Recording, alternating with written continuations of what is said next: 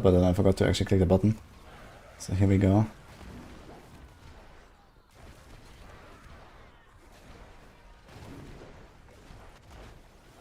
Best way to farm gold, you're down to 500M. I can try to sell something like boss mods or runes. Or even items. Or you farm pit. There's like a divine gift here for extra gold. That's pretty good. You can get like 50 to 100 million each run. So if you like turbo farm this, you can get like a couple billion even in an hour.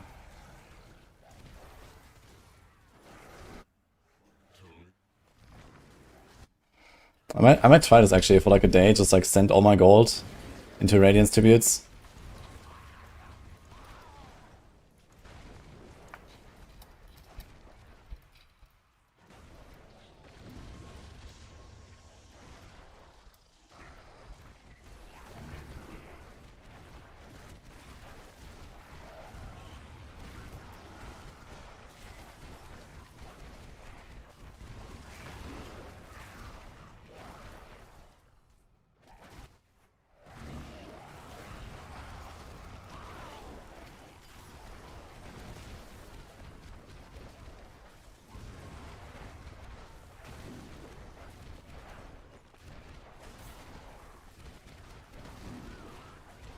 Pit with power, yeah.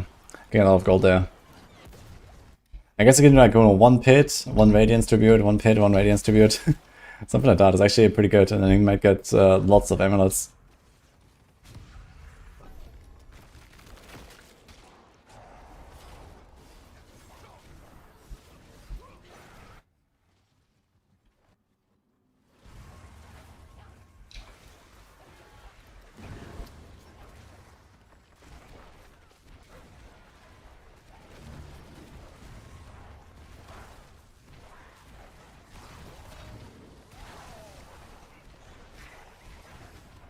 Why back and forth? Nah, it's just you don't have to do that. It's just that okay, like you know, one pit gives you the gold to do one Radiance tribute, but only if you're alone. If you have 4 people, then you actually split it in 4, right? It's 12.5 million per run. It's like nothing, actually. You do 4 people Radiance runs.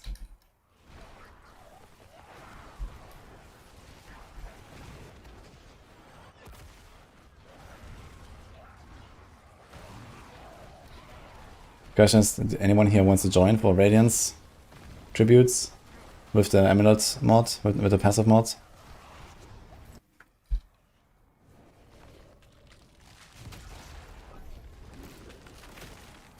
Thanks, Beefmaster.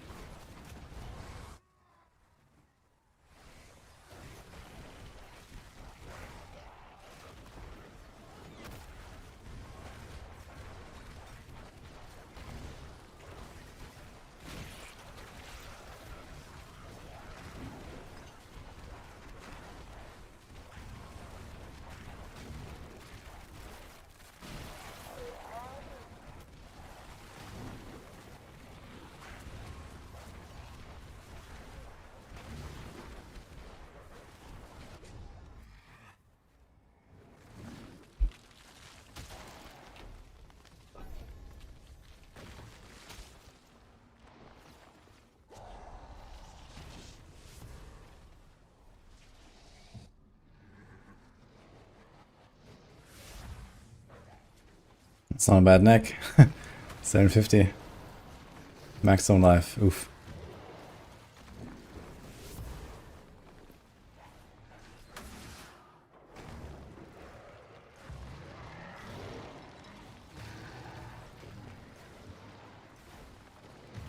Hey Connex, how's it going? You got a Forge 8 sucker room. Ooh. And now slam it.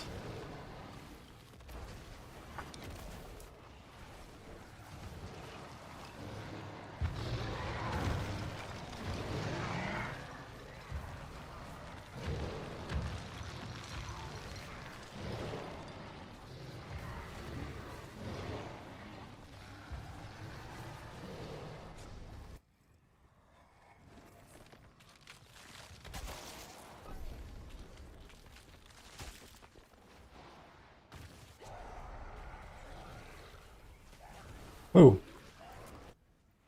G Furion, hello man. Thanks for 3 months. How's it going?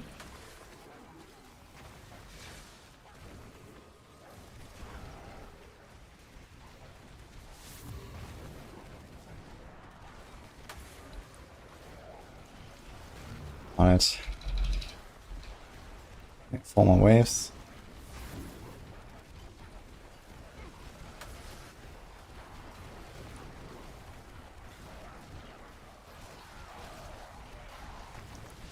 Chronix back from the Dark Colors of Undercity. Oh man. What are the best dungeon keys? Treasure Breach and Mayfic Prankster. Those are the 2 main ones you care about. Oh wait a minute, I saw that Dini gifted a sub to making the... Oh, thank you Dini, by the way.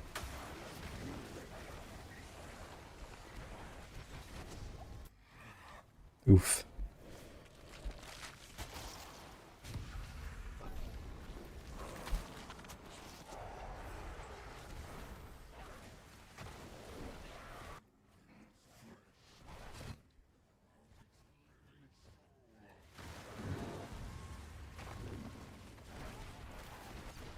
Vitamin.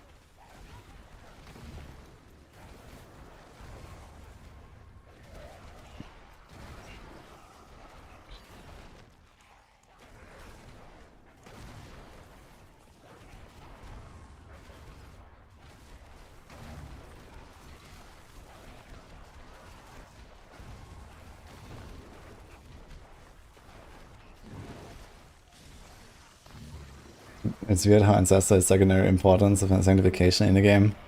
Yeah, I find it kind of cool that you can potentially make a 750 item into something really great. I think that's not bad at all. I think that's cool.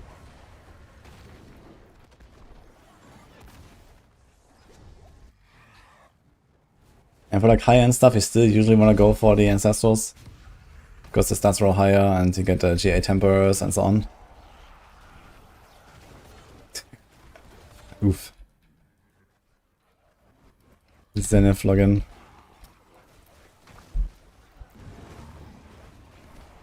Hey JJ. Why in the shield build is mastering put on live and not on thorns? Which builds now?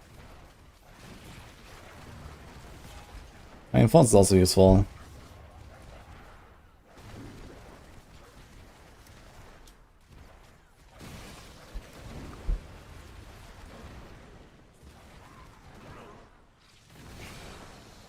Might just see that maybe I made it too tanky or something. And here with your own guards.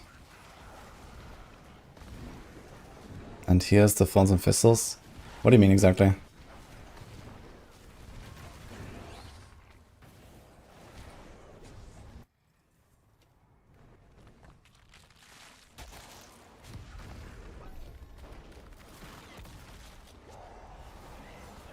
The boots.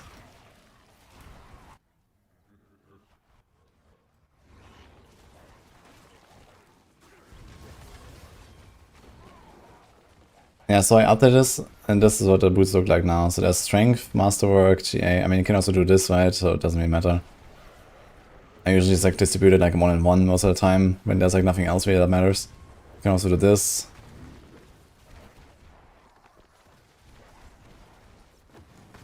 Most of the time they don't really have like a huge impact.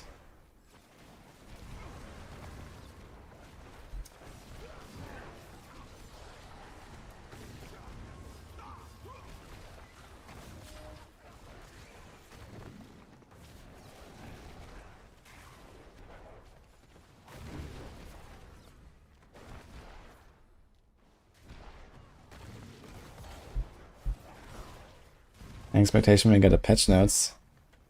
I guess after the holidays, so I guess like in a week or something.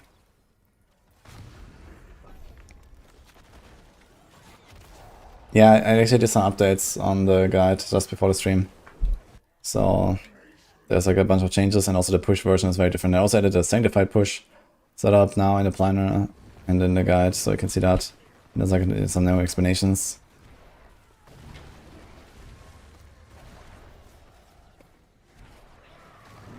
But yeah, I guess I can make this like Maybe I'd even put the Masterwork here.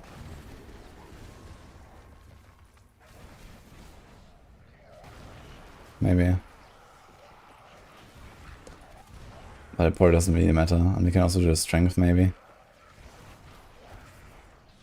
Instead of the life. This should be tanky enough anyway.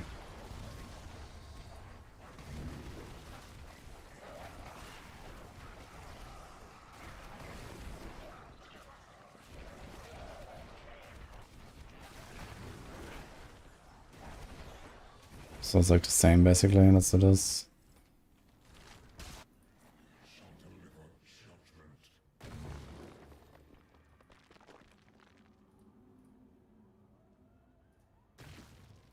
But yeah, it's like kinda whatever I feel.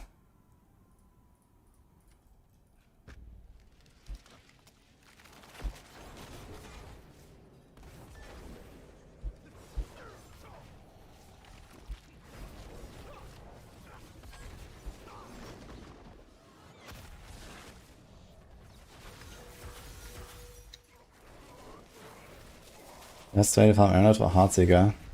Undercity and gamble, or Undercity and Radiance tributes of the 50 million tribute. And bargain.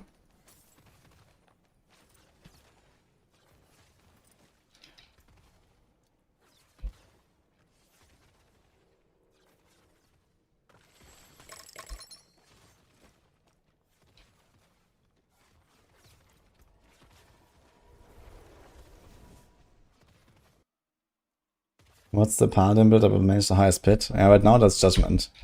But I'm expecting we're gonna see some bug fixes, and in that case it's gonna be pretty tight between Judgement and Shield of Retribution, or Shield of Retribution might just win. I actually just recorded my video on this.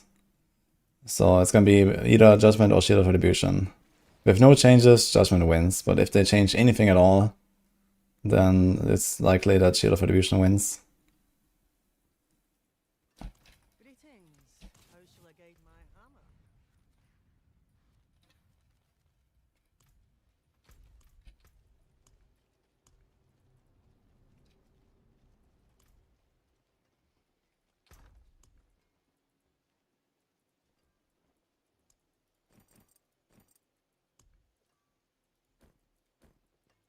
I'm not sure if I still want to stand these Rakonovs, actually. Now I think about it.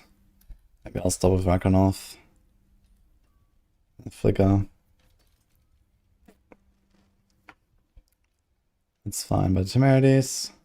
Like, we have like a really big temerity for our sword, right? And if this here.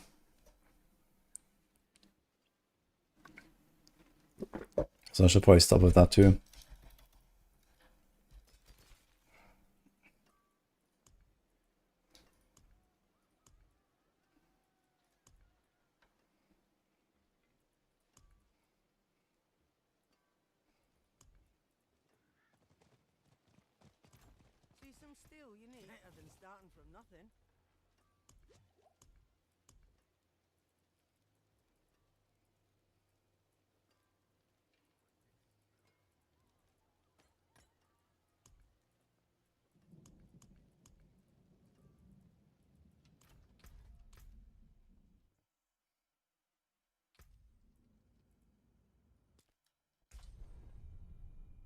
What is bugged about Shield of Retribution? Thorns and Thistles percent bonus doesn't work.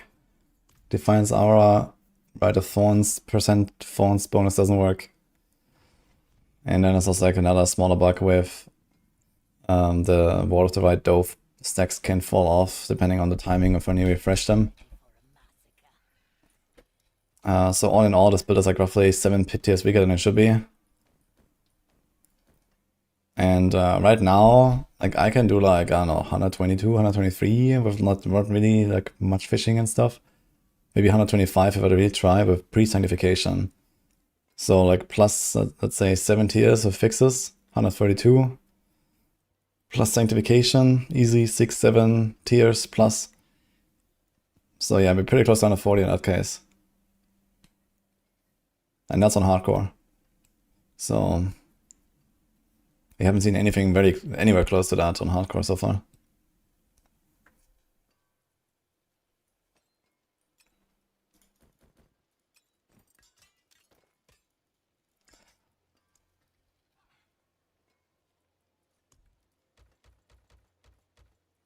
so many Merles bags. Yeah, T4 red, okay. So I'm gonna get my rings on this guy, because we might get a better Ring of the Ravenous, but also rings for our Paladin. Because there's not any difference, and we can get some of the aspects that we care about.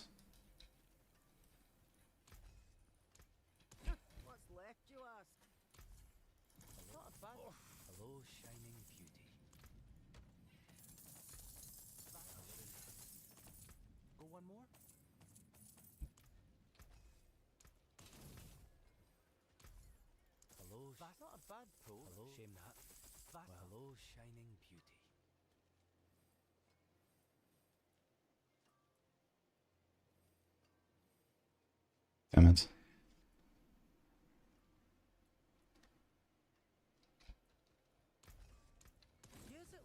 Let's see how reliable we can do this.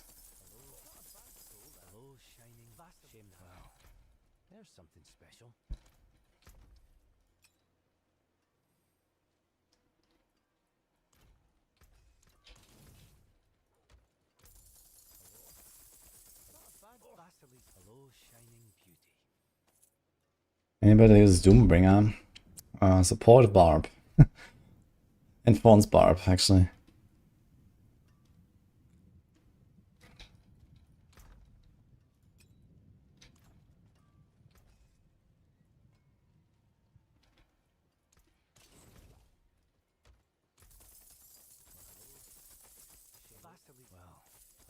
Spawns Barb a thing this season. I wouldn't really say a thing, but it's a build.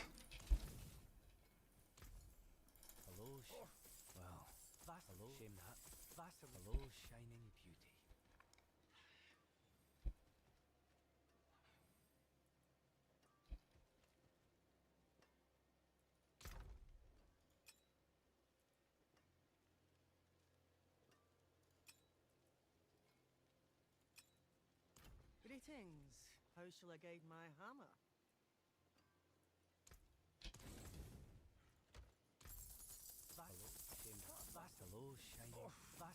Well, there's something special.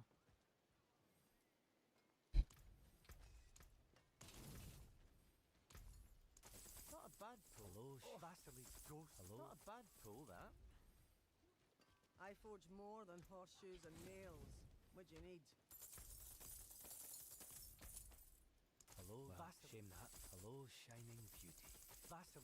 Why do you need to clear off Divine Lands before I'm genuinely impressed? I don't know, 125 I guess.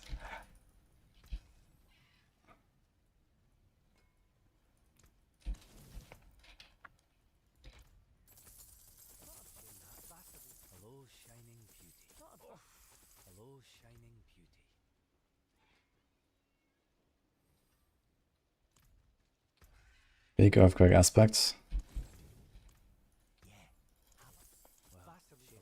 Not a bad pull, that.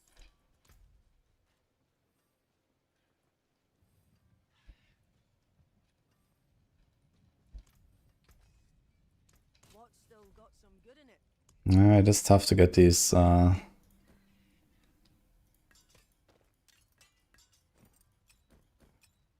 rings.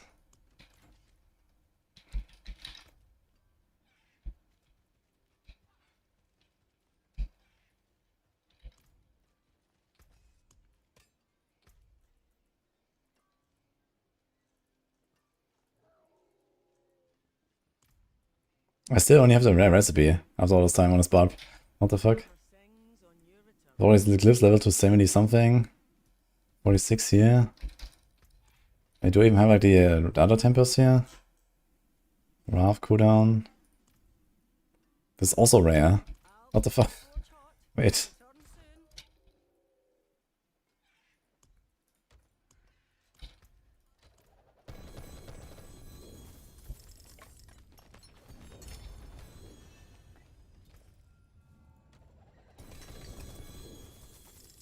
Yo, Solder Maran. Thanks for the prime.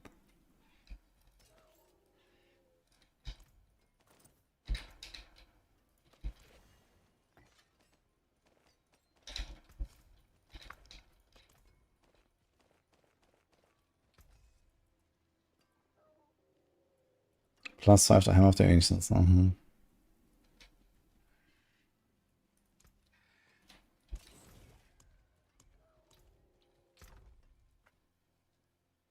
Actually, now that I think about it, I wonder if like a good Crown of Lucian would actually be the way. When you play like with a support Paladin, you get like all the crits, you don't need Perdition really. And, like a support Barb.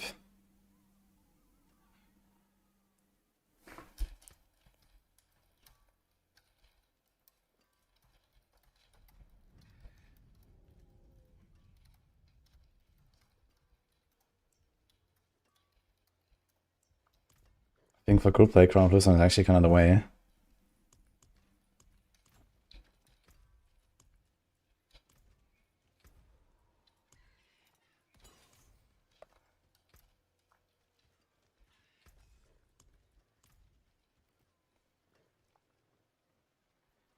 It's not level 91, 71, yes. Yeah, I was just farming like some 70 AC on this barb basically to set it up. That's my support barb.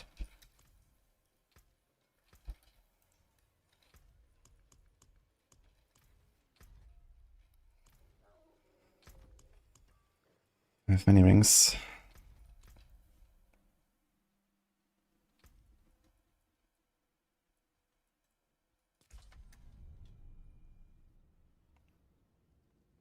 Highest hardcore bid is 125, our softcore is 141. There's a lot of room for hardcore to shine. Yeah, obviously, I mean, most people are not dumb enough to risk their characters on the Helltides leaderboard when the tower is coming out soon, right? So everyone's gonna push on the tower, but not on the pit. I mean, I did 127 last night, you know, easy peasy first try, basically. And, okay, that's like rank 1 hardcore now, but there's probably other people that can easily do higher than that as well. So, I didn't even bother uploading it.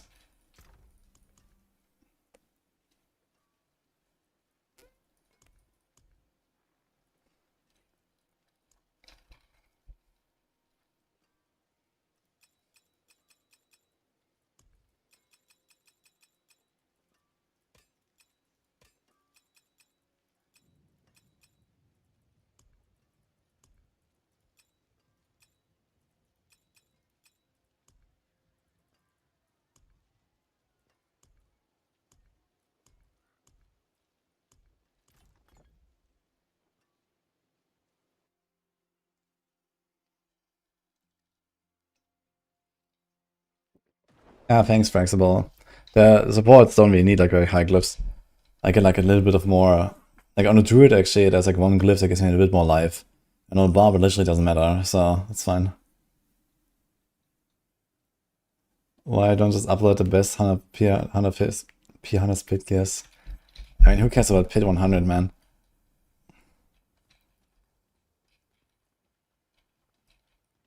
The wonders of Sanctuary at your fingertips. How may I help you?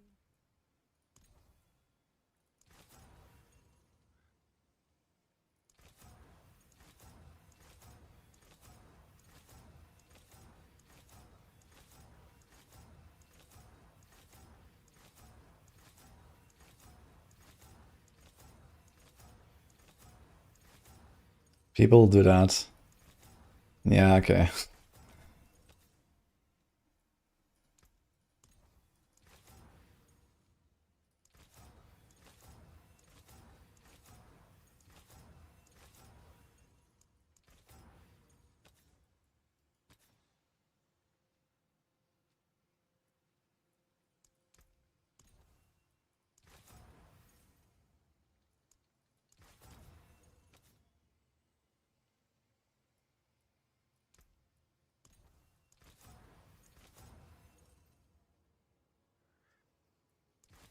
People also did speedruns at 9,100. I mean, it is kind of like a target, you know, it's like a nice round number and whatever, but I don't know, I don't think that really anyone cares too much.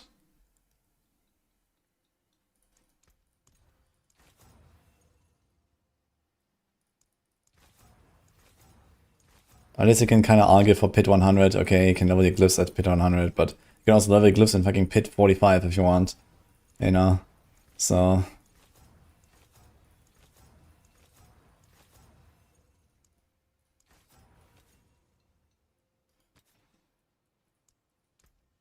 It's actually a pretty good ring. VGA, life per hit strength, okay. Let's get a nice cooldown roll. Or this.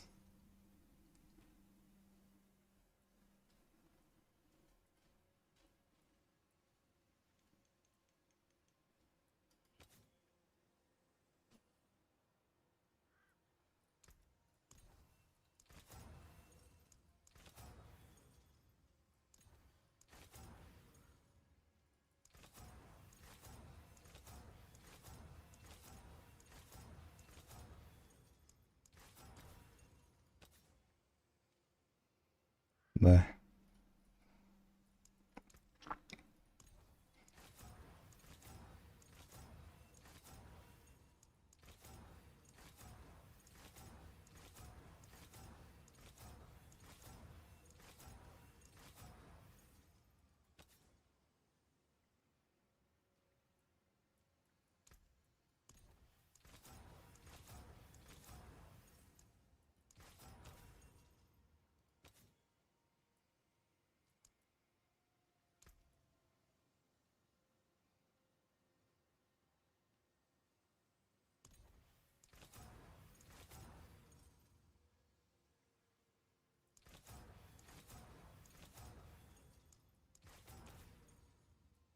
I mean, when the tower actually comes out and we're gonna see people do real pushes on hardcore with real gear, then the hardcore clears will obviously catch up to the softcore clears.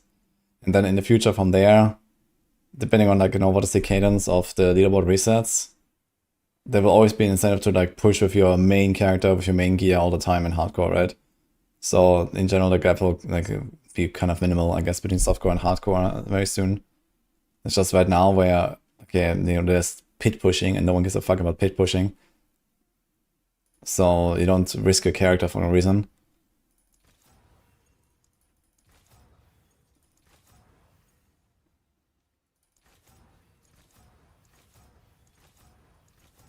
You know, we're just doing like build testing and whatever, but that's it.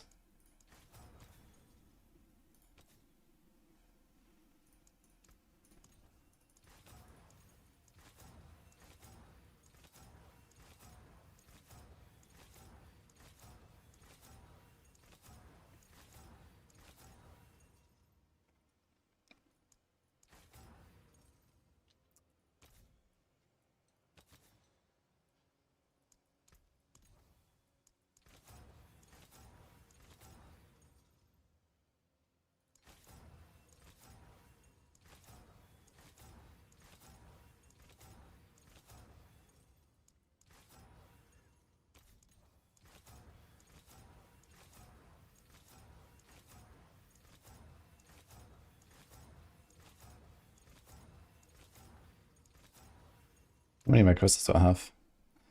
Not that much, actually.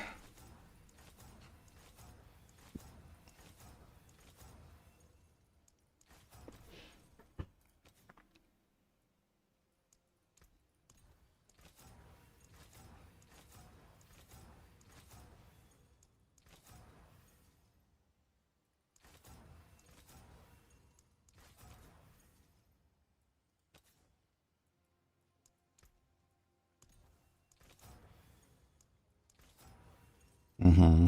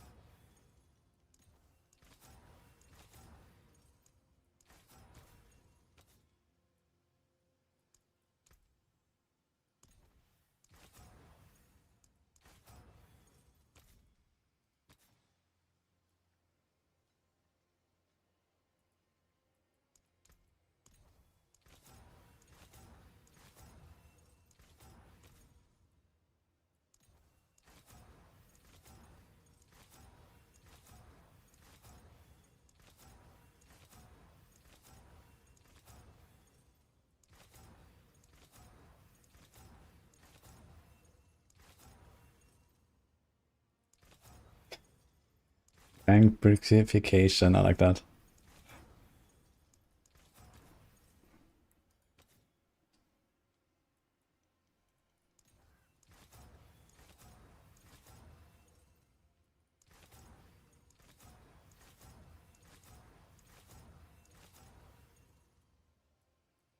Actually, I could just delete this one.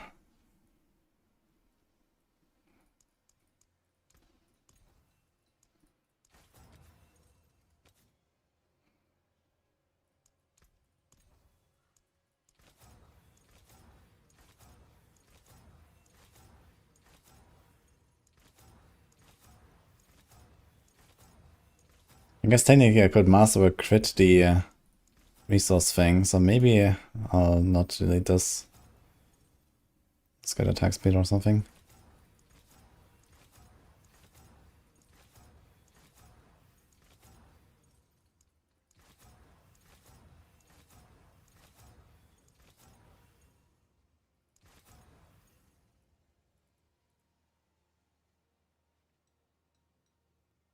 You have melted heart on your shrouds. Is there any Paladin build? No, this is something for barbs and Spiritborn.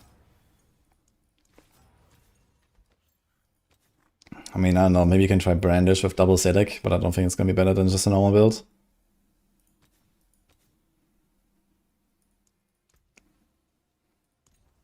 But yeah, barbs and Spiritborn, they like the double Sedic.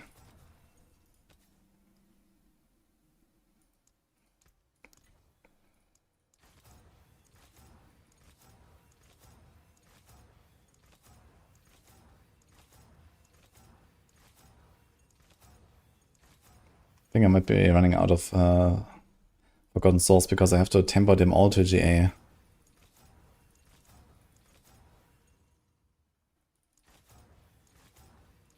Only 4k souls right now.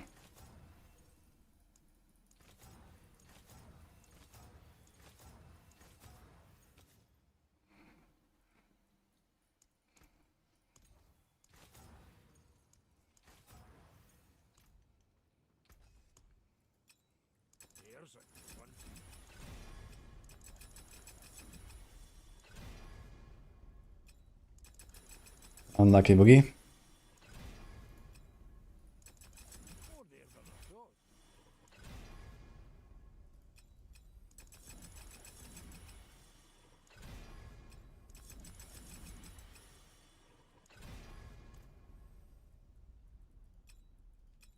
Some solid bits here.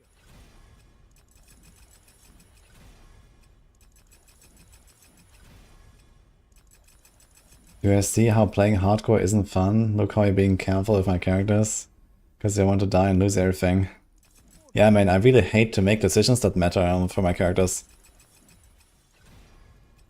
It's so awful.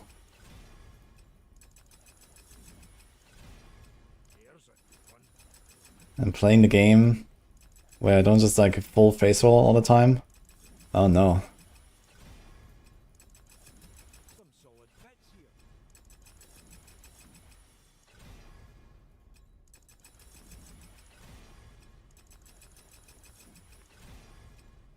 You only do it with the IRL character.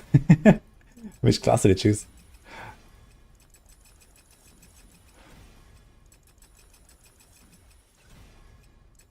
Some solid bits here. The hammer sings on your return.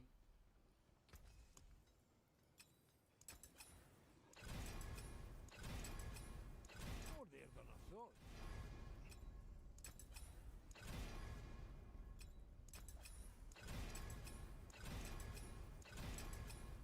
There's a good one.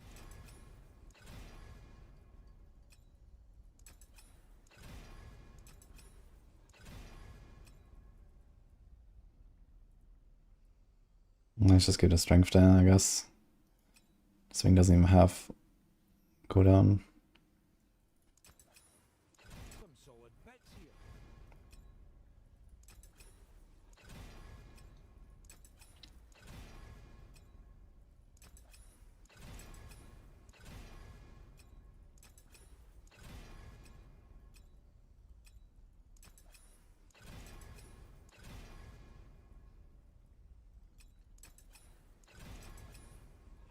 More there than I thought.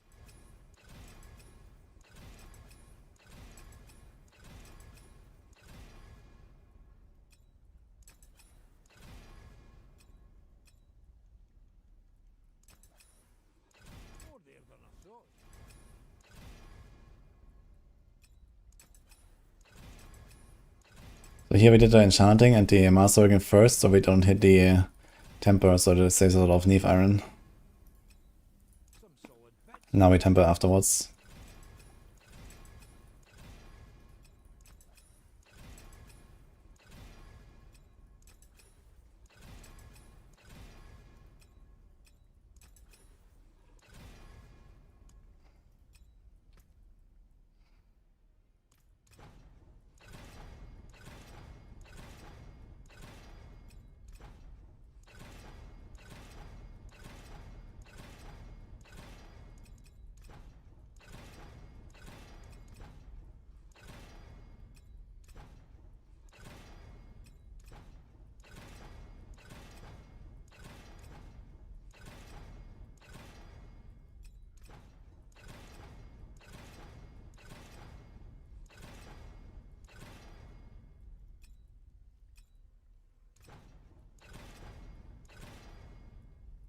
I'm getting quite lucky, yeah.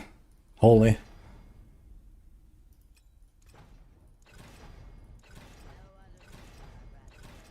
This thing also has like some gigantic range, so even just getting a high roll is hard. But we want a GA. We need a GA, else we're not gonna get enough resources. Tested it.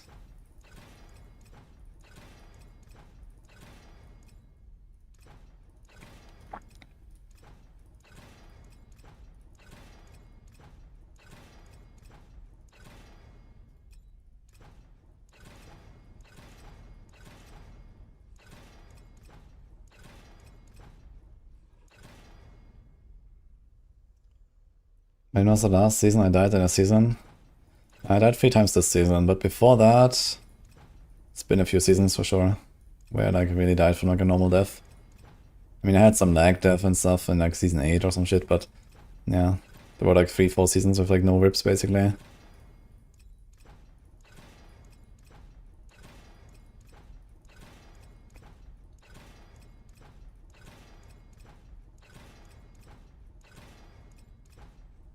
How many scrolls have we had? 250.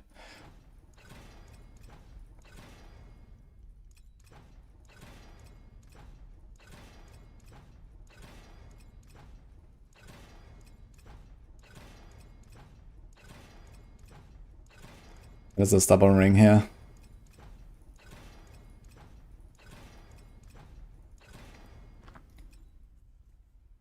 Привет.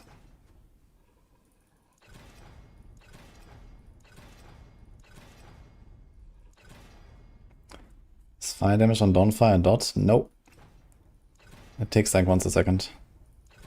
And it crits.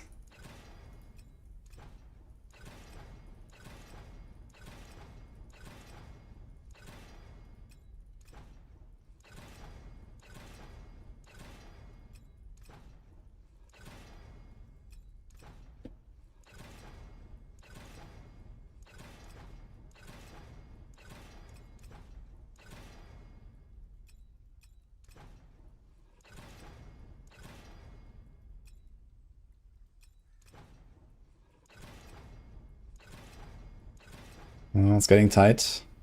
We're getting a lot of like these GA tempos here.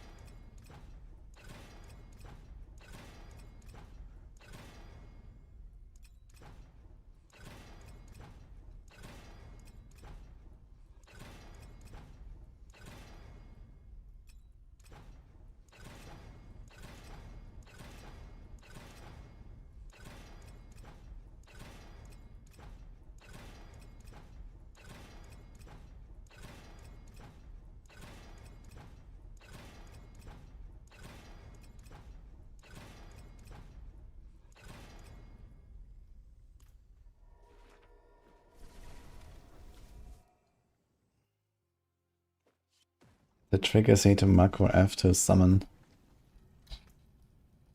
Macro? Monka TOS? What do you want to macro?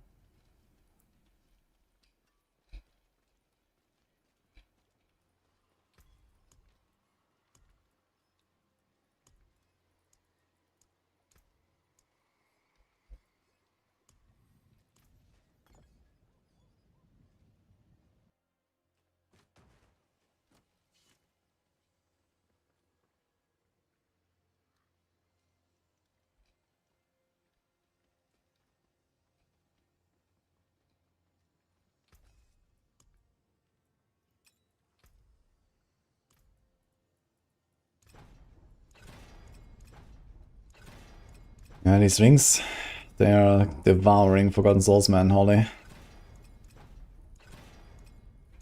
Because you're forced to go for the GA temper.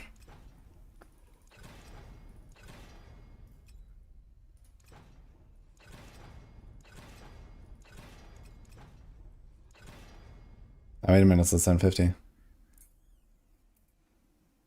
Okay.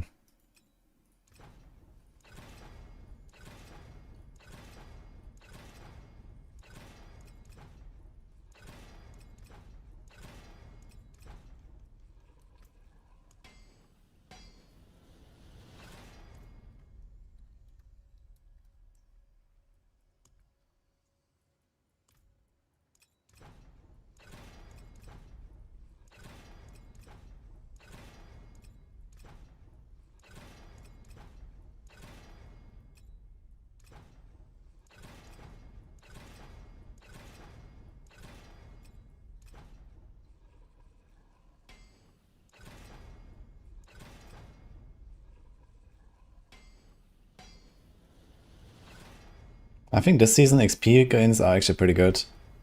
I wish there would be a bit more in the pit again. But overall it feels like just like passively playing, you get a lot of XP. Like I just hit 300 and I wasn't really like going for it. Where in other seasons, if I don't like specifically farm 2000 pits, you know, you're not gonna hit 300, right? But now you just get a lot of like random XP everywhere.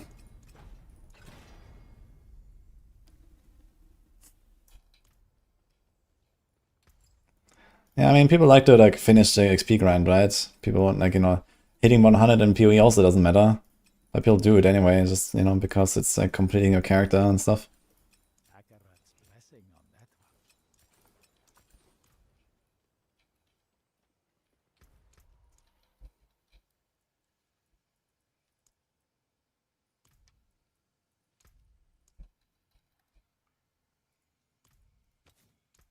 Sublime.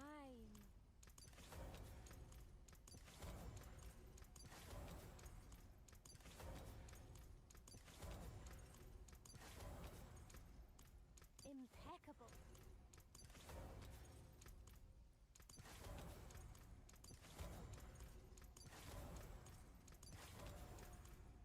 Masterful work.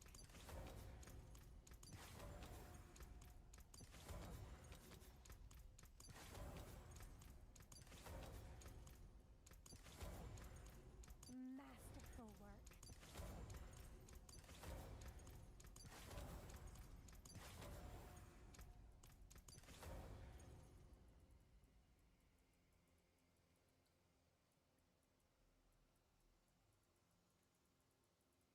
Okay, I think we send it.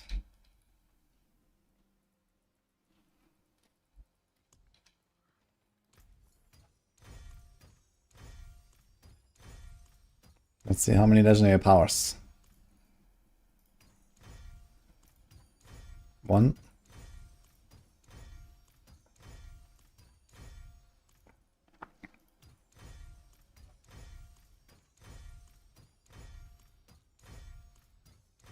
2.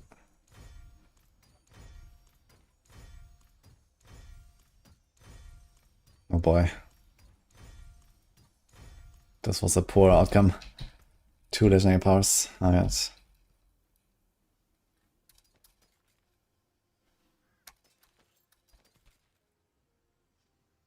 Still alive on hit.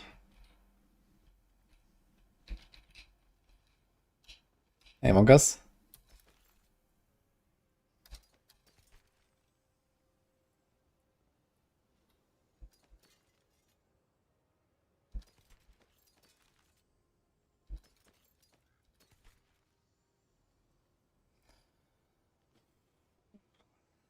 Not really the one we want anyway. Retribution. Also has a healing receipt on it. Giga life on hit. I think it's double life on hit. Ooh.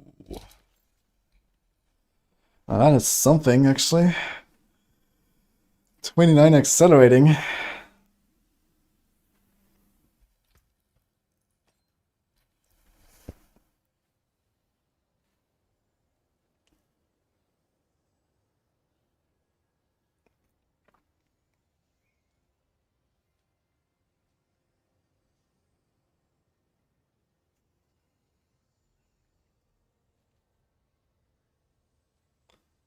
Okay, this might be my ring.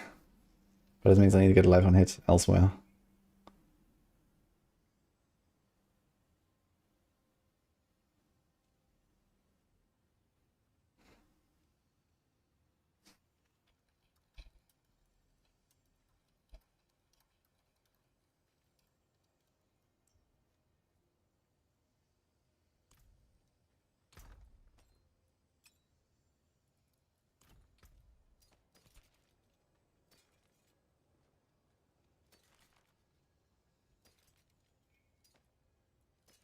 One to all skills.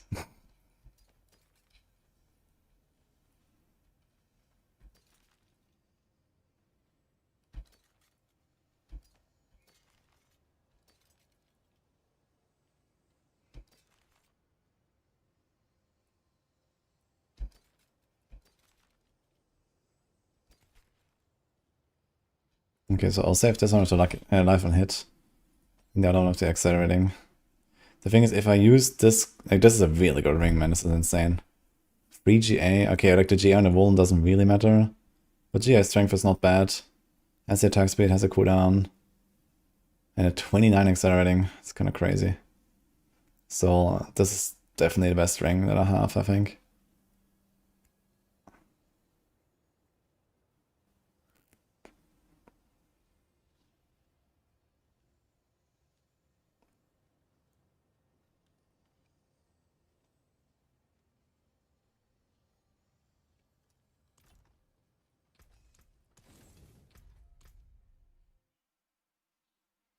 Hi, Minch.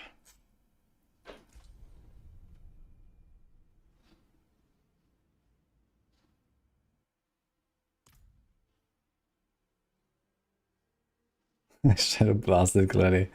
Nah, I mean, okay, I did a bunch of bosses and so on, but I mean, you just do bosses anyway for the loot and so on. And the rest is just, okay, you just get XP while you play, you know?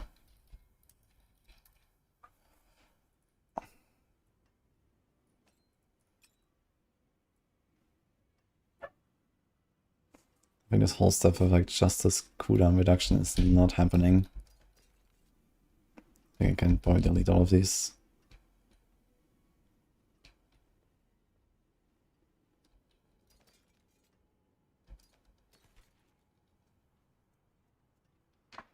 It's also very Membrana. So it's basically the same ring, just worse, right? It has crit chance on it. I know, okay. But Membrana is not really it. So yeah, this is like the ring here. But what about glove?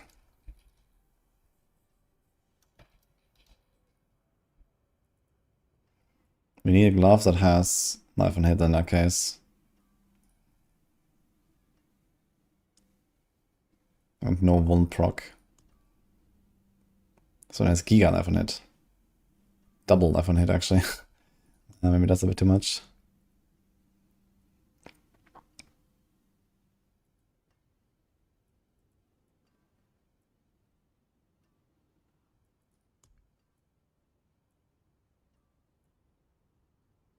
So something like that. But you also want attack speed, I suppose.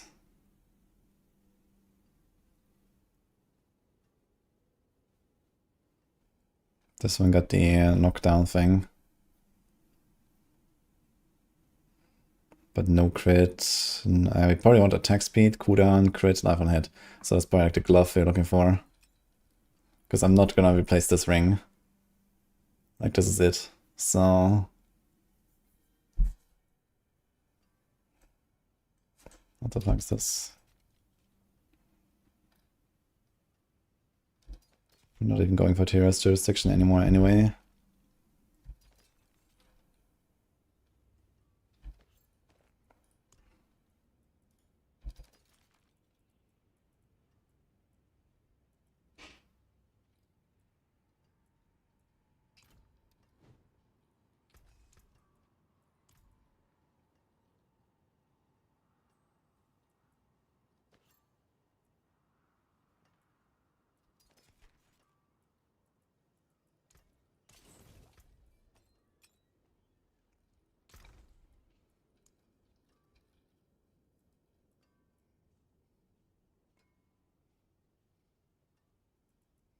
We definitely make some gloves, I think. That looks something good on them.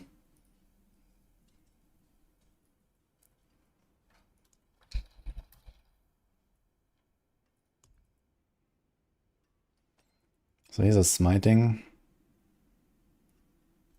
This is also not terrible, but it doesn't have the GA temper. And this one has just a life on hit as an outcome, so this is probably not good enough. But I can save it.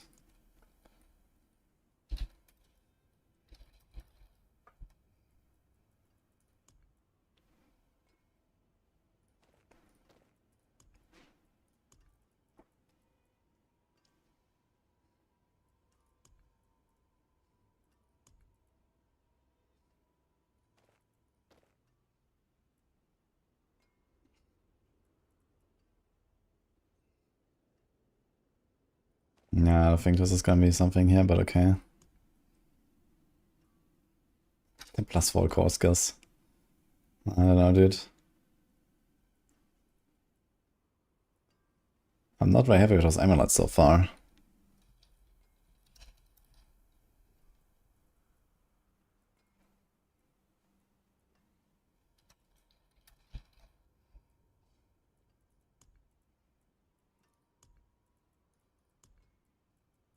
Are these really my best amulets?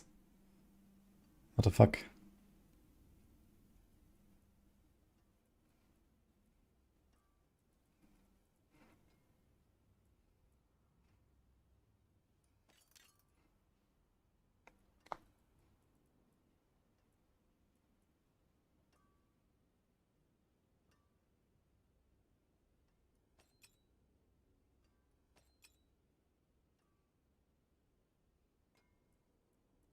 Yeah, we're definitely done with the rings here on this guy.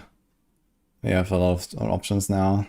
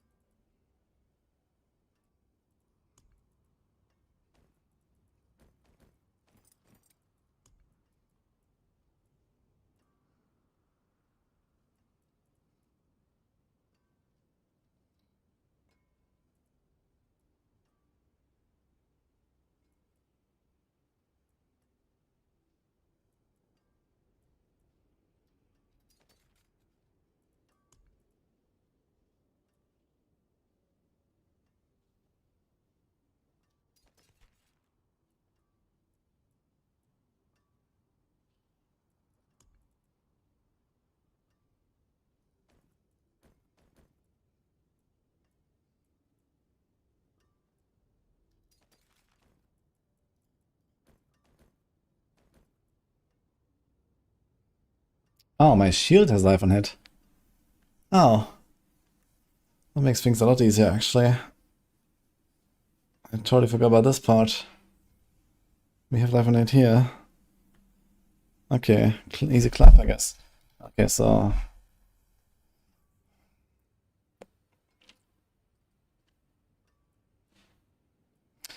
Yeah, inner calm wouldn't hurt. Could also just be like a well-rolled, like, I don't know, holy damaged outcome or something.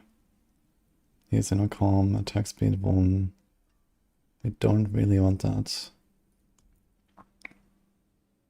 Crit attack speed. He's accelerating as well, but I guess this will go on my Shield of Retribution guy. He has damage while barrier, but I don't think I will have barrier. He has Vehement Brawler. Not great, but I mean, it's 8 seconds, 27% damage. But it has armor.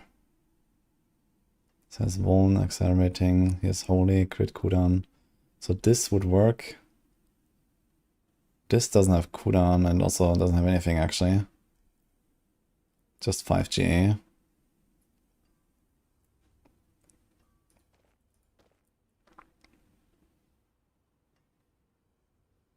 I don't think we're gonna do anything with this thing, yeah. I think this Retribution mod is just not it.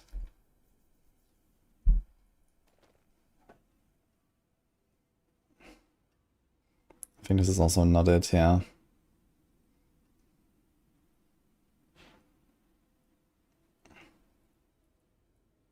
What's the attack speed like on this one?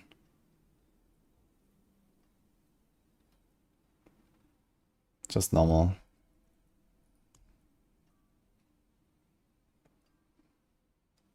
This has extra cooldown, no crit.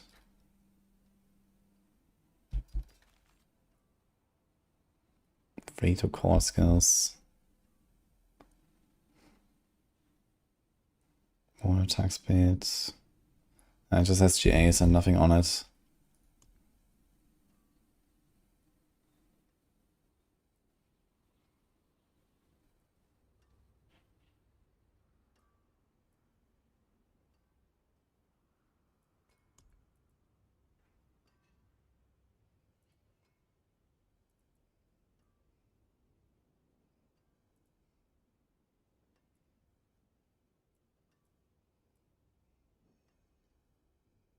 I need a better Grizzled, actually.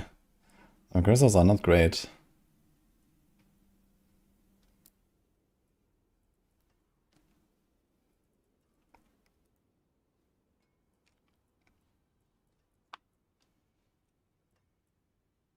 And better amulets.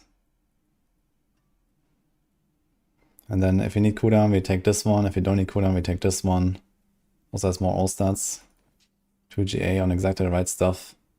And the holy damage, pretty good. Then we have this. Then we have our starter's pants. So what do we do with boots? Nessicane doesn't really seem that great. So boots, I guess you're just gonna take something like that and then we're done basically. I don't think I can really get anything better than 9% holy damage or something like that. 10% I guess is the maximum. Worst case we take the cooldown here, but it doesn't have faith per second, so I'm not sure. Amulet is something I definitely have to work on, and glove. Now these have an offensive power, so you want like something with inner calm.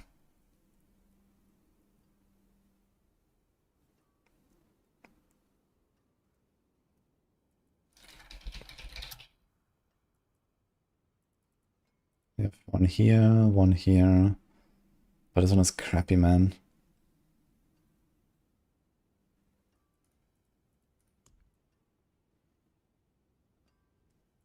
This Visual Fate is insane though. Okay, I have this, but this is with Resolve generated. Free to dizzying blow, life on hit.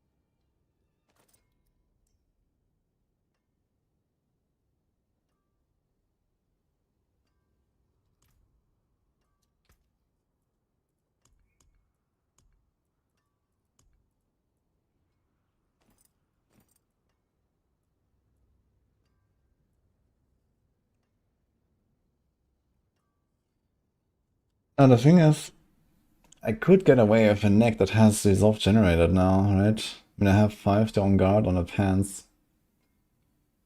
I should be fine. But I guess the extra armor would still be useful on extra on guard ranks on the neck. Speed on guard is 30% armor, 40% armor.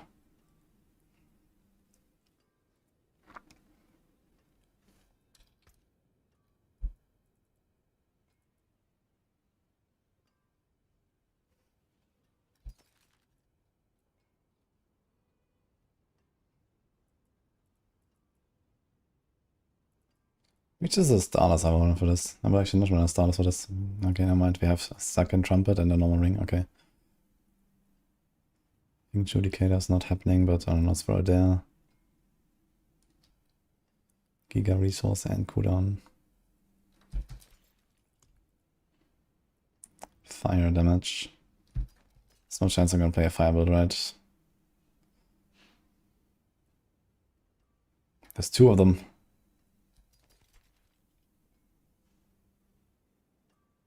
I think there's 40 resource.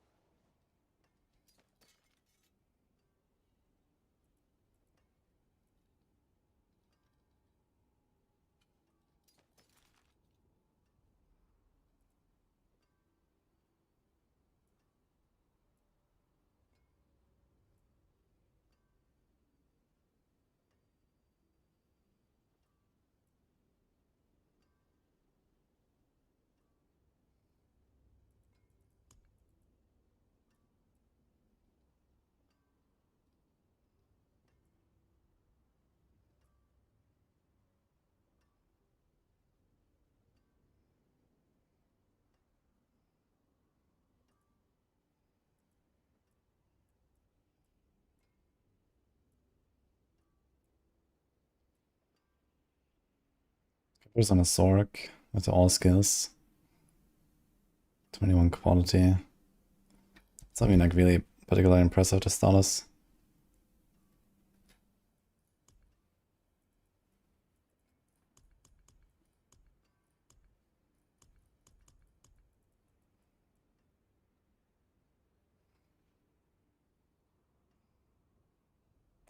Yeah, worst case, this is gonna be my glove. Because you can get inner calm on this. But you can't really profit from retribution aspect, you can't really profit from like anything really. So retribution is kinda awful. I guess with Variana I can kinda do retribution if I get it. Inner calm is also not very great, because you can never stand still. So this is like minimally more than this. I would like to have some attack speed on this though, I guess. Even strength is not terrible. Okay. So it's mostly next I have to work on, I believe, for this build now.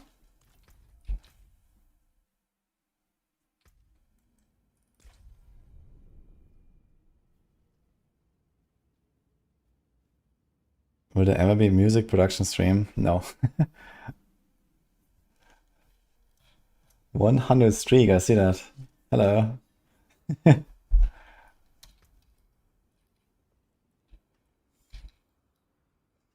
insane.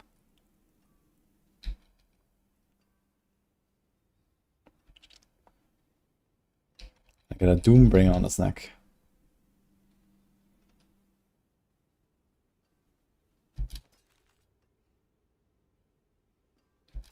Discipline, crack in the armor, life on hit. He's a vampiric curse, man. Wow. Okay, here's this. Inner calm. Here's the Edge Master, this probably gonna be the ring. Here's a Doombringer. Here's the accelerating shield, but doesn't have the extra chance to deal double damage, so this is probably not it. These pants are kinda nice, but also no.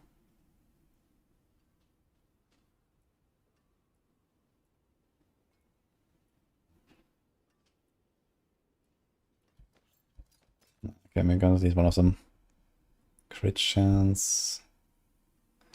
So this is not bad with the smiting mod. It's only 750 though. I'd probably prefer it over the crit there. Plus 30 the aura. This could be huge. Otherwise this.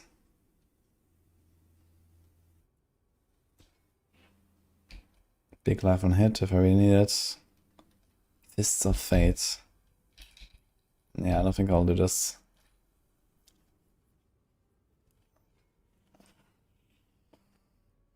I think as Fanatas is an aura potency. Yeah, for the boots we most likely just have to go for the Shaco, right? You want the Shaco?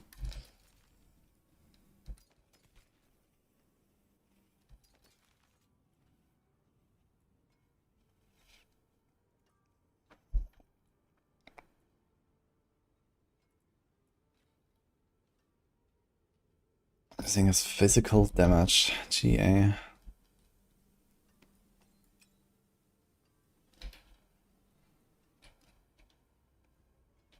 And here is a Project Fiora. Wonderful. Father bless you. What do you can take what's left?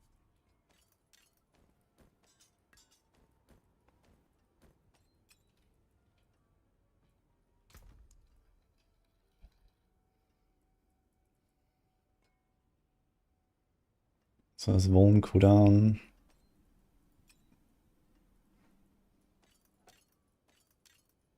Let's put an X here. He has gem strength in this item. Now I need something better than that. He has Giga life on hit and life regen. Okay, we have this retribution aspect. Holy damage, unlucky. 1-2 valor skills.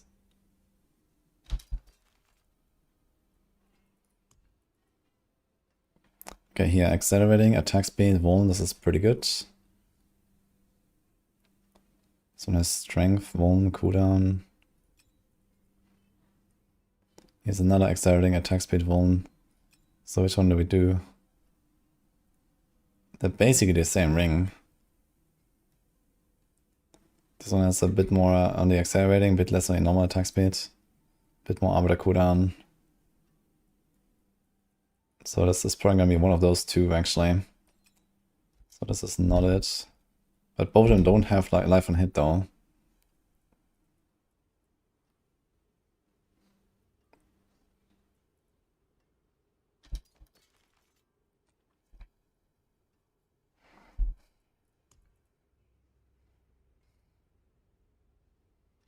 Bring that cooldown. Plus 3 to all skills. Shaman's Covenant, Arbiter.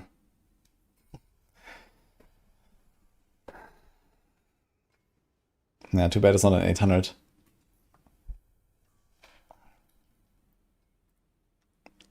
It's also 750 ring.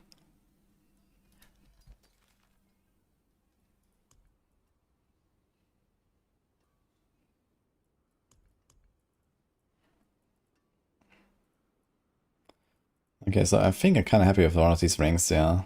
But I need life on hit on the glove in that case. So the same issue we had on the other build. Where I needed life on hit, but I have the life on hit on the shield on the other build. But here we don't have any.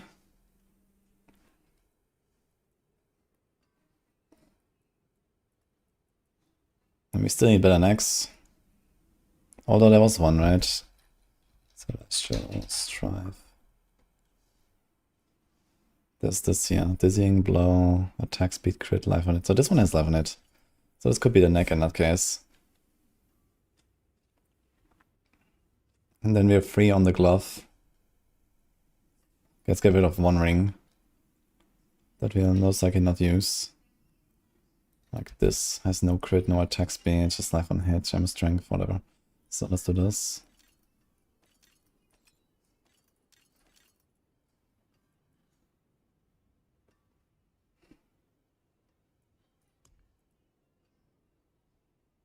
There's the barrier thing, but I don't think I'll do that. The problem is if I play with barrier, then I can't use Imbiber at all, and that's basically a fail already. So I can't do this actually.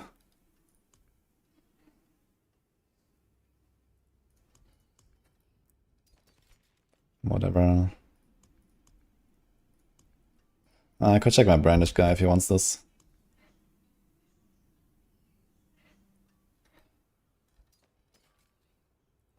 Something like this will never compete with the other minute I have, right? So this has attack crit. So 17.3% is something like 3-4 extra passive ranks.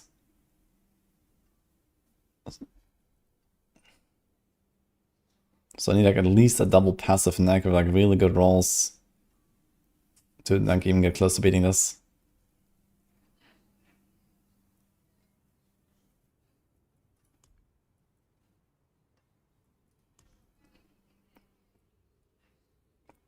So something like this. But then it also doesn't have the attack speed, doesn't have the crit. I might have too much of that anyway, but I think like one attack speed roll doesn't hurt, but I think we don't need more. Because you get so much from Paragons and stuff. So this might be kind of overkill on attack speed.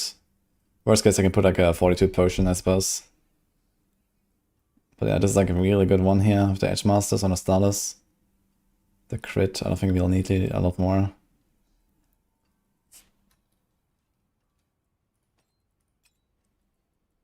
So Griswolds is something you want to work on. I wouldn't mind like a smiting aspect somewhere. Do I have it already?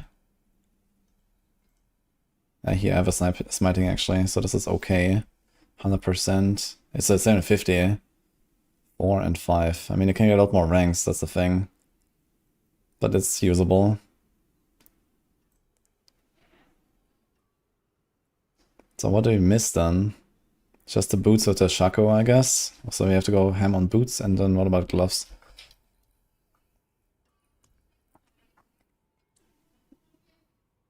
So here's an calm.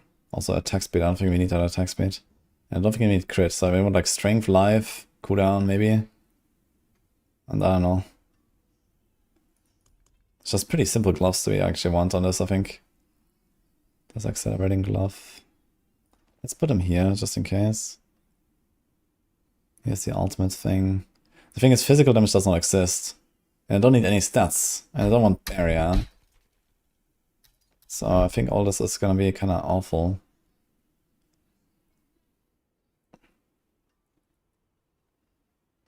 It's such a good glove. But I don't think I'll replace any of those rings, so... The only other thing I could do is like a life and hit glove, and then we have like freedom on the neck.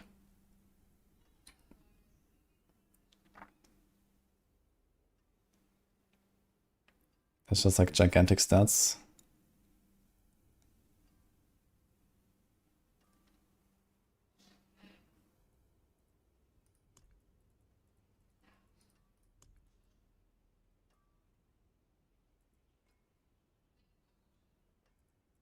This has strength, life, attack speed, 1. Let's put him here.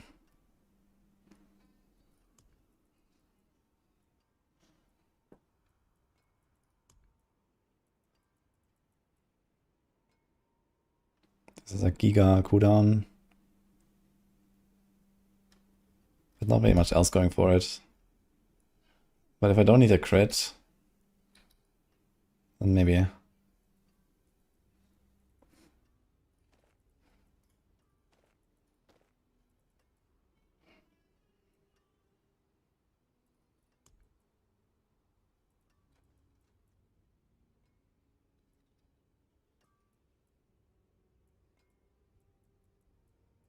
Okay, we have to full send boots on this guy.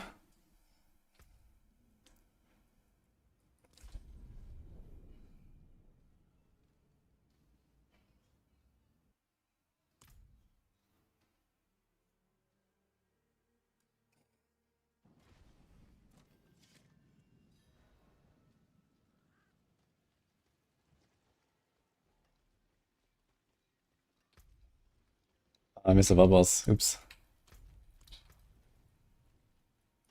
Okay, so how's it looking? Here we have 90 crit. There's a crit roll. Nothing. Nothing. So 1 crit roll is plenty. This is a GA here though, which I don't think I have on the other ring.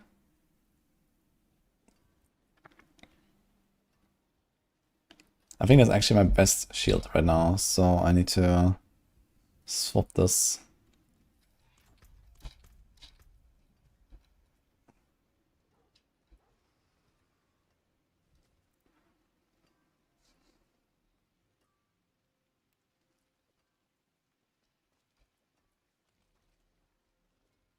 What's my attack speed? We have 80 attack speed, nothing on the glove, no GA, nothing on the ring, nothing here.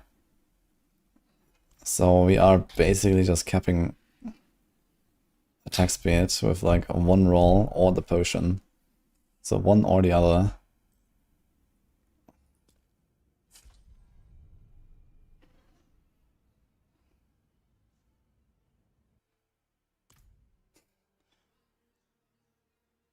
GG's.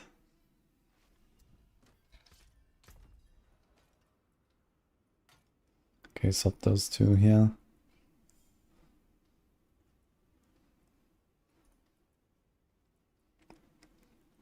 So yeah, if this is going to be my neck,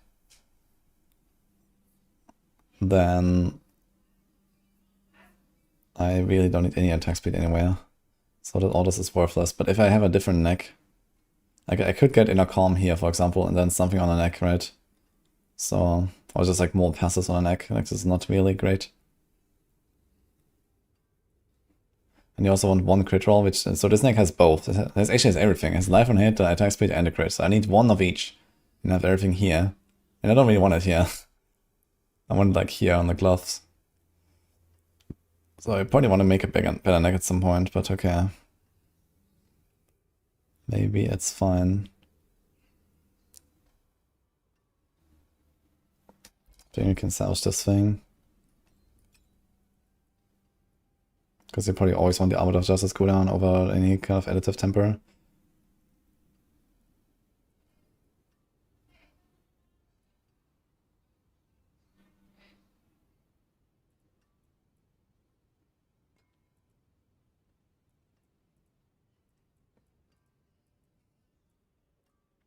Okay, this one has GA crit, but not attack speed.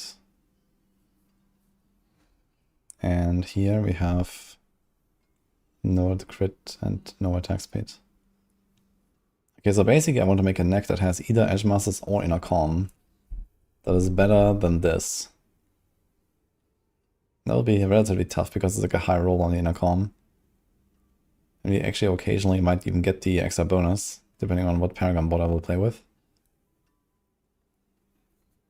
Something for my glove, we want cooldown. Life on hit. Potentially a crit roll.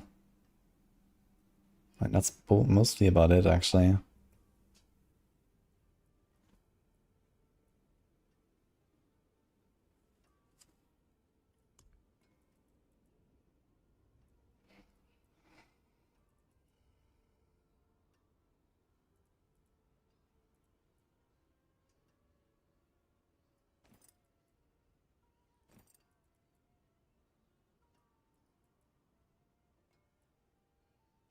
I don't really want to delete this Arcadia just yet.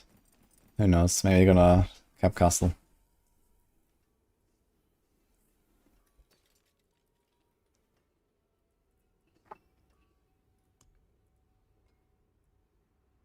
You have to decide what to do with these shields. I have a bunch of these shields lying around. I'm not really planning to do anything with them.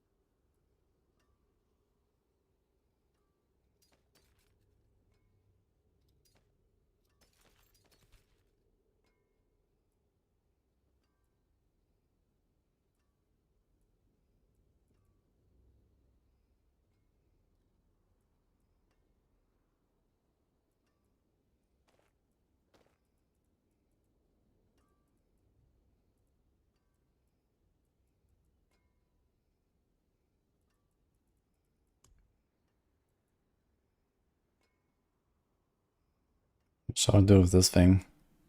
The +3 to all skills. Why not just put this on like my support Paladin or some shit? And there we go. Or I don't know, some other support just because of +3 skills. That'd be kind of hilarious. Do you want to do any death trapping? I don't think we're going to do any death trap. But it's kind of too juicy to give up.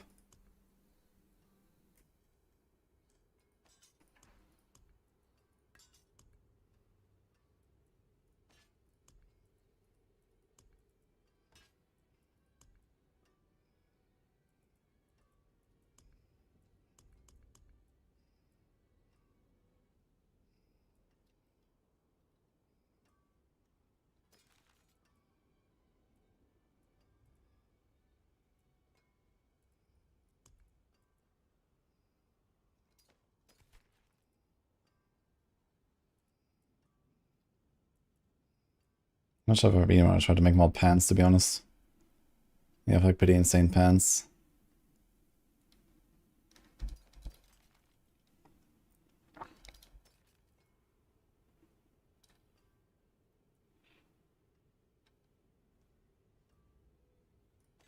So this we can put here maybe.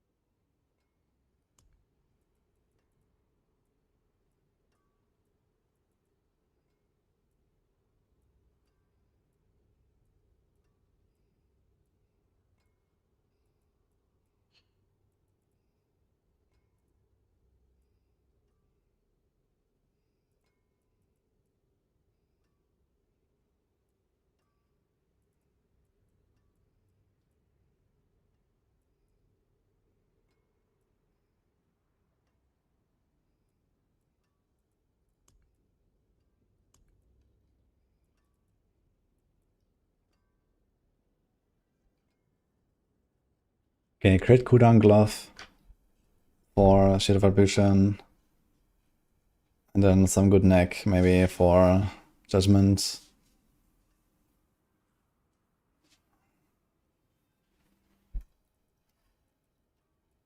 I think otherwise they're looking kind of good. And then the Shaco boots for Shield of Retribution. And here, let me just double check this one more time.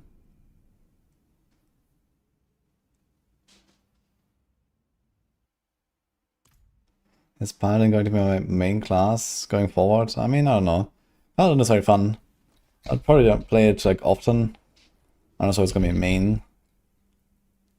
You know, when the expansion comes out, I expect like stuff like Rogue and so on is also gonna be like really cool again.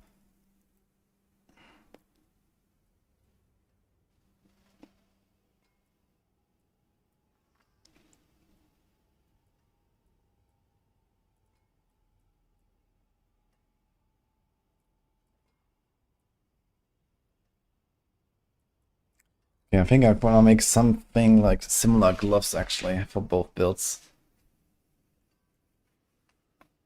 Either with or without attack speed. So cooldown crit, cooldown attack speed crit.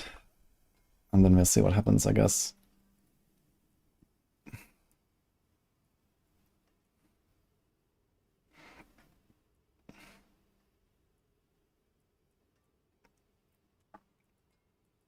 I think rings we're kind of complete on both builds. I'm not going to do any rings actually.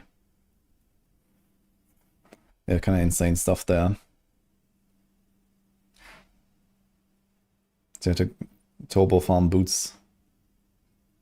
Shackle boots and amulets. And amulets I was gonna keep sending, I guess. Any kind of good amulet is extended, and then you can still adjust if you have to.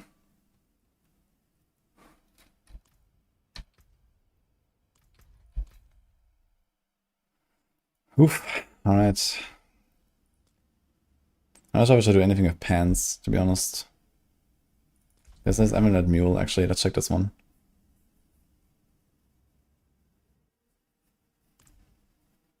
Why do we have Arbiter of Justice in Origin? It's just for confidence mostly. I think it's movement speed.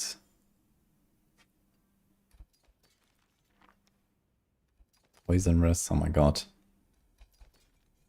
What are these amulets? Discipline and righteousness and an aspect. So I'm not sure what build this is. This is like for my Divine Lance guy. I'm gonna put this on my Divine Lance guy actually. This doesn't even have a passive.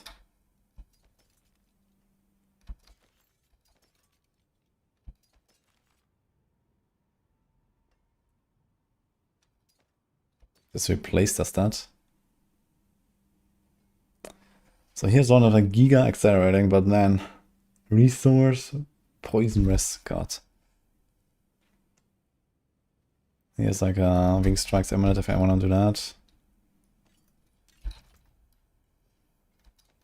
Resource, gem strength, movement, resource, double resource on this thing even.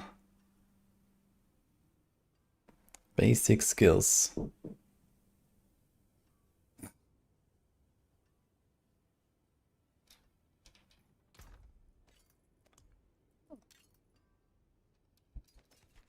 Something more tactic there. Here's something interesting. But you have a Griswold that does that. Plus 3 to all skills, emerald.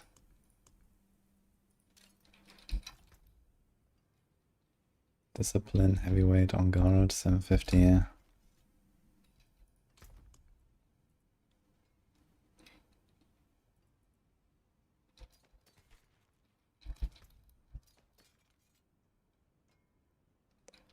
Discipline and righteousness.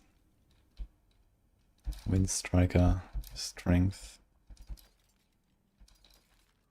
Okay, goodbye to all of this shit. Come back and see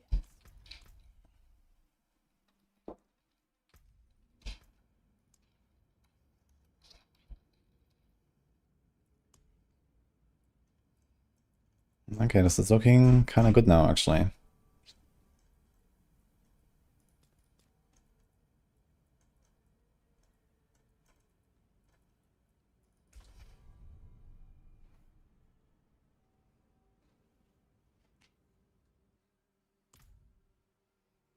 Towers on the 12th of January.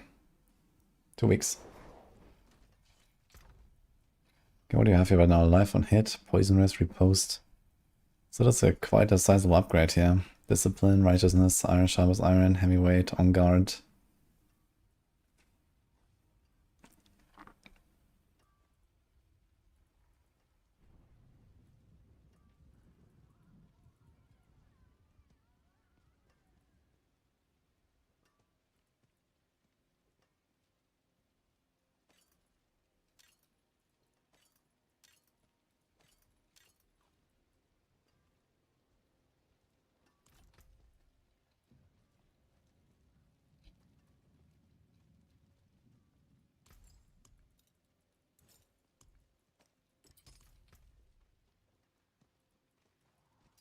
Got Shattered Vow on a God Slayer.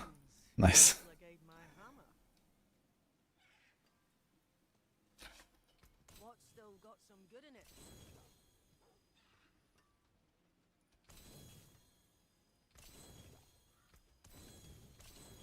What is all the stuff we have here? Discipline and dizzying blow and crit. That is certainly not bad.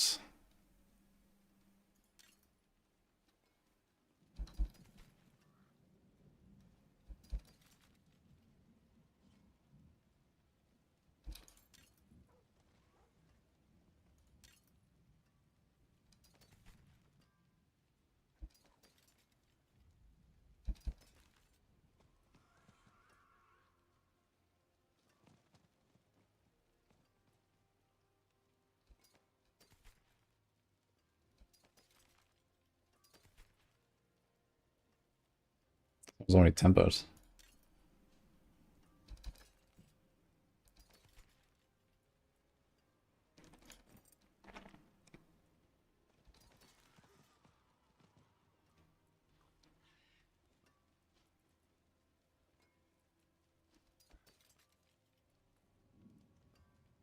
His resolve thingy. Okay, so if I get a Starless not on the pants, I could run this, and it's actually gonna be kinda good. Yo. Making there, hello. Holy, the raid. Welcome, guys. I'm deleting everything. Boom. Okay.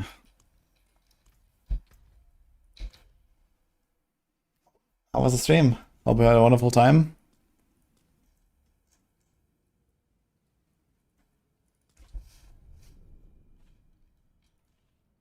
Yeah, we're gonna hang out with Megan as well on Friday. Been reschedule it. It's gonna be fun.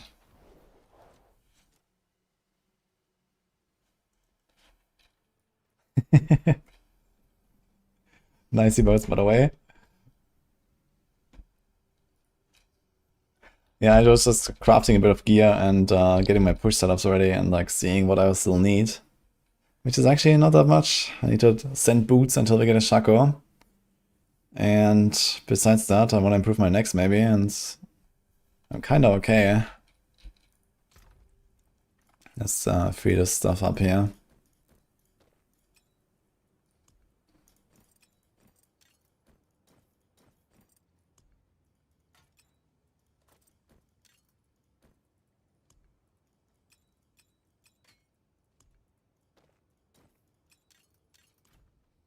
I forge more than horseshoes and nails. What do you need?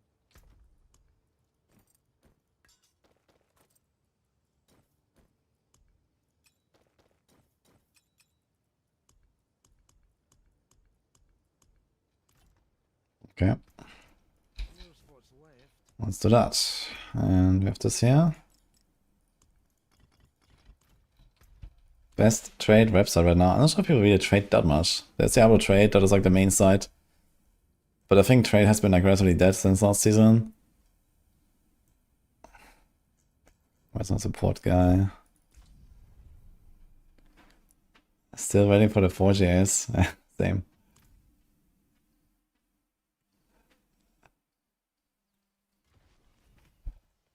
That bit is cracked. Oh yeah, by the way, I sent you a friend request because I have like this Dawnfire here if you're interested. It's because I saw you like earlier. I was like, okay, maybe I want this to get started or so. It's like nothing crazy, but...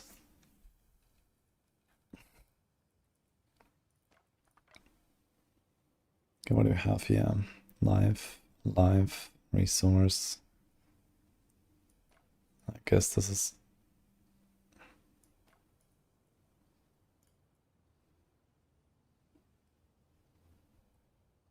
What?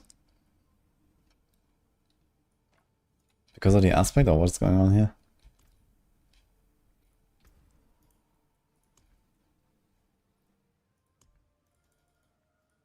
What the hell? Okay. Plan B.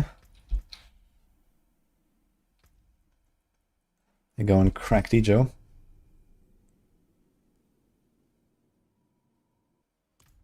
Yeah, just log in. I can give you the Dawnfire if you want.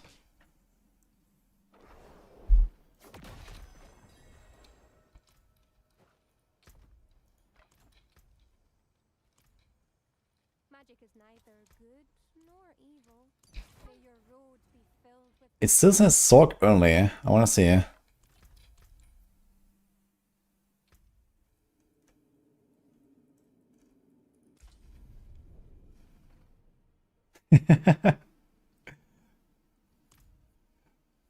Mit I on?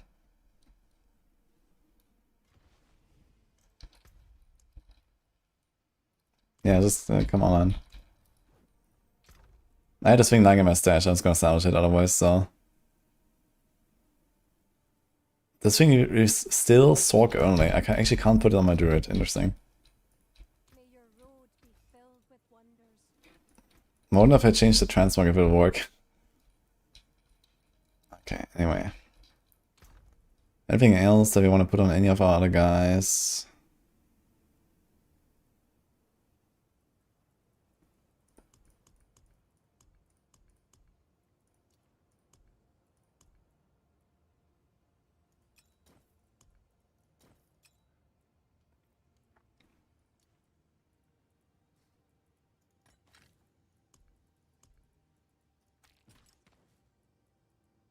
This guy's way too many of these.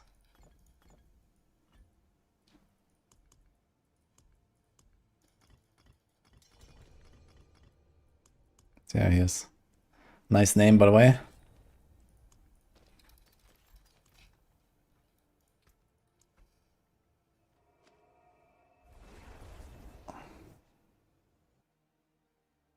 We don't go into the PvP area. Wait, what are we doing in the PvP area? Oh no. Do we just TP to each other? Let's meet here.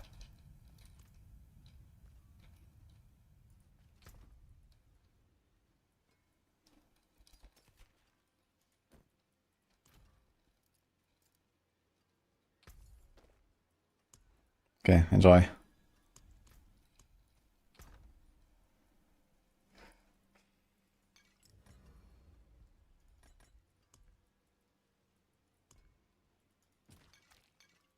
Oh yeah, we have an NA server here, 300 ms latency. Holy man, where are they located? That is insane.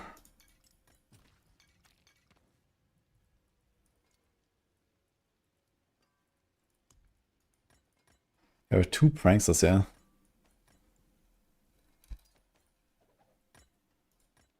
No other people I'd rather break bread with.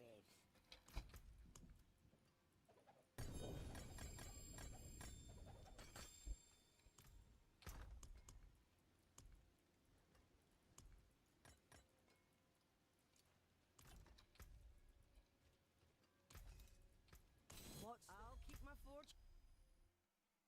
Yeah, enjoy, Megan. Good luck with the aura then. Guys, I finally have no mule. Okay, outside of my push gear, I have these guys here for, you know, waiting the tower releases. Because these other guys just like run, you know, throwaway gear for now. But when the tower launches, they will be empty as well. I have no mule and actually a lot of space in my stash. It's incredible. I did it.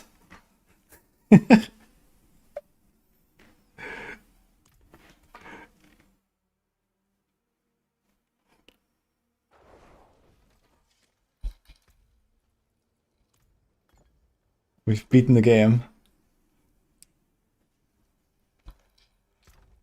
Okay, and there's probably like a bit more that I can still clean here.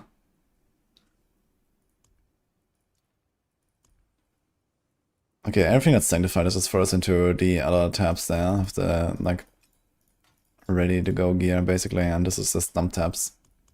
So let's do that.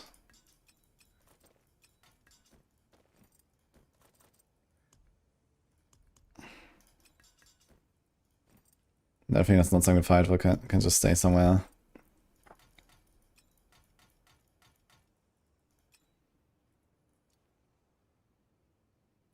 Okay. Okay. I mean, we have the Sundered Knight that I don't need, but I can give it to someone else who is going to play support for me. So I was going to leave it there.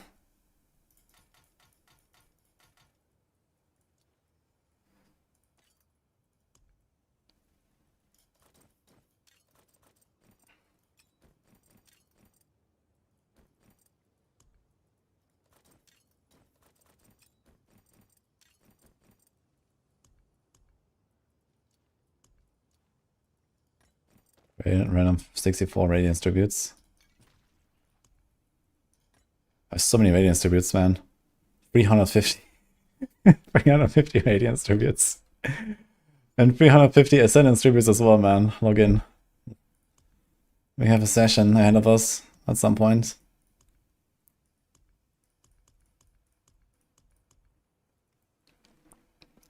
Fucking hell. Alright. Still not sure what to do with this, yeah. I don't really want to throw it away.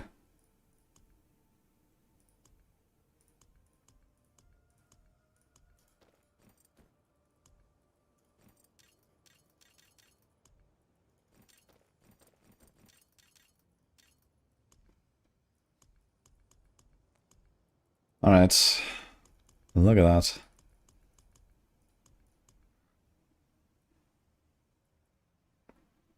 It's like a few kind of backup items here.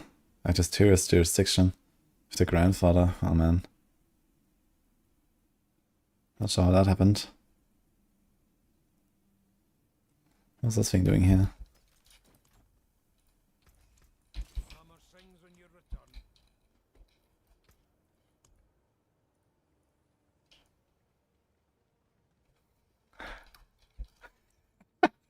Hornix links me the shield and he says easy dodge.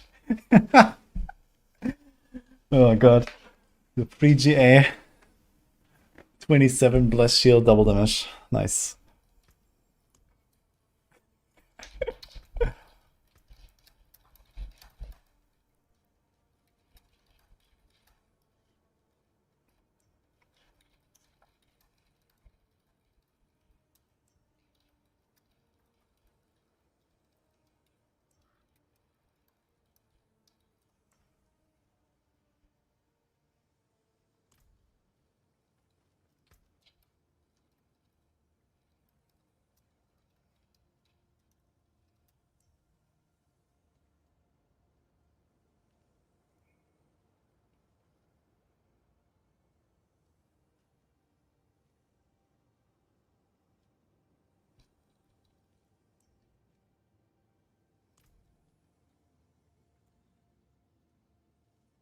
Looks like Corinne's gonna be making another 5 billy. Not with this one. Like, the only thing that really matters here is the blessed shield double damage. And okay, the affix, right? So you want the high affix and double damage. So he perfectly missed that with the 3GA. Kind of funny. I think I might farm Belial and gets better shield and it's just slam shields or some shit. Or Griswold as well. You can definitely slam Griswolds until you get something good. Or buy Griswold.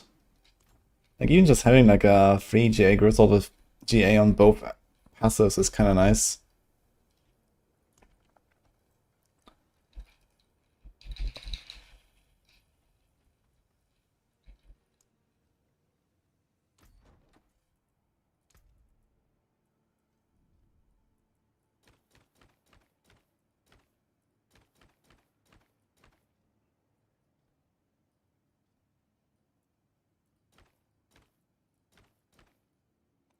High very physique.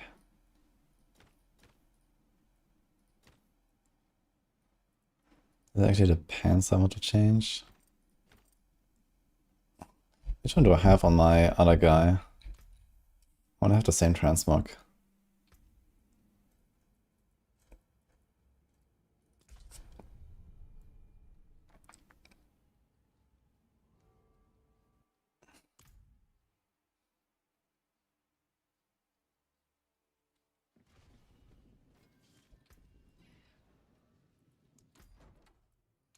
So this is a Drifter and this is a Runic leggings. Okay. So I like the Runic. Doom, Drifter. Okay, what about the glove? This one seems to fit pretty nicely.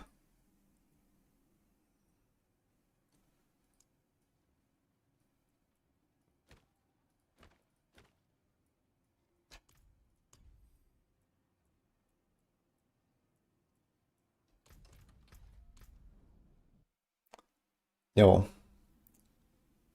OD green, thank you, man.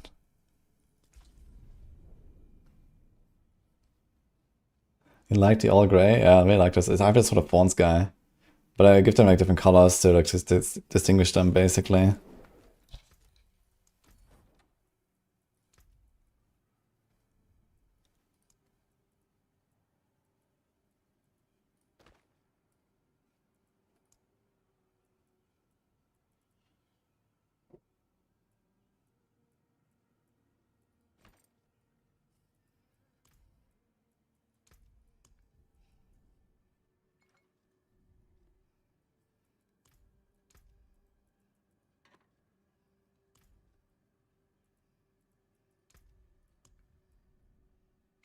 I think this is my Judgement guy. Yeah, the gray is really cool, I gotta say. I really like this. How's the bone? It's also not bad, I think.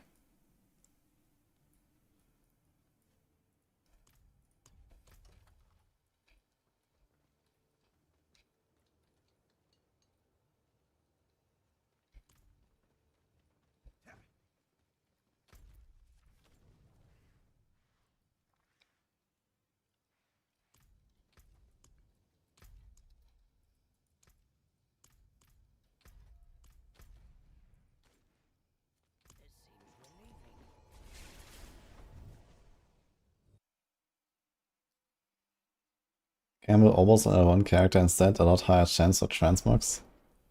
Interesting. How come?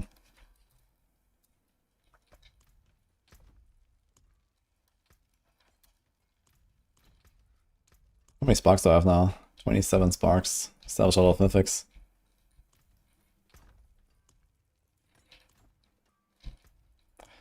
I guess I'm just gonna send some Ascendance tributes here.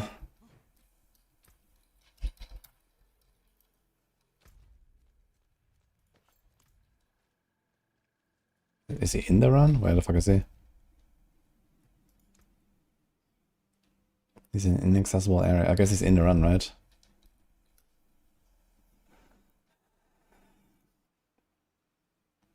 Hi, Zero Graphics.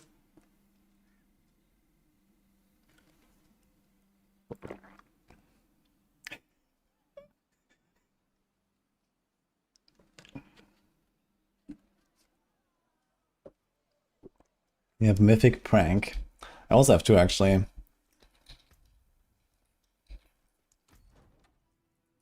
Maybe we can make a party later.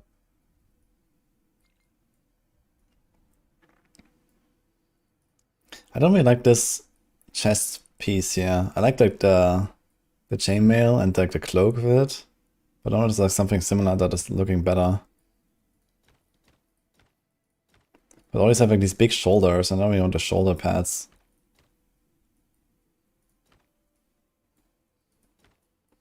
It's like literally the same thing, by the way. Tunic and Drifter's Tunic.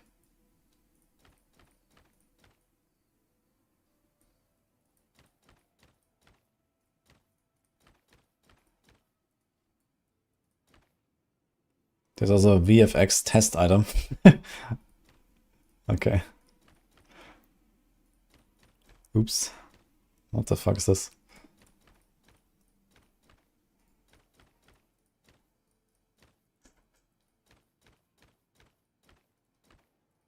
I don't think I have another choice. Okay.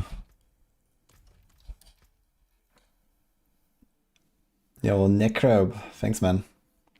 Rhoda, you wanna do a Mythic Prankster or what? I can ask Chronix.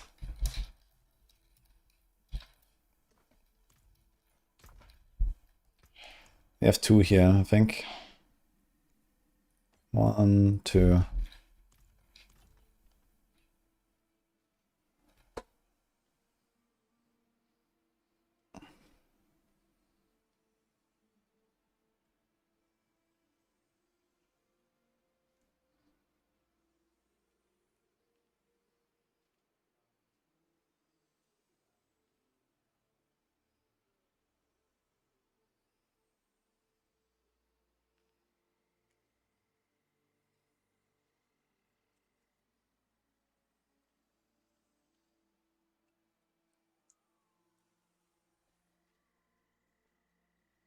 Where to get Mythic Pranksters?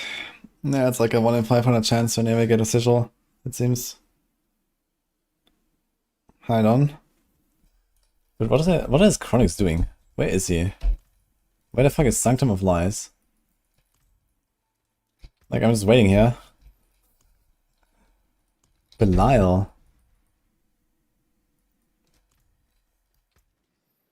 He's not replying.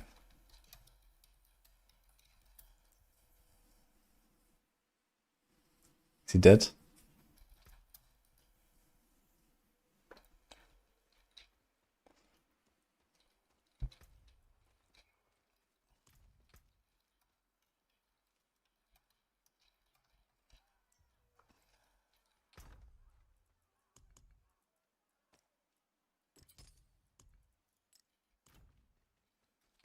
Get his, get his pie chat off. Okay. He has one prankster. Okay.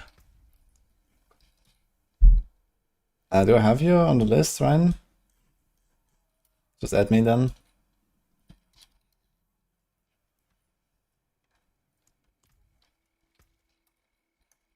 I'm gonna log Rogue.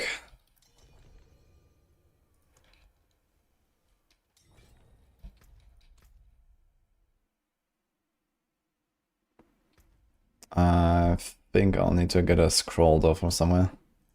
Although for the prankster maybe it's okay, but...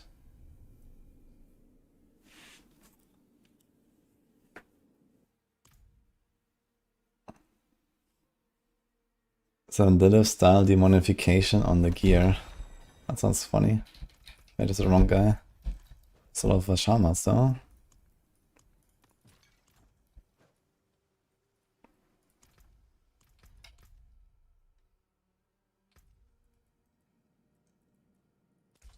Rogadin, here we go.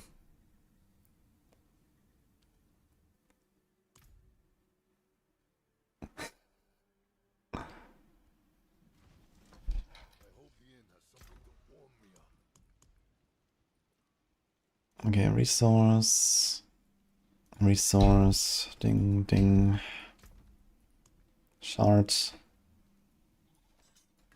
Big shard. We got 4 Paragon points. Insane. Holy. Okay. Those are my glyphs actually. Okay. Okay. Okay. Ding, ding, ding, ding. Prankster.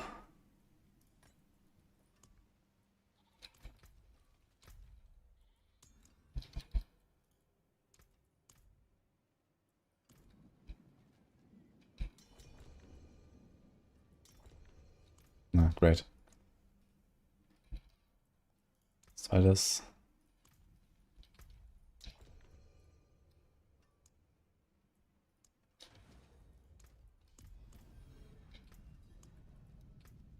Do we have 1 or 2, Ryan? I guess we could like ask someone else to like do another rota.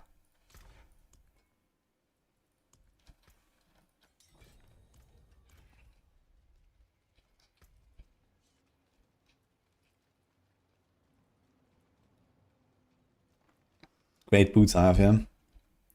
Didn't even roll them. Great movement speed on this. We have 160. I guess we don't care, right?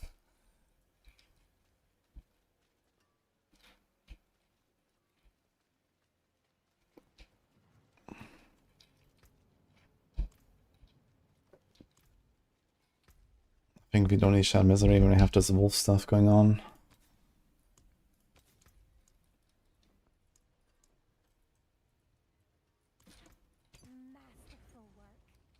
Okay, seems like everyone has one.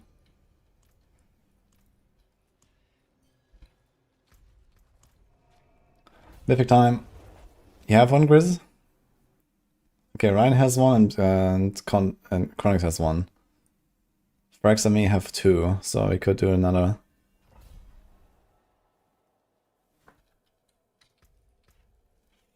There's a movement speed already here, but I guess I want to put the rest there. We have 3, okay. Seems like we're all here. Yo, Xeno Kappa, thank you as well for the sub.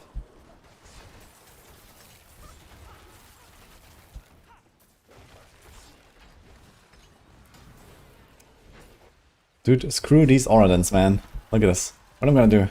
Can't even Shadow Step anyway.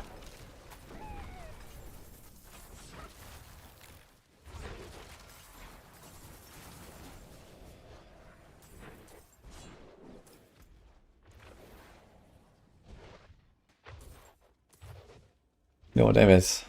Good luck with the Paladin, man. Seems like you're enjoying it.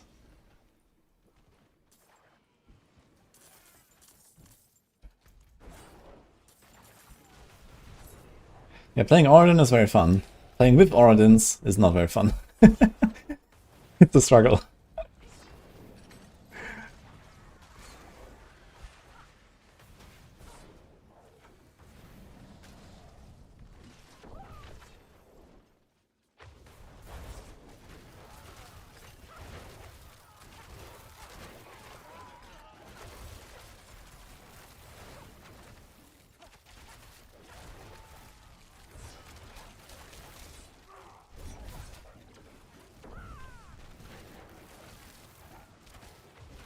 160 Greek mods, oh boy. Okay, let's get out of here. 3 Doombringers, man. Do you run Victimize? No, I'm running close quarters. But I can do Victimize.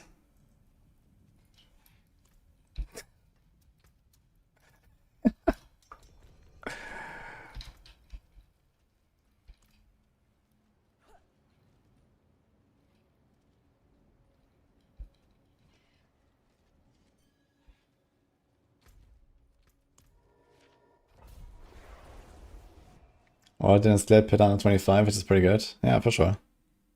Can go higher even. I think like, you know, Sanctified and stuff, 130. We're probably gonna see an aura then.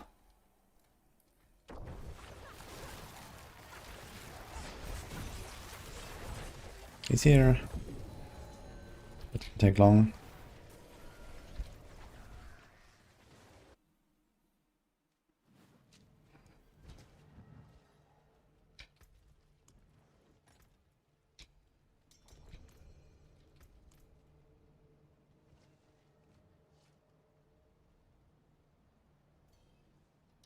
Our devote has failed.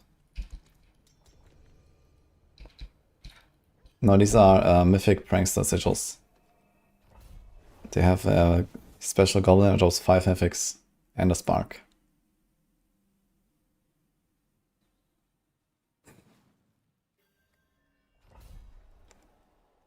Best scroll farm is hordes.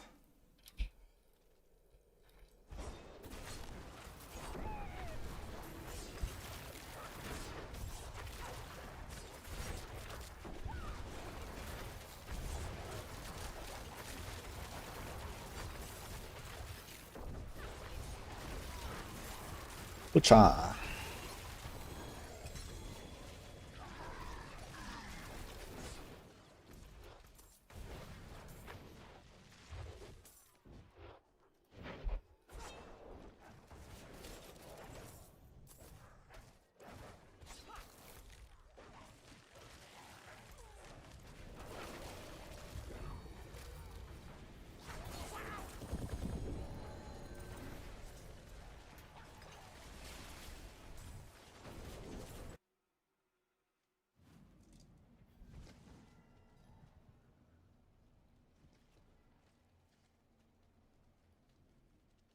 The Dawnfire of G8 Righteousness, that's pretty good.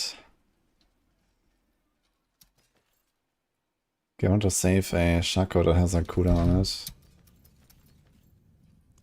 Okay, last one.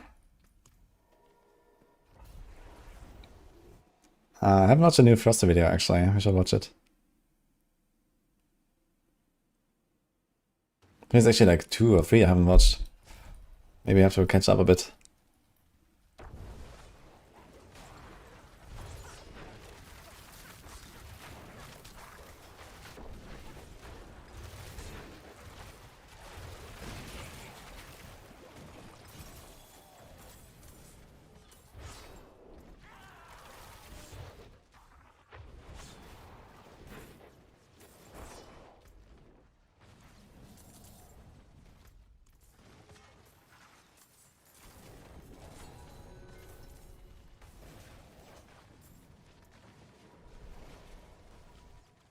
Divine Lance bugged? Not that I know.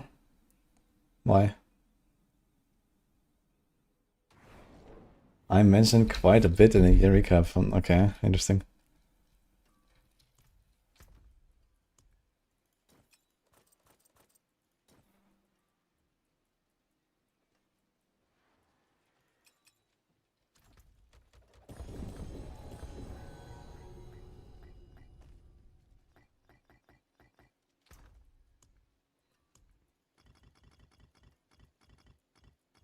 Seems like it's time for a Mythic Slime session. Guys.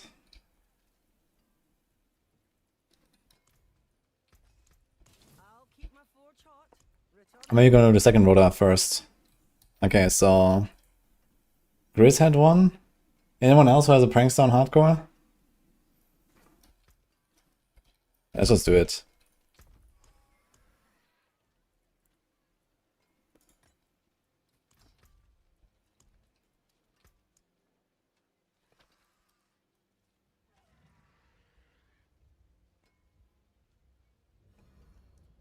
Okay, one of you just add me.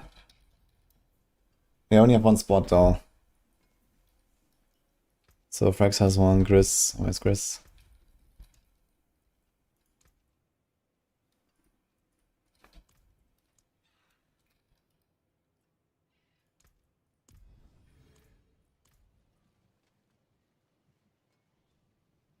Yeah, I'm Paragon 300.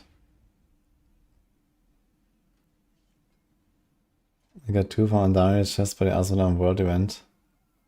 2 at once? That's pretty sick actually.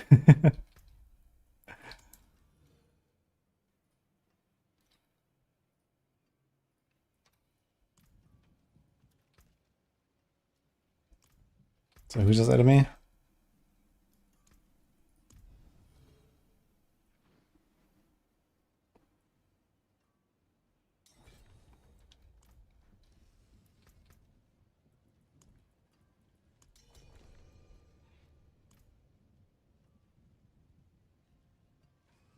Yeah, sorry, we're full now.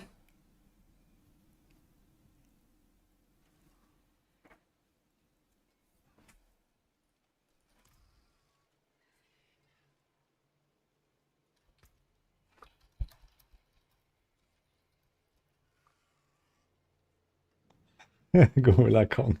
Oh my god.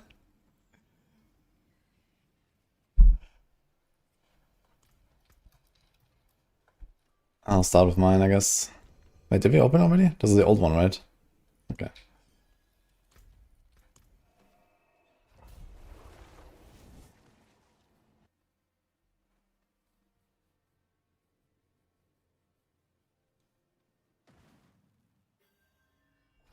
Rip monkey. You mean like the Jungle Valley monkey, or which one?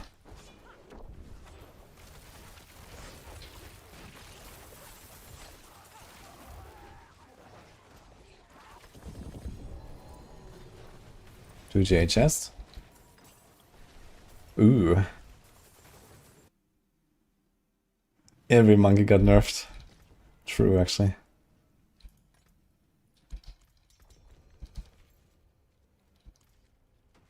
Okay, I'm sending mine.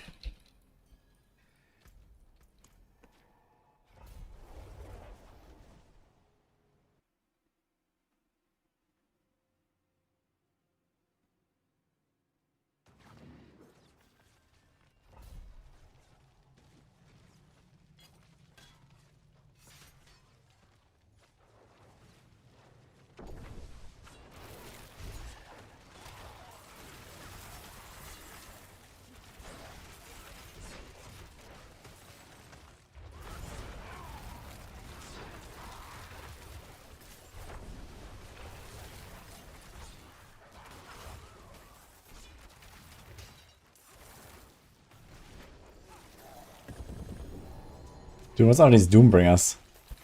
2 GA, 3 GA, Doombringer everywhere. What is happening?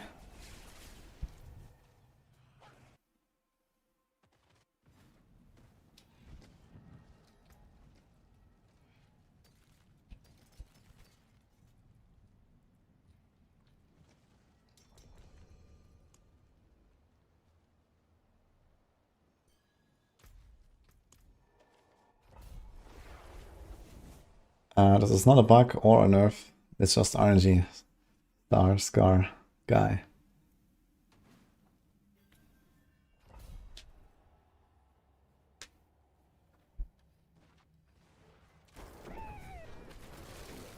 It's crazy, just got 42 mythics on doing so 10 minutes. It's fine, you know. Mythics is the new legendary. Mythics is the new 750 legendary, you know. These days.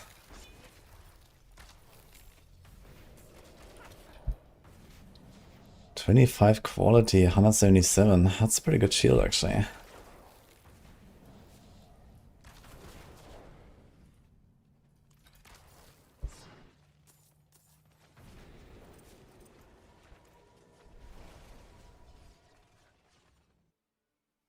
High other power. I don't have more pranksters. This is my last one.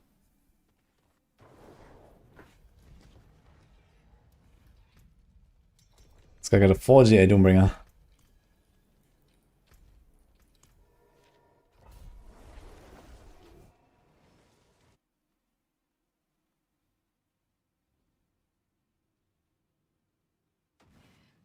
Got air, 3GA, and sunk into 4GA. Okay, not bad.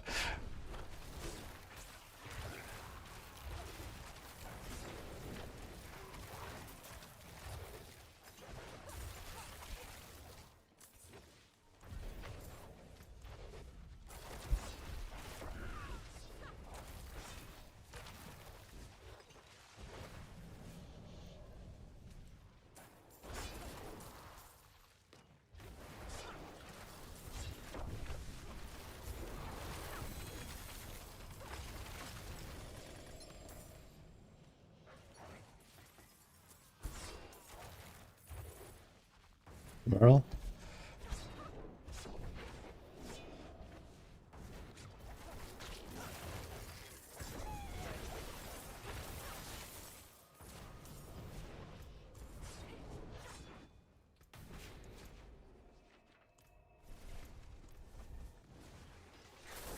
What's this like big loot behind there? Also, they have a creature, I think. Alright. How much Optoside do I have? 630. I guess I can like do like another Optoside rotor at some point. Yeah, this is all 4, right? Alright, enjoy. Good luck.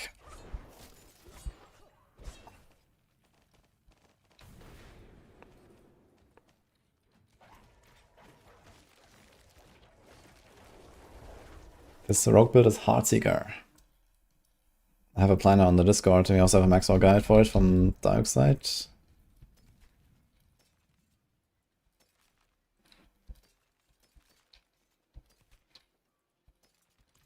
Greetings.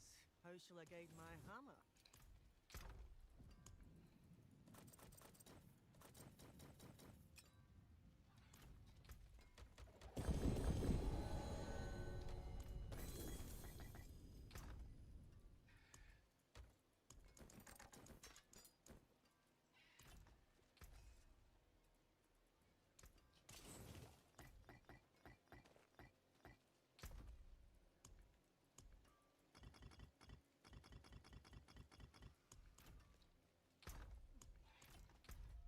Okay.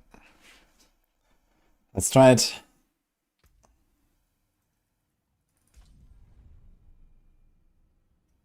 You're playing Heartseeker? I like you.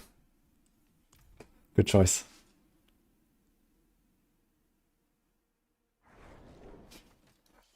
You chose violence. Me too. What the fuck? Let me TP. What's happening?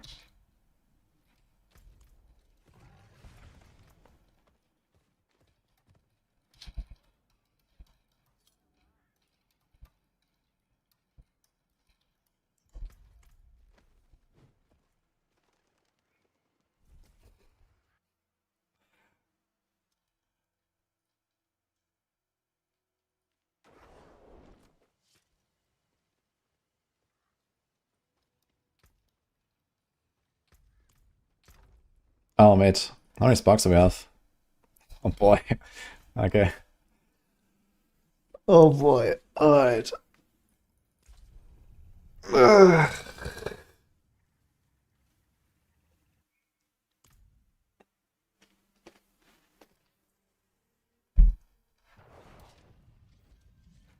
Greetings. My gold.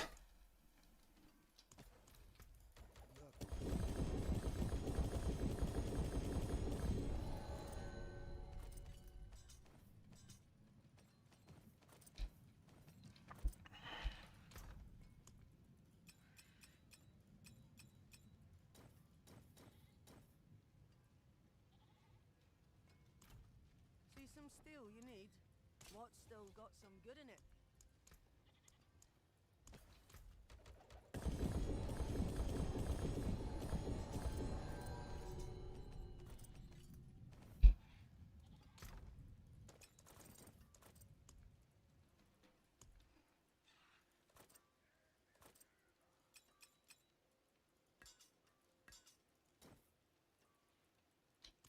I forge more than horseshoes and nails.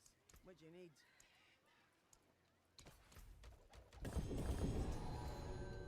What is this?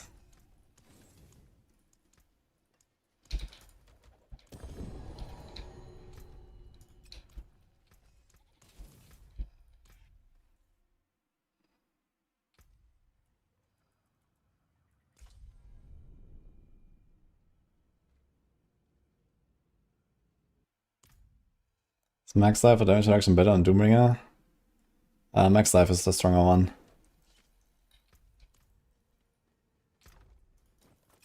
Does it even fit in my inventory? No. I have too many. Oh god, dude. Alright. Put my Neath Iron as well, I guess.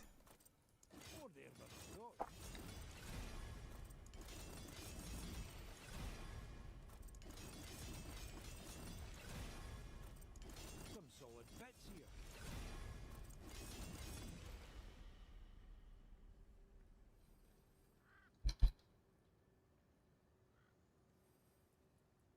There's a new one.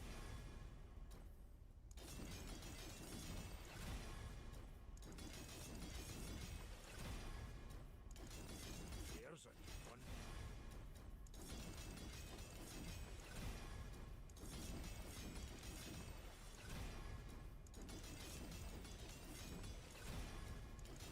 Oh, there's a This is the aura then. It's like...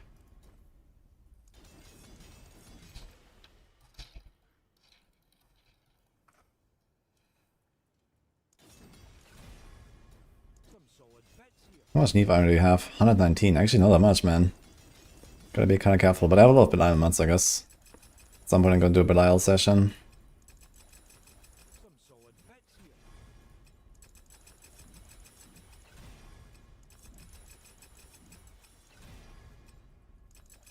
Oh, there's a dog.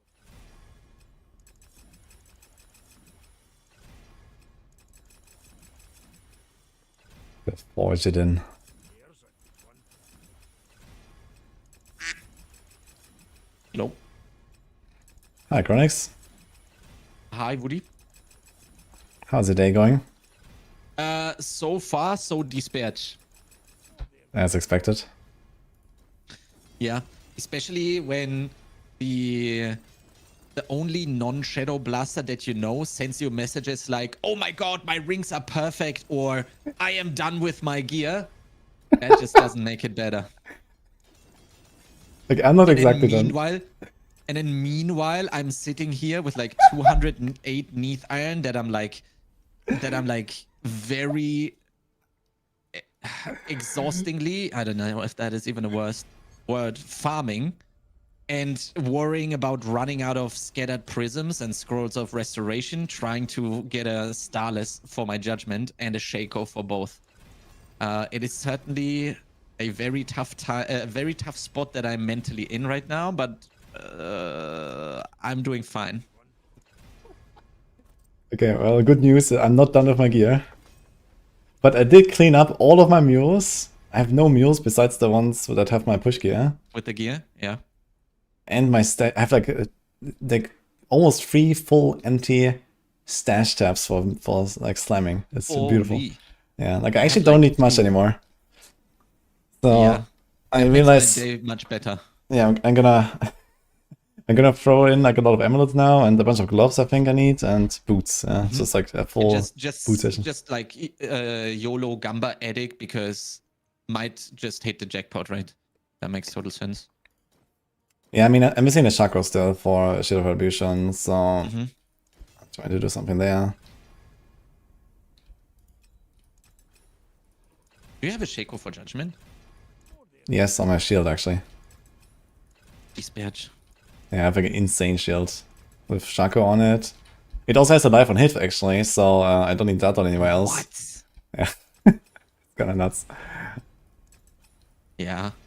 Like, my problem is, like, not having the Neath Iron is gonna be a big problem if I keep slamming pants, right? Because I will just operate at like 25% efficiency when I can't reroll the masterwork. Yeah, you have to I farm need any fire hit for the sure. potion capacity. Yeah, it's like it's awful, and that realization slowly sets in.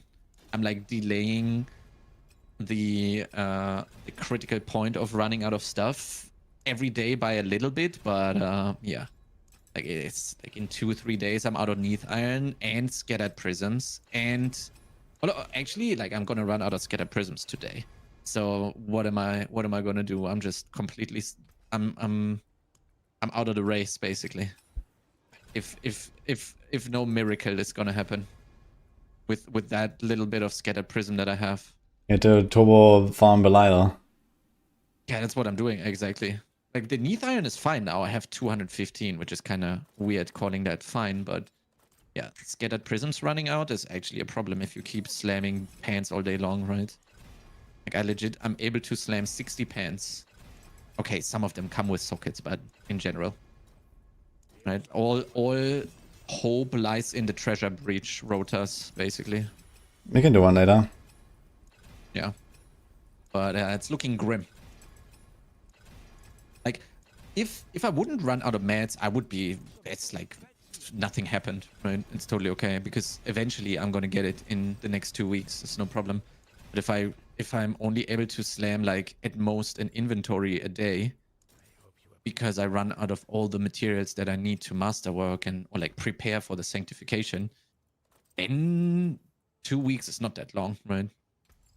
Yeah, I guess you just have to accept that you actually have to not just turbo farm under city all day long and actually to farm other stuff. So I think that's basically it, right? You actually have to play the game a little bit and I need to play the game. That's what I thought. I hoped I could just turbo farm under city like a madman for getting the Starless, but I think I actually need to play the game now. And I mean, most of the gear is also done now. I mean, without a Starless on the Judgment, I don't even need to log in on the 12th. Yeah, but I mean, besides that... Yeah, it's like, I don't know how much copium I need to believe in Shield of Retribution fixes on the 12th.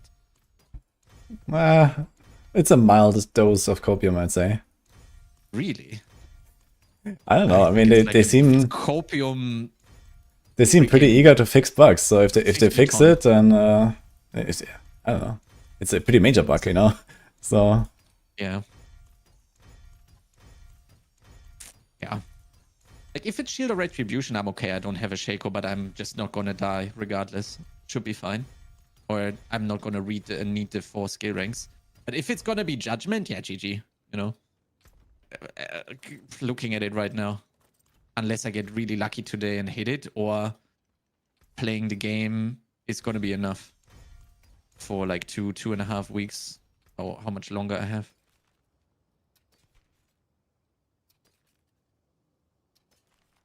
But you might have your competition might have eliminated itself, unless there is some Shadow Blaster lurking. I mean that is certainly always possible. Yes. And if that happens, it's gonna be a struggle. Oh yeah. But apart from that, I'm feeling great. Okay, glad to hear that. How are you? Well, considering I have a stash space and even 2 empty character slots, I'm actually feeling pretty good. And also it's got an accelerating on a Starless. Holy, okay. So now I have another accelerating on a Starless. I got 2 now. What the fuck? You got 2? Holy moly. Yeah, so I don't even have an accelerating, I think. I have an Like, accelerating. builds. I have a Starless with accelerating, Inner Calm, and Edgemaster, and they're all high roll too. Holy. So these are actually copies of each other. It's kind of funny. Okay. This one is 26, this one is 27. Everything else is the same. Okay. Yeah, so I was thinking about, like, I just need to basically send world bosses all the time. Do, like, I don't know, the farming rota to make sure I get enough Belial to secure enough Neath Iron. But I have no clue how I'm supposed to get enough scrolls and prisms. Yeah, basically, I mean, okay, for pants, yes, prisons, they disappear, right? Yeah, have you tried bartering? Yeah, I have like a lot I can barter with. Yeah, so that can give you prisons, actually. I can probably refill a couple of prisms there, but regardless, it's not going to be more than 100, I think. So we'll still run into that problem. 200 prisms is just not a lot. Like that disappears in a day. It's rough out here. Okay, so I just made 2 accelerating, 1 retribution, and 1 Vayman broader status. What the fuck? Okay. I only now got a good air, which has crit sanctification and GA crit. But I mean, it's not really that great. Would have been, if it was attack speed, it would have been sick. But that's legit the best air that I have. Oof.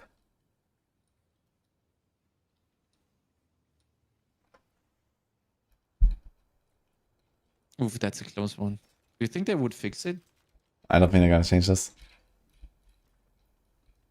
I think I had one with 24 as well. Nah. Or did I? Maybe.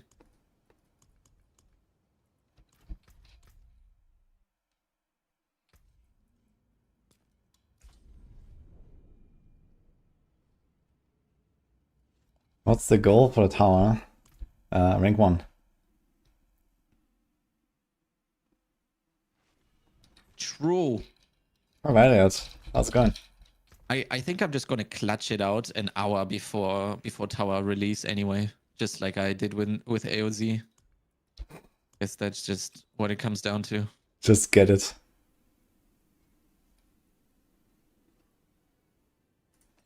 Yeah, I mean, while you are going to be werewolfing around in PoE2, I'm gonna be chained to D4. That's a lot of mythics. Yes, I just stand like entire inventory of mythics.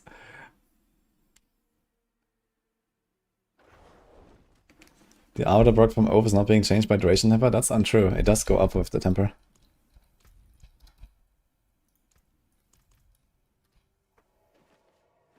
I don't teleport, I'm on Belial.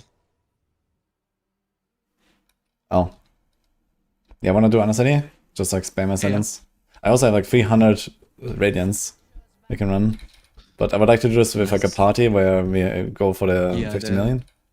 Yeah, that's good. We can do that. Should I just send it? Sentence? Yeah, let me sell my my inventory here real quick. And I'm good to go. Or salvage, I mean.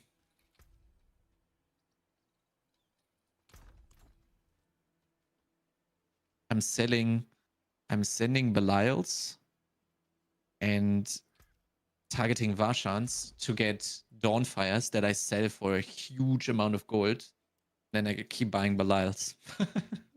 That's the strat. How much are you selling these for? Like easily 1 billion if it's just GA double damage. Wow, okay. That's pretty good. Yeah. Dude, there's so many runes. Yeah, I'm ready. I'm trying to sell my runes, but I guess at this point there's not that many people that buy them non-stop.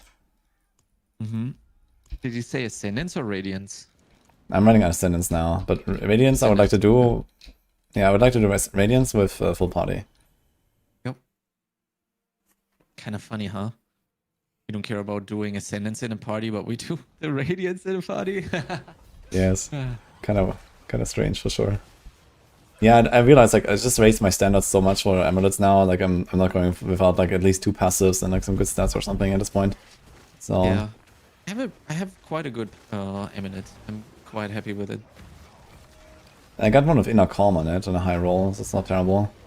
On the Thorns build though. I don't have a good good sanctification on it. Let me double check actually what I have. Yeah, I mean it's not that hard to get like a double or triple passive neck and then have like a few GAs on it, but quality. Lul. Yeah, but then yeah, you roll item quality, I roll an extra GA, and then it's like, yeah, okay, like I mean the aspects are so big. Yeah. If you get like an Inner Calm on it, like Edge Masters or Shield of Retribution, accelerating on this thing, like you know, all this stuff is like so huge. Yeah. Yeah. Oh Or my you get God, like I some... made this jump. Holy, that works. Yeah. You can just go over there. Didn't notice.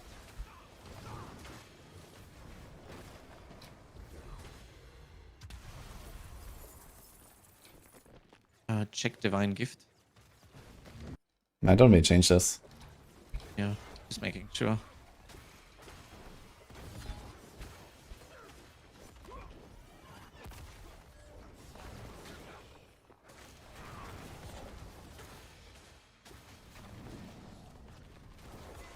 Yeah, good luck on Hardcore Violet. Yeah, once you get the Azulan thing going, then you're blasting. You're gonna get many mythics. But you also just did like 2 pranks on Rodas, so I got like a lot of mythics there.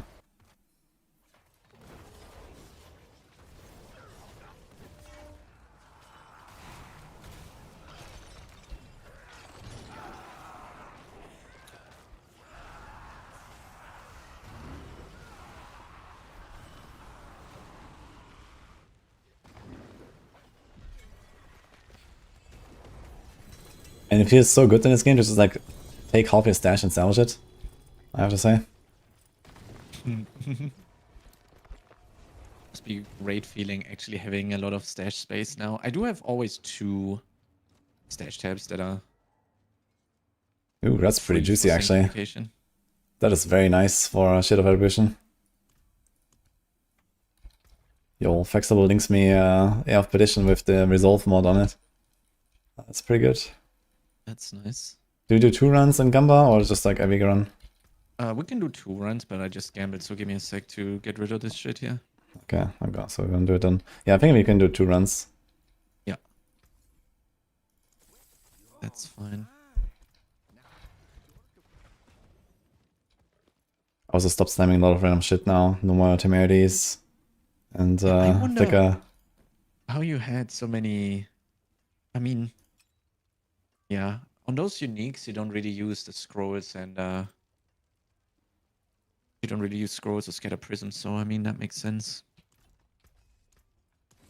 I just don't think I can sustain... Or I don't think I can farm enough scatter prisms or scrolls or restoration to actually get the stuff that I need. Even in like 2 weeks. I don't know how many prisms or scrolls you can farm a day, but certainly not more than 100, and 100 is nothing. I mean, you can still keep slamming boots, you know? Like, maybe you're gonna slam pants and there's like something... Yeah, what do you have on the I have boots? a grandfather. Yeah, exactly, but maybe you slam the Boots. grandfather on the pants and then you just go for the boots, and the boots are much cheaper and easier. Yeah, that would true. Actually, I don't need this. I don't need the starless on the... Yeah, so you have like 2 options. So it's not that bad, I think. You're gonna get it eventually. Yeah, I also thought about, just as I wrote to you earlier, just sending on the rings all the time. Yeah, rings have so much prep work though. Yeah, but at least I saved the Neath Iron. Only thing I'm spending there is really scatter prisms. Yeah, exactly. Nah, just one. I think you just keep going for pants until you get 1 of the 2, and if it's the wrong one, you just go stand boots non-stop. That's like how I'm doing it now. Like boots is like slot to just get the last mythic, basically. Boots is insane for that stuff. Yeah, and like you can literally like like every run here I print like 3 boots I throw in the stash or something that are GA, Yeah, for sure. and there you go, you know. Yeah, yesterday I filled up 2 stash tabs of like easily 1 billion plus pants. Like everything was at the very least 1 GA, 3 good stats, Maxroll potion cap, or like better. Right? That what I said was like legit the worst pair of pants. Slammed the whole freaking thing. And it's insane how fast this works. But the problem is you need the materials to sustain it really. Prisms and well, mainly prisms actually. Can I give a TLDR of what I'm farming for? Rank 1 hardcore leaderboard. Same. I heard there is only 1 rank 1 though, Woody.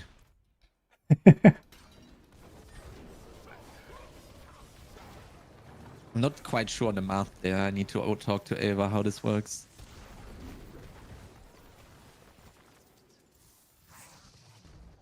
In terms of sanctifications, which ones I'm farming for? Yes. All of them. Just get all the good ones. Well, okay, I mean, number one Temple requirement Extoria. is, yeah, number one is Grandfather, number two is Starless. And then you have like some other stuff like Accelerating Aspect, you know, smaller stuff like maybe Edge Masters if it works. It doesn't work for Judgement though. Inner Calm, some stuff like that. And then you have like other stuff like, yeah, just like extra holy damage, for example, on like your other slots. Thank you, Mr. Discord man.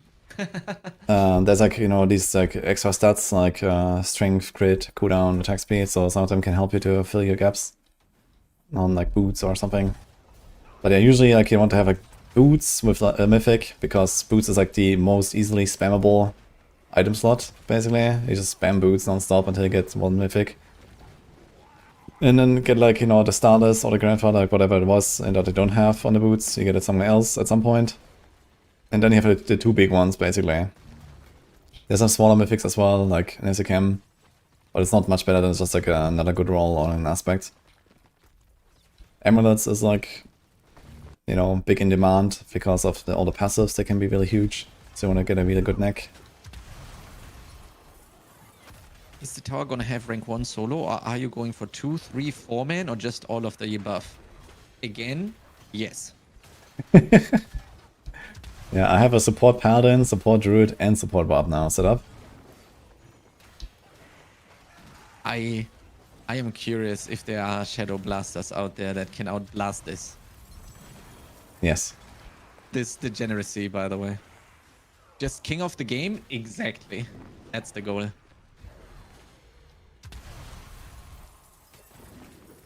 And I mean, no one cares about softcore, right? Some people.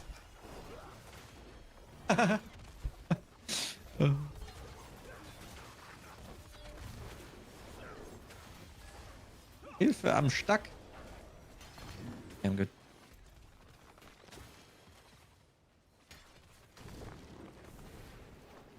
To be honest, I'm quite porked to see how many rips we get chasing this stream. Oh man, the rips are gonna hurt. If you rip with the full gear, that's a rough one. Yeah, I mean, it's just like go PoE in that point. Yeah, that's a go PoE angle.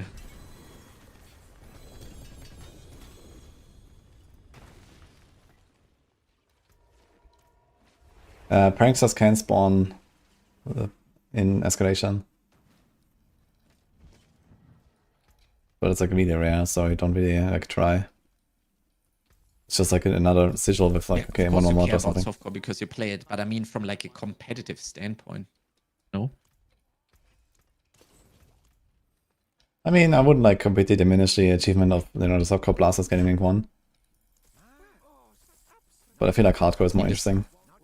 The softcore community is getting rank 1. What? Softcore communities getting rank 1. Our character. You look like you. I wasn't too hard.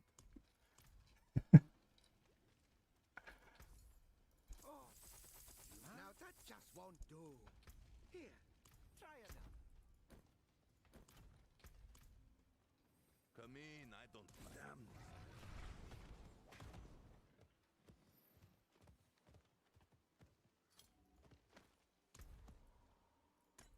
Why do you not participate in the sauerkraut event? Because I have to blast for rank 1. I gotta be honest, I would have been giga hyped. This would have been cool as frick. We would have teamed up with Salty Dane, easy. Would have gone rank 1, no problem. He's like currently leading on the leveling stuff, and he's alone. And I know him from last Epoch races and stuff like that. We would have easily outblasted everyone. No props. But unfortunately, we're busy. Yeah, but like the full German experience, man, I don't know, dude. Yeah, it's rough for like viewership. I don't know. Like Nagura does a pretty good job. She has like a subtitle translator that is like real life translation, and it's working astonishingly good. But yeah, I don't know. It certainly decreases the the experience for your main audience.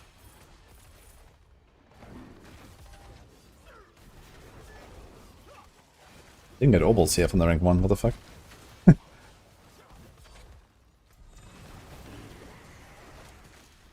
Did you zoom away too fast?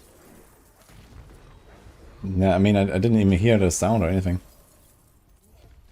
And they almost dropped in his fucking well now, I can't loot it. What the fuck?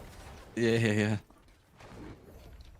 Just learn German. True, actually. Everyone just quickly learn German.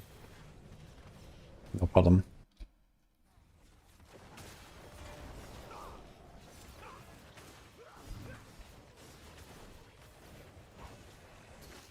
Yeah, I like the Fist of the Heavens as well, it's like enjoyable. I played it for like a few days.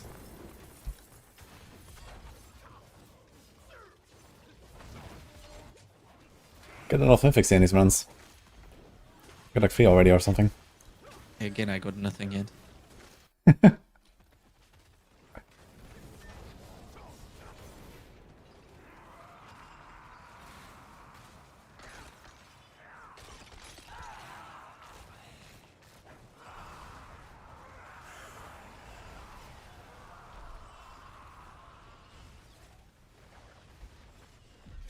Like 30 sparks right now though, so maybe one of them is just gonna roll a starless and then I'm done. Well, not really done, but like at least I can put up a fight.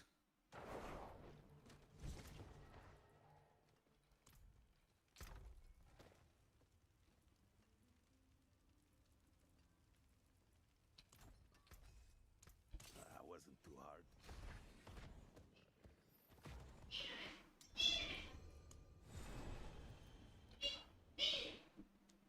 When do we play Rogue? I'll do more Rogue soon. I have a Rogue pretty set up already. For Heartseeker, I've been like blasting a little bit.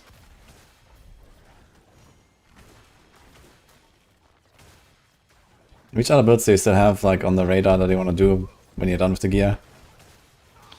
Everything. I have only played Blessed Shield, but way too little. Haven't even played Shield of Retribution yet. I've not played Shield Charge. I don't have. I didn't play. Didn't really play. Yeah, Blessed Shield, Shield Charge. I want to do.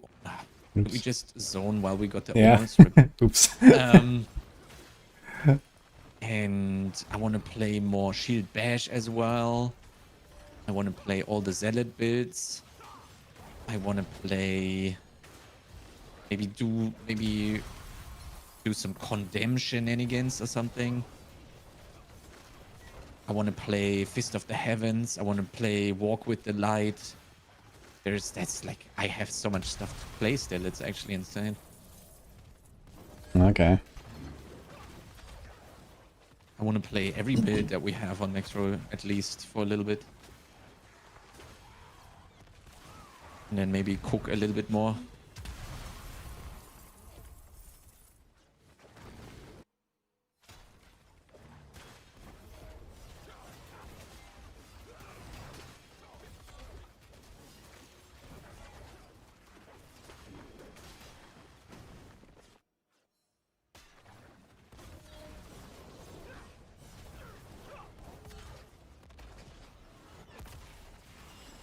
Fist of the Heaven Evade, for example, sounds like my jam.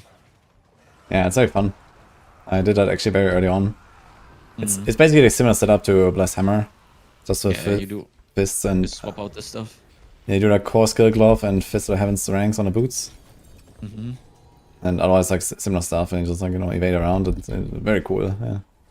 Yeah, and it looks great.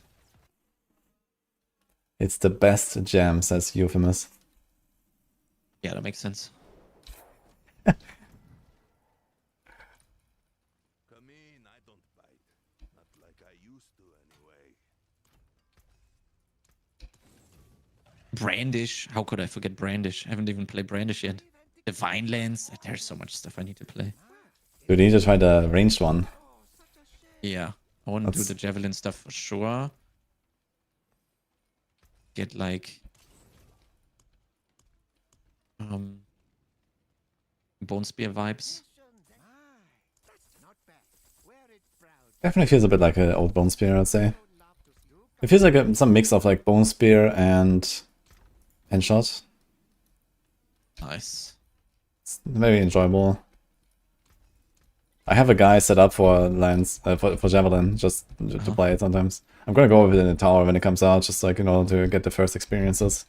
I have a Brandish guy, I have the Javelin guy. Oh wait, I didn't select jewelry. Oops. Yeah, whatever.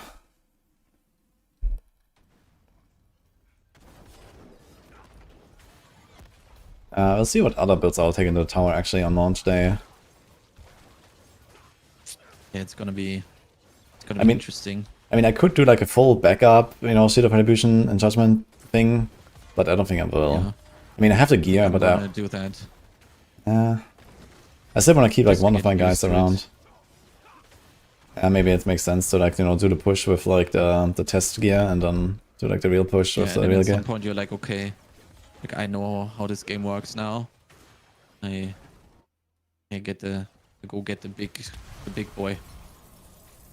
Yeah, maybe I'll do that actually. And you still have like, you know, three other characters, I guess. So I can probably do that. Just like swap to the entire other character and just equip the gear there and so on. Yeah, exactly. Just gotta level glyphs, but I mean that's kinda whatever. Just equip Oradin gear and you're done quite quickly.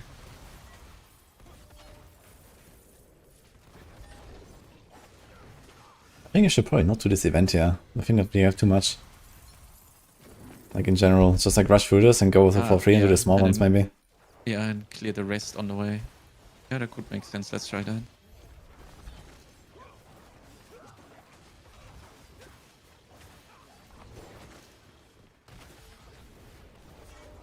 I'd love to play Blood Surge or a bit of Blood Nova vibes.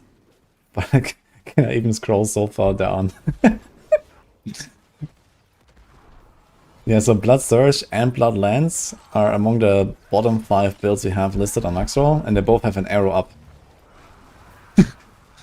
Oh no. It's pretty good. 07 to my Necro bros.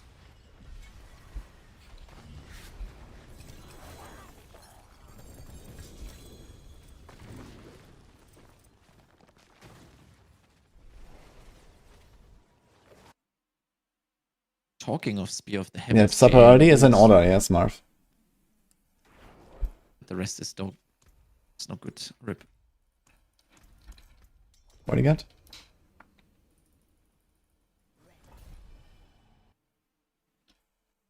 I was just saying Hey, Dan. I looted Thank you. GA Spear of the Heavens on the boots after we spoke about it. It was funny. Ah. But the rest, it was not good. Yeah, I mean, even like a normal roll, and you can just roll it on boots, right? It's easy. So there's like the Spear of the Heaven size. You didn't need that though. This gives you a lot more coverage. So you want to try to hit the 100% on that with like a GA temper. Okay.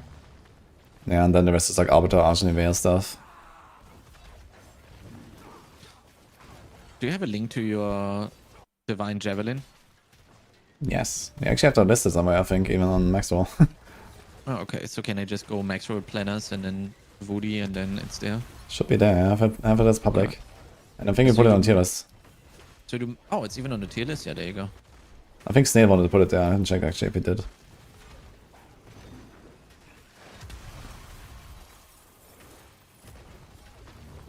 Okay, skip. Is the item good with 2 stars? The item match with the guide, or does it still depend? I mean, it always depends because, you know, sometimes you have like certain breakpoints, right? They have like attack speed breakpoints. Crit, you know, you cannot go above 100% attack speed, you can't go above 100% crit, you can't go above 100% movement speed bonus, and so on. So, yeah, sometimes you want this or that on per the guide as like the most optimal solution, but sometimes you just end up with other gear, and maybe you have more attack speed on another piece than you don't need on this one or something, right?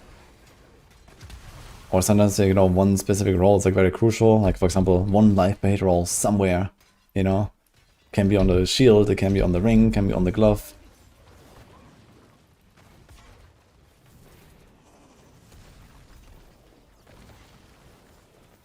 Have I ever used the Death Mask on Rogue? I have. It's a very strong item. This gives scrolls actually. Or I got 2 Not too Neat bad. Iron. Huh. yeah, like one Neath Iron Oof, from itty bitty. Hordes is just insane.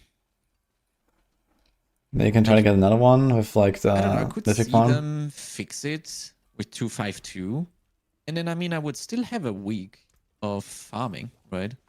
I could potentially just fill up my whole stash with pants that are all prepped,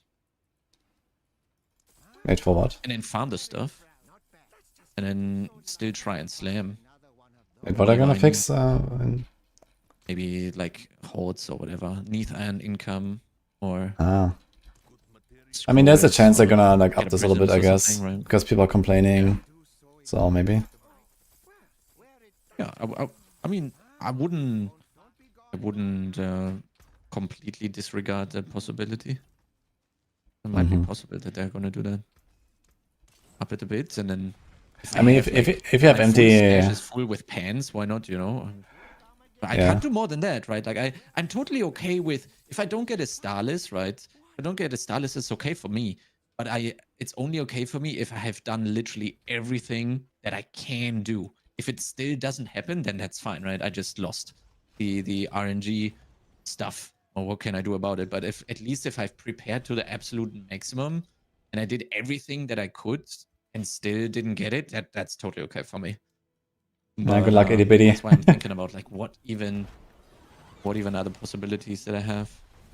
But I guess that's it. Just have a full stash of pants. I mean, you can also mule all these pens over to somewhere. So, Yeah.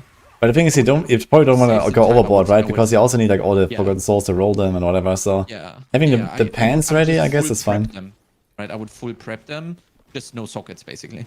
Or whatever it is that I'm missing. Yeah, No- exactly. no- That's what I mean. no Like, you know, correct if you GA temper, full right? prep everything, you might like waste a lot Yeah. of stuff if you actually hit it, right? So, I see what you're saying. Yeah. I don't know. I would at least prep like 2 or 3 stash tabs that are like completely done. They're just missing Yeah. the sockets or whatever it is, and then maybe just have pans that are just natty. Right. yeah, exactly. I'll probably do that. Like, you know, do like 100 pens ready to go, and then if they don't hit it, then okay, you take your 3 mules and there you go. Yep. Yeah, that's probably something I would do.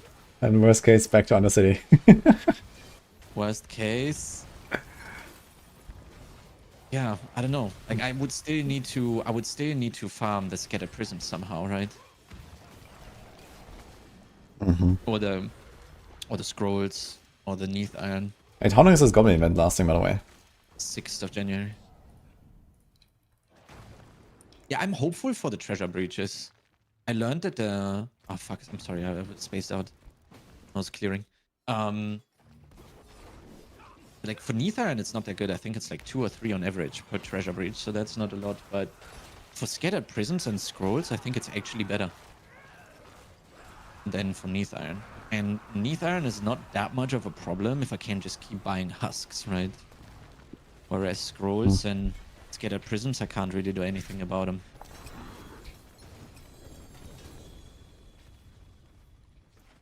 Four GA chest. Oh, Actually, 3 GA.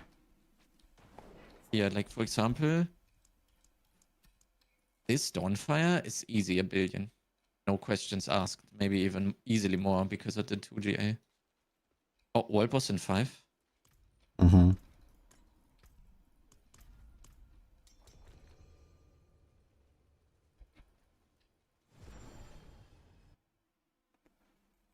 Will Razor Blade ever be meta? I actually had it in the guide, but I removed it now from the Shadow Retribution guide, so I just updated it this morning. So for Paladins, there's no. Rip.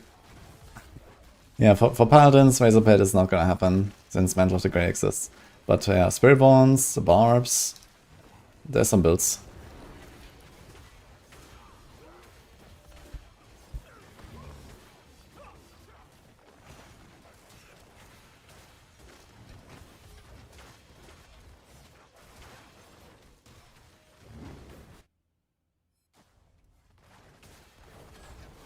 What exactly is the support druid doing to buff damage? There's an aspect for Stone Burst that gives you 100% extra damage on two-hander. So that is pretty big. And then there's a bunch of crit and attack speed cap too. And pretty good pulling you can do with the ults and Irida. Lots of healing from the Blood Howl, lots of DR from the Debilitating Roar. Yeah, that's mostly it, I think. Yeah, the big one is the Stone Burst, but unfortunately it doesn't work for the Judgement, so... What's that Stone Burst aspect do? So, I think for 5 seconds after hitting an enemy with Stone Burst, they take 50% extra damage, and times 2 on the 2 units. Okay, I see. So that's like the big one. Yeah. That's crazy.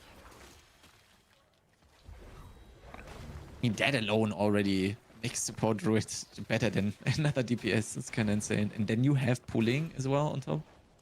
Yeah. That's big. Yeah, so Druid is like some sort of in-between of the other two, I think. Yeah. Yeah, it has like a bunch of healing, bunch of crit, bunch of attack speed. You know, Paladin brings like more healing, crit, and attack speed. But maybe you don't need, you know, all of that, right? And... Oh yeah, some pulling is certainly nice. Yeah.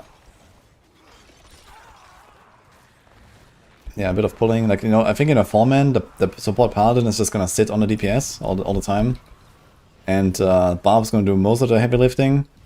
And then Druid is also gonna do some of the pulling. So I think this is how it's gonna work. Like, Barb is the most mobile and has Steel Grasp and stuff. So you can do like the long range pulls basically with that. You actually get a good amount of uniques here, I think, in these other cities. Yeah, that's true.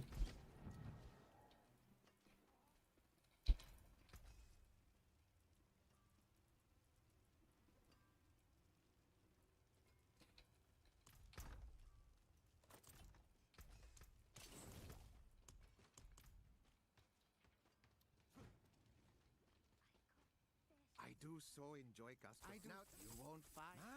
Oh, such a shame. Wear it proudly, dear.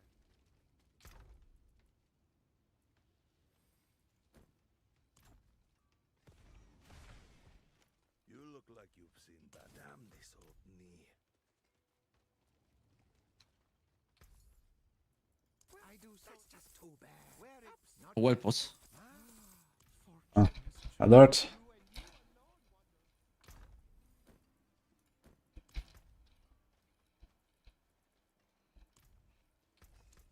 Stick to the trees and keep safe. Okay, let's go. Oh no, I just savage. Good pants rip.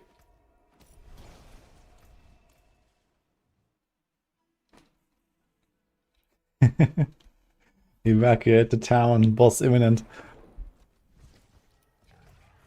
Dude, imagine there was like Uber Diablo stalks the earth and then he just walks into Kyovashad or something and wrecks.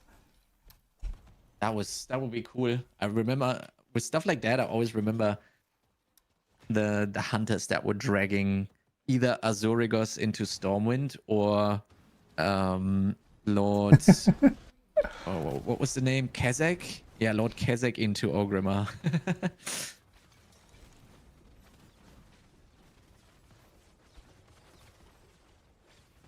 No, because the other way around. Nah. Kazakh? Azorigos. What? Not Azorigos. It was the other one. The other dragon. The other dragon. Not Azorigos. I don't remember the name. But it was certainly Kazakh in Orgrimmar. Wasn't it? No, Kazakh is in Blasted Lands, was which is on the east. He's on the eastern continent. That's where Stormwind is. They like took him to Stormwind or something, or to Ironforge maybe. Actually, you might be right. They might have taken him to Stormwind. Why did I think they took Kazakh to Orgrimmar? Wait, but which world boss would you take Thanks, to Sako. Orgrimmar then? I don't remember. Yeah, like one of the Emerald Dream Dragons, for sure, but... There's like one in Ashen Vale, not too far away. And there's the other one in Ashara. But I'm not sure if that one was doable. That was Azorigos, I think. No, that was... Wait. Okay, now I'm giga confused actually.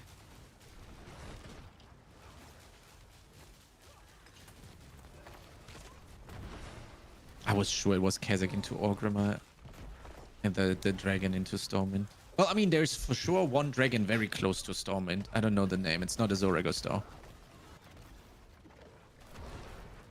Yeah, there's one in Duskwood.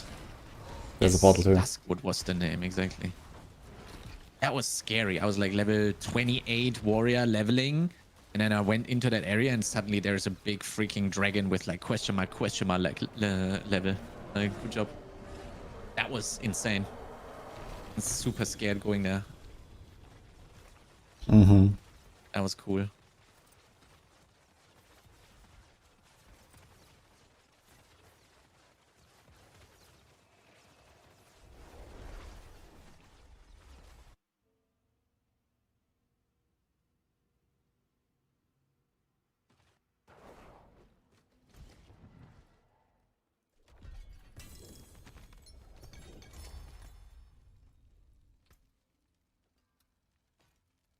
Not bad.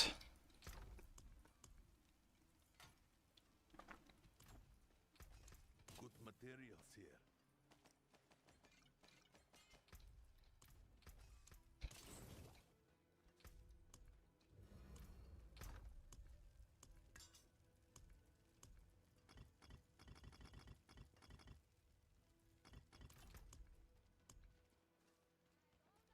Holy. I'm not sure how, but I ended up with more SNS tributes than when we started. That's exactly what I wanted to say as well right now. Fucking hell, man. You can never escape, man. You cannot escape. The grind is infinite. How many mythic uniques do you guys want? Yes. Oh god, dude.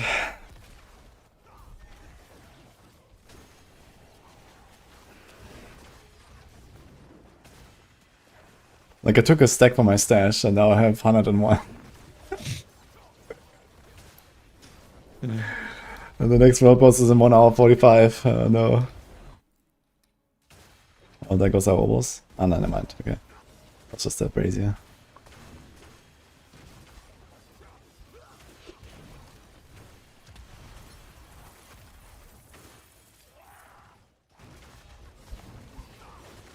Yeah, I think once I get my chakra boots finally, I'm just gonna like, I don't know, farm this for like a day or two, or just like send amulets and go for some crazy shit, and then I'm done. I'm not gonna do more after that. I'm gonna play other stuff.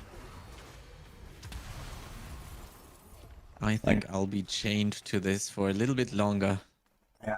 I don't know, at some point you just have to say, fuck this, you know, it's done, you know, it's close enough. So, once I have the big stuff. I can not like sit here and grind another week to get like a 5% upgrade or some shit. The Shadow Blaster is gonna do that though. Yeah, they will.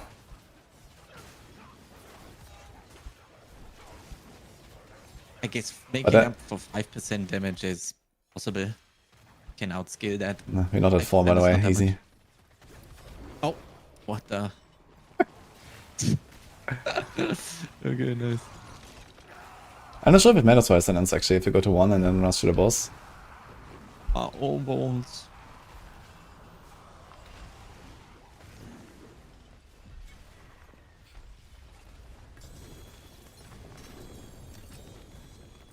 I didn't get a mythic, but I'm also no metric. I'm not getting Same. any.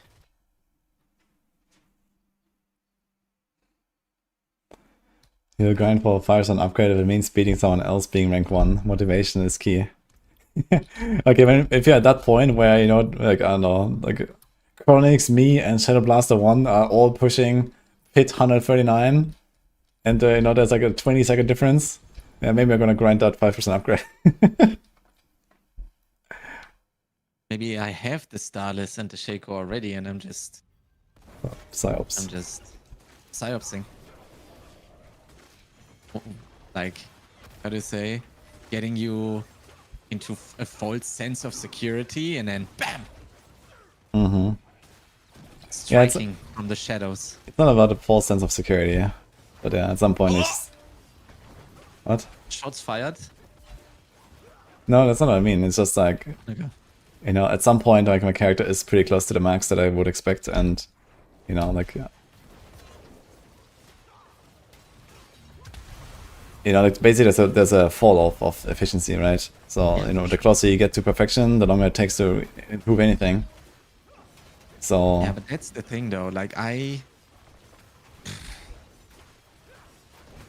don't know. I'm in a pretty good spot mentally so far, except just not hitting my stuff really at the moment. Or like not hitting my stuff, that sounds like bad. Not having enough materials to sustain the slamming basically. I think I could just keep going with this. Yeah, I can keep going to it. And if there is a chance, like, I don't know. Like, especially when you log into PoE 2, it's tough to... Like, imagine I had everything. And you log into PoE 2, it is very tempting to just keep going. And squeeze out 0.1% more damage every day. At the cost of my mental well-being, probably. Long-term side effects. Body isn't even 300. People giggles blasting. No, I'm just like hyper efficient with my time. I'm gonna hit 300 1 minute before tower goes live. Easy.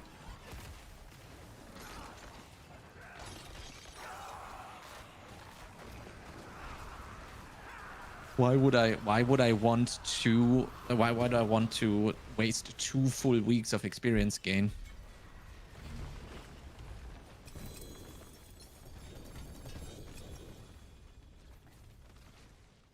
One Nivarin. Starless. I take a Nivarin. Yeah, me too. Can we trade?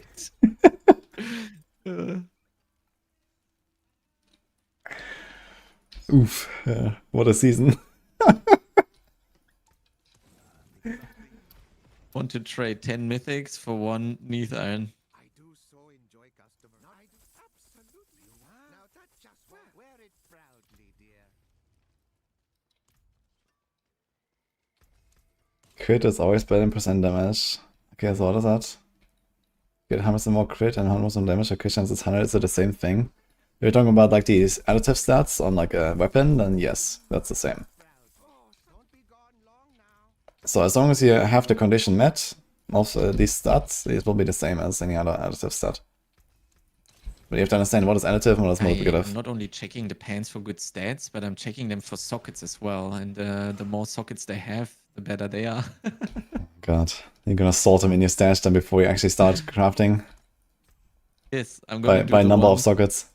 Yeah, I'm gonna do the ones with a lot of sockets first, and then maybe I hit, and then I save the prisms. Login. That is actually some try hard shit, man.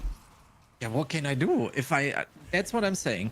I would be mad at myself if I didn't do everything as best as I could, and I don't have a starless to go into the 12th, right? But if I do everything perfectly fine and I don't have the starless, then it is what it is. So I legit spent like an hour or so today in the morning.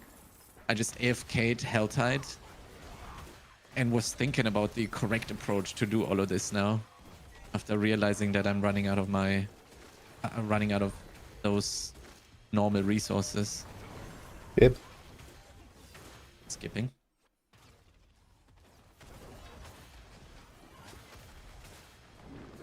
It's like, I don't know, Infernal Hordes is so despaired. You sit there, even though you're sitting there AFK for 8 minutes, you click the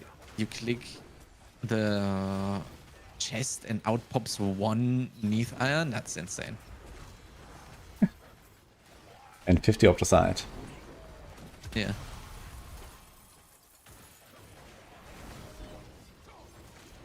Yeah, so Grandfather is a damage multi-ember. So uniques, aspects, legendary paragon nodes, glyphs, outside of the primary effect of the glyph, they are usually multipliers. And additive is usually the stats on the gear, the paragon stuff, the primary effect on glyphs. So Grandfather is a ×2.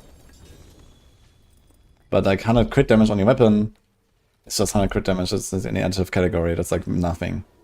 That's like for most builds somewhere like 3 to 5% damage. What was that one ring you linked me again?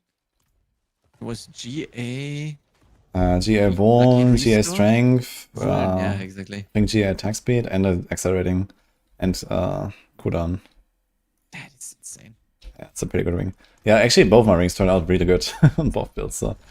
And I have starlets in like all shapes and colors, so that's pretty good. And I have pretty good, I'm not good yet. pretty good Judgement ring as well.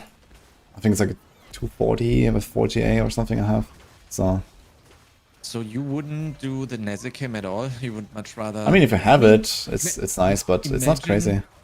If imagine you could choose between like anything in the Nezukim. I think a holy damage roll on your boots is better than Nezukim. It's probably better, right? Yeah. Yeah, because Nezukim is only one target. Like, you still have to clear that fucking thing. It's only a single target, and it's the uptime isn't even 100%. If the uptime was 100%, I gotta be honest, maybe holy damage would actually outperform the Nezukim still. Yeah, I mean, on single target, it's gonna be close, and for everything else, the holy damage is just something, and Nezukim is nothing. Yeah, like you know, if you have a pull, like you don't have anything from Nezukim. Yeah, that's true.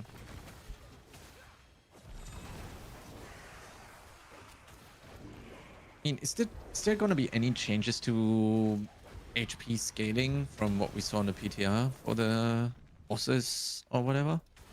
Well, we expect that the bosses are gonna be much less tanky than they were in the tower in the PTR. Yeah. So, which would skew this even harder towards non-Nezukim, basically. yes, because you're gonna spend more time clearing and less on the boss. So. Yeah. Yeah, Nezukim is just not it for this, at least for this build. Like we're hitting way too much, and on Shadow Retribution also the same problem. Like you have like maybe a quarter uptime, and a quarter uptime on a 50% damage buff is 12.5, Yeah, that's not and that's only a single target. So yeah, it's pretty bad. Just equip the holy damage and you're good to go. Yeah, you just go holy damage. If you don't have anything else, like I actually just saved like boots with holy damage now for my Judgement, because I have the Shaco on the shield anyway.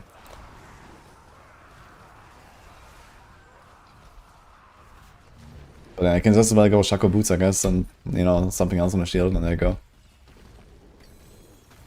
Yeah, it's like three mythics you really want to try to hit, so you need to get like one lucky somewhere, basically. And then pants and boots is like to the other two. So that's kind of the strat, I think. Yeah.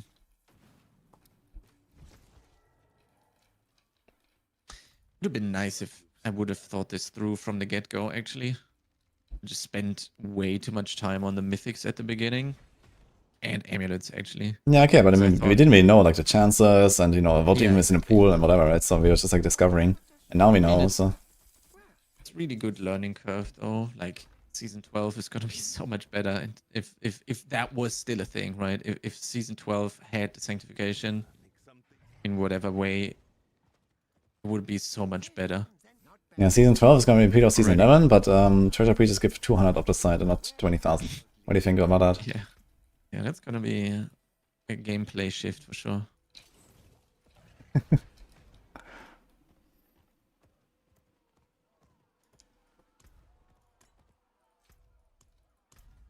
But do you want to send jewelry or weapons? I can do jewelry, I guess. Yeah, you want jewelry. I don't care. Then. Yeah, let's do jewelry. Let's do next, I guess. Yeah, whatever your mouse lands on, maybe.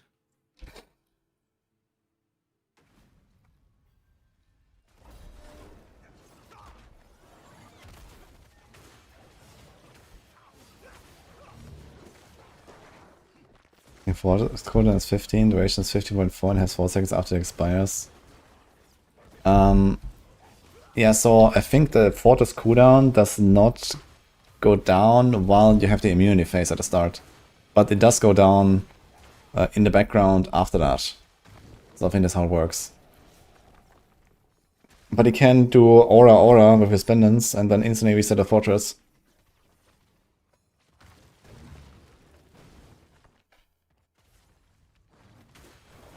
Yes, the killer.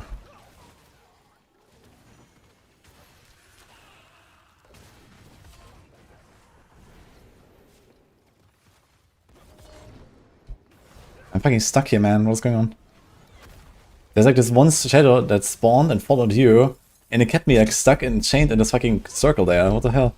I had to like, I had to arbiter out because I couldn't go anywhere.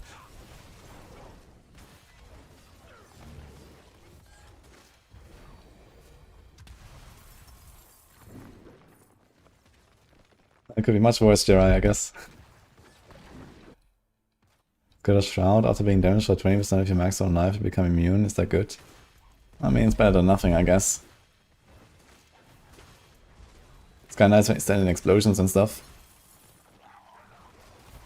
Or like when the Sword of Damocles follows you.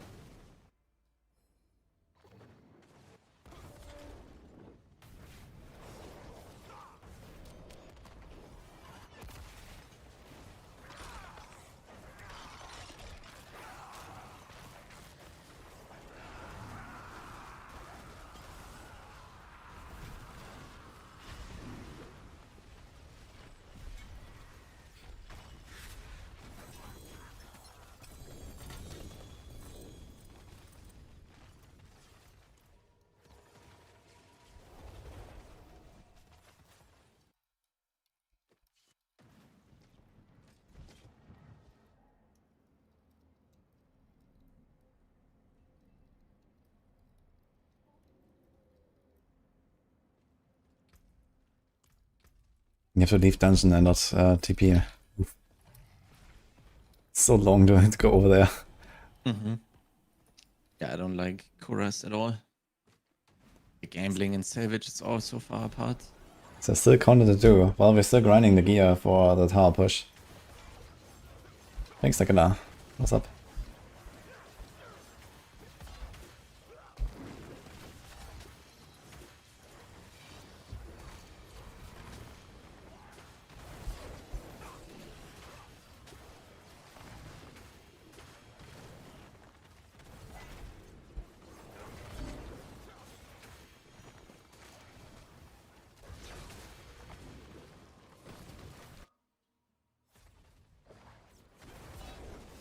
Oh, Diablo trade notification.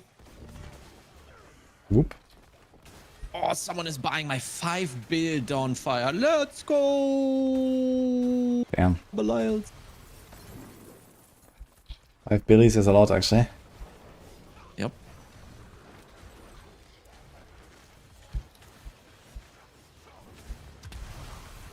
I had so many people buy a Dawnfire for 1 billion that didn't have a Paragon level and were level 1.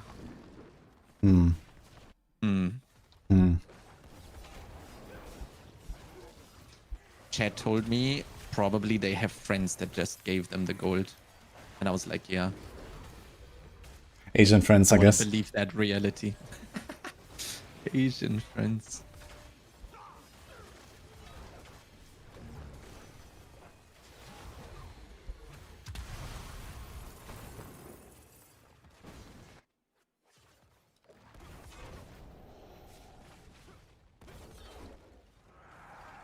Yo, no, though. Thanks for 58 months, man. How you doing? I need to collect the money real quick, Woody. Uh-huh.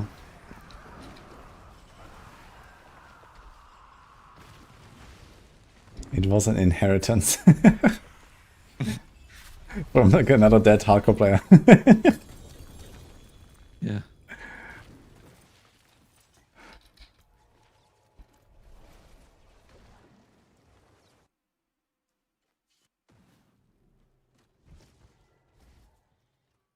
Cornix used to be a car salesman in the past life. Slaps the roof of the car. I could fit so many mythics in this thing. Yep.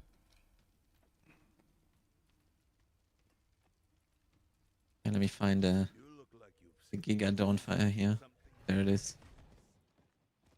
Can you see it? No. Well, it's decent. I do so love. Fortune has chosen you and you alone, Wanderer. Yeah, that's pretty good. Is that better than mine? It's roughly what I wear, actually. Almost exactly. Nice. Good luck both on rank 1. Which one do you... Ah, man, I was too slow. I do stars. Now wear it What? proudly. You won't find Look at Party Chen. Now that is sure to get some compliments. So wholesome. Oh. I wanted to ask which one he wants to see win more. Okay. Monka.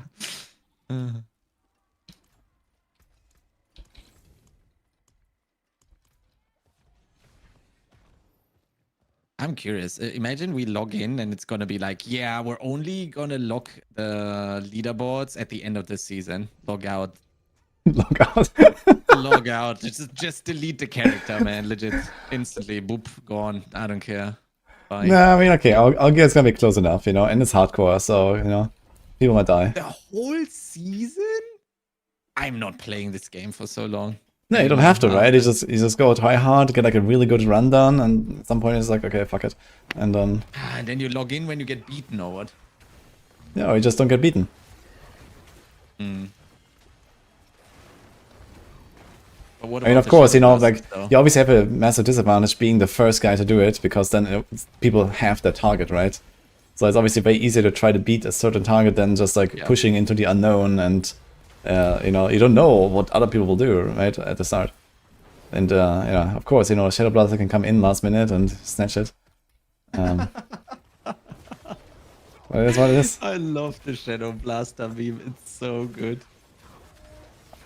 Yeah, but it's real, yeah. Like It's real. It's actually real. being the first to do the push, you're gonna be at a disadvantage, yeah. Not only like because everything is gonna be figured out by other people first, but also, you know, just the fact that, okay, like if they know that you're not gonna log in anymore, then they know exactly what they have to do to beat it, right? So But maybe to defeat the Shadow Blasters, you need to become the Shadow Blaster yourself. you're gonna get rank 1 and rank 2. You're gonna get rank 1 and then be like, yeah, that's it, you know? And then every time in the morning, you're still logging in trying to improve your clear or something. I see.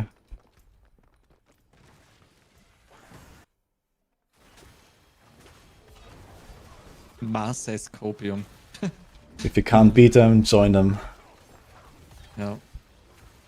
I mean, that's the thing, right? Like, as soon as you equip the full gear and you run 20 towers or 100, and that's pretty much the cap, right? Unless you go out and farm, you're not really gonna improve tremendously, right? Maybe 10 seconds, 20 seconds at most. And then if they just log in and keep Omega farming, then yeah, I don't know. I just hope it's not like a whole season thing. I don't like that. Yeah, it'll be kind of like it stupid. to lock like every week or at least every second week. I would prefer every week if I'm being honest. Like every week it's snapshots and boom, this gets frozen. This is rank 1 of week 1, and then the next week begins basically. Yeah, I think weekly would make the most sense, to be honest. I think this was, like, you know, if you look at this now, right, like this week, this season, we have been like giga blasting and stuff, and it's not even 3 weeks, you know?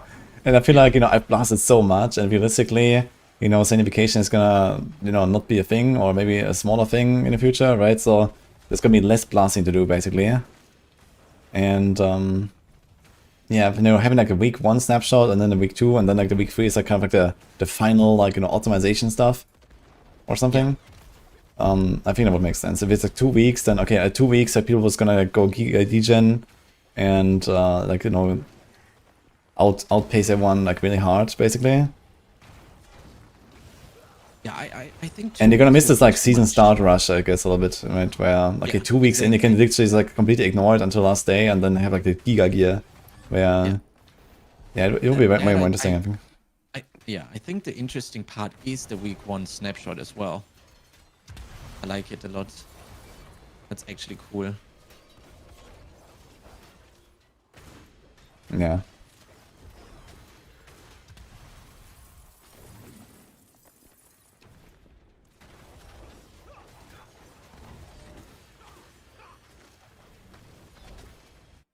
Too early. Oh, oops. Actually, it was completed, Take but it didn't count or anything. Daily reset, holy. That's a bit much. But yeah, I don't know. I'm curious what chat says, or what the chats say. Like, is it, do they prefer weekly or bi-weekly? Snapshotting of the leaderboard rankings, basically. And then you can, there's a menu and you can look back. Week 1 of this season looked like this. Week 2 looked like this. Vi farming en serie for obos. Just slam boots.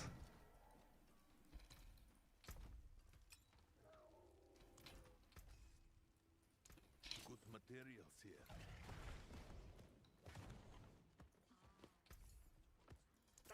Not start. Where it? Where?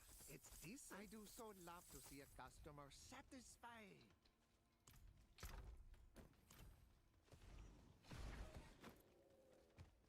Been fighting hard? I think something new with this. I feel like every week is too often. I don't know, I feel like especially later in the season you're gonna be very glad to have a weekly reset, I think. Yeah. You know, like it's cool to have like the week 1 thing where not everyone is like a giga min max with everything, you know, super crazy. And then like week 2 where we're kind of getting to that point. And then from there on, like, okay, people's gonna like reroll, make alts, whatever, right?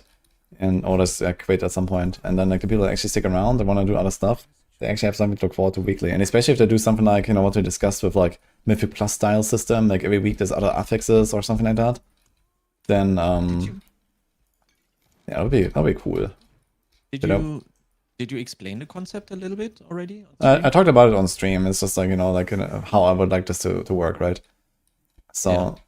basically, like in WoW, you have Mythic Plus, and every week there's like new affixes, and there's like, you know, random environmental effects, or like, you know, boss mods, mob mods, and so on. And yeah, basically let's make like some sort of categories, right? Like there's like one boss affix, one elite affix, one environmental affix, maybe one like character boon even, you know. And there's like, you know, 10 options in every category, and they're just like randomized every week. And something like that could be really cool, right? Or even like, you know, different pylons that unlock in different weeks or something, you know. Lots of stuff you can do basically. Yes, that would be my dream for this system for sure. Yeah, I think this would be amazing. Yeah. Yeah, it would be a new challenge every week, and you would even have to rethink your build maybe every week. Sure, it's kind of a problem gearing wise, but I don't know. I still think it's cool. I think the positives heavily outweigh the negatives of a system like this. Yeah, and that's what really keep it fun and engaging, because otherwise, like, the tower is gonna be pretty repetitive pretty fast. You hit a brick wall, and that's it. But, you know, like this, you're gonna have, like, infinite combos of, you know, different stuff that it can happen, right? And every week is gonna feel a little bit different, at least. And I think this is kind of necessary in the long run. Yeah, and this would also keep you playing, actually, if you're interested. Even though you are completely maxed out, just logging in for the fun of learning a new FX combination is a lot of fun. Yeah, exactly. Okay, I need to restart. My game froze. Oh.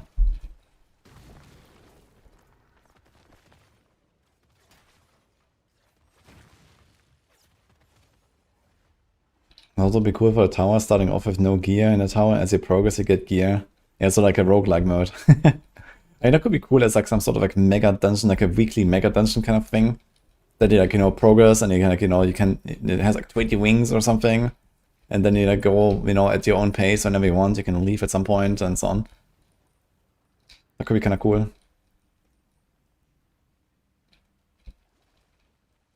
If they rotate affixes every week, they should definitely rotate maps and layouts. Now, if you have like, they already have like a very small pool of layouts and stuff. Like making those fixed, then we're basically back in a gauntlet, right? We don't want to be back in a gauntlet. So there's already like a very small pool of like, you know, possible combinations of like maps and monsters. And they're supposed to be roughly equally good, right? And that's okay. There needs to be variance. That's really important, else it's going to be boring.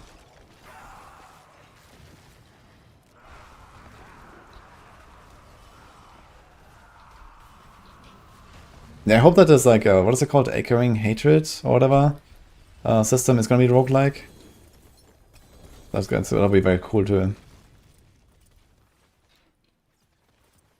I like one of them is this how to say, like this boss rush mode or whatever you want to call it.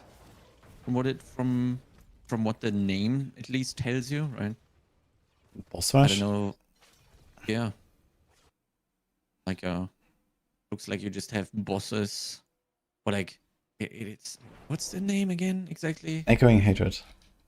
No, I think there's something else. Some horde stuff. Yeah, that yeah, I exactly. was This is it. And that's like that the one. Oh, okay. what will it do with Dark Citadel over time? Well, if they're smart, absolutely nothing. And maybe down the line, you know, like let's say 2 more expansions from now or something. When everyone is happy with the game, they can think about doing something with Citadel. But for now, they have bigger fish to fry, let's say. I don't understand that decision with the raid. I really don't know.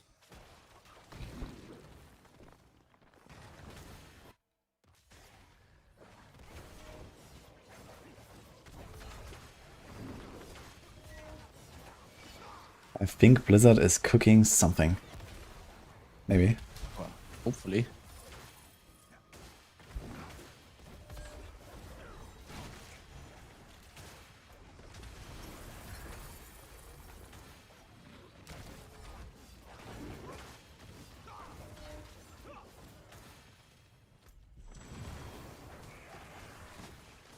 D4 Demon Hunter, holy. Yeah. That would be kind of cool. Like Dude, Marauder Demon Hunter would go hard in this game for sure. oh, Marauder? Yes, with the sentries. That would be so What is a fucking badass. Marauder Demon Hunter. That's with the sentries.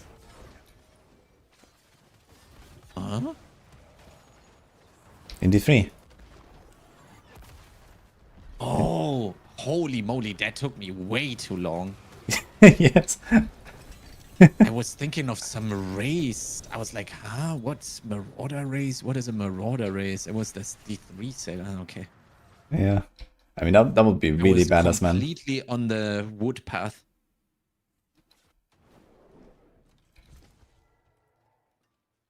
The sentry stuff would be cool. Not a big minion fan, but sentries are cool. I like them way more than Yeah. I think actual minions. I think to this day it's like one of the most enjoyable playstyles in D3. I do so enjoy customers with Nothing beats I do so the sound of pressing multi-shot. you won't find another Wait, now we're gonna get multi-shot. Can we get a barrage Totally. multi-shot upgrade, please, in the expansion? That will... No, we're gonna make What? we're gonna make Blessed Shield multi-shot Oh my god. with bouncy projectiles. That's what we're making. Dude, if we're not getting a barrage multi-shot, then I don't know what the fuck they're doing in the expansion, man. I agree though. I mean, that has to happen. Like, what the fuck?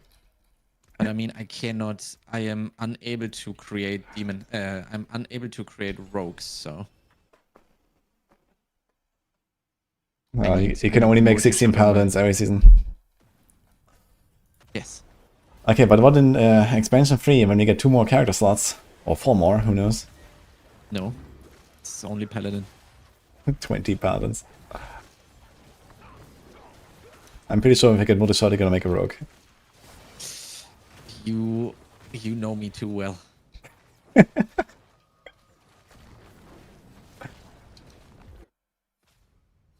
I would just shadow blast the rogue so that nobody sees it. On a second account. Secret rogue account. The secret rogue account.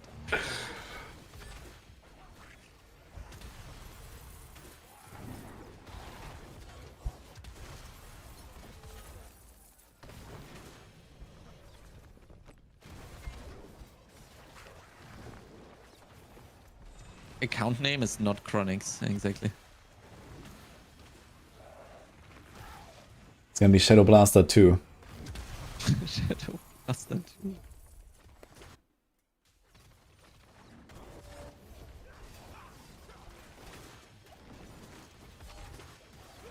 If you get the 3 builds in E4, I want Water, Clone, Inner Monk. I mean, Oradin is very close to that now. That's basically Inner Monk, I think. You have Wolves. They all have like, they freeze everything. They literally freeze everything, you know, like the water waves. Like, this is fucking Inner Monk. You know?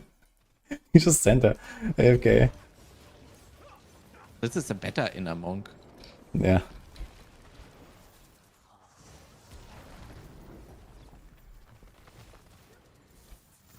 You have infinite teleport with the rally evade, kind of. Feels like the dashing almost. Not quite as fast, I guess.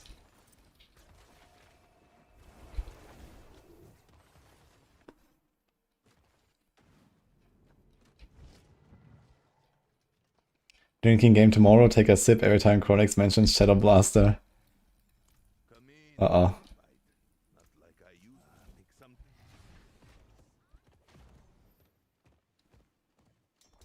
I'm just scared. What can I do?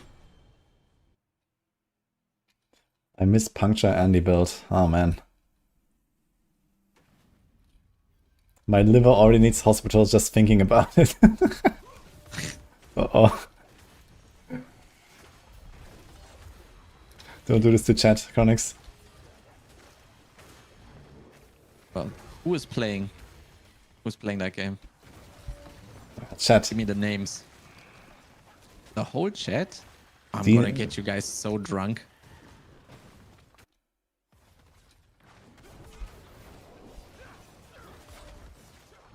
You're gonna wake up, you're not gonna know which year it is gonna be. Literally. Can be confusing in the next few days. Yeah.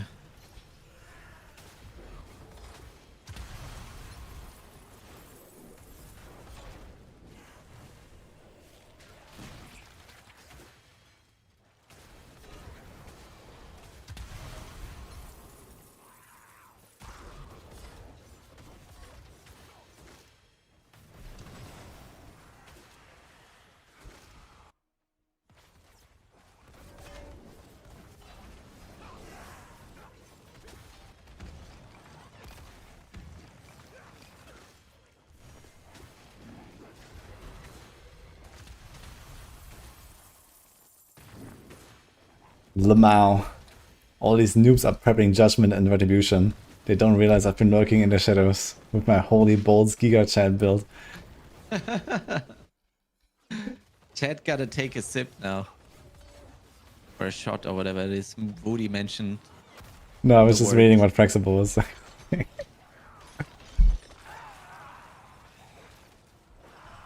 method to get powered I'm is so happy that this bosses. grind is not gonna be permanent. Cope. Oh my god. No, no. This is not happening. I'm not doing this a second time. Weak.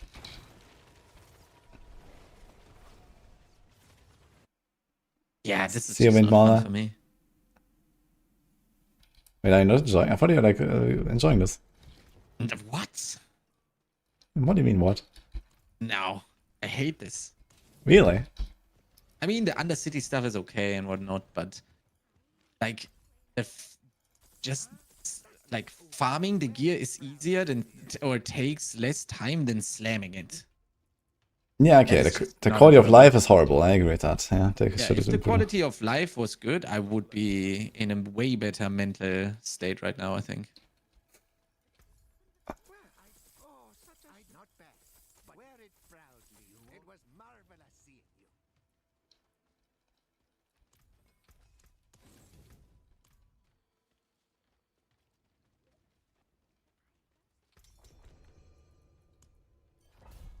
Well, it's this. Wear it proudly, dear. We leave nothing. It would be actually pretty fun if some underground build came and blasted everything. Yeah, that would be a lot of fun. Haha. Log in another 2 weeks of Undercity. Nah. I'm legit just gonna... I mean, okay, there's like a really high chance that, you know, you can repurpose half of your gear anyway, right? So your mythics are not gonna go anywhere. That's true. Your boots, your pants, your neck, like they're basically all the same anyway, unless it's like some very weird stuff. So it wouldn't be so bad, I think.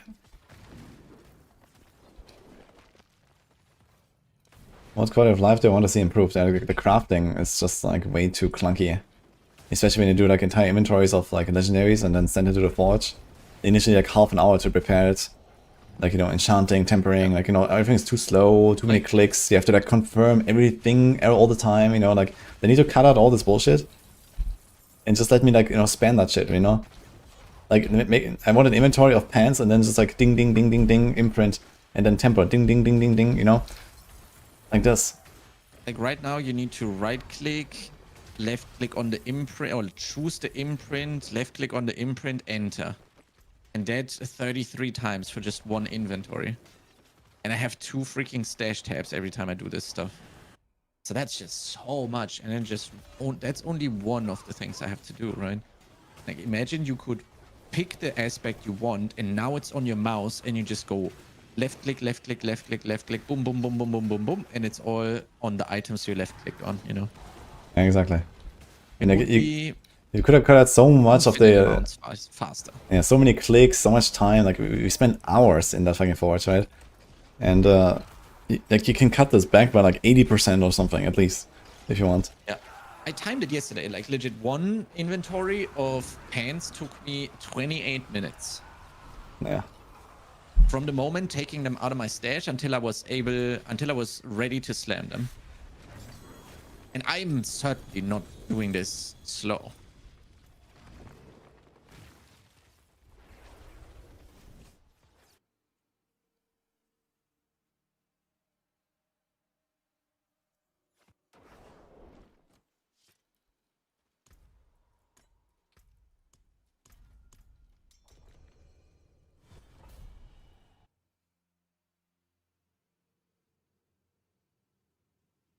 Yeah, rerolling as well, like enchanting, you have to do like 3 clicks. Dude, you have to do 3 clicks for every enchant roll. And you have to do this on average, I think 500 times if you want to see a specific passive once. And then it can have a 1 to 2 range, right? So I think it's like on average 1,000 rolls to get the specific passive you want. You know? So if you actually want to go that far, right, you would save 2,000 clicks per amulet. If you just let us do it with 1 click instead of 3. Now, okay, we have the option to choose other passives, right? We don't go for only one passive. So realistically, you roll each amulet like, I don't know, on average 50 times or 100 times or something like that until you get something. But even then, like, you know, it's hundreds of clicks per amulet that you save just from the enchant. And then comes the temper, and then, you know, all the other shit that we just talked about, right? So. Okay, hear me out. Torchlight, infinite, crafting system. In terms of enchanting, just you choose what you want and you let it rip, and then you get it at some point. But it's just gonna go auto enchanted until it gets the stuff. And this is like too much mobile game for me, to be honest.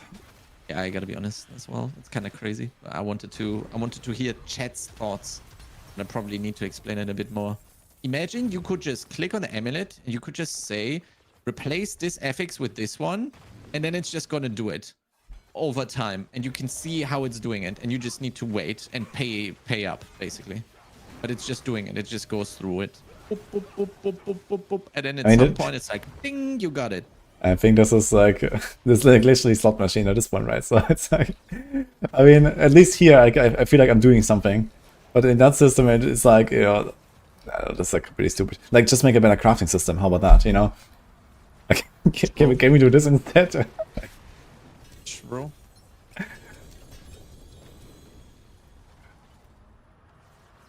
Like, my airs are so cursed this season, it's ridiculous.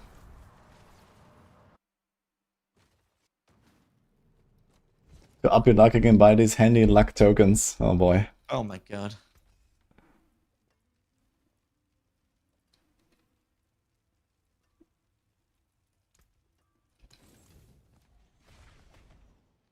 That's too much work. I just want to log in and have the items. Yeah. That works too, I guess. Just click on the Maxroll build guide, and it says at the top, it just says import into game, and boom. Import.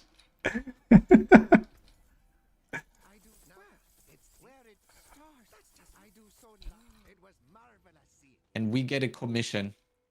You know, you have to pay like $5 every time you click that thing in the Maxroll guide, and then boom. Holy. And then it's there.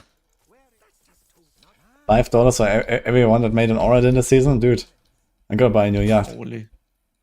Yes. It's Lambo Dijo. My third Lambo. Third Lambo Dijo.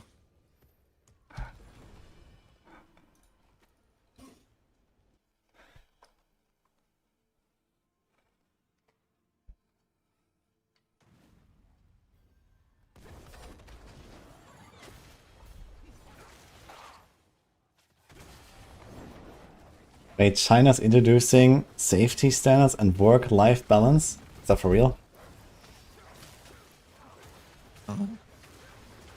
Holy. How come? What happened? Yeah, Bonkers is talking about it. He was talking about outsourcing this, you know, gearing and enchanting to Malaysia instead of China.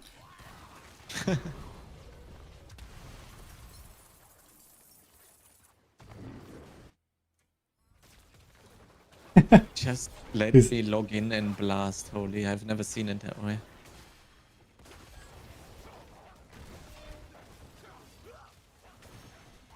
China Unions was not on my 2026 bingo card.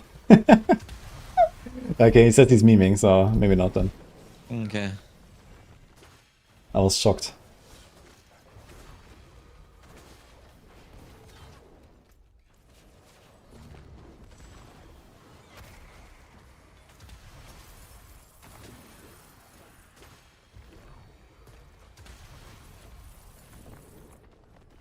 Ah, man. When you like double falling star and the obols are left 3 screens behind. Well, that's a user mistake. True.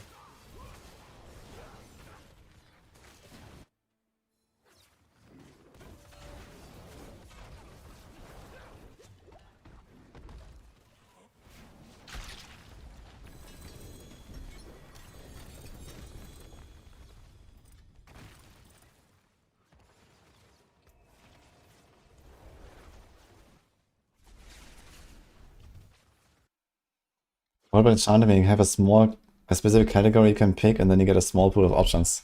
Like honestly, they should just nuke the fucking enchanting. The game would be way more fun. Like suddenly you have actually like a much better loot chase and you don't have to deal with that shitty system. I think it would be optimal. Yo, imagine not having enchanting. Yeah. Like instantly looking at loot is 10 times more fun.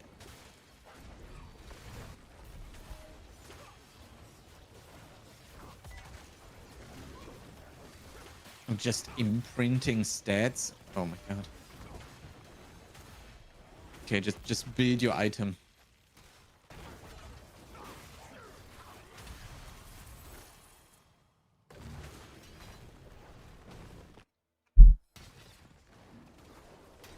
Apparently there's a Frosty video that just came out about that includes us about talking about tower. Wait, you and me? Yes. Oh my god.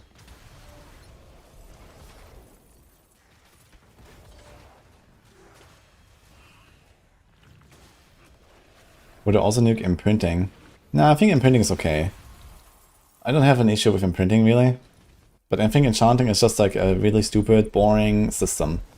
And, you know, does have, like, even if they try to improve quality of life with, you know, whatever, like reducing amount of clicks and auto re-rolling, if that's ever gonna happen, probably not. Right? I don't even want that. Like, I think enchanting is just a stupid system. Like, this, like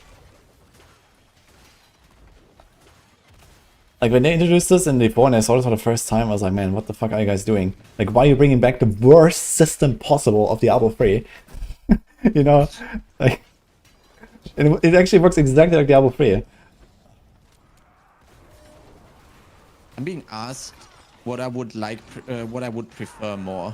You can grind some mats for the stats you want and get base items and upgrade with those mats. That's basically last Epoch system, and I think that is pretty solid, although for me a little bit too deterministic even. I would like a tad bit more RNG in Last Epoch system in the beginning. At the end, it's good RNG for sure, but I think it's way too easy to get good items with Last Epoch system. Although I think they have probably the best approach out of all the RPGs when it comes to crafting. None of the systems is perfect because I think it's very tough to balance how to say that, approachability or easy access for new players versus too deterministic and too easy. But I think Last Epoch, out of all of them, does it the best.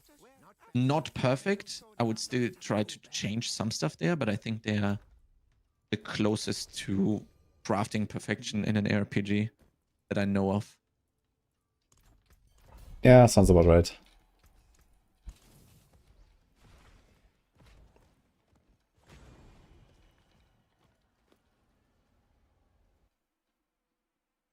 So certain breakpoints, attack speed, So crit, am I and gonna, are we gonna watch the Frosty LaRue video picture in picture while we're blasting real quick?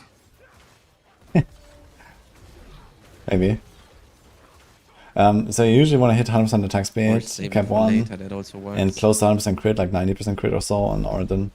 And then Never cooldown, tried the more the Last Epoch. better. Yeah, I mean, Last Epoch is sick. Everyone should try Last Epoch.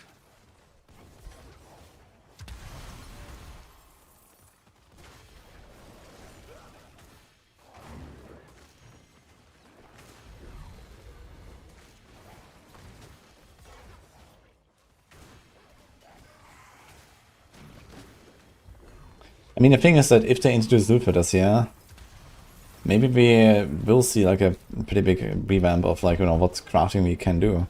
Like, you know, imagine that we just get a lot more loot and then you're just supposed to have a loot filter and say, hey, okay, I want, you know, these stats, I want these aspects. Like, maybe they're gonna get rid of imprinting, you know? Technically, this will be possible if you just increase the amount of loot they get and just say, hey, you can only find the And give us a item. loot filter. Yeah. I mean, I'm not sure if this would be a good idea, but it would be possible, at least, with a loot filter and accordingly, like, large increase in item quantity, basically. Okay.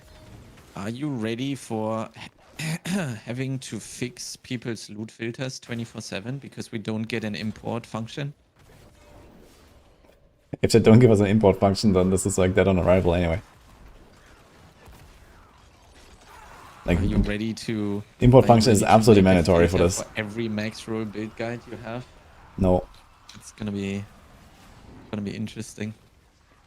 And of course you need a starter and ancestral mythic and push loot filter. He's Yeah. scared.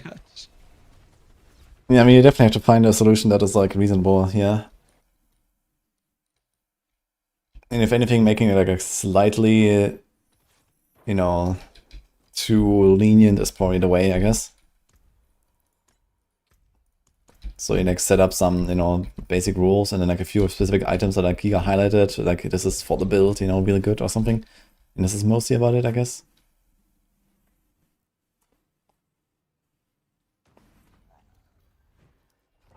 Like, I like the loot filters in Last Epoch, but I don't like how long it takes to set them up. I think, especially if you I do think, them for a race, like holy moly.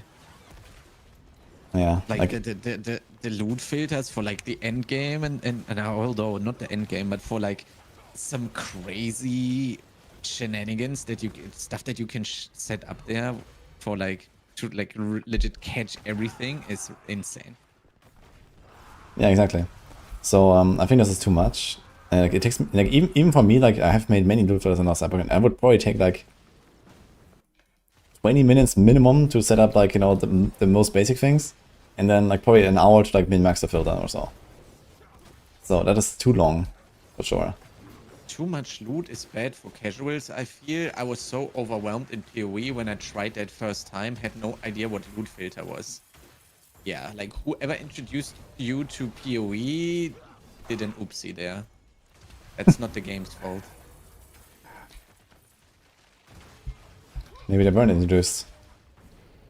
RIP.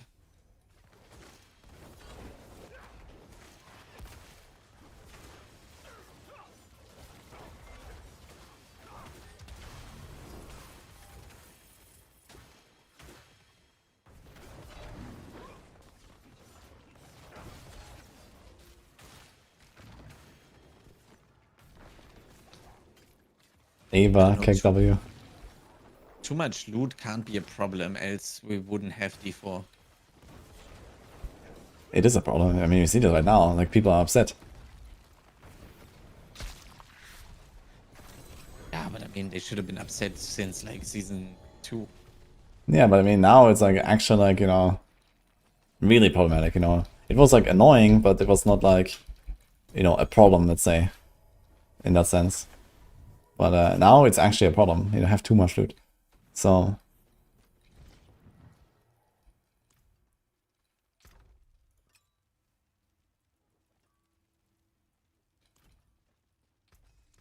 You take care now.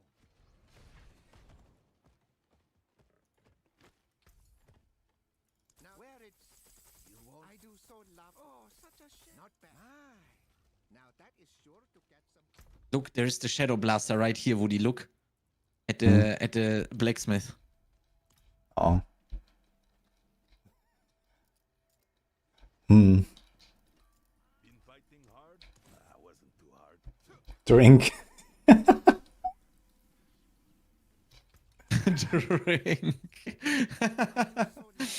Where it's proud. You won't. What can I do? It's legit right here. Look at it.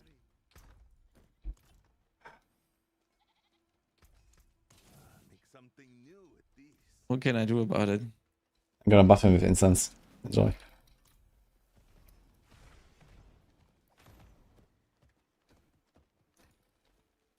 You buff the competition.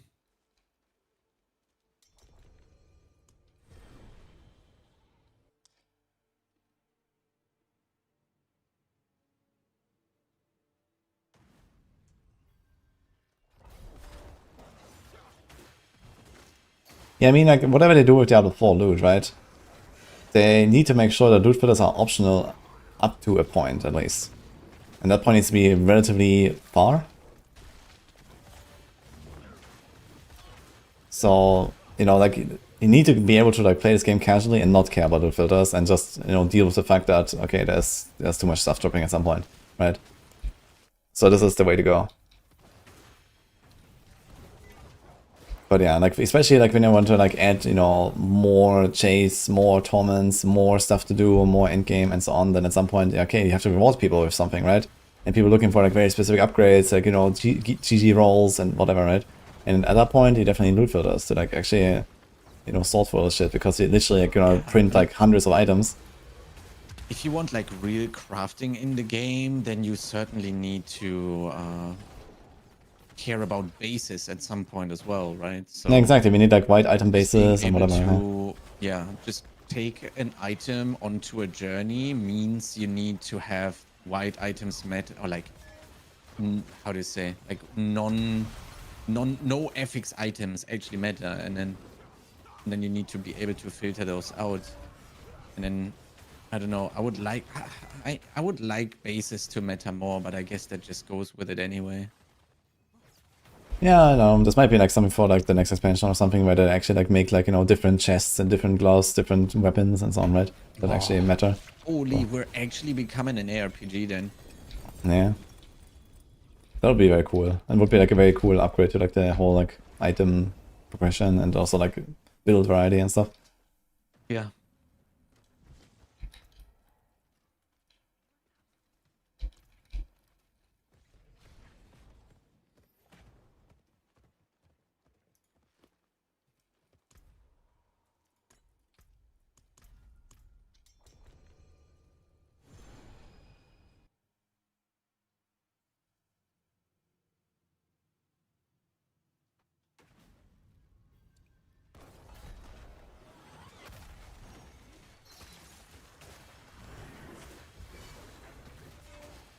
Okay, my 2 stash tabs are slowly becoming full. Oh. And it's despaired sanctification time without any mats to sanctify. So you just buy another stack of 1000 sigils just to be sure. Grizz sold me a couple earlier.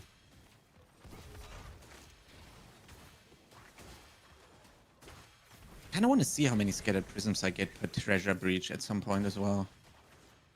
To like maybe ease the despair a little bit. Yeah, It's crafting like, will be are an we expansion. doing this? I found 30 scrolls of restoration. That's not bad. 30, really? I didn't pay attention, but that sounds pretty good actually. Yeah, that's actually not bad.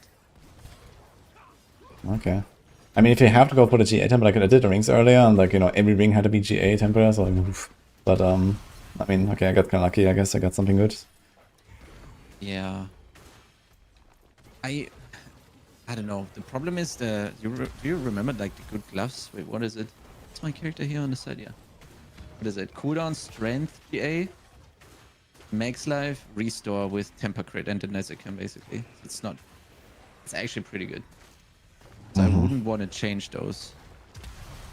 I mean, if I have to, I change them, no problem. But since those have the lucky hit restore GA, or like masterwork crit rather. Okay, do we just go for like a damage down on your ring or what? No, I could just run a non-GA temper basically. Yep, do you go for double, I guess? I think double is unnecessary. I think, you know, if you have a good roll there, that's fine.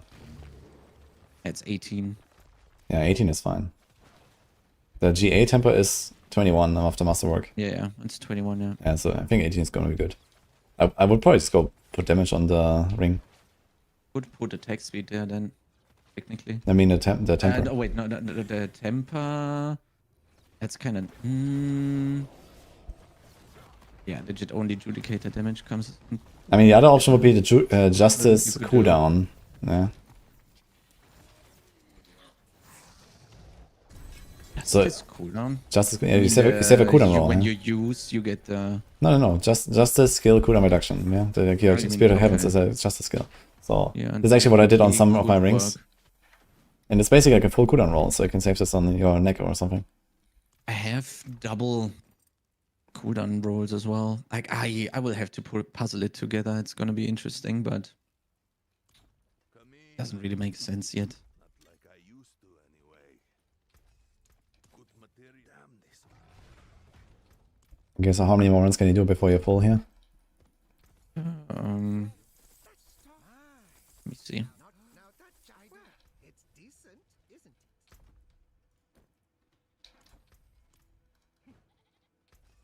I have like half a stash still. Okay. Oh, such a shame.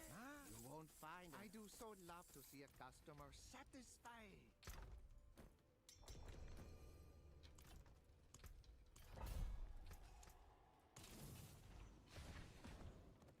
Kind of bothers me that every run my obol count goes up by like 50 or something after gambling 2 inventories. Like, now I have 500 left, and next time it's going to be 550 left after 2 inventories. And then 600 and so on. So at some point I have to do 3 inventories.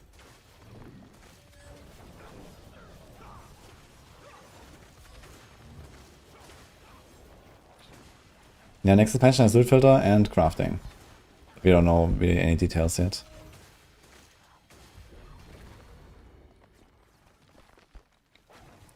Yeah, with like how the form works, you know, it would be...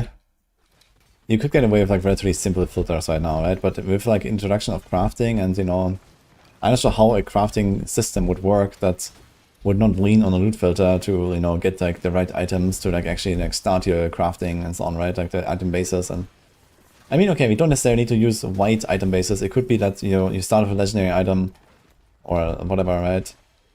And maybe like depending on the stats it has, then you can do different things. Like they could make a crafting system like that as well. It doesn't have to be like from the ground up, but they did talk about that. They said that, okay, like 0 to hero is a thing that, you know, they want to do or so. So Yeah, 0 for me is a base item without any stats, right? yeah, exactly.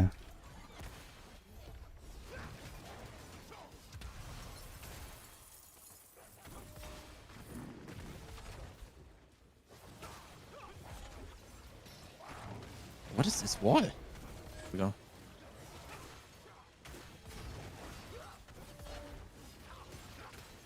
The next expansion will be Reaper of Souls 44. No, it's called Lord of Hatred, actually.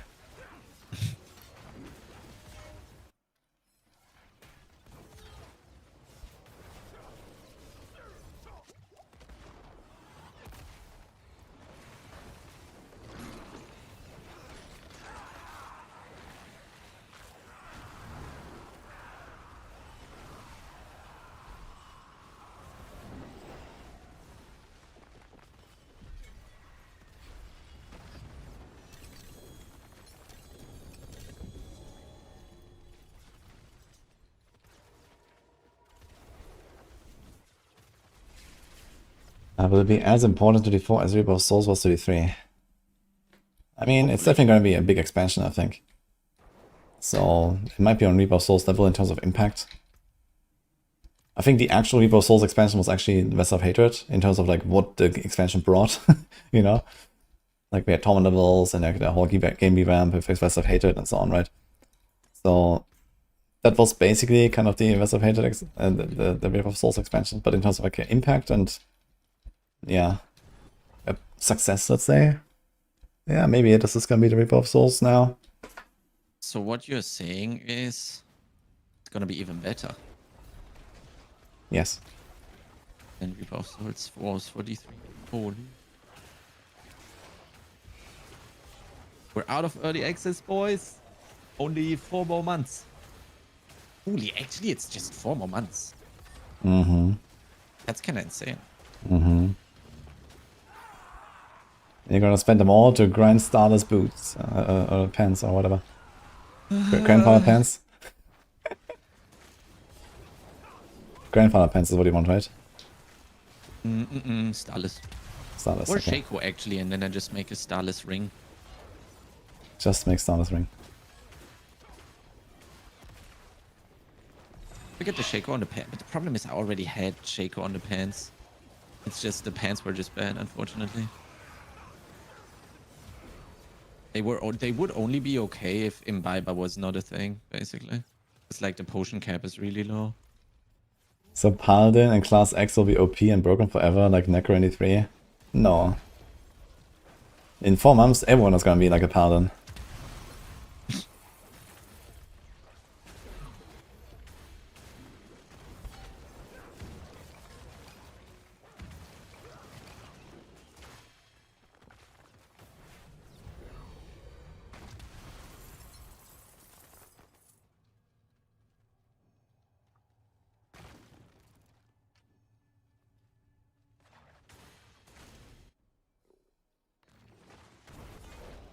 The Spiritborn leaderboard is free for the taking. It's going to be very interesting to see about the non-Paladin classes.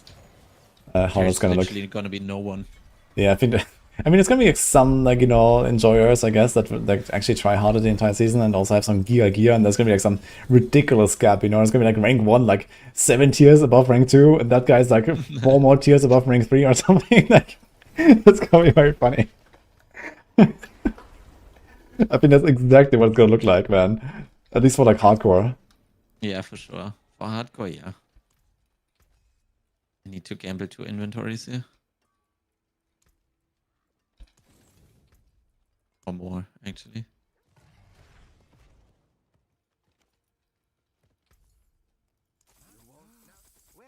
Ooh, Potion Cap GA. That's the one. I feel it. That is the chosen one. Yeah. 07. A boy just died with all purified essences in inventory. Oof. What? Oh no. Wear it brown. That's just too bad. Well, it's decent, isn't it?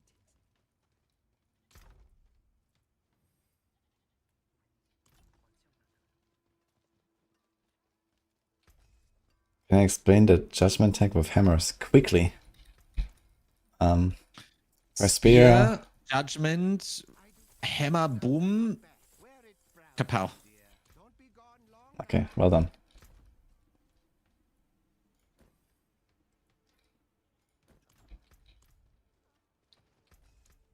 You take care now.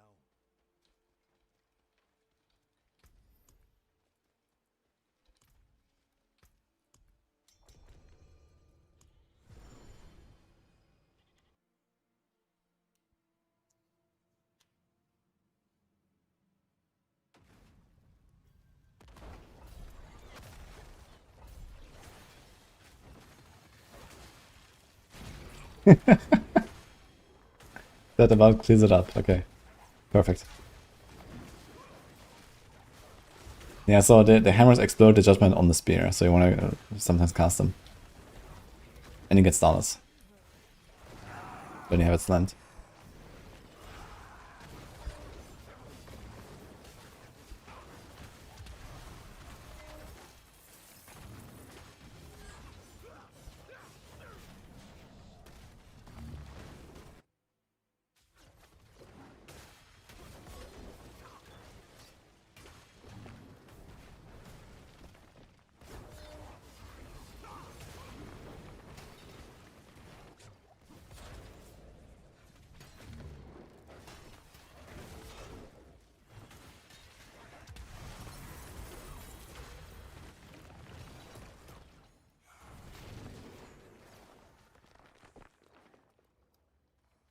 Okay.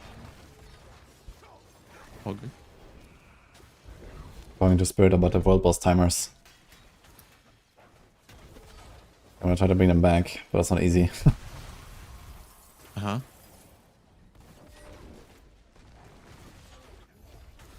I also need a notification 5 minutes before.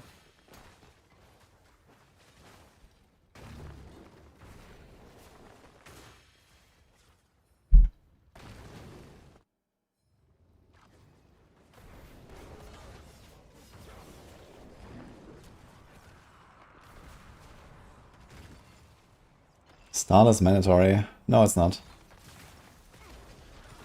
But it's 50% damage.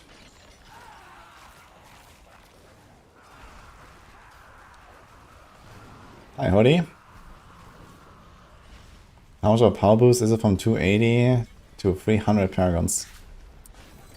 It's probably roughly a quarter of a pit tier, I would say.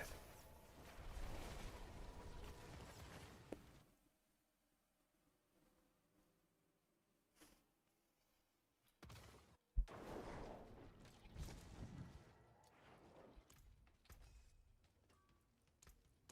take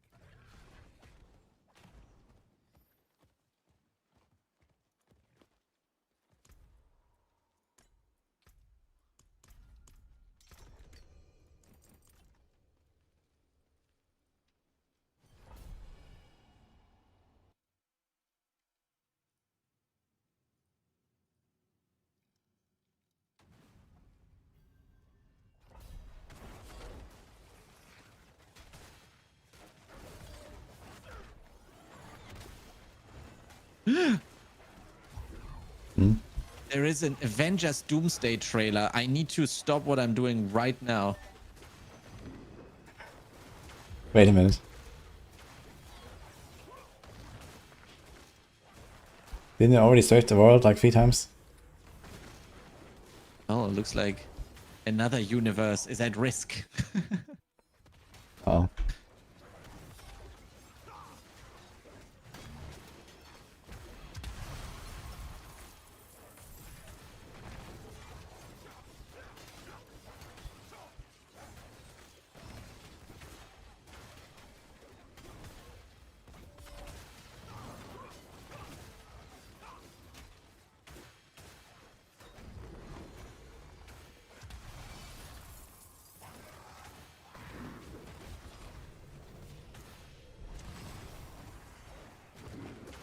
Oh man, you went in like almost blind on Little Fight? Okay. Yeah, then it's a very dangerous fight. It's definitely by far the most dangerous fight in the game.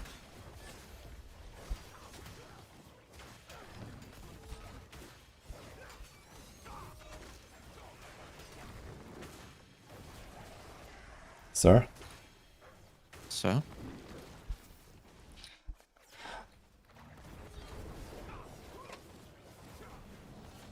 Oh no. Oh, that was nice. Okay. Thank you. Look, guys.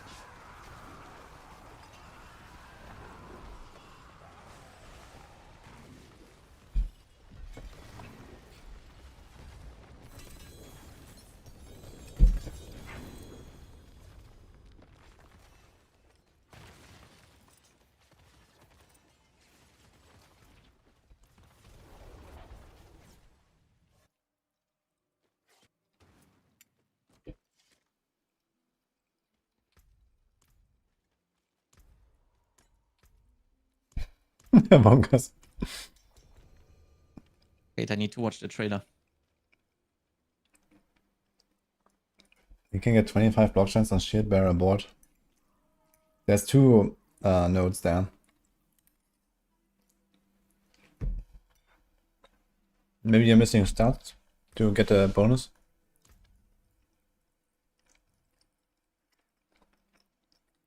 So this is 9. So he has 5% extra. You see this? This is 16 and 9. It's 25.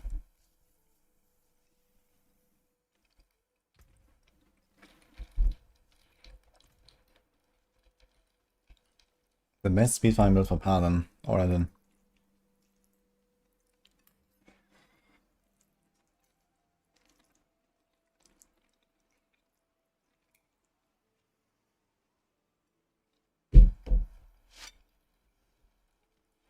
Okay, so how's it looking? It's all our boots. Okay. Maybe we can sort some of them out that don't have like any of the stats I care about. You want strength and life.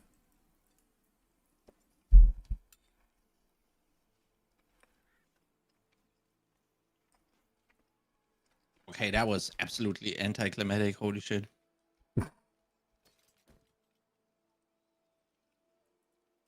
Unlucky.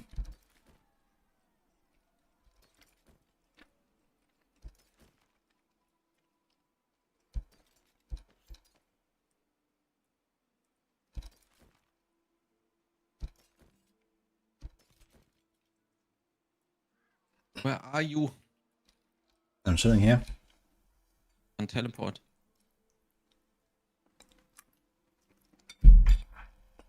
I'm in town. What? Hmm? I'm chilling in town. I don't see you. At the Kuros entrance.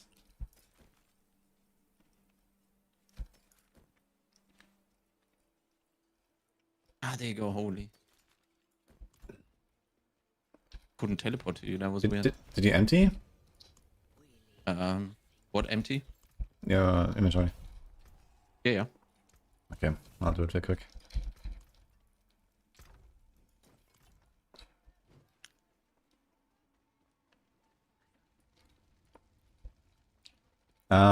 Yeah, if you don't have anything else, you need 5 ranks to on guard.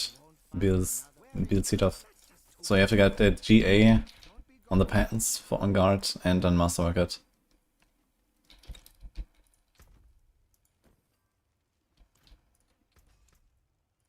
You take care now. Temptations and delights. I do swear. Stop. Wear it proudly. Swear. Now that do come again.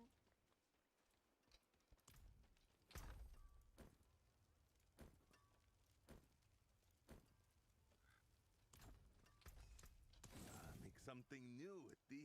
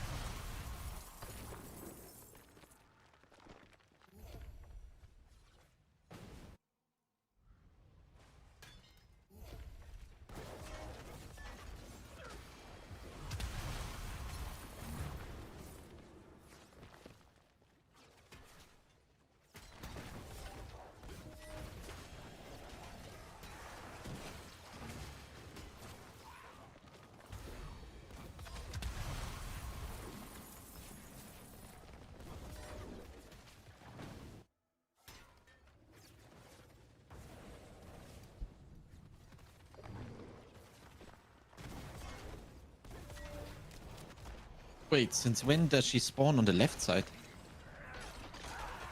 Random, I think. I have never seen left side, I think.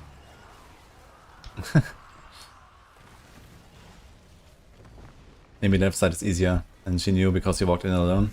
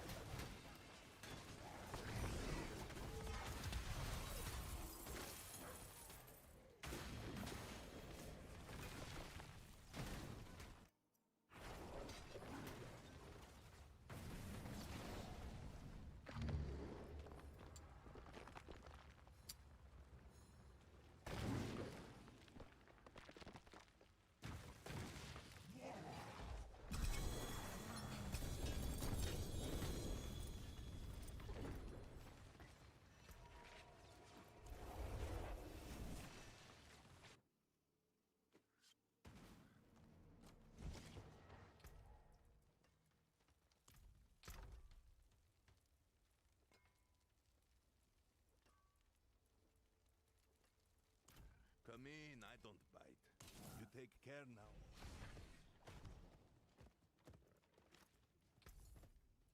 My. Oh, such a shame. I do so love. Not bad. Wear it proudly, dear.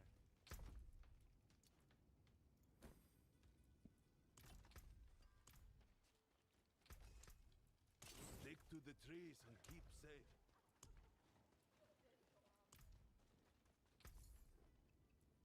Well, I do so love to see a customer. You won't. That's just too bad. It was marvelous seeing you.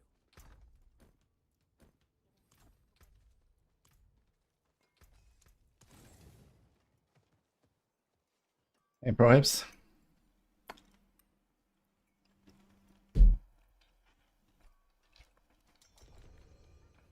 Edgemaster aspect is a really good one to get for most builds, but not for Judgement, unfortunately. It doesn't work for the Judgement. Edgemasters only works for skills that you cast. In Judgement it's just like a sub-skill that is triggered from other stuff that doesn't work.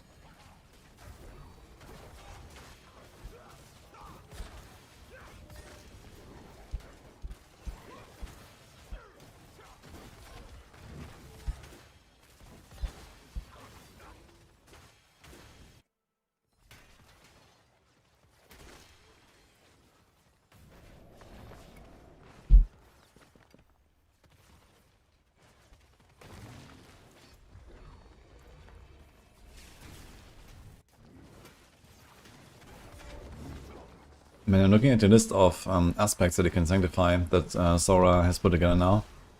Not Sora, Icy. Where do we have that? Yeah. I think he's gonna put it somewhere in an article soon. Okay. It's actually crazy to see how many there are. Like when you're trying to hit something, and especially on neck, man, like when you have like every category, it's insane. There's like, I don't know, 25 aspects maybe or something. Holy. Yeah.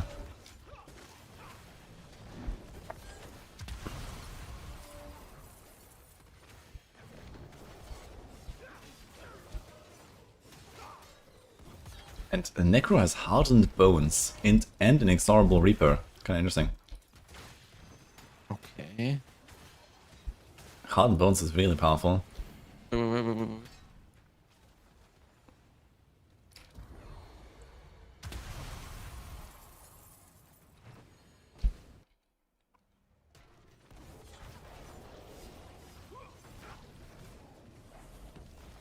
Spiritborn has tenacity, which is also kinda nice. What is Spiritborn?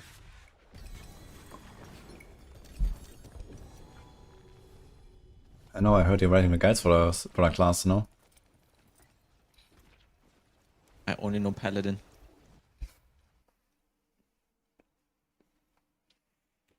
Are you losing DPS if you're using Hone instead of Biber and Potion Spam? Yes, you do. Hone is like a 15% multi, basically all the time. And then Biber can be all the way up to like 50% when you have 10 potion stacks and then empty them. But Imbiber is like a slightly smaller glyph, so you lose a bit more there. But yeah, the difference is something like 20-30% DPS in best case scenario. What runs are we doing? We're running Ascendance tributes right now, so you keep getting uniques and mythics.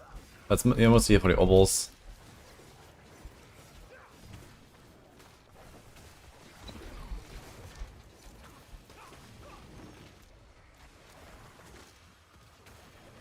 Am I not bought a Paladin yet? No. Paladin is pretty fun. And also, you know, you have to grind out stuff for rank 1, so you have work to do.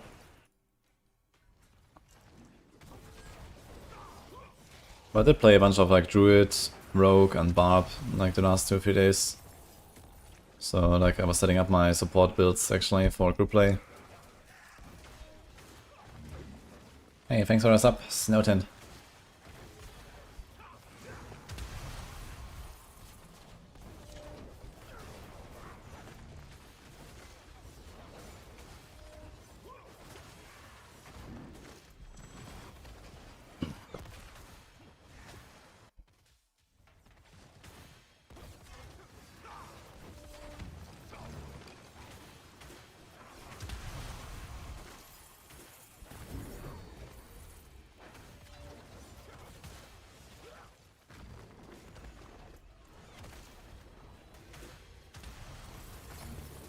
When I'm not streaming, I must be playing that other grown-up RPG. There's plenty of RPGs that I play, but not off stream.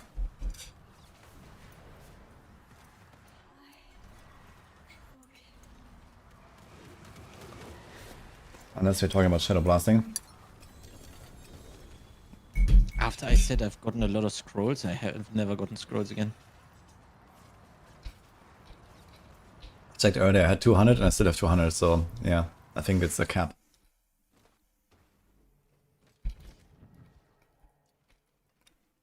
Is a daily cap in my RPG? No, I mean cap like, you know, what are you saying? Cap. Oh, no. I 100% I got scrolls here though. I don't believe you. I have the receipts. Go back in the vault and check. Okay. You should keep the receipts for the sanctuary tax office. Imagine they take a There's tax from nothing your to- scrolls. There's nothing to tax on my account anymore. Yeah, the scrolls, man, they will always be It's taxed. empty. The scattered prisons.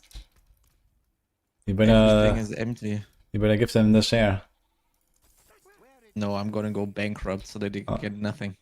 And then Uber Diablo is gonna come for you. That's finally. Come at me. It's gonna one-shot you. No. Just dodge everything. Just don't get hit.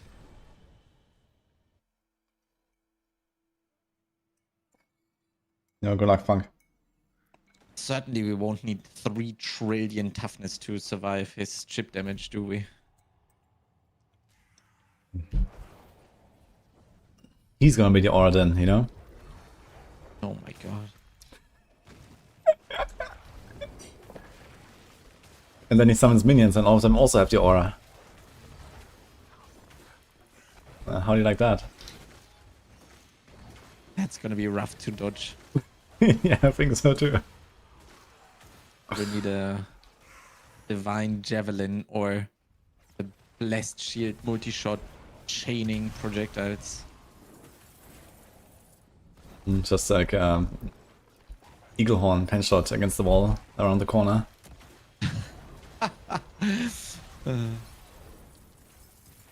Eagle shot.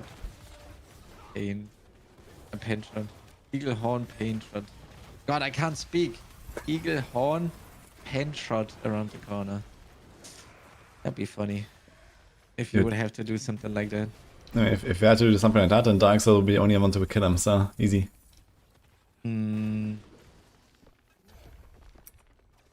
True. The only person in the world that keeps playing bow rogue. It's so sad though.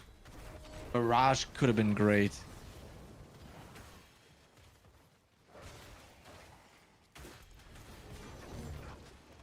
I mean, everything on Bowrow could have been great, but here we are. He's badge. Best farm for scrolls is Infernal Horde.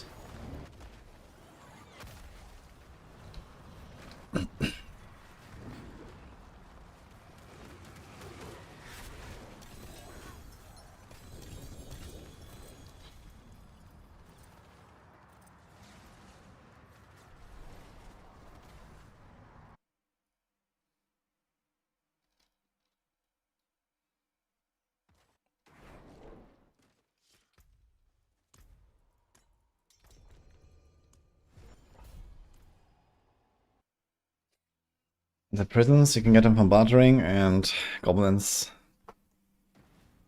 from treasure breaches, maybe. I'm not sure if they also drop from hordes though, a little bit. I'm not sure. Because they have the gem fragment cache, maybe they also drop there.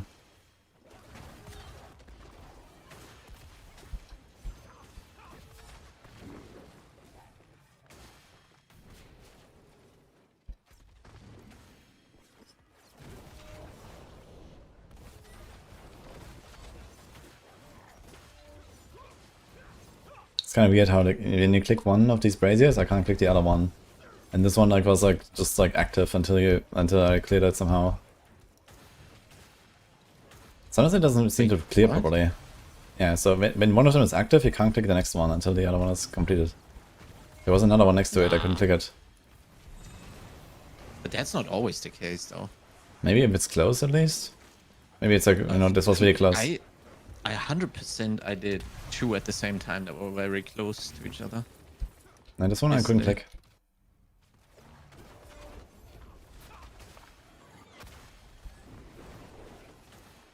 Good farm build for Druid. Boulder, I'd say.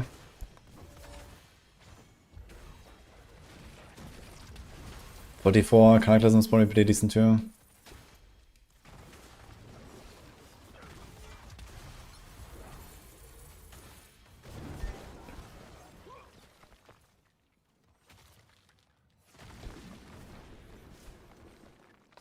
You seem to go through 20-40 scrolls per item. I mean, in some cases you are forced to have a GA tempo, right? If you're talking about like on guard, on pants or something. You know, you need to have 5 on some builds to get a block gap, so this is what you gotta do. Really like to hit the But in other cases, doesn't matter much. Starless somehow. Like arbiter duration, I mean, most of the time doesn't matter that much. Start to not have to worry about this so much. Rip.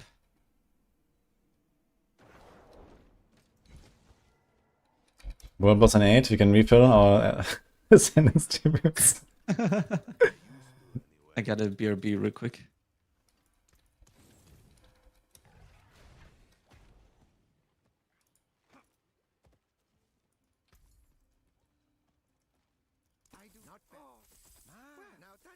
The number 1 push prep thing.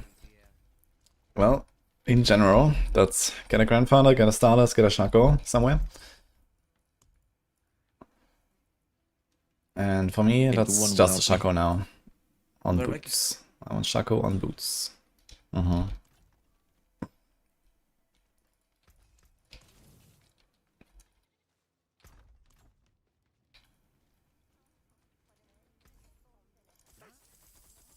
that just won't I do so absolutely wear it proudly, dear.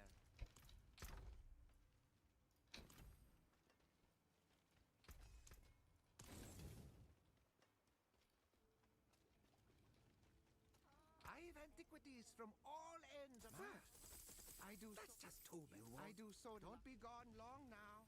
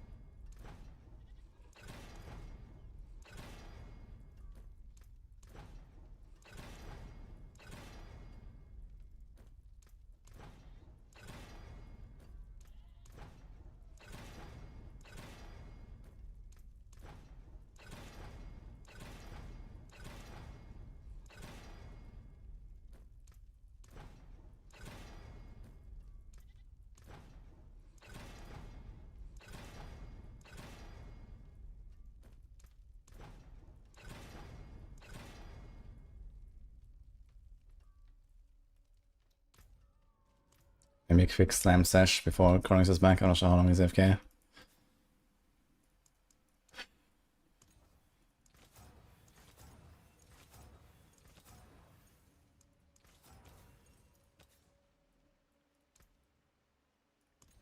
God, this is actually a crappy pair of boots.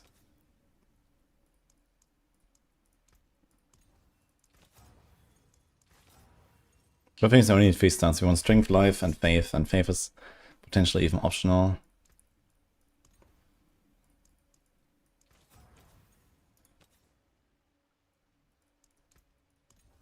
I mean, Armor is nice to have as an extra stat, or like some res.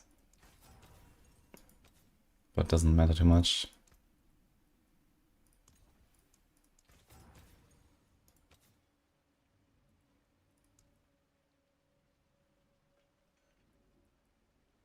Actually not gonna roll these.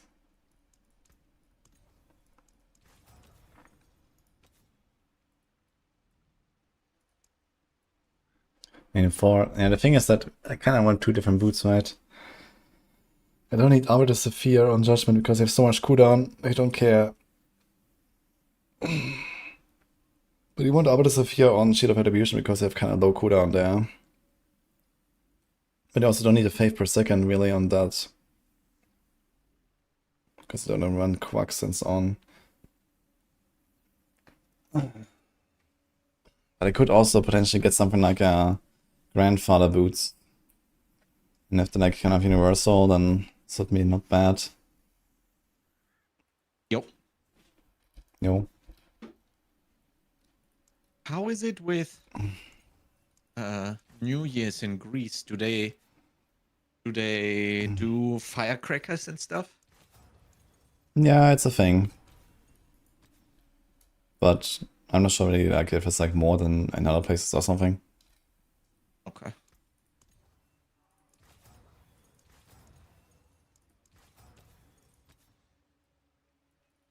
Poor Merlin.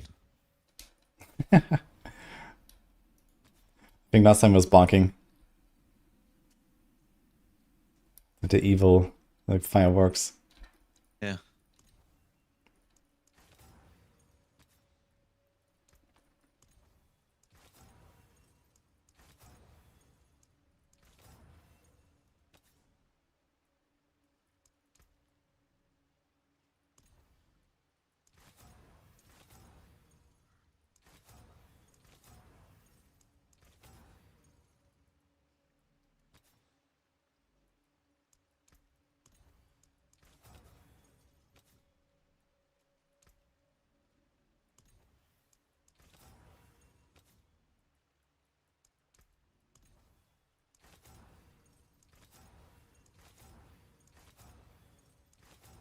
How important do you think is condemned size for the push?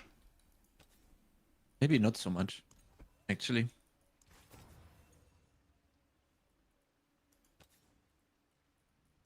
Yeah, I kind of feel the same. Like do Defiance Aura potency or whatever, right? Judicator damage maybe? Oh wait, Defiance Aura potency is not offensive, is it?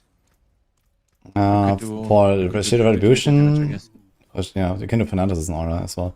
But yeah, Fanaticism works for both, yeah. I'm doing Defiance Aura on my boots right now. Yeah. But this is like because I mostly care about the boots for the Thorns push, and Defiance Aura is almost equal to Thorns Temper. But technically it will work for both builds and also gives you a bit of defense. And yeah, and, if I hit like Grandfather boots or something, then I could use those on the Judgement as well. I put Arbiter Sapphire right now, which is useless on the Judgement because I have so much cooldown, but it's not useless on Retribution because you don't have that much cooldown. So Sapphire is the way, I think, for Retribution. So I'm just doing Sapphire boots right now until I get the Shaco, and at some point I will lock it in. And then we'll see if I make more boots and if I want to do something else. Boss just spawned. Ah, okay. Yeah, you got like a bit of time. Yeah, I just prepared my like 22 boots. Quick. Boots are actually really fast to slam, that's the good part. Yeah, I do like 2 tempers max or something, and Yeah. Sometimes I do like one tempo hands and is just send like, it. oh, and then you want to hit the potion capacity, and then depending on the build, you want the on guard crit ideally as well. And Yeah. good luck. It's a lot of Yeah, on time the that you boost, I need to just send it, spend. you know, either they have a good tempo or they don't, and fuck it. So, Yeah, like when I was doing arbiter duration or whatever, I was like, yeah, something above 40 is fine. Everything else is whatever.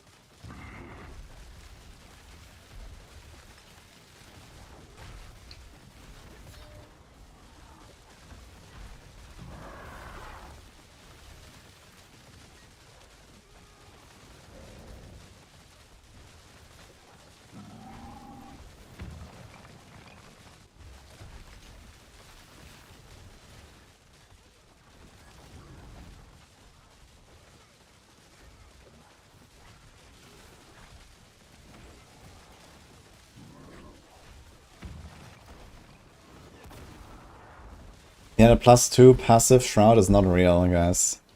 So the implicits are not going up. And apparently not supposed to. So this is just a tooltip.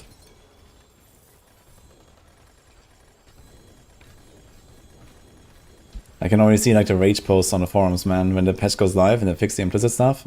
And then they're +2 shrouds, there's +1, they're gonna be like, man, they nerfed my build. What? not understanding that it never worked to begin with. It's gonna happen, man, for sure.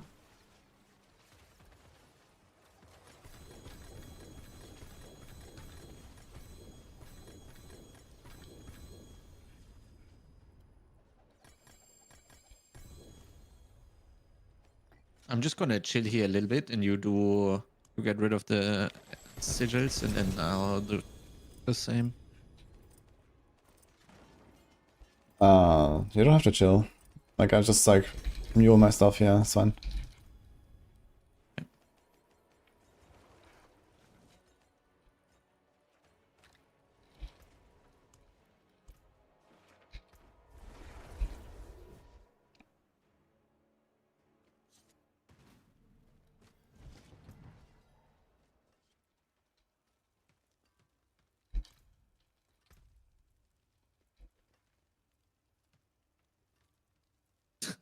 Back to 85 tribute of ascendance, still got 7. Oh god. Look out, man.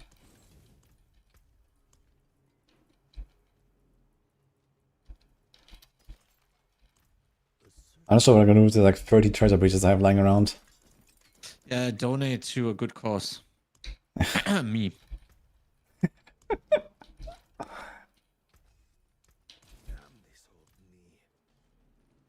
How many treasure breaches do you need? Yes. Can you get more lucky? You mean more lucky? You are the person with all mythic slams.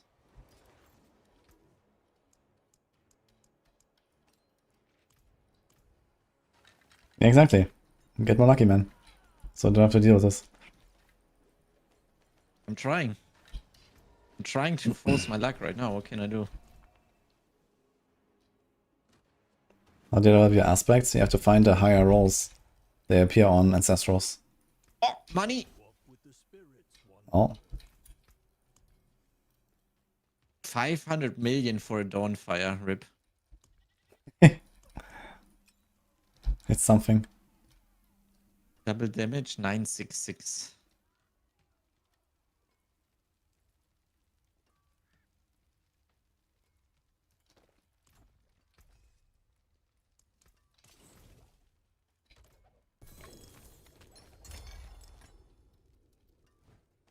Down there on the chair. You look like you wasn't too hard.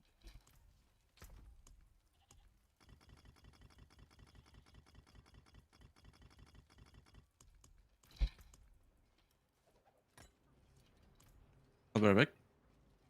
Mm-hmm.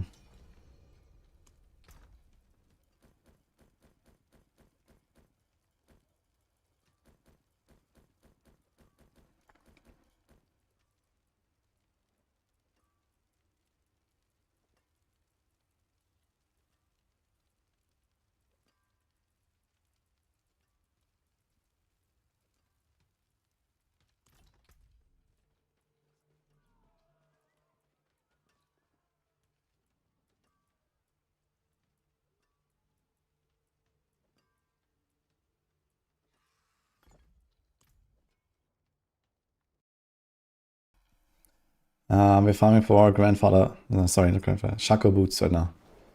Or State of Retribution push. And give me like a minute or something. Nope. Maybe 2.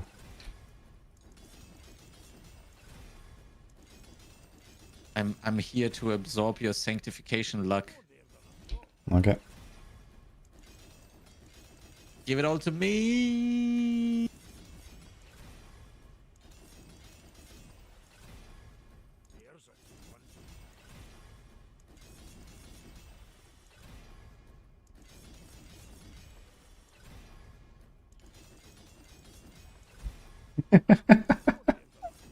Is it gonna keep running around me now and while I'm masterworking?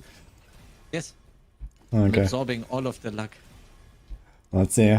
It's 22 boots. 2 rows. 22 boots. They're all gonna be FX replaced. Alright, I wanna see that. Usually you steal all my luck. Now it's my turn to absorb it. I think you're spinning the luck engine right now. We're spinning the what? You're spinning the luck engine. The luck engine. Wait, stop! Don't move. Yeah, I can go a bit further away like thank this. you. Yep. Yeah, Yeah, yeah, that, yeah, that's the maximum. not like this. Yeah, I can't go further. I'm gonna do this then. Okay, first one is new legendary power. The GG. Rip. 2. 3. Zaven! 4. 5. 6. 7. What the fuck? Alright.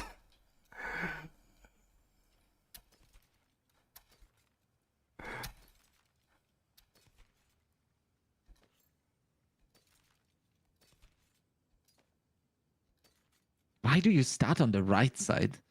Because there were fewer legendary powers. Oh my god. Is this something I care about? Hectic. Maybe I put it on Brandish Guy just because. Giga crit.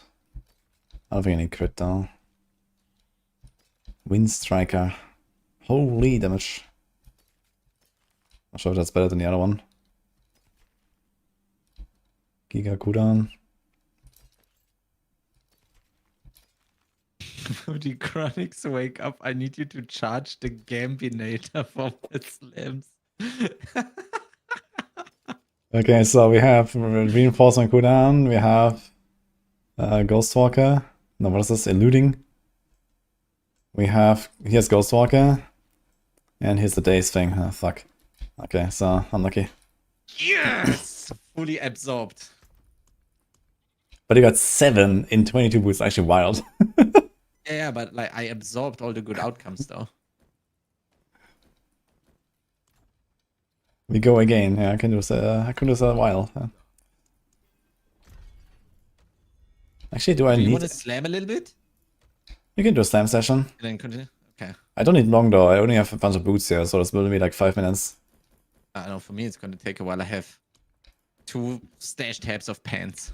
Just do like, yeah, I don't know, just do like 10 pants and I'll do like 20 boots and that's it. Let me go.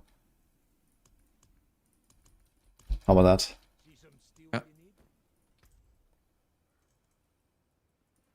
Let's get at prison. No.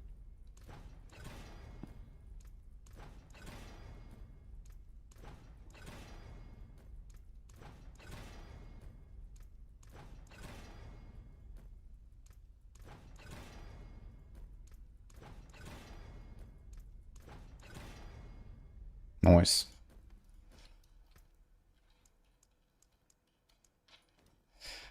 Kind of juicy.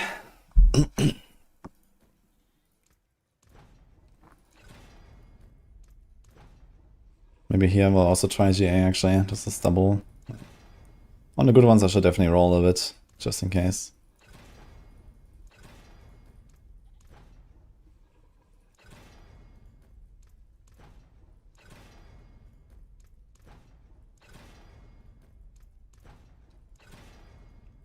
I definitely discriminate my boots a little bit.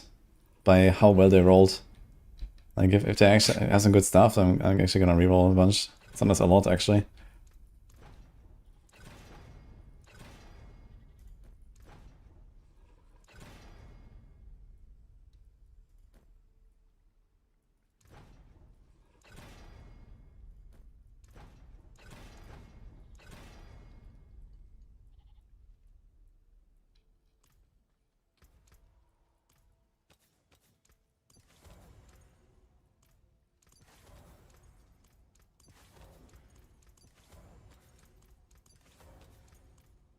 Impeccable.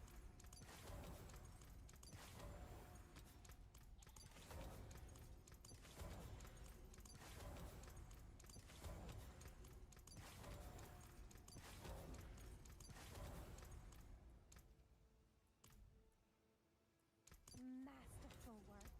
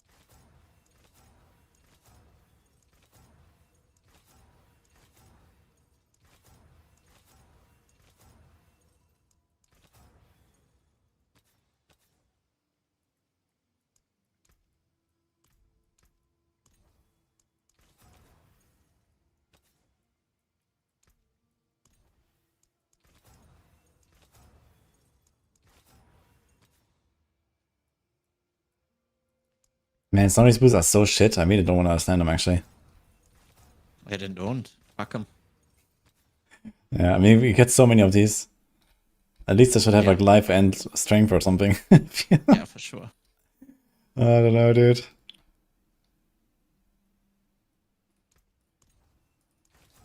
I'm rolling faith per second on them. I don't need it on shield of retribution, but yeah, it's kind of important I think on the other builds. So we'll see. Yeah, either on the pants or on the boots for sure, I would say. Yeah, I think both. I have 5 on the pants with my big potion pants, so I'm gonna go for both. I mean, okay, with double starless, maybe it's kind of fine, but I mean, you kind of want to spend the hammer a lot on the boss, right? To get the lucky hit procs. Or is the spear actually better for lucky hit? Has to be the spear. Some solid bits here.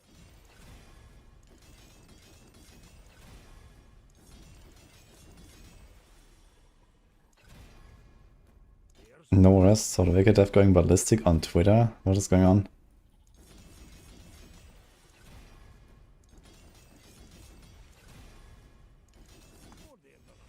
His grandfather, Alphix, and Heartseeker are very good. Yeah, grandfather is very good for everyone. It's like the number one Alphix you want to get on any build, basically. Grandfather is the most OP thing. Hi Jason, by the way. Increased damage while having an active barrier important. I mean, if you use a barrier, then yeah, but you can only get it from Bulwark rune, the Q rune. So that's how you have to activate it, and this is not actually used in the push build, but I guess it could be included if you try. Like the push build uses full rune, that could be a Q rune. And then you have to get like your vulnerable proc somewhere on like an item. And that would kind of work, I think.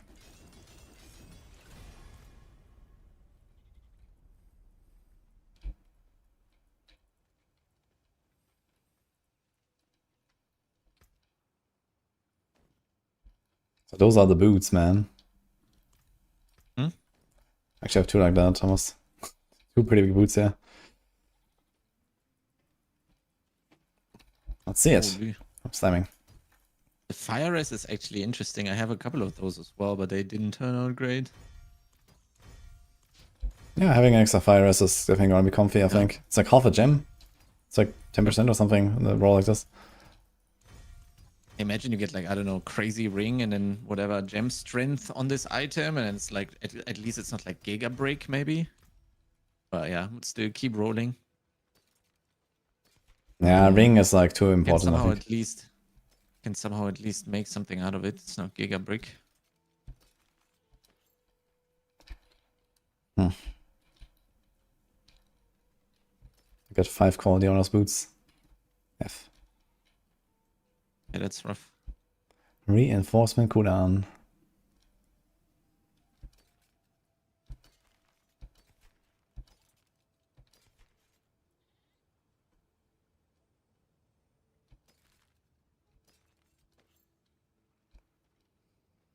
Meh. Okay. And these are not that bad, actually. 7 faith per second. If you really want all the faith per second, then I can do that. We'll see.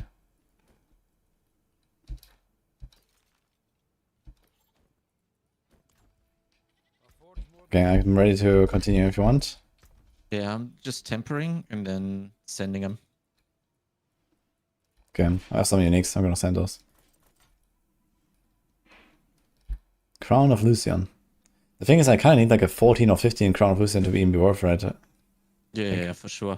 Like 14 is more than fine, I would say, but below that is actually a little bit rough. I have 2 or 3 that I farmed after you sent me the message real quick there earlier from like the Belals. So I'm hopeful on those at least, but they don't really help me for solos. Yeah, but just send them basically. Yeah, I would send them for sure. Not sure which boss drops Lucian actually. I was just doing Arby. And I think Varsham was also dropping it actually. So it was really good for what I was farming anyway. Oh, need sigils. Okay. Let's get the Despair rolling. Now, how many pens? 13.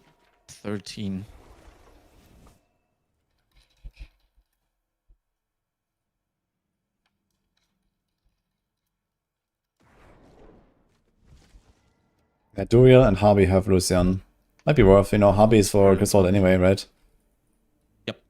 Yeah, so might be worth just too, so it's fine. I got another one of those dodge aspects. I'm gonna be dodge capped. Only 100% dodge incoming. And the pants have dodge chance too. Crazy. Ooh, I mean, if all else. Oh wait, that's the wrong one. Oops. No, where are they here? If all else fails, I do have these at least. They do not seem impressive at all. Okay, the attack speed one is kind of nice. Hey, Yeah. I have some attack speed. Yeah, okay, the attack speed one is kind of nice, yeah. No, the one I sent before that was a mistake. I didn't mean Okay. to send that one. Okay, Yeah, all of them are dog shit. Only this, the one that I sent. it's not a starless, but you know. Yeah, I'll get there.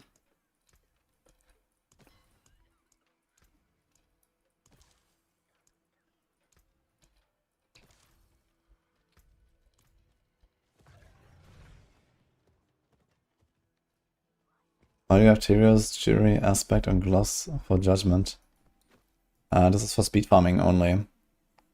The Tyrios jurisdiction allows the wing strikes to like more reliably hit stuff as you move. And that is what actually applies most of your judgments while you're running. And then you just explode everything. Boom. Okay, so what is happening with no rest?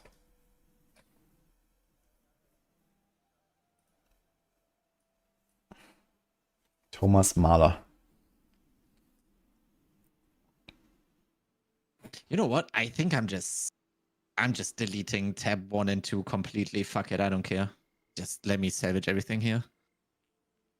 Time has come.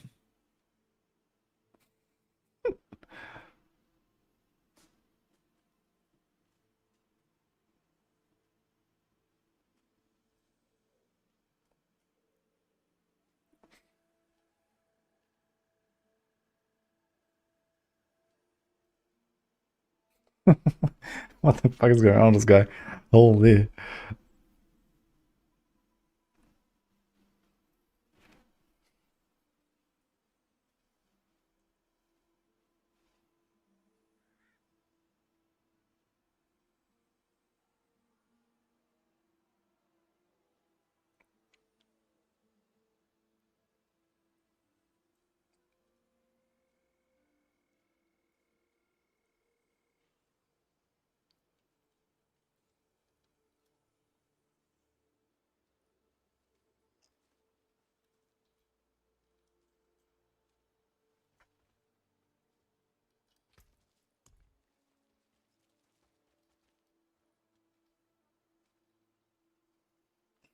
The people in chat want to buy War of the White Dove 3-4GA.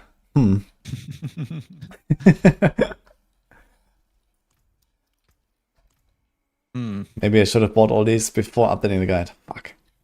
Rip.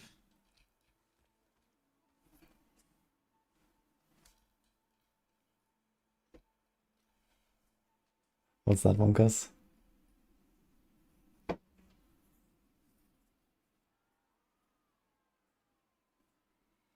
Okay, I have two more empty stash tabs now that we need to fill, Rudy.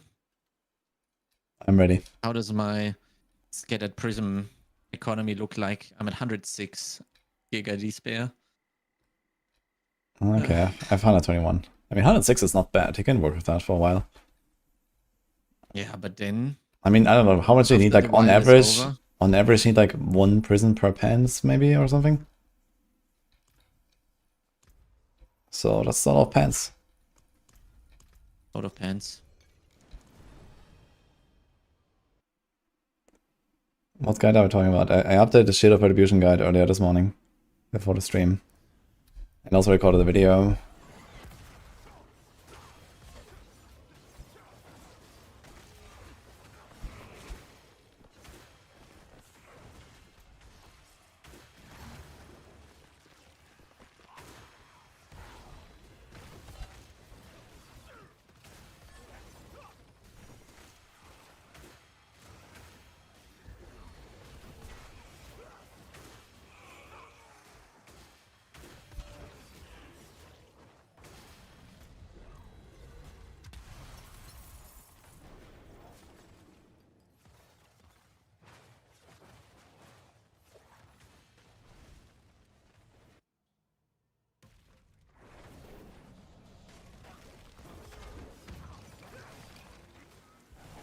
Does 100% gemstone work on legendary gems? If you mean runes, no. Only on the regular gems.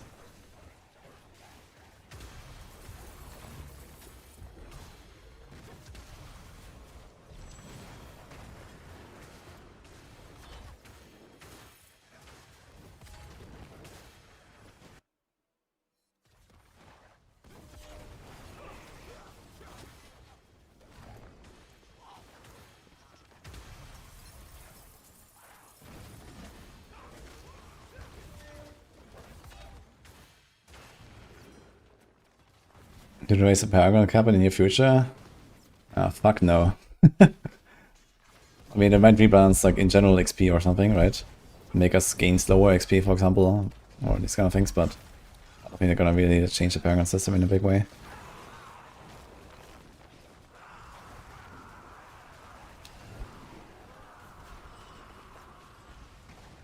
Should have done this before I updated the guide. And we were talking about buying items.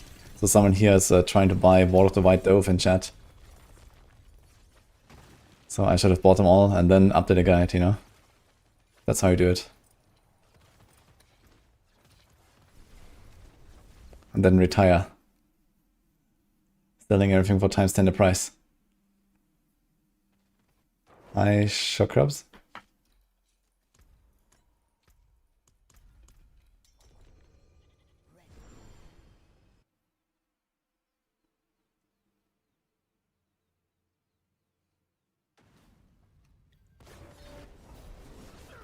Easy new Lumberman.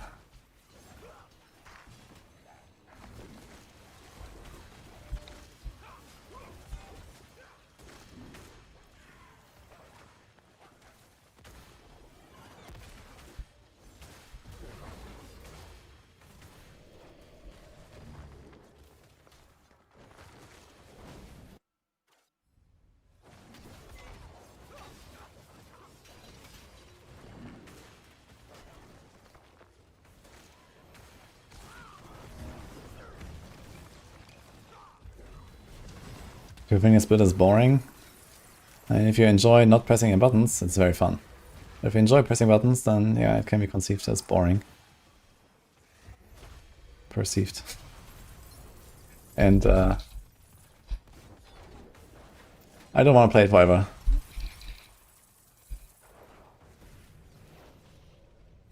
Is the item quality fake for all implicits or just specifically shout? Yeah, I think it's for all implicits. Like in some cases it's actually correct where like here you see like the blue numbers and have quality on it and stuff, but it's still the same as a normal shield. You know, this is okay, this is 750, but like 800 shield has 45 DR, 20, 100, and this is here as well. So it doesn't change. And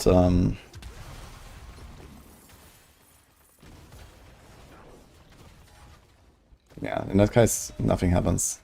For some reason the numbers are blue. You know, they shouldn't even be blue, I guess.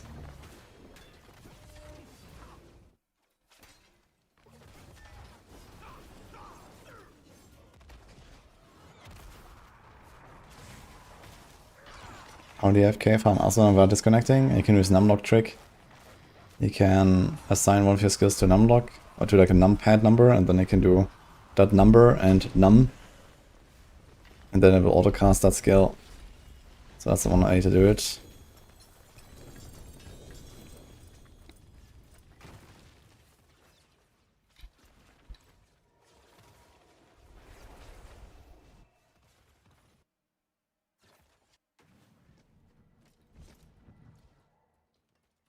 Andariel, drama queen of dying. Now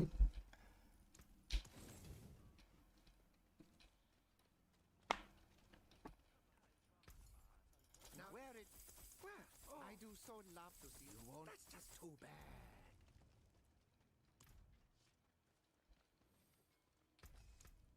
If you open the shop, you can't get the seed. Is that real?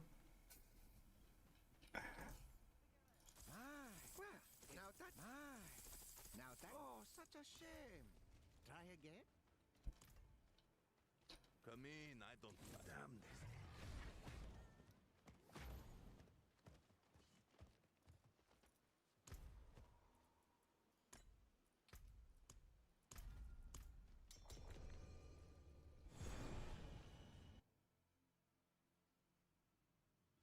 How can you find out the power of sanctification? 2 ranks break the line versus 110 all stats? For that you need math. But I can tell you, without math, it's break the line by a huge margin.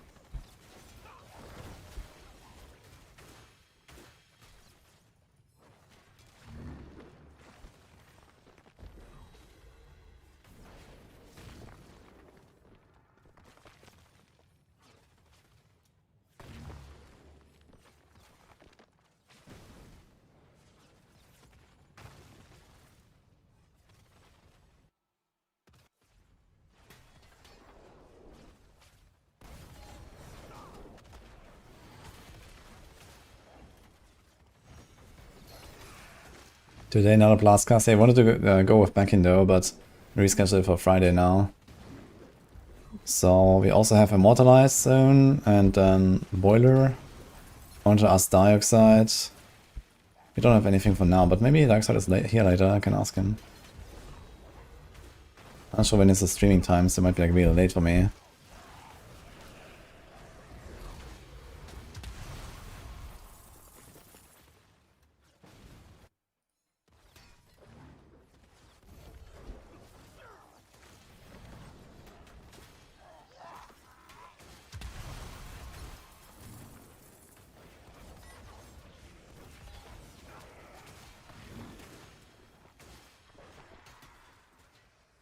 When is Boiler? Yeah, probably sometime this week. So I asked him if we can do it today. We'll see, but I don't think he has seen it yet.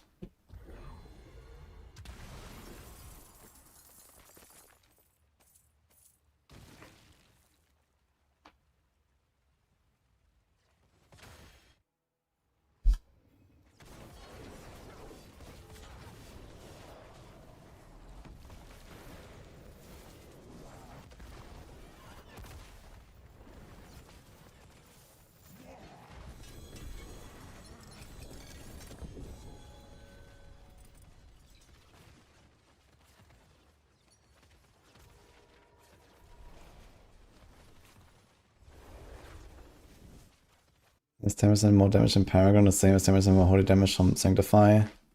No, one of them is multiplier, the other one is additive.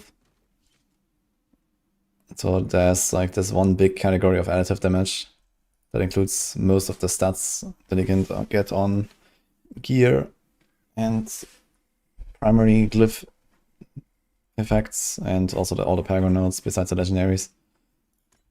So this is all one big additive category. And something like the multiply, like the holy damage on boots or bands or whatever you can sanctify, is actually a multiplier.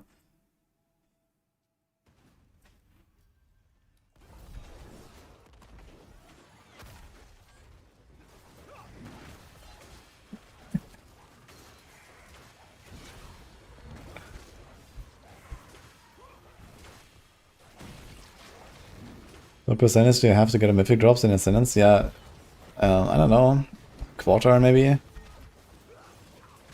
It seems pretty often, but I didn't count now.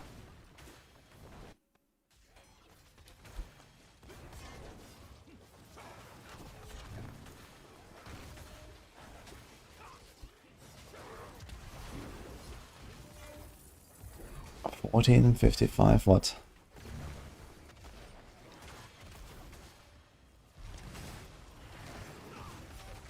What gift are you running for in the city? We're doing Ascendance.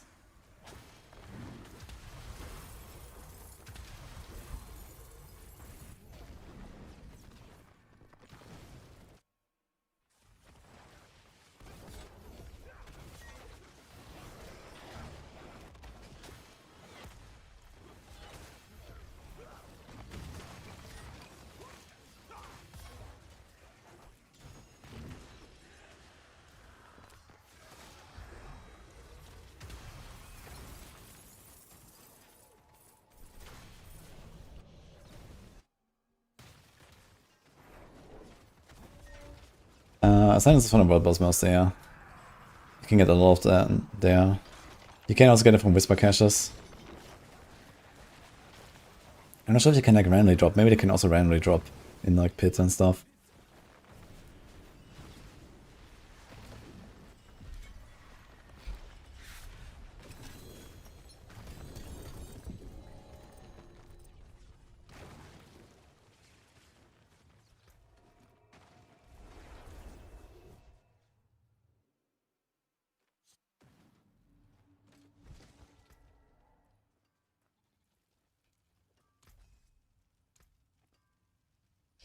Take care now.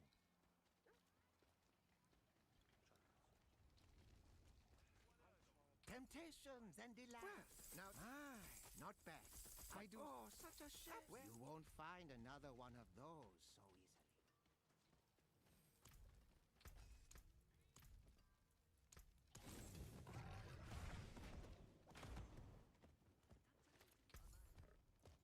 Well, that's just Kind of funny with all these like random mythic stamps I have on various pieces that I know I will not push with.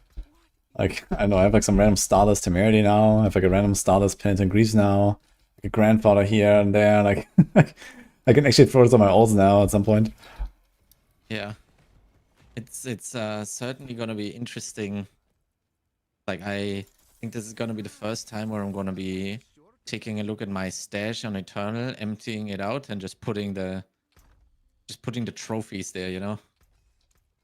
Just putting all the cool slams there. Just to go back and watch at some point. I don't know if I'm ever gonna log in, but I think this season is kind of cool to do it actually. Mm-hmm.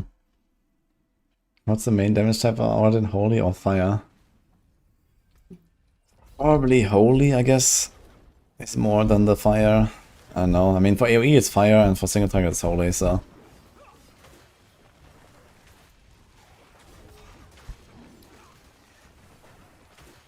I'm not sure where's like the cutoff, like how many targets, you know.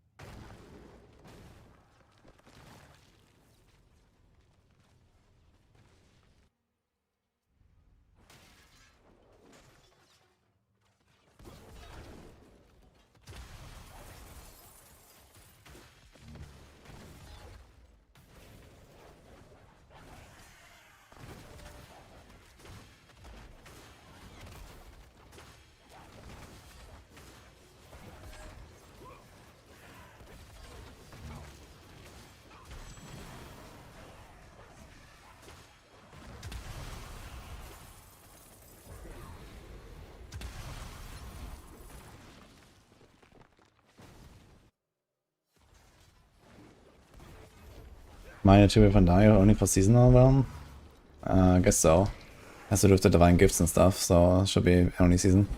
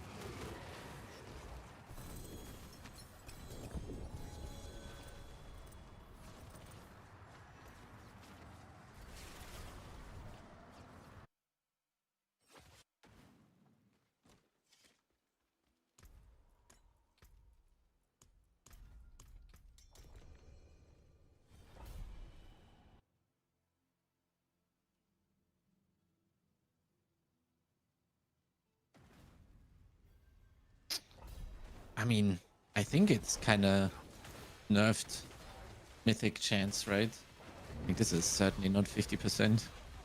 Yeah, it's nerfed for sure. I think it's like maybe a quarter or something. Yeah, I would say so too. Well, it's still very nice. Even if you don't drown in them next season or something, you know, it's gonna do a rota, you have like an average one mythic. It's kinda nice. Yeah, I would agree. I think that's good. 50 was a bit much.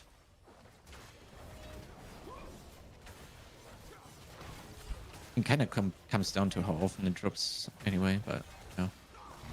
Yeah, like around 8 times per world boss.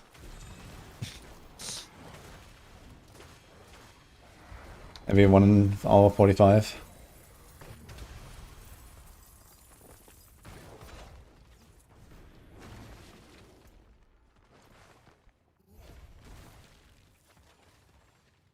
I thought Barb would be top tier after Paladin, but the stock hits so much harder. That is just an illusion though. Sorg just has like really high single target damage. And I guess it's also easier to get online than a Barb. They're pretty close. Like almost even actually, I think, in terms of pushing right now. But yeah, like you know, Sorg is like a very powerful single Should target send compared to the Exile. treasure breaches as well. Get some obol bags maybe for as a change of scenery. Some Merle bags of obols. Ah, I can do treasure. Sure, we can do. Why not? Wait, what did I say? Yeah, never mind. I didn't realize you want to do treasure breaches. Okay, any treasure hunters in chat?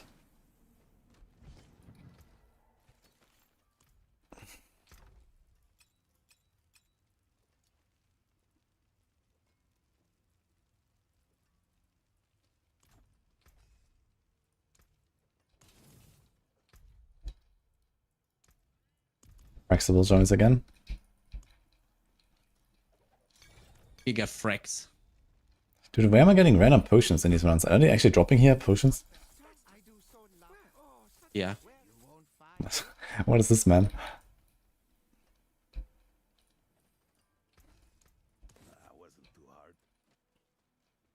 Is Judgement bugged or just very strong? Both. But yeah, the bugs are pretty strong with this one. It's like around 8 pit tiers or so, or maybe close to 10 pit tiers in bugs, roughly. So...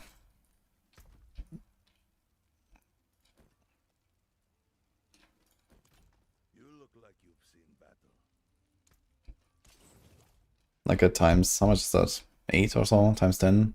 Yep. 8. Oh wait, that doesn't make sense. Wait.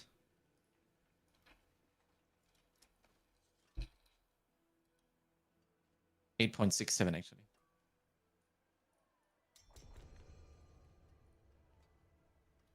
Well, 10 tiers is times 16 actually. But yeah, in that case it's less than 10 tiers. I guess it's like 7-ish. 7, 8. Yeah.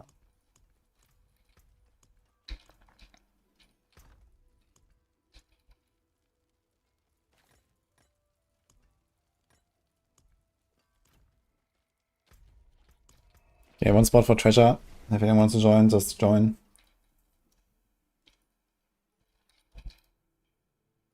Hey, how about all of you guys don't pick up the scattered prisms and leave them for me?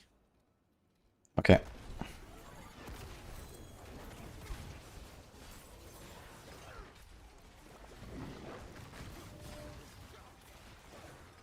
I would have thought I would optimize rogue gear to adopt the leaderboards once they open. Yeah, but I mean, you know, Paladin is gonna be by far the most competitive leaderboard. So it is gonna be the most prestigious to get a rank 1 there. Rogue, I mean, almost no one is playing Rogue right now, and on top of that, the Rogue build is also fucking awful to play. So I don't want to do that. Like, I actually want to compete against someone too, you know?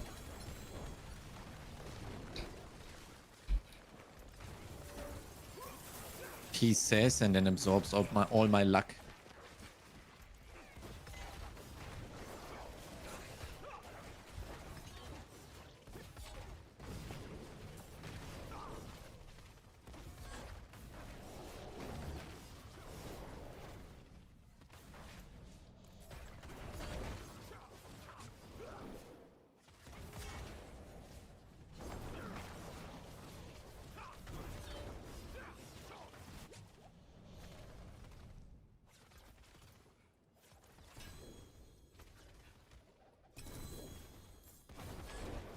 Wait, where the fuck am I going here?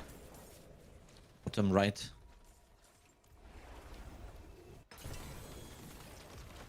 Oh, 4GA. Mace. Sell that for like 3 billion or something. I You know. can buy that shit.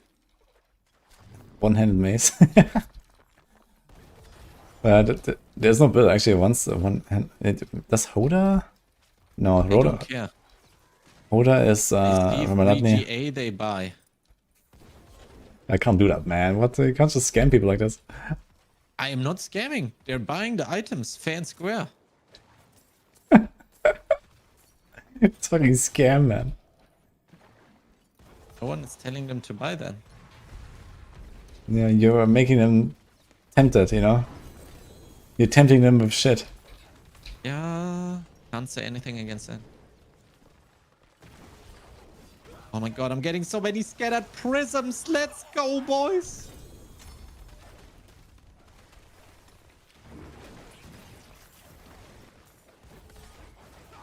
GA FOMO. Dude, man, this is season of sanctification. Who the hell cares about GAs, man?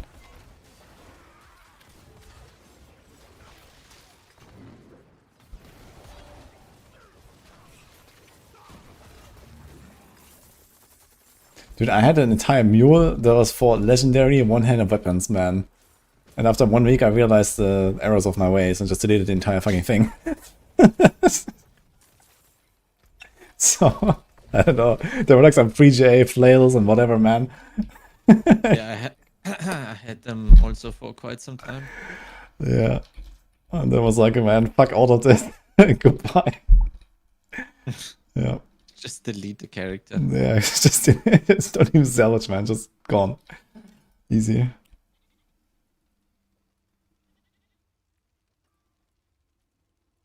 Okay, we still have a spot here. No one wants to join? Some people asked earlier, but then no one requested. Yeah, hardcore crossplay on.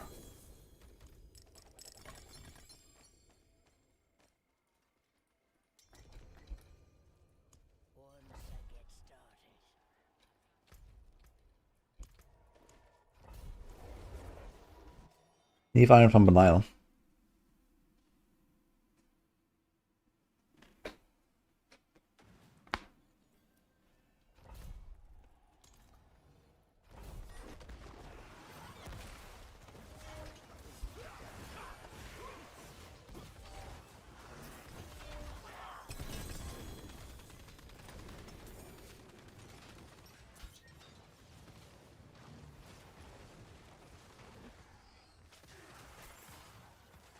I tried telling someone that Sanks are where it's at and GAs are so season 10, they promptly sent me to ignore.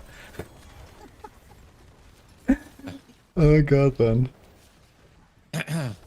Some people have some strong opinions there.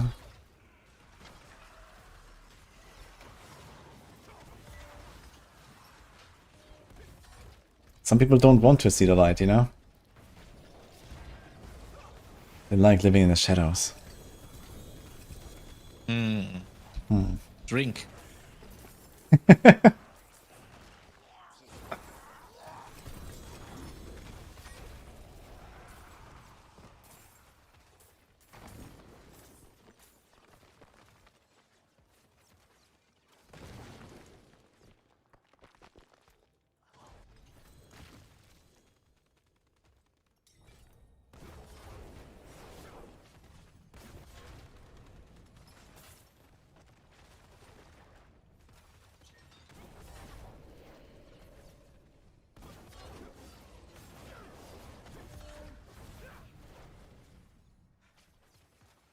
Blood boiling aspect is pretty trash. Blessed hammer. I mean, you know, you get like 1 overpower every 20 seconds. And I don't know, you spend this shit like 3 times per second, so.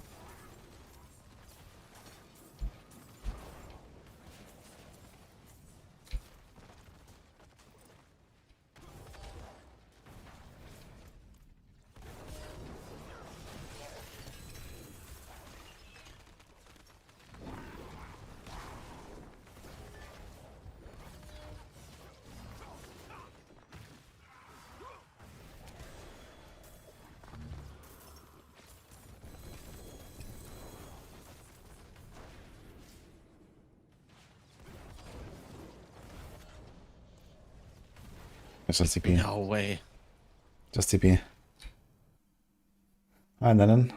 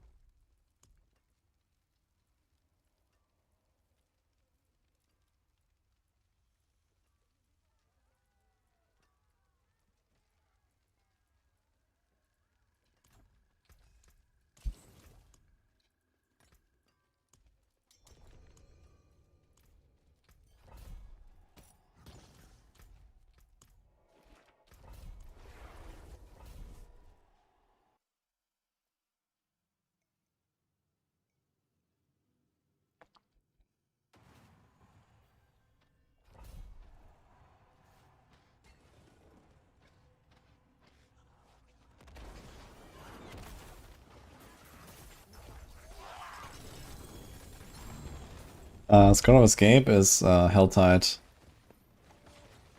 But they're pretty rare.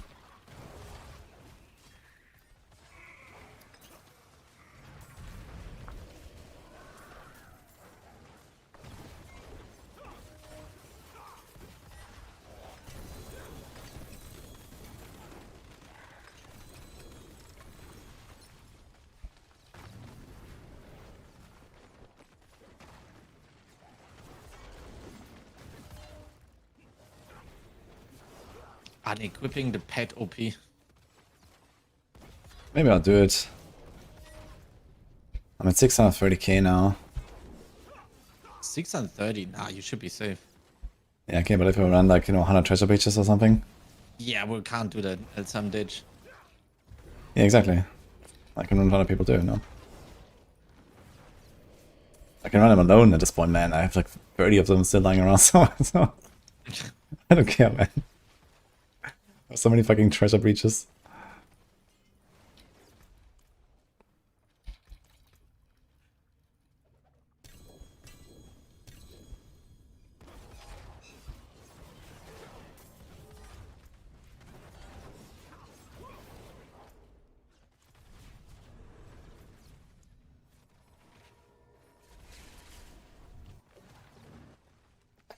What tier is the bottleneck where without mythic uniques you hit a wall on Judgement Paladin? I don't know, like 130, I guess. Somewhere around that. Without mythics. Way earlier. Okay, okay, are we talking about mythic slams or mythic equipped? Yeah. I guess equipped in that case? Okay, it would be a bit earlier then. Like 125, I guess. Ah, earlier. Yeah. What? How? Like, you only have 2 mythics equipped on that build. Yeah, true. But Ava did 129 without like any crazy slams. Yeah. So Yeah, I did 127 the other day, and this was also pretty easy. It's also my backup gear that's like just shit, basically.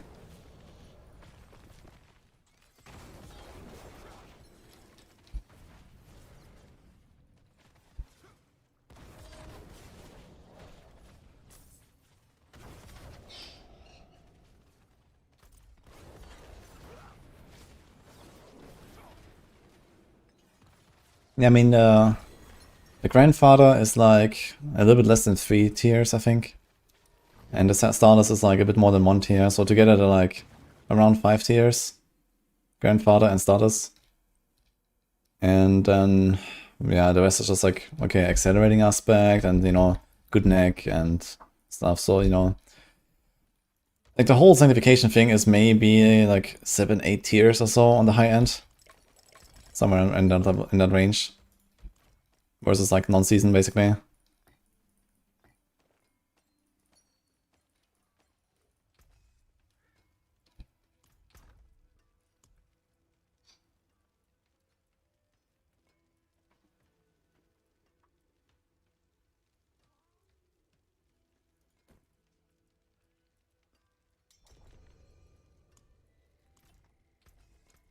You take care now. Once I get started.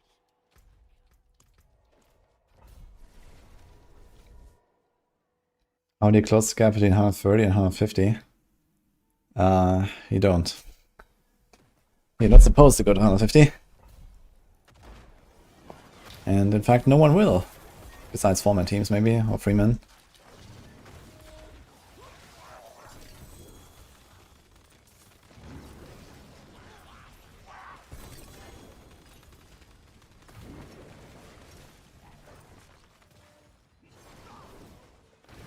You can level up Origin if you have the wolves. But you want to wait until at least you have the rune for that.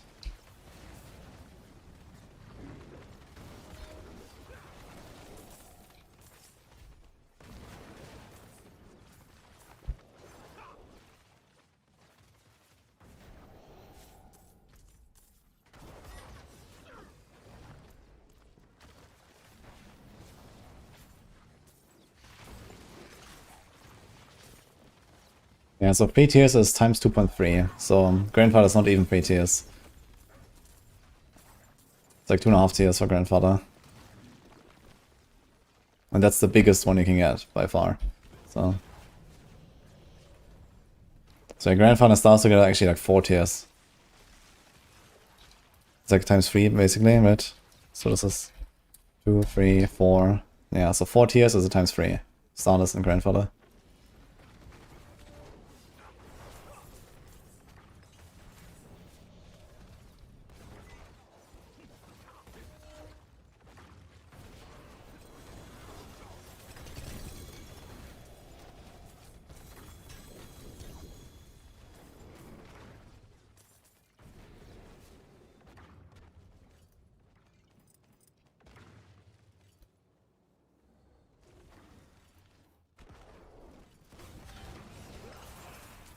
Which bit is the best for Paladin? This one.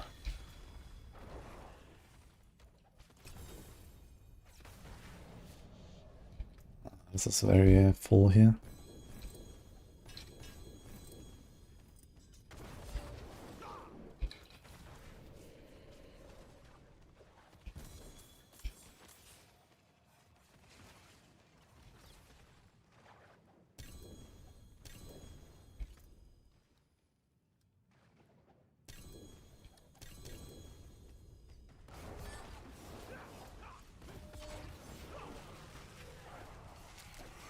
You all get starters eminence, of course. Why am I not getting any prisms anymore? What is happening? Yoink. I celebrated too early. On the prism farming. Now back to despair zone.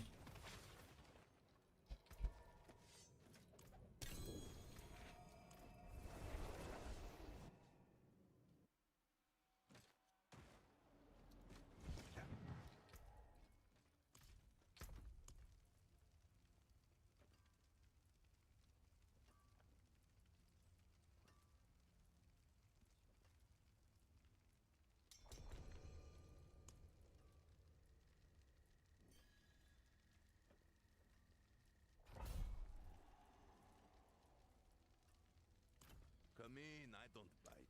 Good material. Damn this old knee.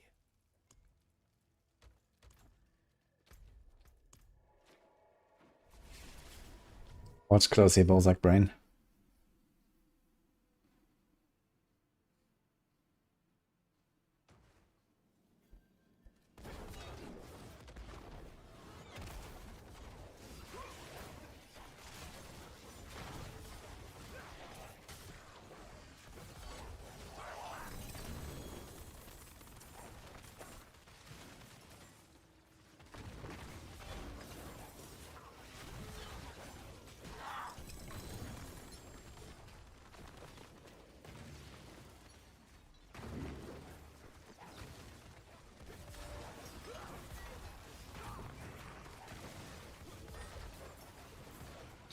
Imagine prisms were actually auto pickup.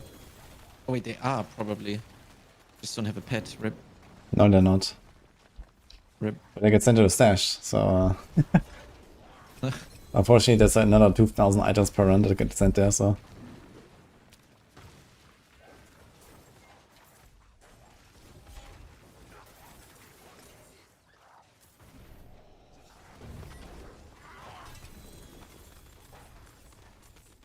New character of the seasonal board. Yeah, I think there is actually a bunch of like Neve Iron and stuff that they get there, but I don't think it's that much. Yeah. Probably not worth. I will reach despair levels where I will do that. Yeah, I think you're better off just like farming more Belial or some shit. Yeah, you know, Neve Iron is kind of fixed now. I just print Dawnfires, sell them to people, and buy Belial mats. And just kill like 3,000 Belials a day or something. But the bigger problem are scatter prisms and scrolls. And I have no clue how I'm supposed to get them.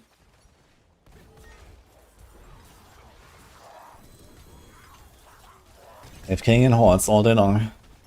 Yeah, 1 per 8 minutes. GG. Amazing. Well, at least for the scrolls, it's not that bad. It's like 10 per run maybe or so. 1 per minute. 6 or something? Yeah, there's like a range. Like sometimes I get like 14. Okay.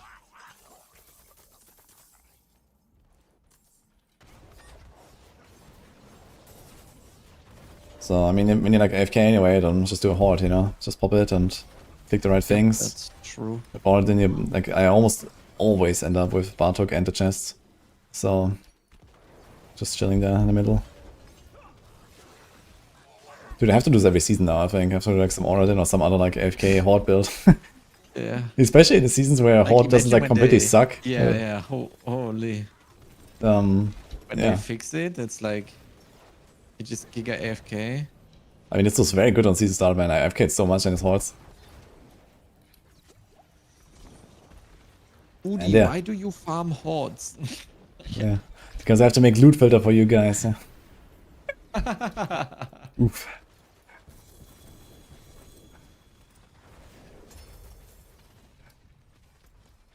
And that's what's gonna be, man. Rip. My wife hadn't eaten all day and Diablo emerged. I feared for my life. Holy.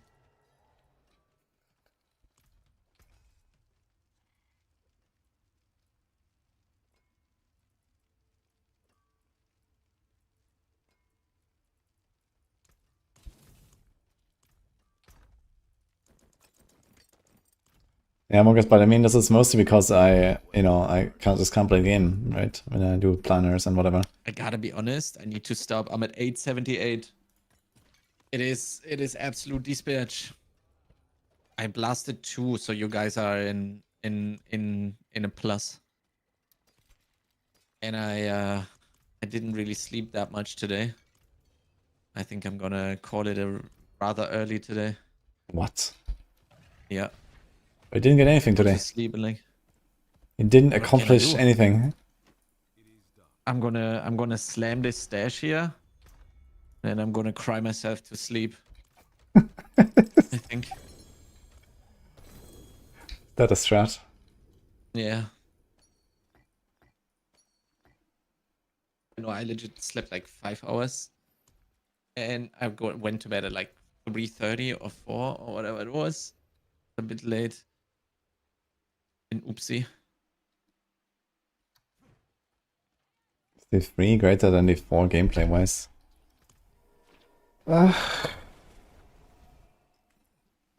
We've been just talking about like piloting your Hey, Woody, character and thank you like so how the much for builds hanging out. feel. Was a pleasure as always. It's relatively close these days, I guess. There's like cool stuff in D4 as well. Yo. And enjoy your evening. Bye, chat. Good night. Bye, Woody. Bye. Yo. Bye.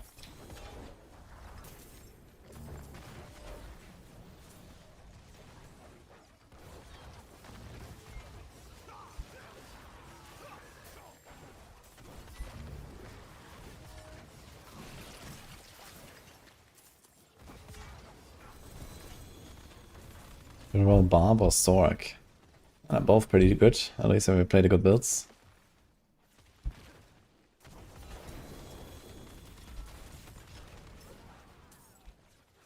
I guess on Barb you have a bit more stuff to grind and like potential builds to try. On Sork it's just like cracking energy and that's it.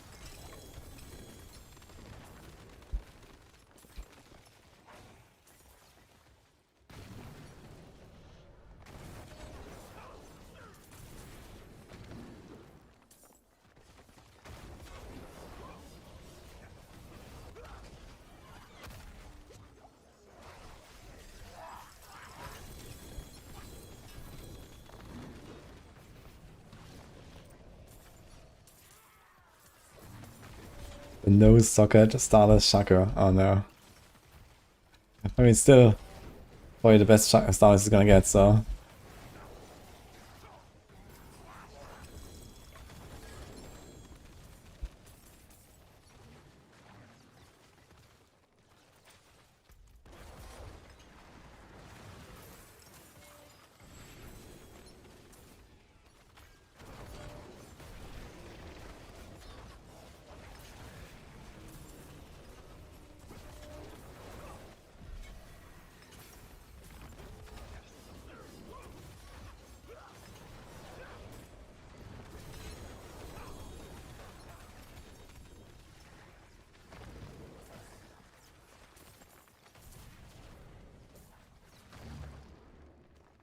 And wait, sometimes the Nephilim is picked up like vacuum loot and sometimes it's not.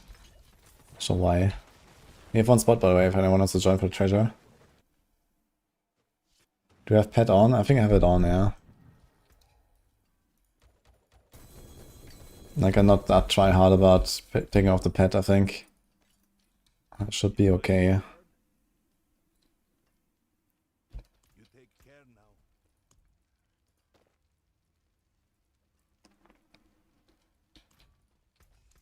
That wasn't too hard.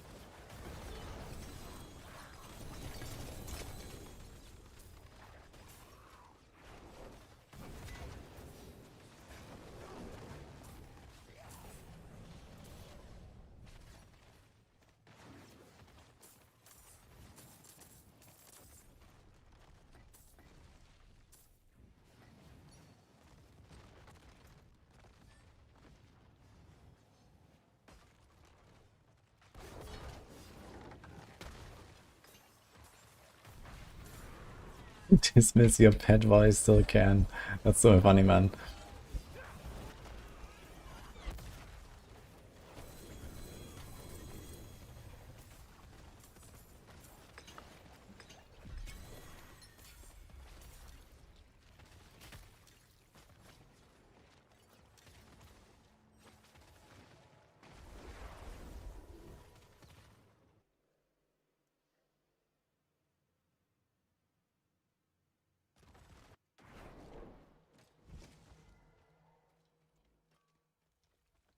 Went to Heraldic Cube in D4. Yeah, I think that sounds like an excellent idea, actually. Let me just call Colin, maybe they can make it happen.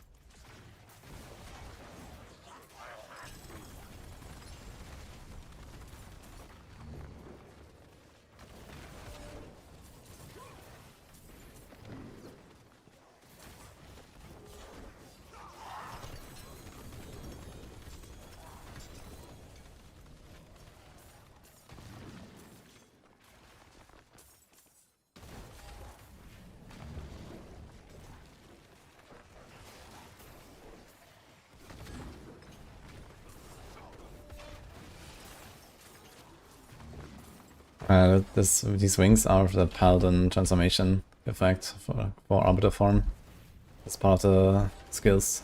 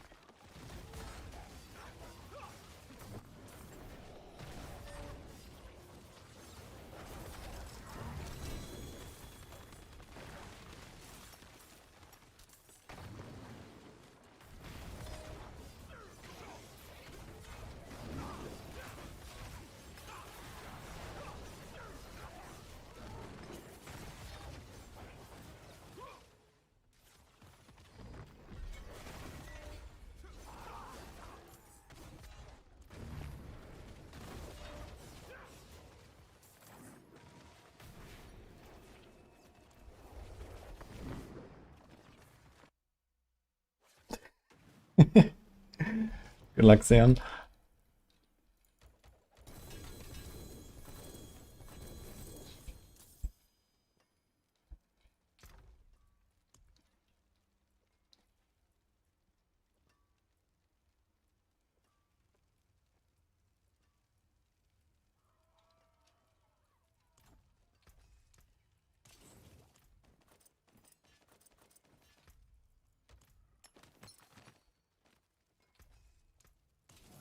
Something new with these.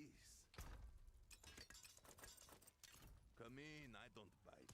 You take care now. Okay, we are at almost 800k.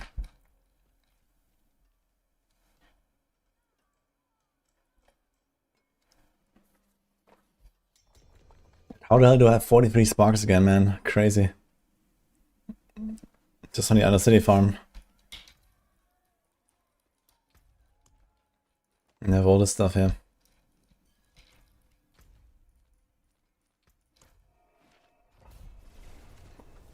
Yeah, best XP grind is the lair bosses. Especially Urva, Duriel, Harbinger, and Andariel.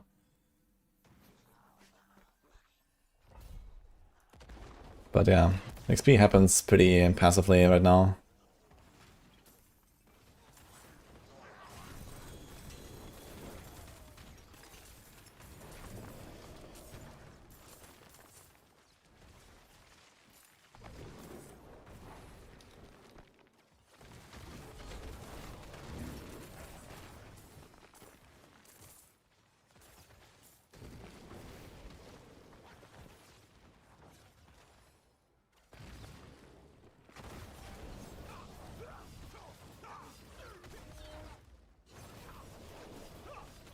Yeah, Pit is nerfed. Doesn't give you much XP anymore.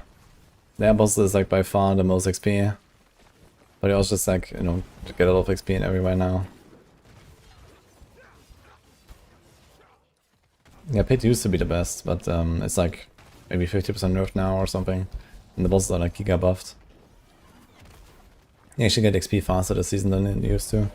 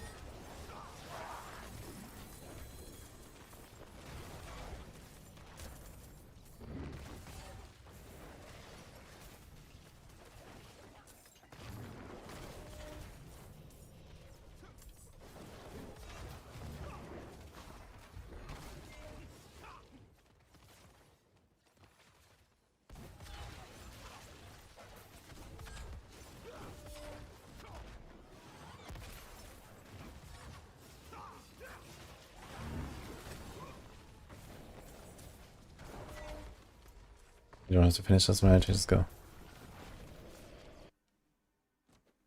You hope the tower has good XP? Apparently the tower is gonna have XP, but I mean, you're not gonna get any there. Since it's mostly for pushing. Like you're gonna be killing very slowly.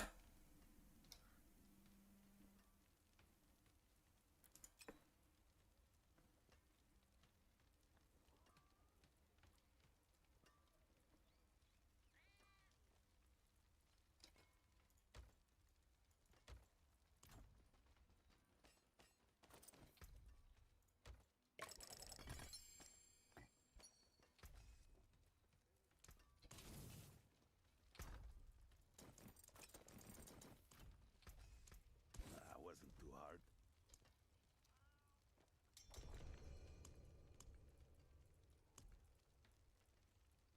So overall bags, man, holy. I would have to go for my mules then. For more treasure breaches.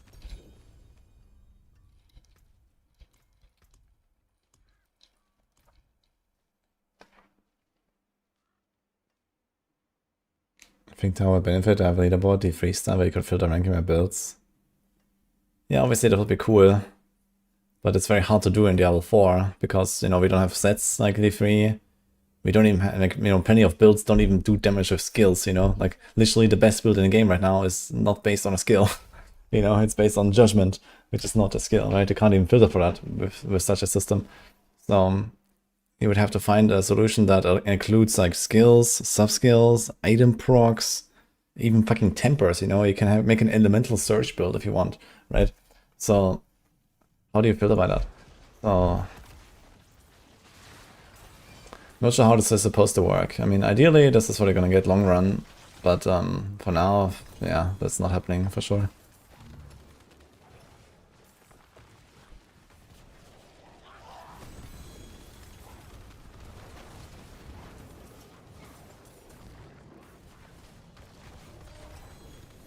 Maxroll figured it out. What do you mean?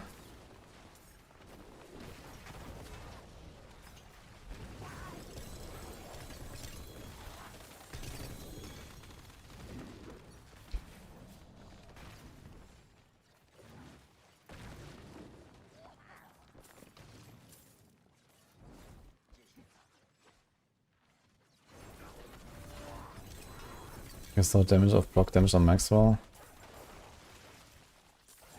Ah, you mean like in the planner? Yeah, but I mean like, what would an in-game interface look like? You know, where you have like a list of everything available, right? Every single skill, every single like unique item that has a damage proc, like what is it gonna be? Yeah, and then you filter by like, okay, top damage dealer or something. I mean, at the very least, I think it would be cool if maybe there's no filter, but there is like a like the top damage dealing effect at least listed or something, you know. So that could be something maybe. So maybe you can't search for it, but at least you see it, like, you know, on the leaderboard. It tells you, okay, Judgment, Judgment, Judgment, you know, Shield of Retribution, Judgment, you know, Holy Light Aura, or something like that, right? So that would be kind of cool. Or at the very minimum, you should see the skill bar, you know? So that would most of the time kind of tell you what the build is.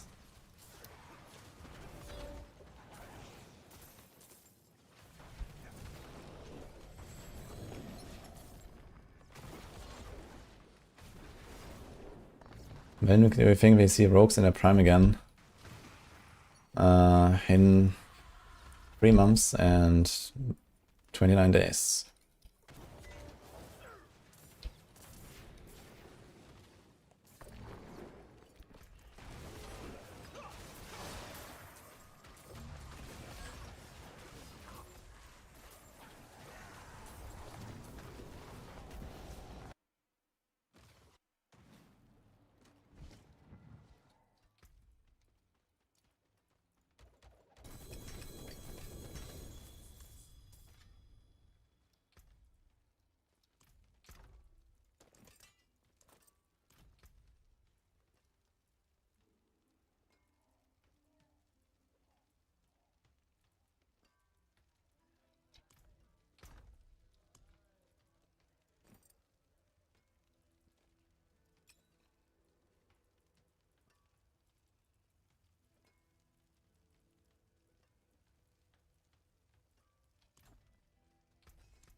That wasn't too hard.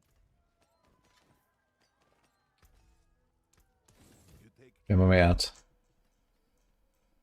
820. I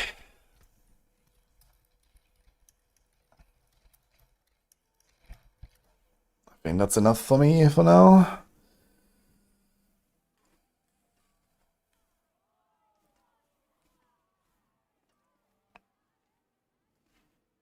Blue item Pally win. We can do some funny stuff, I think, this season.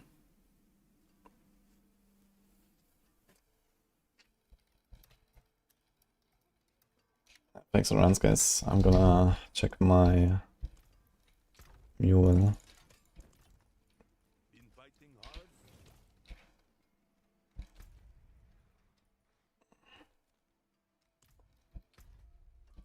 Actually, how much Belial do we have? I have 3 stacks of Belial, man. Holy. I'm gonna check my shield real quick. Maybe gonna do some shield gamba.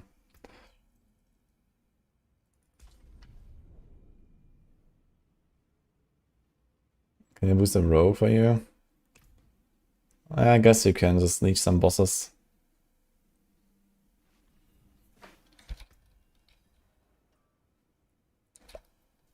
Okay, this is 167, it has Hail Self. Hail Self is not a terrible aspect. And has a GN life. Okay, how much can I get from a better aspect is a question.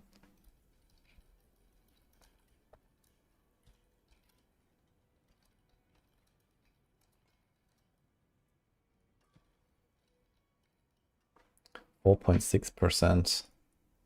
It's not an insignificant amount. But I have basically all the aspects, right? I have an Accelerating, I have an Edge Masters, I have even the Smiting aspect. Yeah, so realistically there's not really any aspects.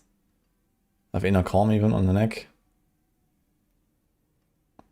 So the only other thing would be like get this with Inner Calm, and then like a neck that doesn't have it, and just like way better stats or something. But I think that's a bit too unrealistic. So I don't think I'm gonna improve on this thing. It's pretty good.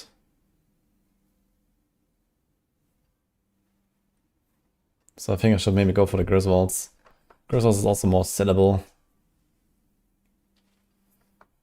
I could have made some candidates. Like just getting like 1 or 2 GAs on these will probably give me better value. But I also need like a 100% roll.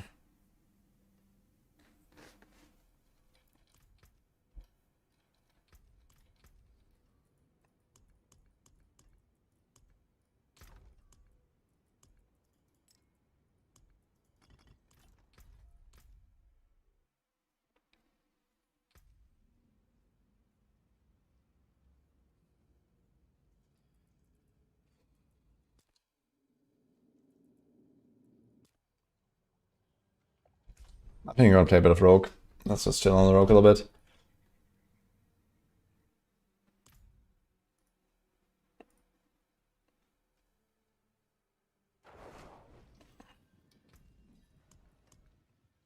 Yeah, scroll though.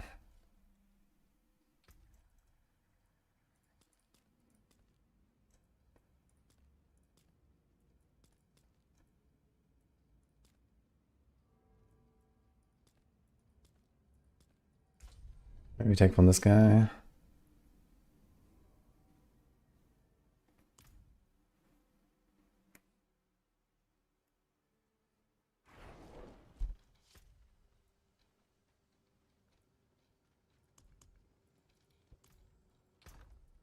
Need more scrolls, man. I think I actually go past some Hell Tide or some shit at some point to get some scrolls, man. These things are so rare, it's crazy.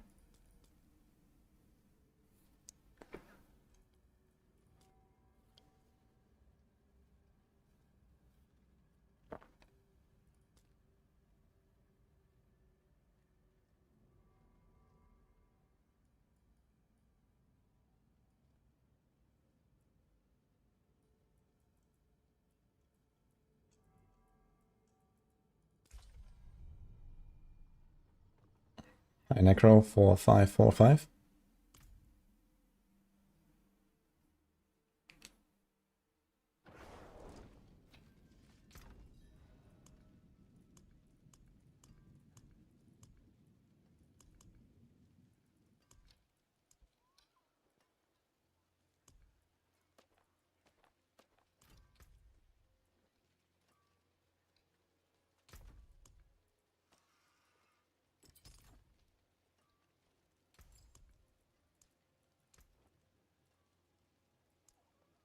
What colour and brilliance.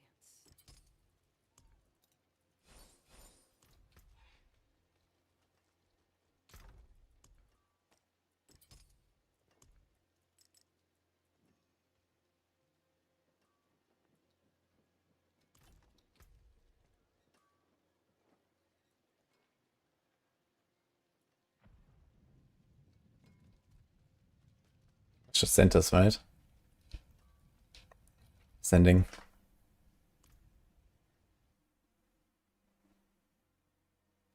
You just sacrifice Shadowvar on Moonrise Ring for a rogue. That is not really a combo, unfortunately. So the execute could be interesting for something like Twisting Blades with poison. But that's not a Moonrise thing.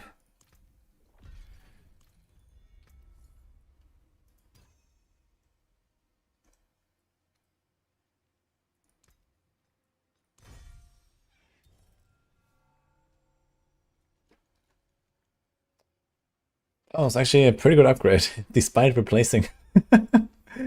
It replaced the GA like percent damage with 450 dex. That's a lot of dex. Okay.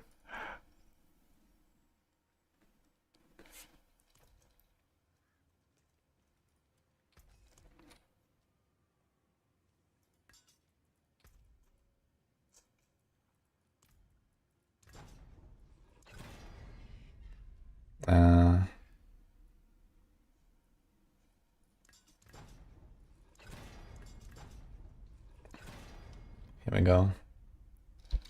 Send it.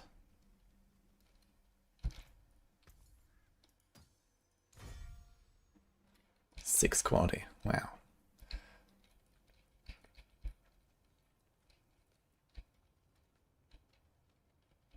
Do we send this one? New affix. 14 attack speed. Am I capped here? Oh. Now we're capped. Well, actually, we were capped already, right? Because... Oh. I guess I try to roll something here now. Do we need crit? No. I guess we just roll a passive then. Well, max on resource actually, I wouldn't hurt. A juicy roll. How much can we get? 16.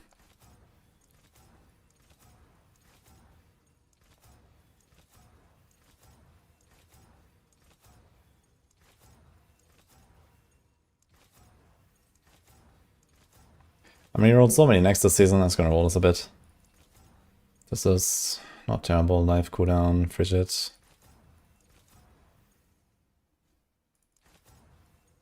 One to exploit. 2 to unstable.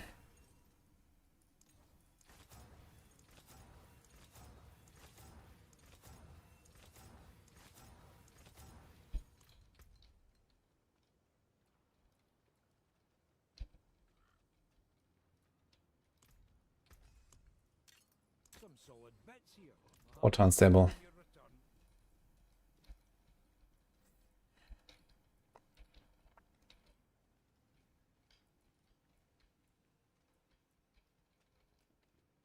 If I equip these starters, Paladin Grease, I think I also have a grandfather Paladin Grease maybe. This would be a pretty decked out rogue already. I actually have grandfather penitent here, so that'll be kind of wild. And here's the starters, and here's also this. Oh god. But then we're not really far off from craziness here. Need an Edge Masters on something at some point. He has some big quality on the bow. Actually, if you go for like the Giga quality on a bow, you don't even need to like masterwork the chance for double damage, right? You just put it somewhere else, because it's gonna hit the 100 anyway.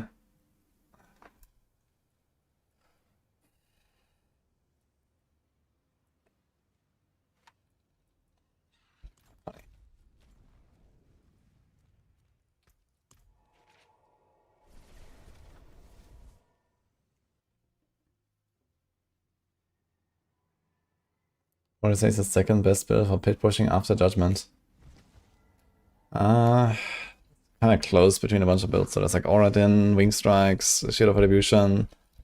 And Shield of Retribution is like what I'm banking on right now with bug fixes to be number 1 actually. It might be number 2 right now. Even like Hammers and Fist of the Heavens and stuff, they're all like in the 120, 130 range. So I'm not sure exactly where they end up because we don't have like a lot of data on these.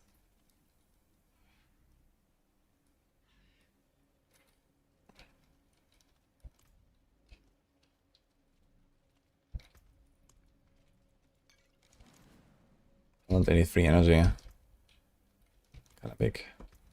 I'm not sure what I can do on this guy. What do we want to do? They're all 50, 52. So let's send a 72 and see.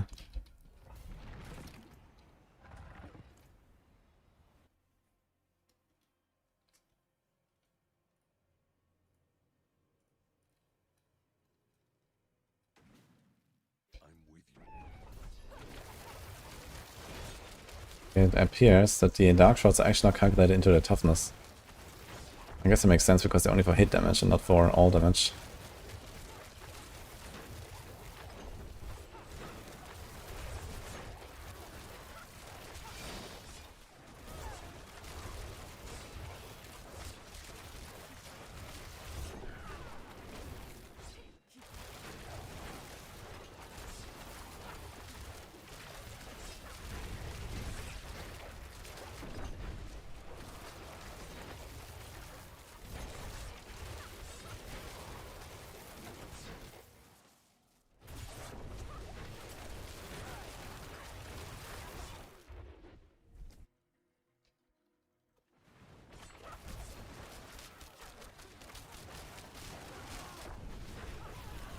Where was my Shadow Clone here? Didn't cast until I recast the Shadow Clone. Is he like staying behind it in previous level or something?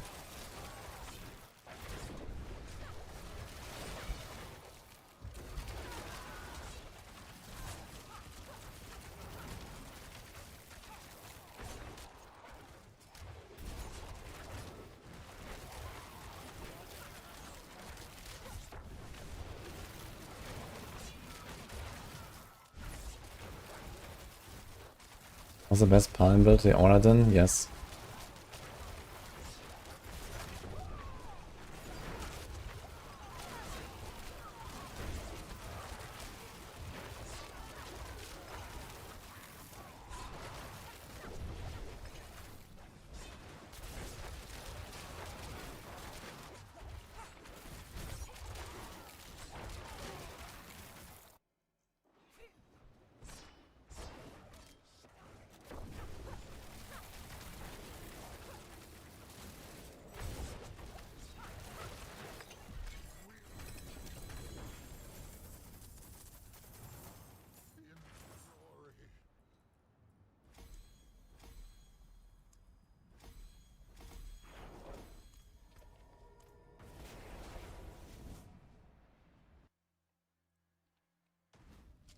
What build power do you think the game should be based around, or vice versa?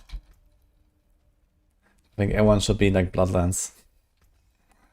Better than starting from nothing.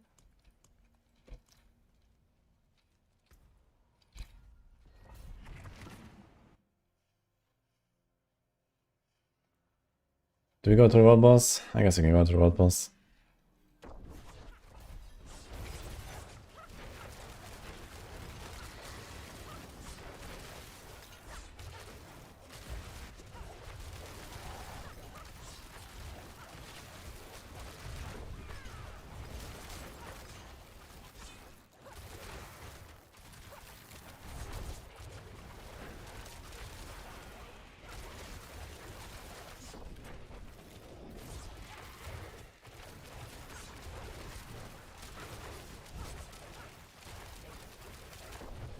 It all comes down to what time of the season Bonkers now. Or do you not have a lot of like sleep RNG in that sense?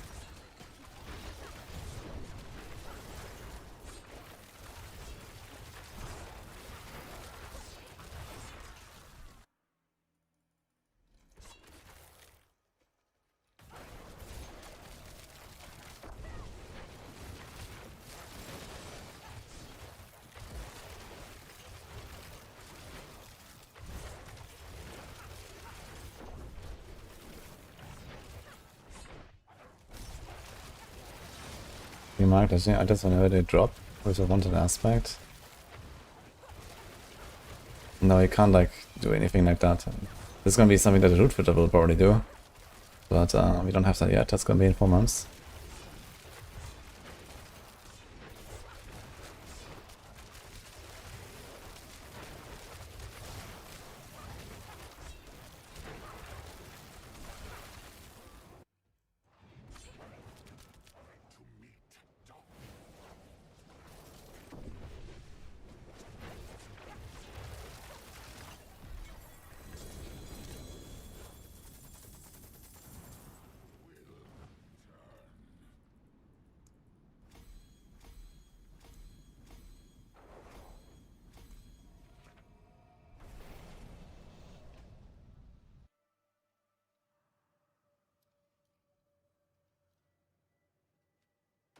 Nothing wrong with the wardrobe. Yeah, sometimes it bugs out when you click it and you have to like wait and do it again.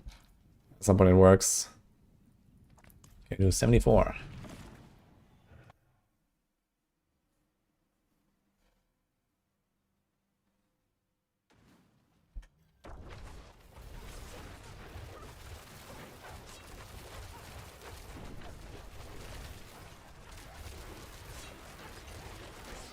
And one thing you can do if you're looking for like legendary aspects, is just like, you know, especially early when you start like a fresh character or something, just like, you know, after every few hours, just like go check the occultist with all the stuff you have currently imprinted and see if you got any upgrades that you missed.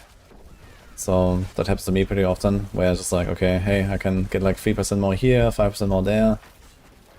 And then you do this again the next evening, and then, I don't know, at some point you get pretty close to the maximum, and yeah, then you realize when you get an upgrade, I guess. That's what I do.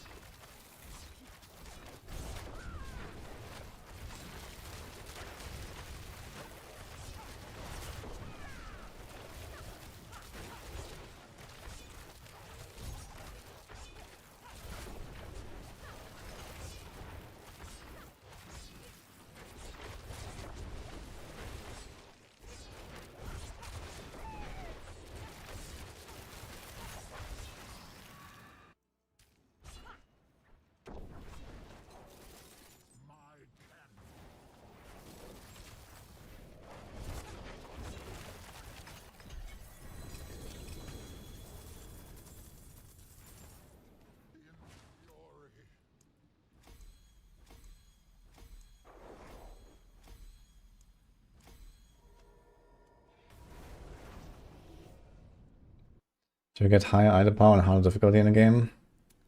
No, actually. But maybe in expansion.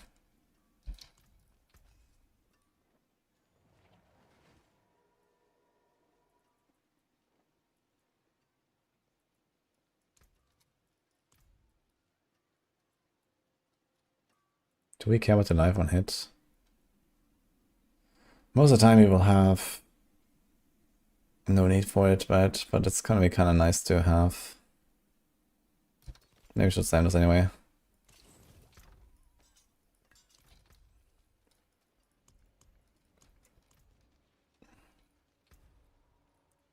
$76.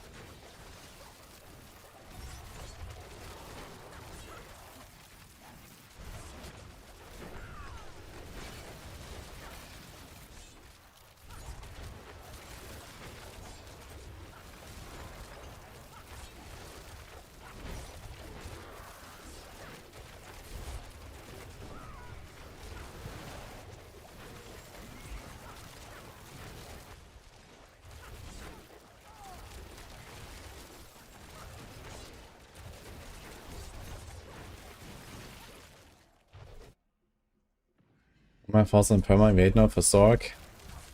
Yeah, it was much needed, I guess. And, I mean, Sorg is still the fastest anyway, so...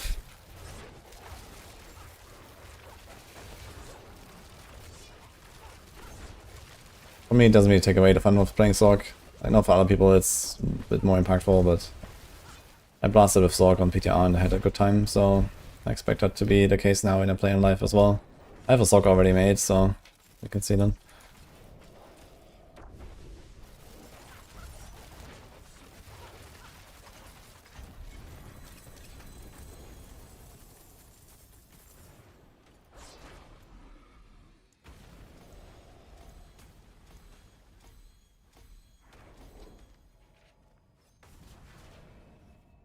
Barb is very fast, yeah.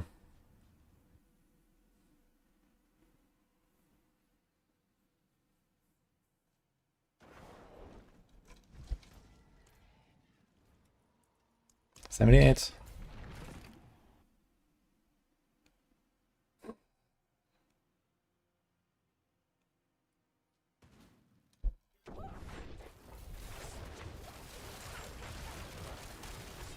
Back-to-back cliff map here.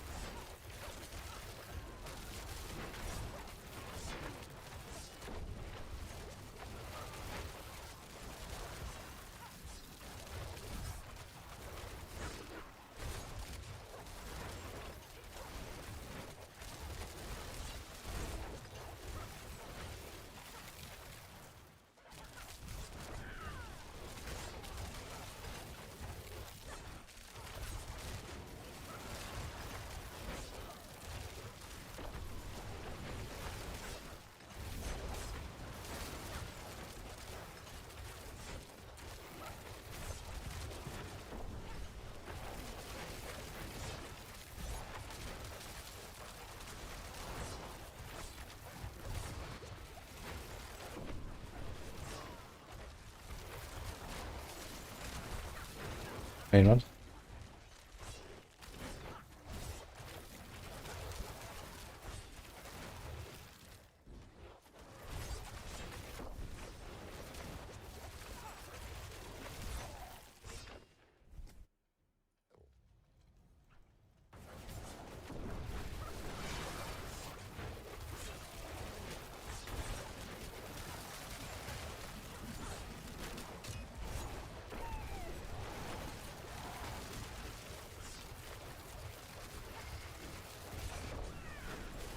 We're not planning to push the rogue at all.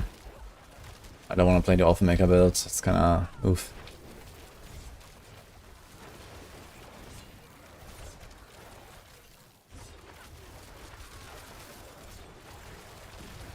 It's kinda funny, I think rogue will be like super easy, like super free rank 1 on hardcore. I don't think there's gonna be anyone like really try-harding on Orphan-Maker on hardcore. I'll be surprised. We're gonna play like probably Death Trap or some shit and get rank 1 with that.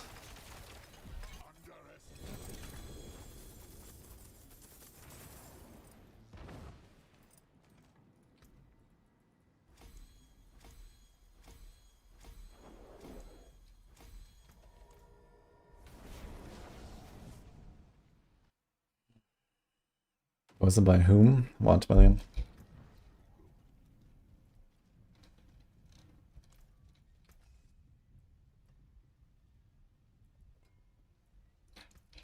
What's left, you ask?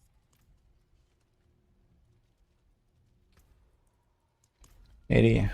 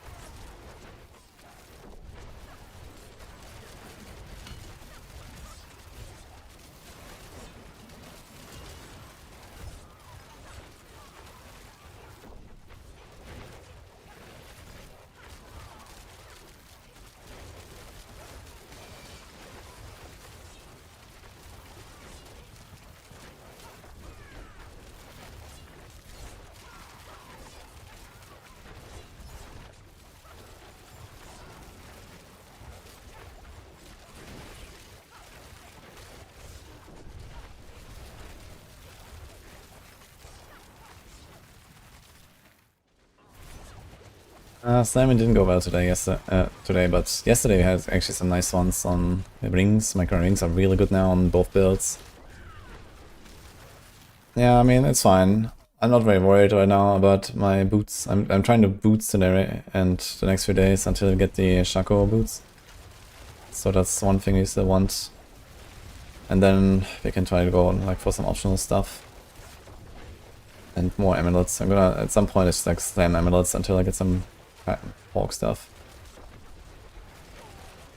Like at some point it's gonna take like 10 billion gold and just run on the cities. Passive next.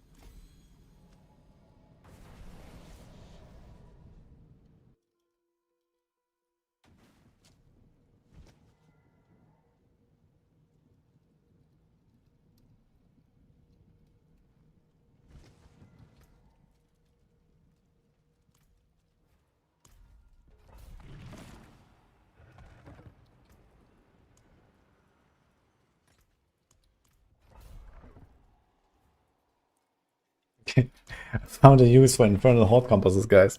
You can close your pit when you accidentally open the wrong tier.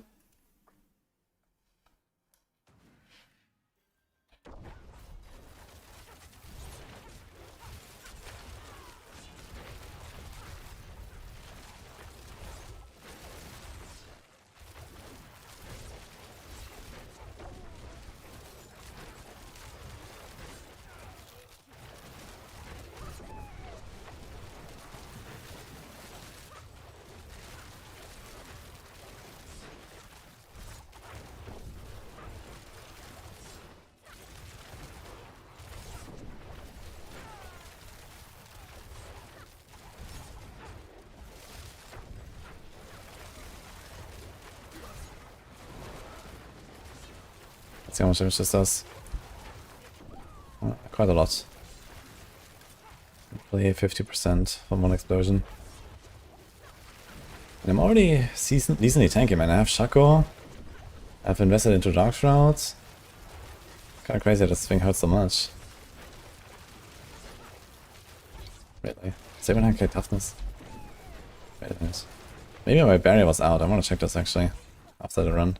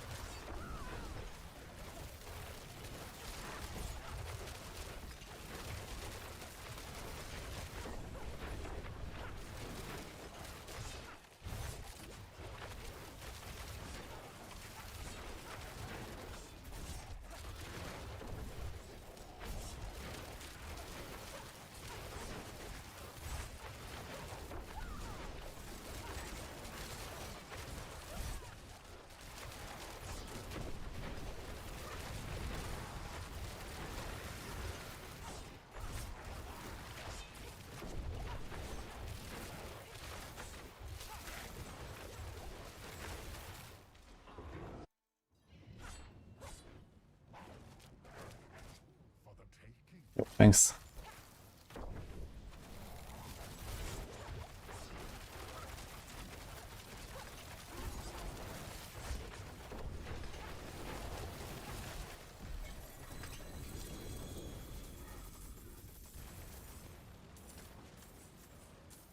Hoshi.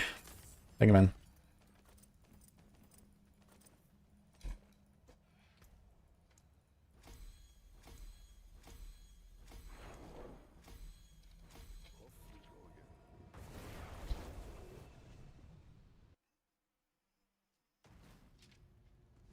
What's the most important glyph to max out? Usually like somewhat a relatively equal value, or at least with like the way that the glyph upgrading works, you don't really pursue one that much more than the other. You just level them all together. There's one exception right now, which is the lore glyph on Judgement Paladin, which is bugged and giving you way more than it should.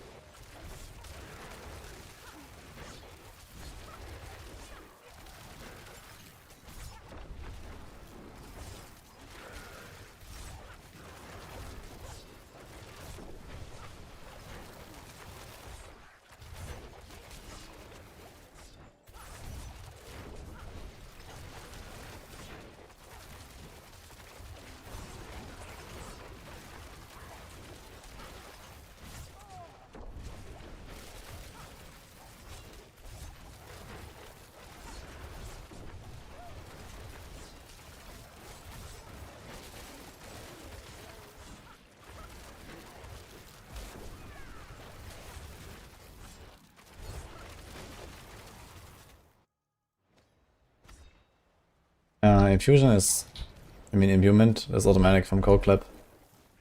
You don't have to have it on your bar.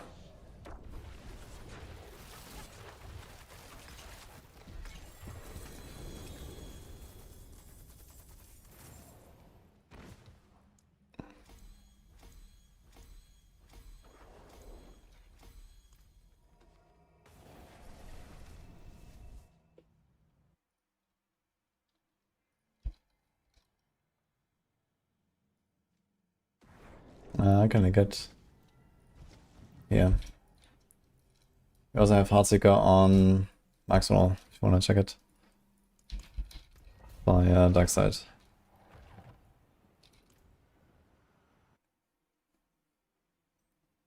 Hey Dylan.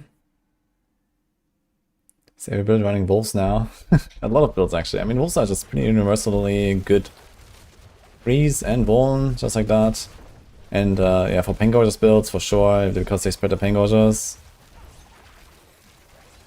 And they have life on hit for you. They can give lucky hit to Ahu Fox or Quax or lucky hit resource or something like that. They're pretty good.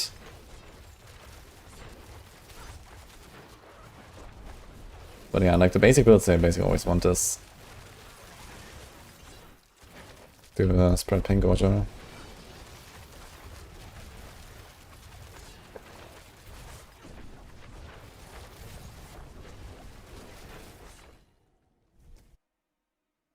Hi Peggers.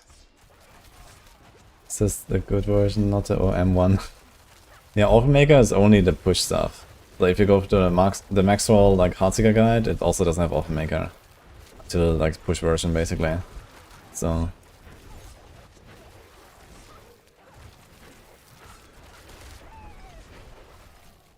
I hope that at some point they're gonna do something about Openmaker and make it like more cool and fun.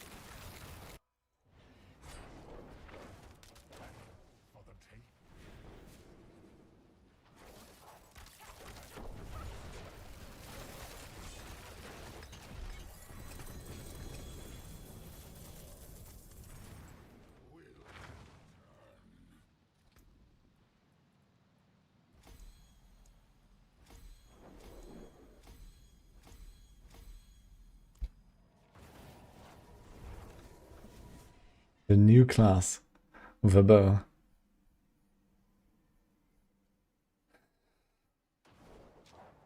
He was doing a Zeal party, he managed to complete Pit 75, but I feel like it's plateaued. Well, maybe it's time to start looking at the guide and see what else you could do. Because you're far from the max.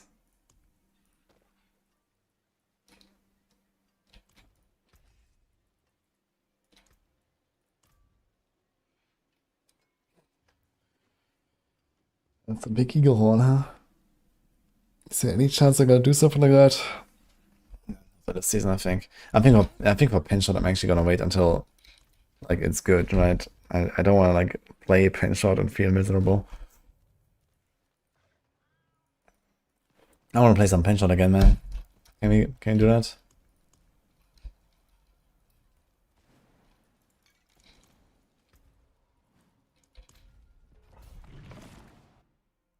A guide for how to put together builds.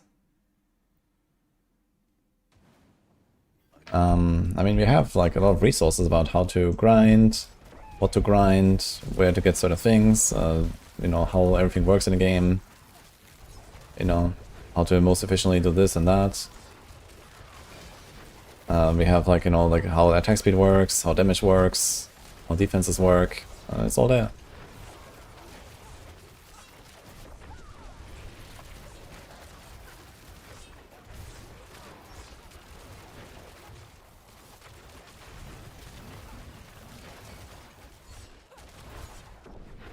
Can explain all of that. If you're ready to log in for like 30 hours.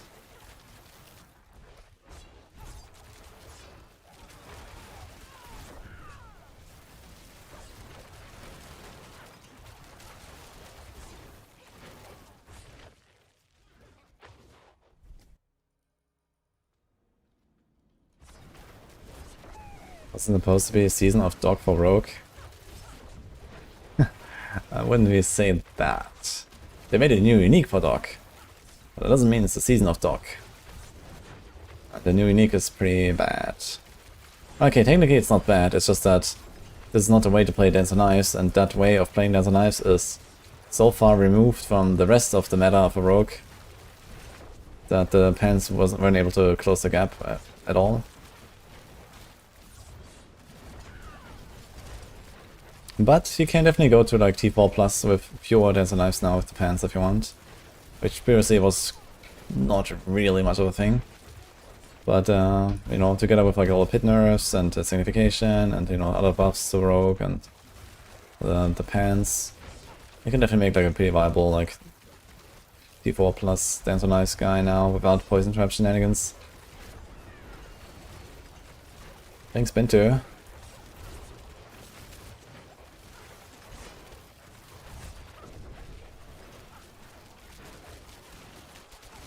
Yeah, they would have to do with the That's Nice pens is they have to give it some sort of like late game scaling effect, I think.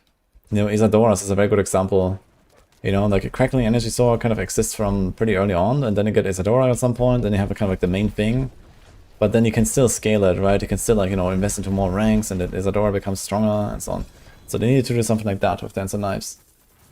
And also just like make Dance of Knives fucking like work, that would be good. You know, like the charge system is just stupid. And it doesn't like synergize with like half the things that a class normally does. So they need to fix that. And they try to like make this weird band-aid with the pants now. But that's just like not a solution. Oh look. Oh, wait, that's Noxious Eyes, not Cold Clip.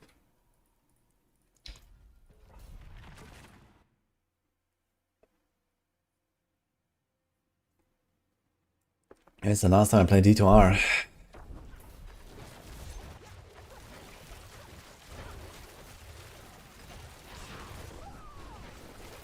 Three and a half years ago?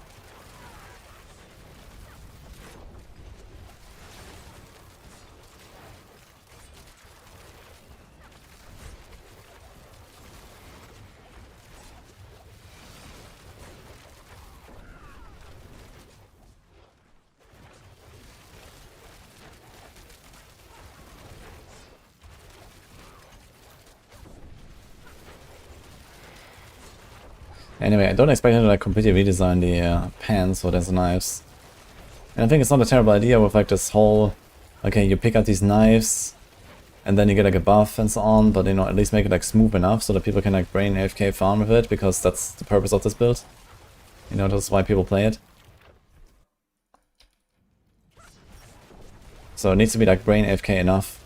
And like right now it's like a really short duration, and the knives just land in random spots. They don't even work on Belial because they land off the platform, so you can't even pick them up.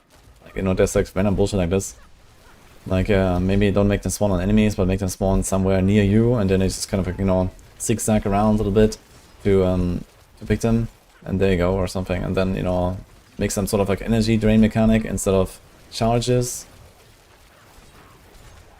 And then maybe this would get somewhere. And yeah, like again, like add some sort of like Isadora style, like late game scaling.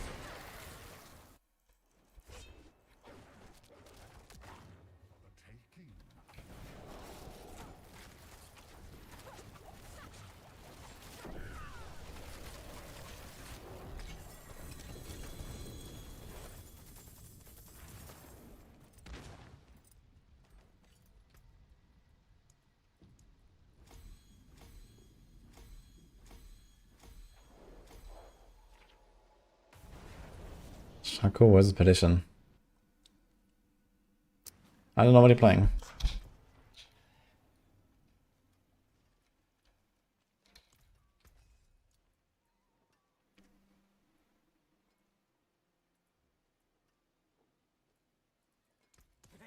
starting from nothing. Was there a world boss coming at some point? I guess I missed it, huh? Lucky.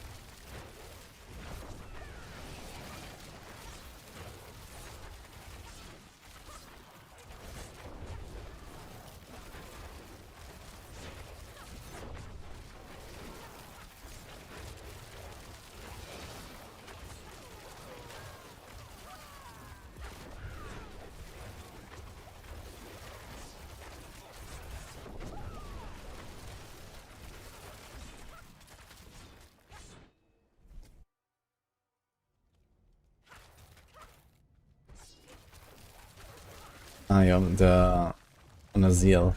Yeah, so Perdition is like the more DPS choice. But since you get like 40% crit for free on Zeal, you can definitely get away with a Shaco. And in fact, at least on hardcore, I would probably do that again in the future. Shaco, and then 2 defensive rune words. And you can kind of make up for the lack of the shield. So this is not a terrible idea. So that's how I played. I played 2 defensive rune words, but I played a Perdition and then I ripped at some point. But Shaco is not far off offensively, but much better defensively.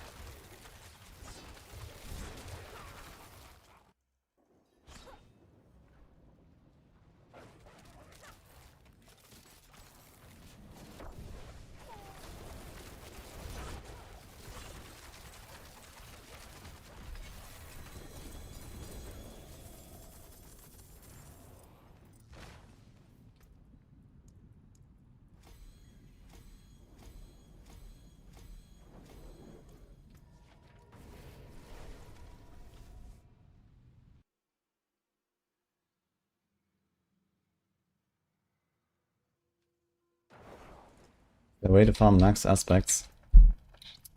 I would say run Under City and Gamba. It's like how I get the most amount of like, you know, target farmed loot. I guess you mostly want to gamble rings in most cases because they're like hard to roll. They have offensive aspects and resource. So depending on what you're looking for, or just like, you know, one-handers or offense, they're only offensive.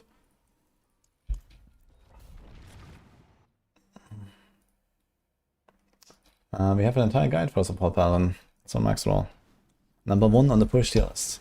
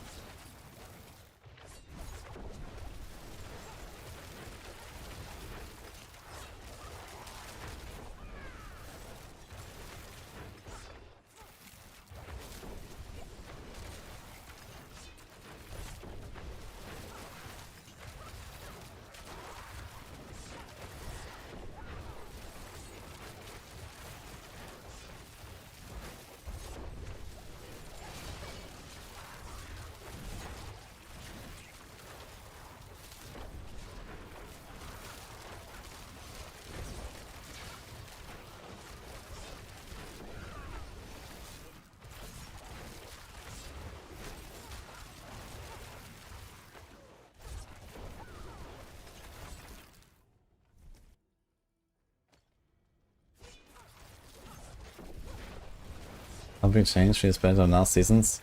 Yeah, they update GA drop rates. So you generally get GA items more often. And this means you finish your aspects faster this time. Plus, you know, we get inundated with loot in general this season on top of that, so... Yeah, it's very easy to max out the aspects right now. That being said, I still don't have an adaptability. Next.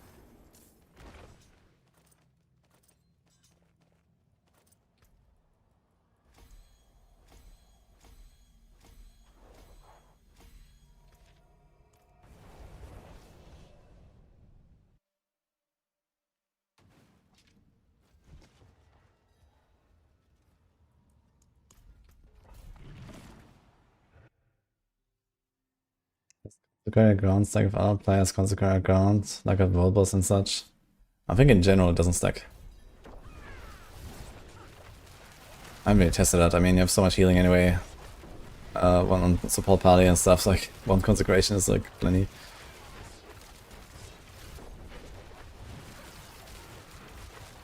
But I think it doesn't stack. At least like I heard someone like trying to make some consecration build or some shit, and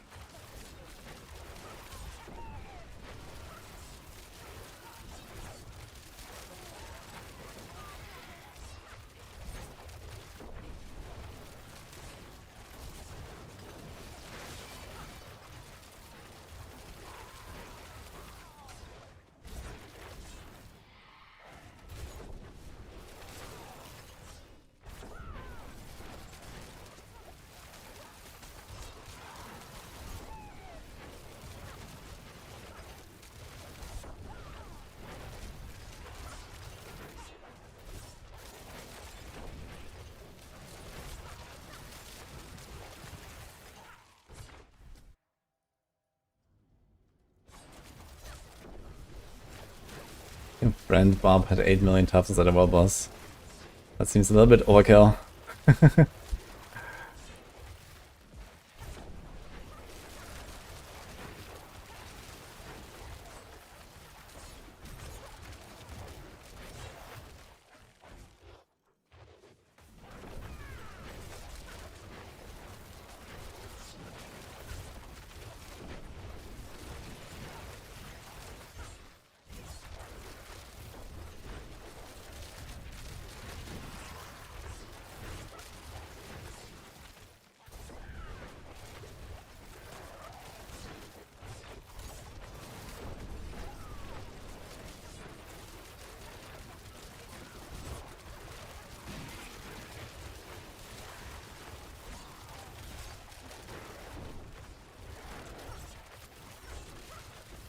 Find fish gear, man.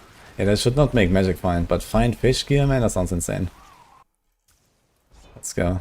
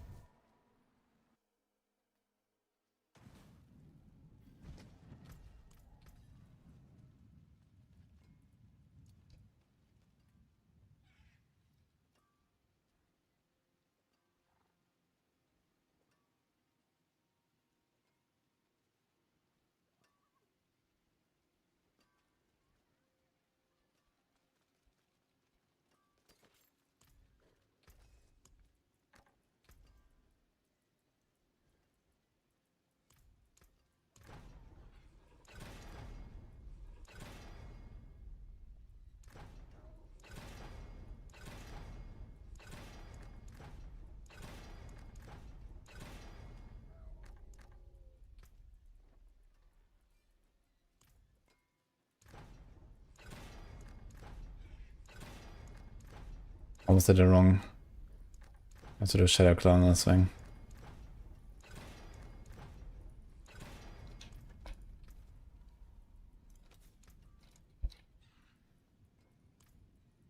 Impeccable.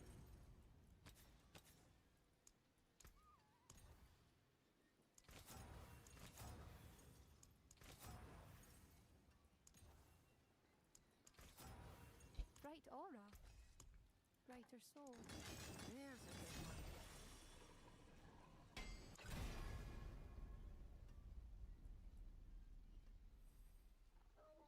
I'll keep my forge hot. Return soon.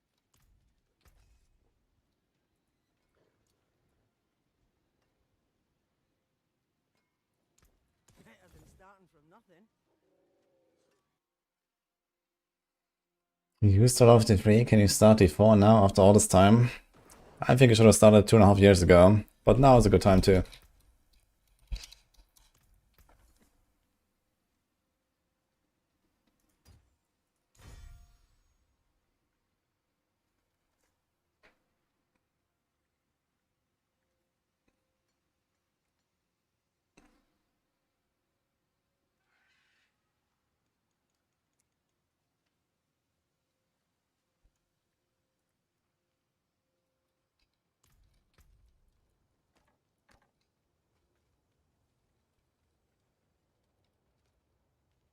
That's a pretty big roll. But do I stun or knock down? Fuck. I thought poison trap, not really.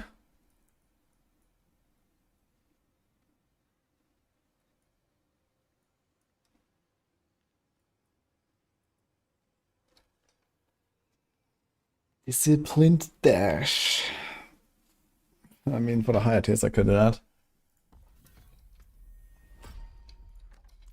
It'll be funny to see how that feels to play like that, actually. I can do it for fun.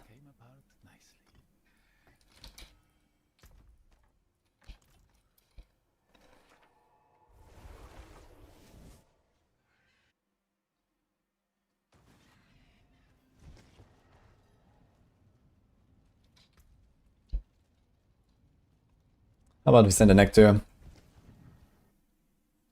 Do you need the DLCs? Just a lot of hatred that has both.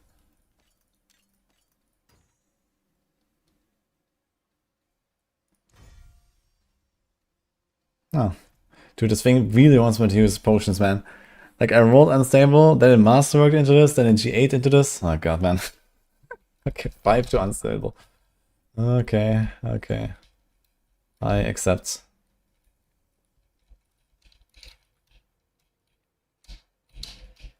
Do we have a better call clip? Nope. May your road be filled with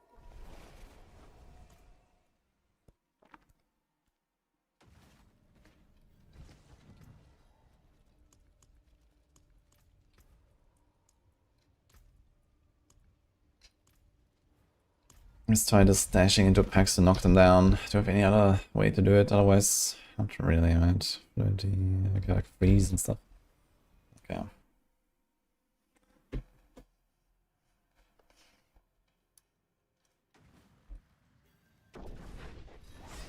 Guys, like right here on the start, holy.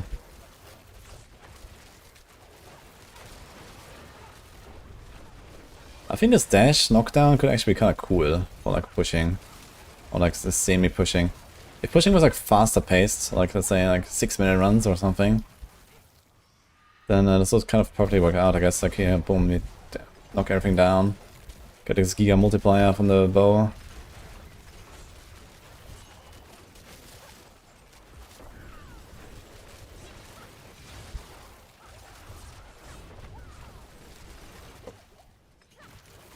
They blast it.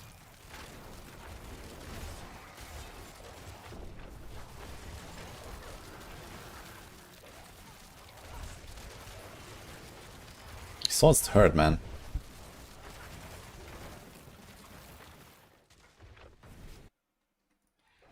Potion stuns.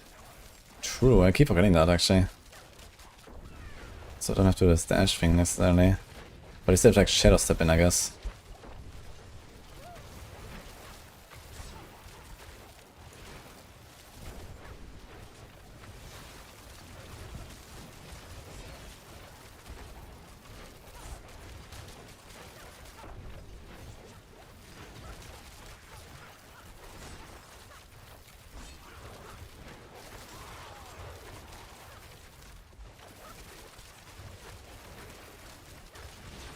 I really like to know if this sword is physical or fire damage. It kinda could be either.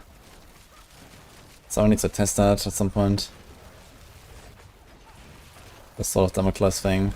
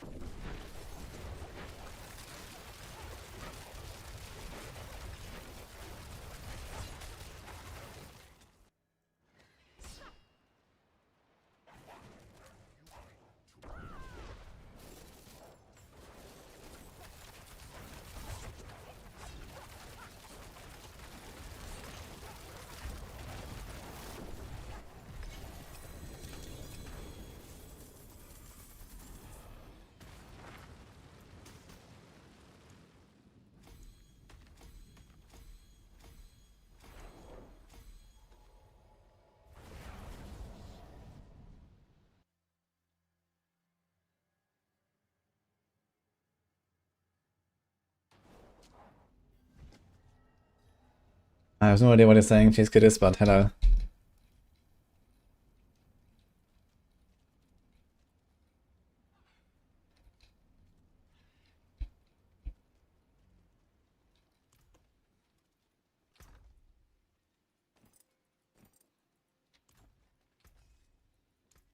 What's still got some good in it?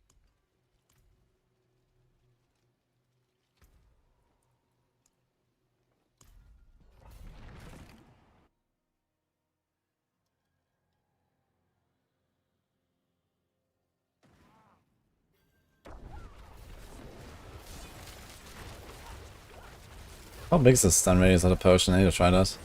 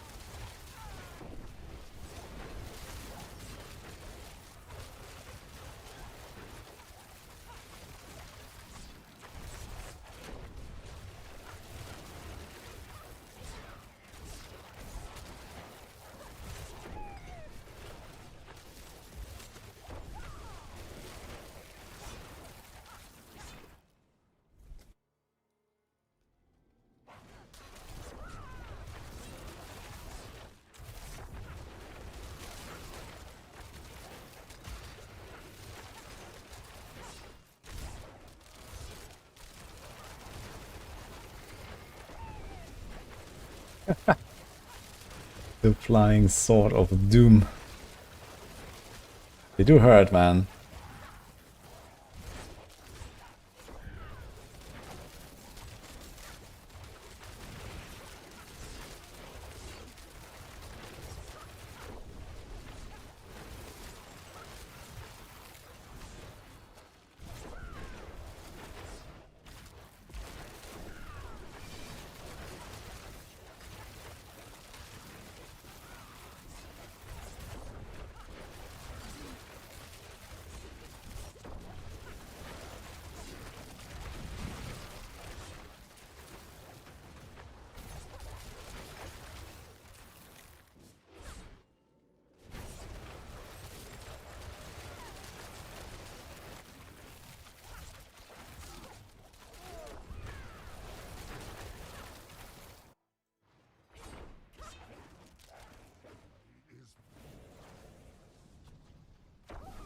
Yeah, I think there's something up with, like, I think when you kill illusions, they all spawn the sword as well or something, if I'm mistaken.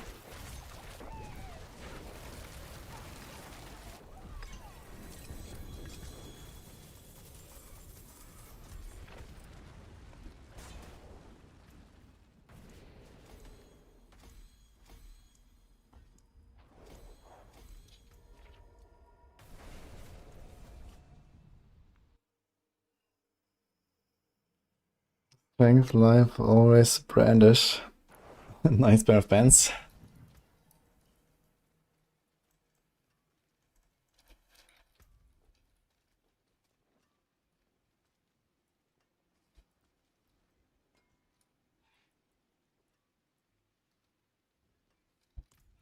Greetings. How shall I guide my hammer? This would be something for Rain of Arrows. Actually, would Rain of Arrows run this? With Victimize? Probably not, right? Does have to cast twice though.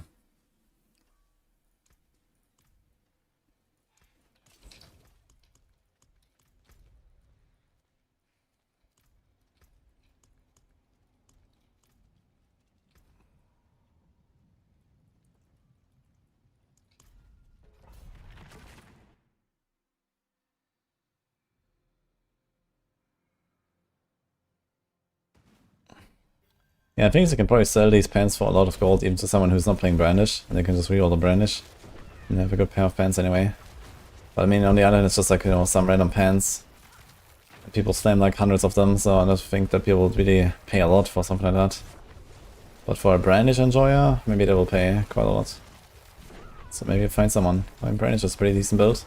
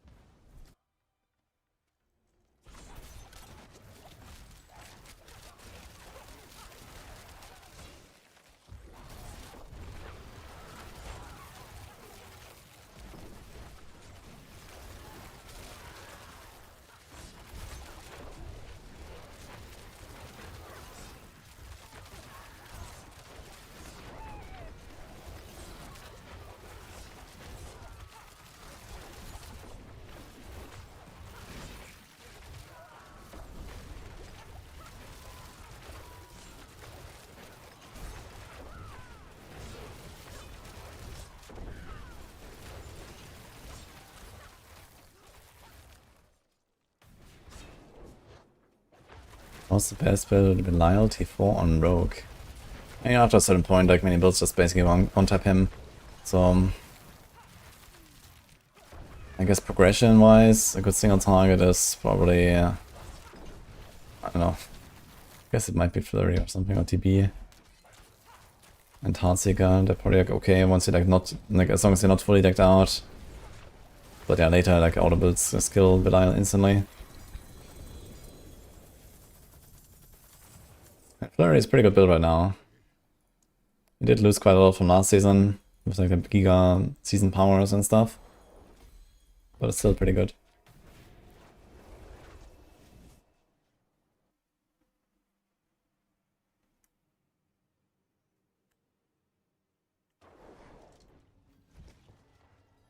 Dawnfire war Shan.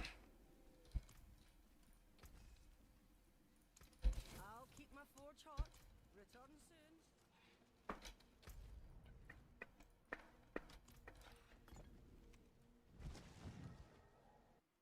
Let's see how many scrolls and stuff you get from the rep board. I haven't unlocked all of the caches, but it's almost.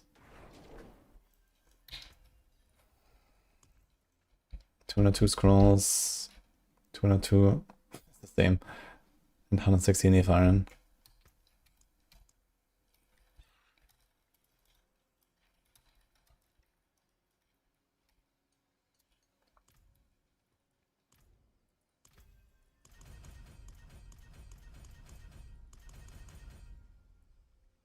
Okay, we're seeing Greater Lair cache, Greater Master cache, so this body has some stuff.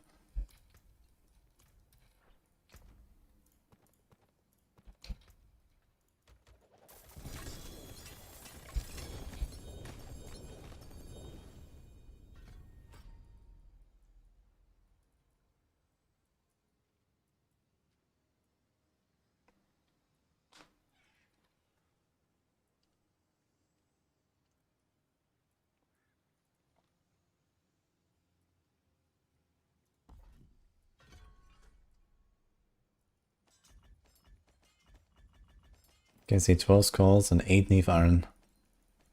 The muzzle round trash. Okay, that's pretty bad actually. Woohoo.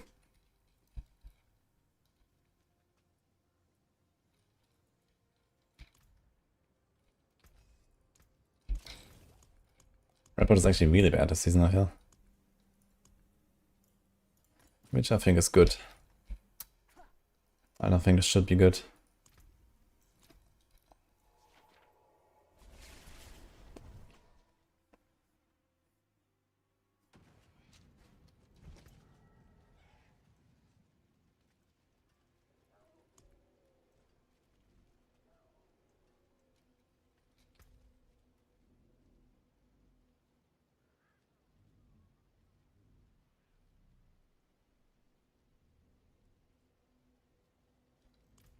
So many sparks again. 21 if it catches. Ding, ding, ding, ding.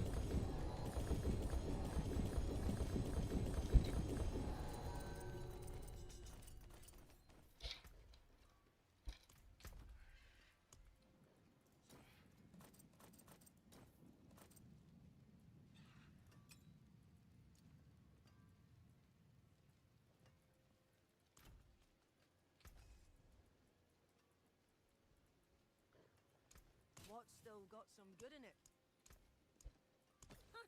More there.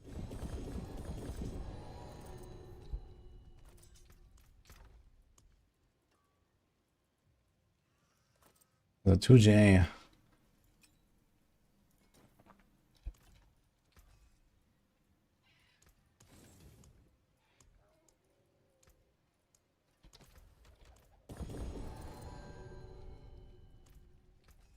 One more.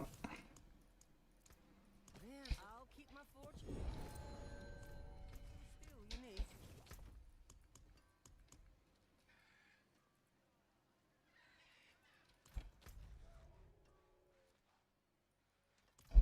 Okay, slam sash.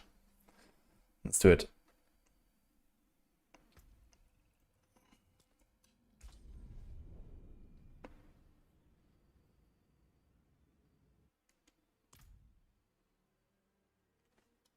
We have many rogue builds, but the one I was playing is here.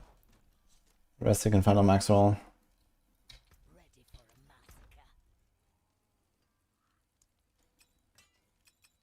massacre. Do we do something with the grandfather? No.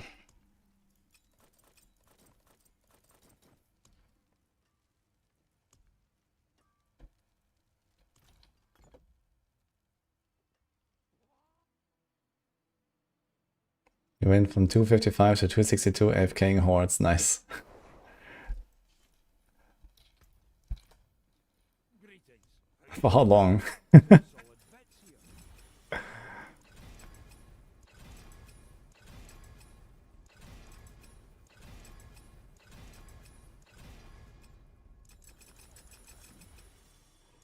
More there than I thought.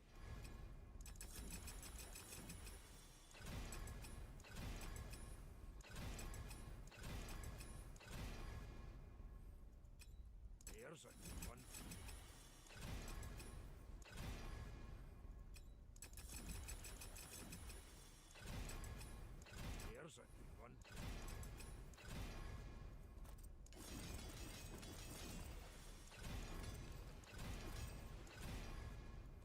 More there than I thought.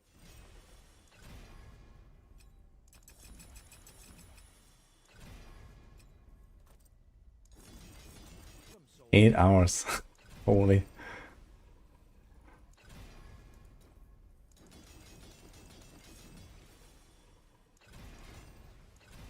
That variety. Very good.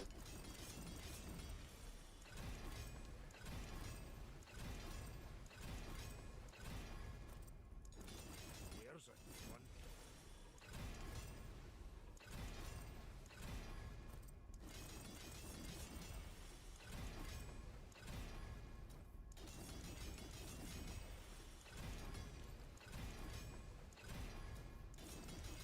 More there than I thought. Okay. I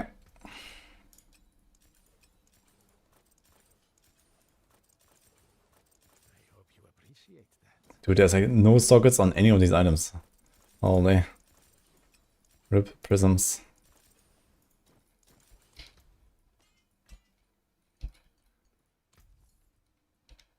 We just send a grandfather just because.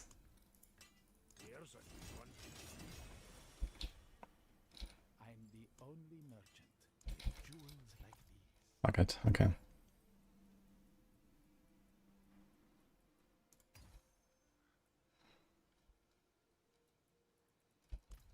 We're missing 1 sigil in our inventory.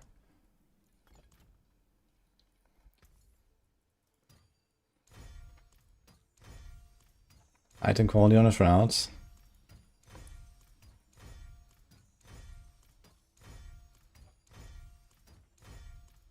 A lot of legendary powers.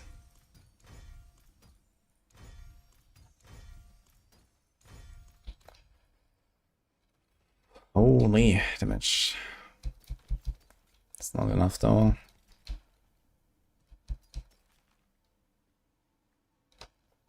He's an Edge Masters. Not terrible.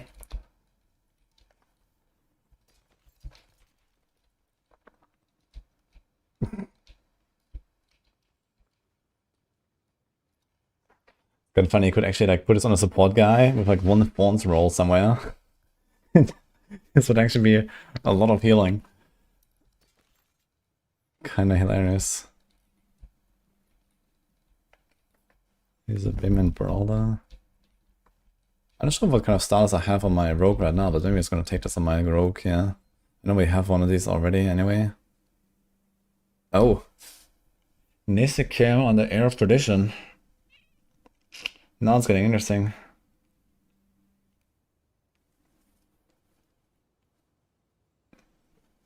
I guess I could also run that on rogue. Is that better than resource though? For single target, yeah.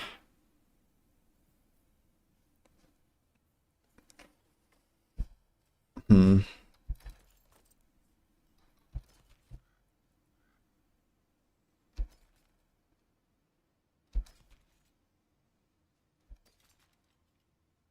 (23) quality. We got 24 quality and 23 quality today on a shroud. 24 resource.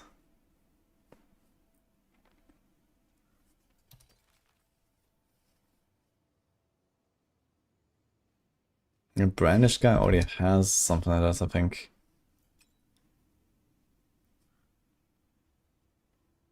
The fixed shroud? No, they will not fix that, I think. This is not actually intended as far as I know. So this Grandpa got 28 cooldown reduction. Okay. That is pretty comfy.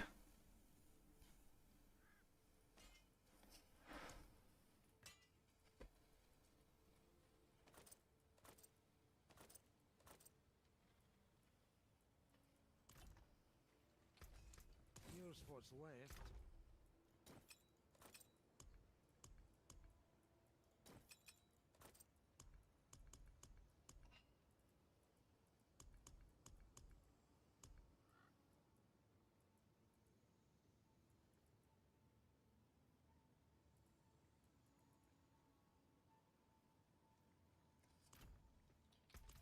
I'm gonna check my brandish guy if he needs the shroud or the resource.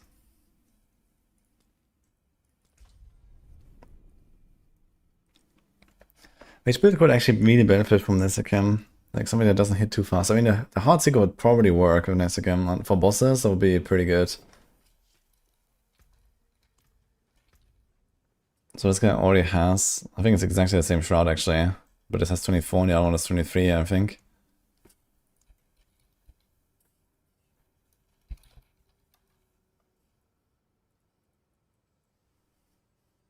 No, they're actually the same shroud. Literally the same. Okay. Funny.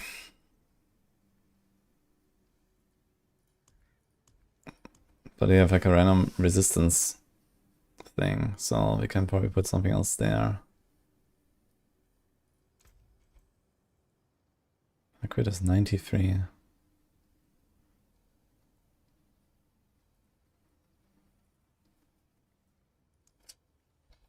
Do you have like something for petition? That's like not terrible.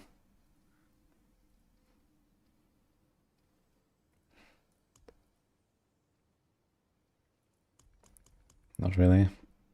Okay. Was there like some amulet I want to put on this guy as well?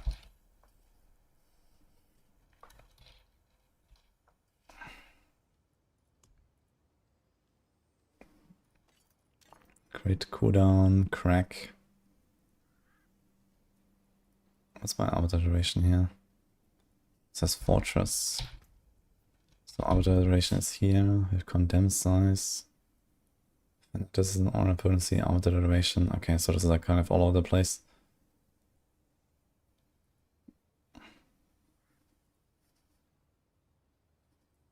I'm not really gonna seriously push this guy anyway, so it's fine, I guess.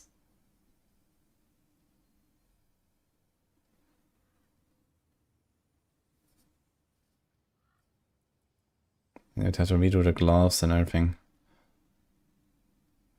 Resource cost, all stats. Okay, some crappy stuff here.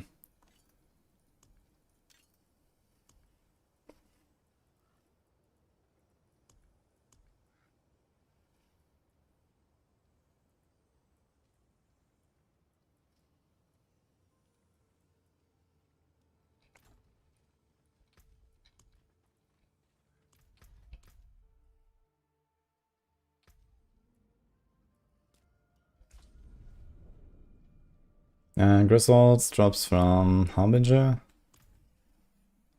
and then Dariel, I believe. Is now a new planet we're dropping Utmost. And you mean like the shit of Retribution? Yeah, for the push, you go for the Arbiter stuff. Like this is just too good, basically.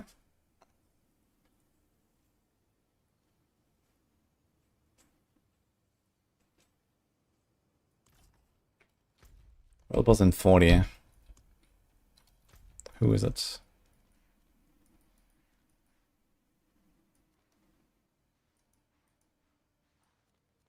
Doesn't say. Okay.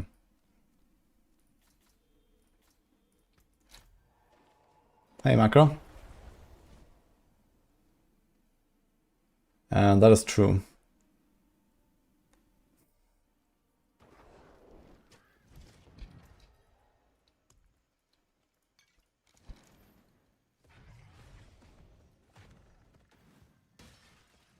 Seems people die again from other people at the world boss? What?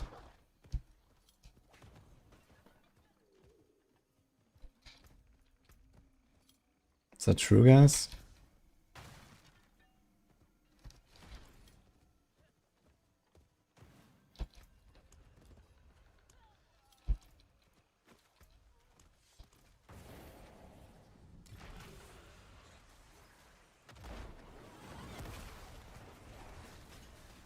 Some guard worth to put on emerald even if you have capped block chance. It's a lot of armor. I mean, even if we only have 3 ranks, it's 30% armor.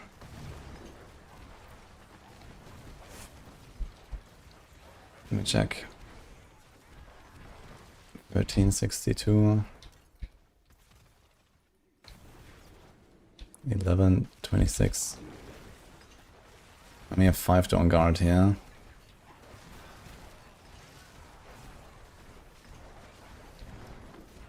It's a lot of armor.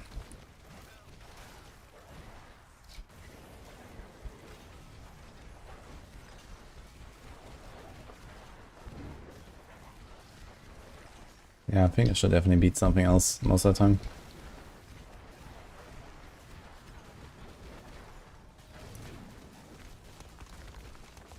%19 damage actually. With 5 ranks on guard, that's kinda insane. The typical damage tempo will be in the range of like 5-6% damage maybe. Maybe 7-8.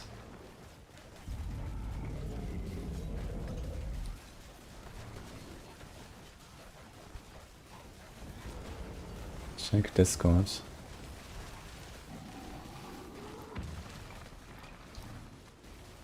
Anyone has seen any PvP devs on World Boss today, guys?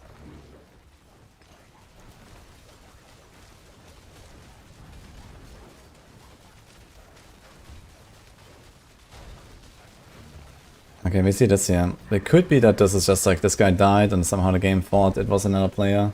That can also happen, you know, they might just have properly died. And then sometimes the game doesn't know what to do. Especially when it's like right at the moment when the boss dies or so.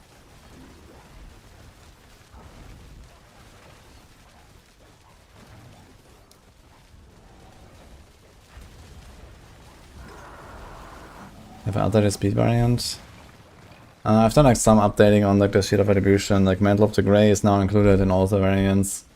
And I think I changed the runes a little bit and some stuff like that, but that was mostly it. Like most of the stuff also I've pushed is relatively like before.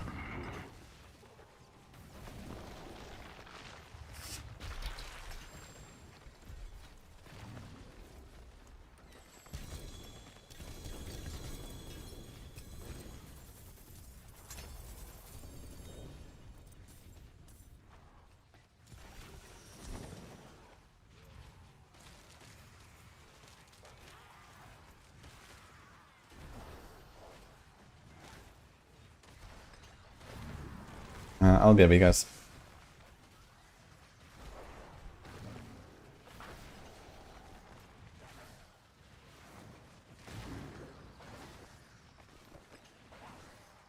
Greetings.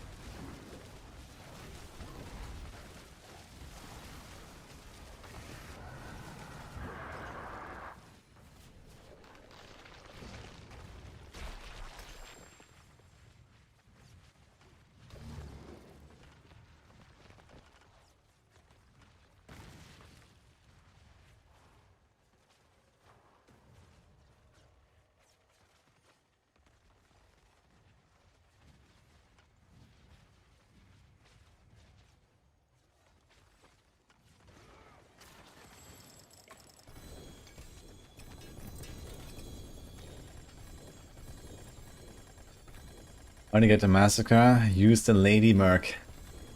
Yes. Although lady is quite a word.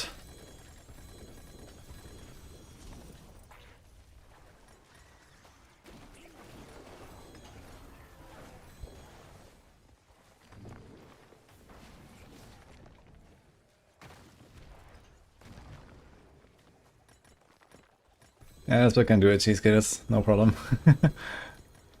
Pretty good build.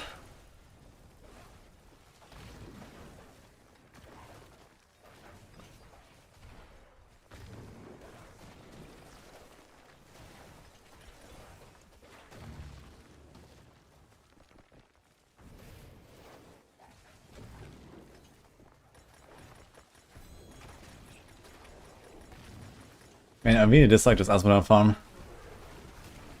Literally AFK and then you have like loot simulator. I don't want to do this anymore, man. I just want to stop. I'm not gonna do this anymore, I think. Fuck it.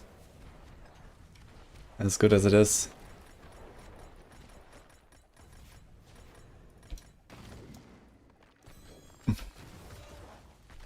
Like, the next boss is about to die. I haven't even like juggled all my fucking sigils once, let alone salvage them. That's crazy. Now we're gonna put it in a new instance anyway, I guess. I see his Outcan. Yeah, Outcan is already DR. It's very nice as the extra higher. The forge is ready for whatever you need. There's that.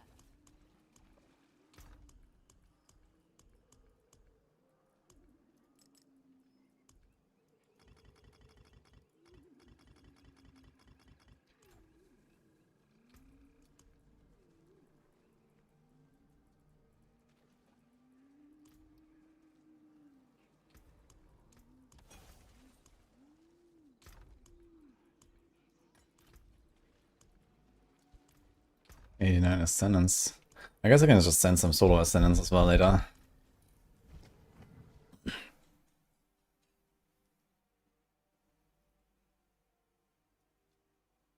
Complete mess about sums it up. Yeah. Yeah, to me that just seems like it's completely bugged, you know, like dropping these like 100 sigils at once. Makes no sense in any way.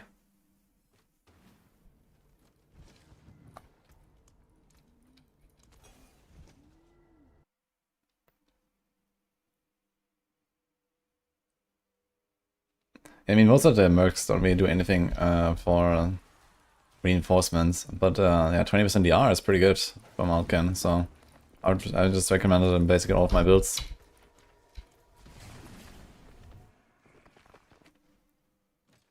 Is Infernal Horde's best way to farm gems? Nope. Let's have a look. Outside.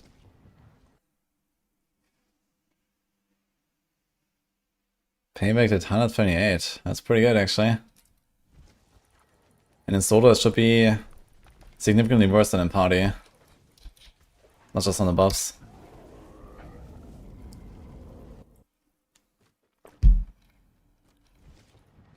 Done. Let's get started.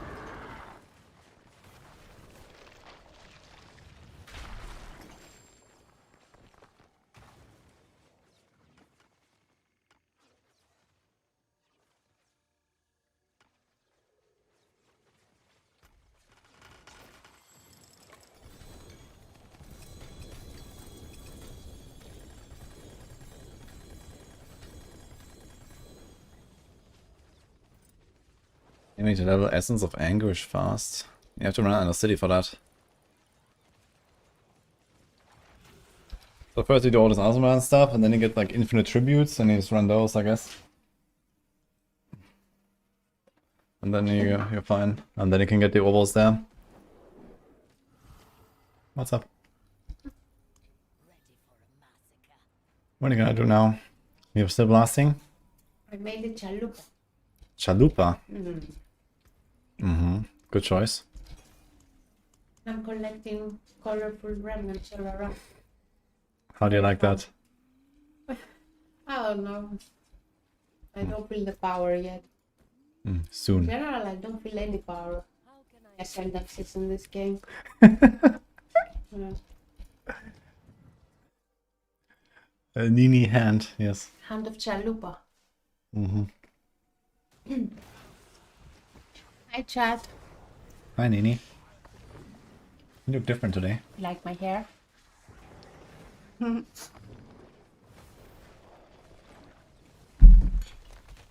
Does anyone like chalupa? I guess most people don't know what that is. PoE guys know that. Yeah, it's PoE's meme ascendancy class. I have played twice already. You will play the third time. Mm-hmm. Yeah. I just really like Chaula. Hmm? I just really like Chaula. Have you made the other one? What's its name? Oh God, I forgot now. Other on what? Monk. Invoker. Yeah, Monk. Well, one of them respected Invoker at like level 95. You like my hoodie, by the way? Can you see? Yeah. I think it's this is Exile, guys. Yeah. That's my hoodie, not Woody's. Woody hoodie. But I wore it to the Blizzard campus anyway. What? But I wore it to the Blizzard campus anyway. Yeah. I insisted. He's eating sticky duck rice. Very good. Can recommend.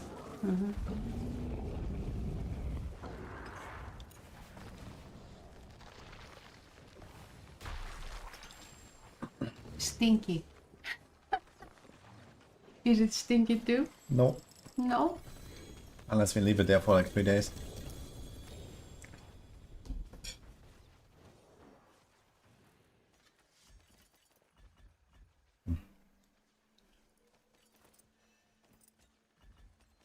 Rice for the win. We don't eat much rice actually, right? Don't you have a chat with anyone today? Except the chat. Well, yeah, Chronix here for hanging out a little bit. Maybe Boiler later if he's up. So I'm hoping that he will say yes. We want to do like one of these days, but maybe it's gonna be like another day. Yeah, we wanted to go with Mackindo, but schedule was kind of rough, so I'm gonna do it on Friday. Friday? Ah, after the New Year day, right? Yes. Yeah, now it's Tuesday. New Year is on the first. Is on Thursday. Ah, he's here. Oh shit! Hi, Boiler. Boiler. Hello. We summoned a little druid.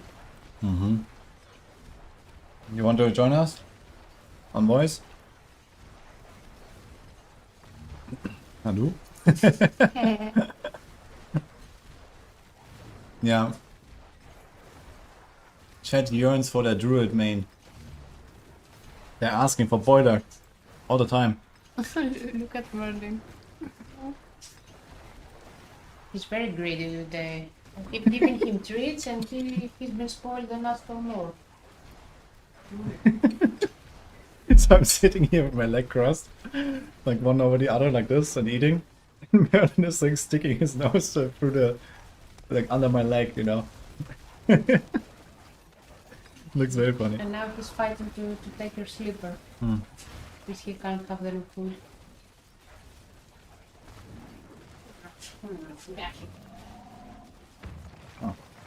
Yoink. You want a piece, man? Okay. A very small one. Yep. You have no idea how many treats he had today. Yeah. I don't have a napkin here. I'm gonna bring you on. You have there. Oh no. It's No. for the...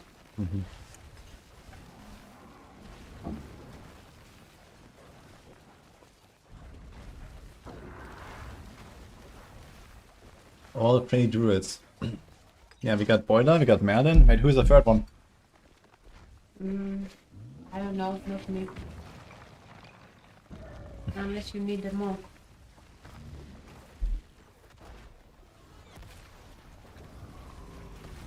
The music is too loud. But this one is nice. It's never loud enough.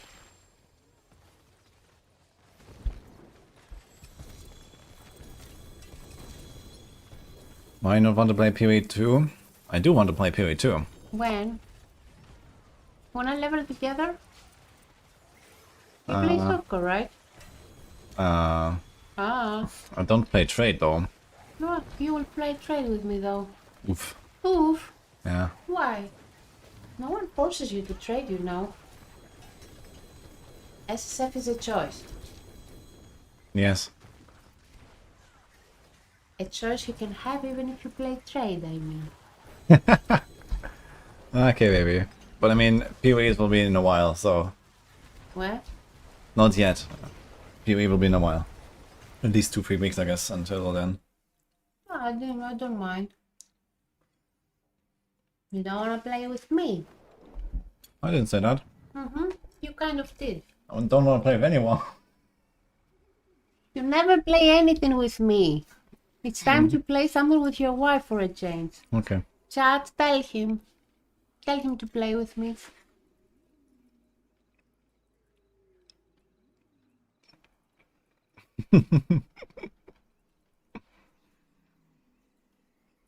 Happy wife, happy life, huh? Where is that sign you had over there somewhere? Where did you put it?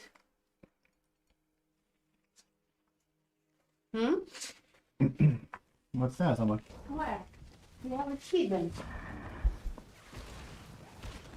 Yeah. He has it hidden, guys. He bought it to remind himself that. Don't know if you can see. And now he's hidden it. I didn't do anything. It's behind the thingy. What is this, by the way?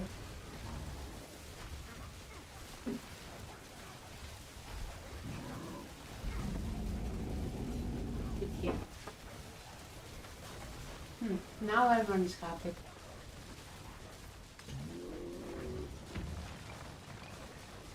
I will play.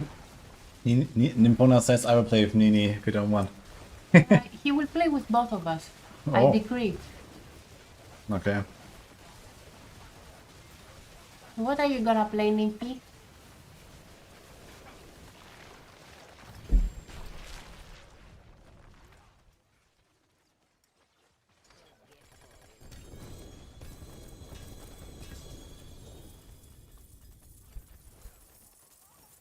Nini sound like my girlfriend. Does your girlfriend play PoE though?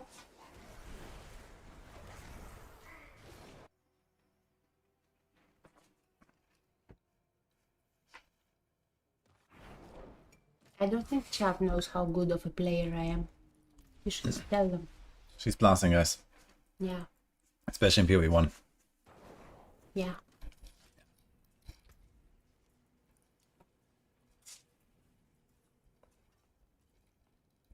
Why is Ben so excited again? Because there's food nearby. Ben, you become very greedy. I think you're done. It seems your prayers have been answered.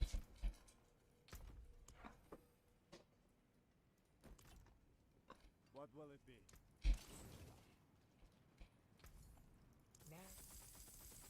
It's fair bit of. It seems your fair bit of magic in that one.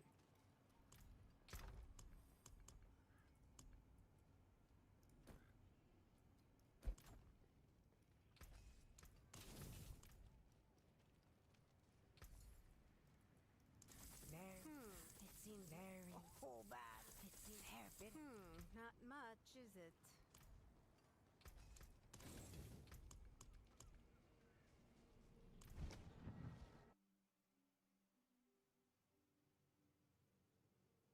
She left the room now, so but maybe she's gonna show up in chat.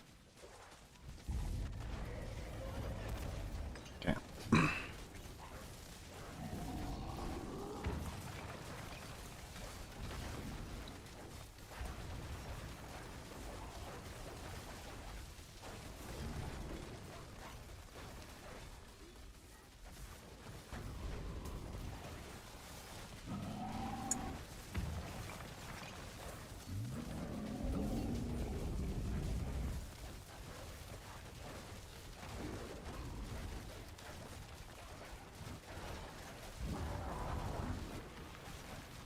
Uh-oh, Skitter.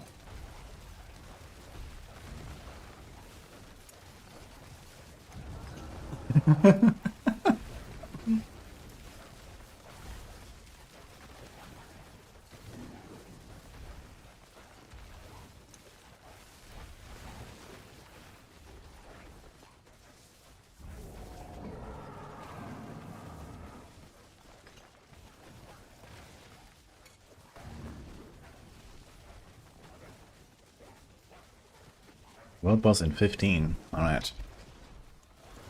How much do you actually get from, like, opening all these Asmodan things at the world boss?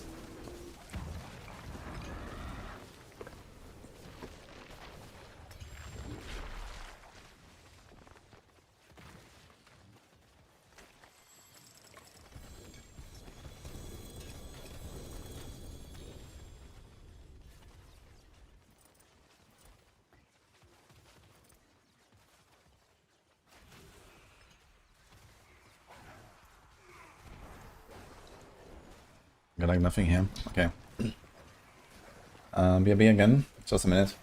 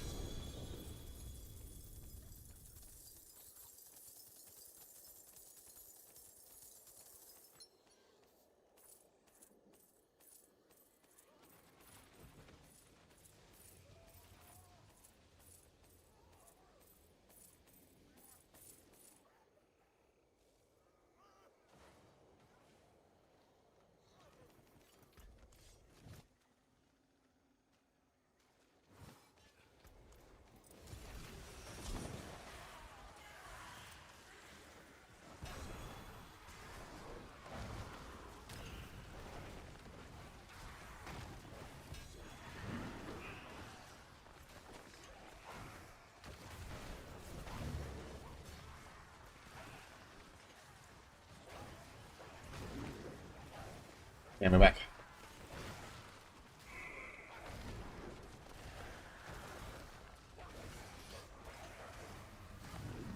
What is the contract they have to sign for Leisure to play D4 for about 3 months?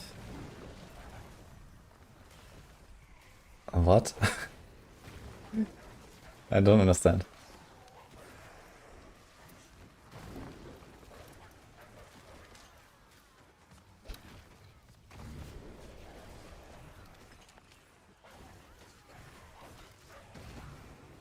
I don't understand.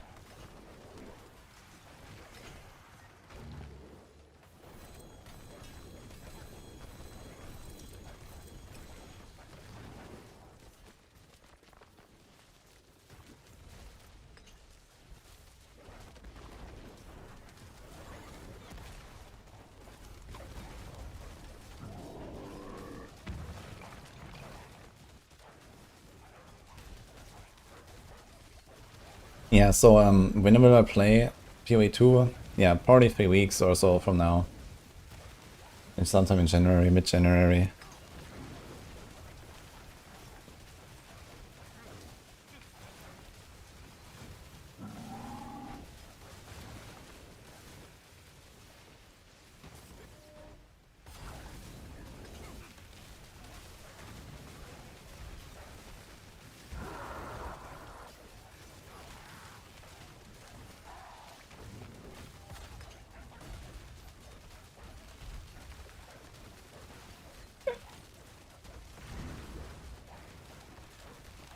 $40 million, you could play PoE 2 for 3 months straight.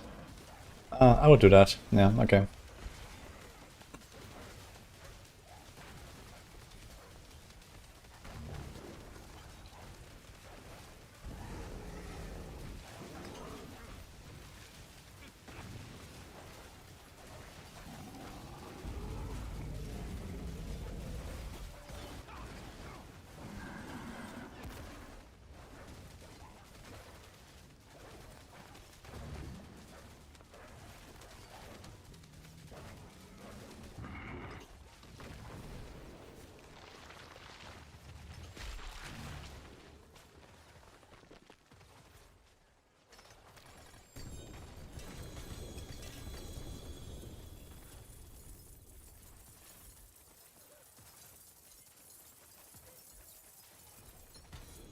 This can also train me now. I don't have, wait, I don't have them here.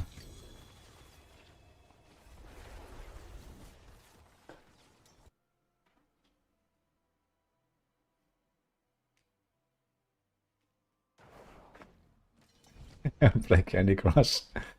Yes. For 40 million, I will play Candy Crush for 3 months straight, guys. I'm saying it now. Let it be known.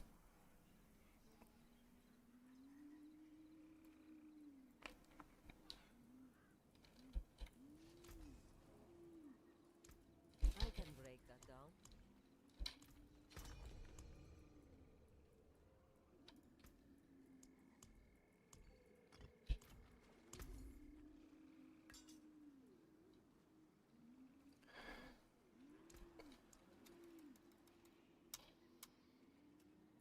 Ouch.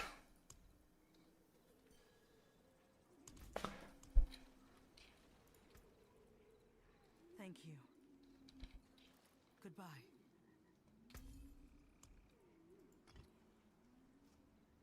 Time to slam it.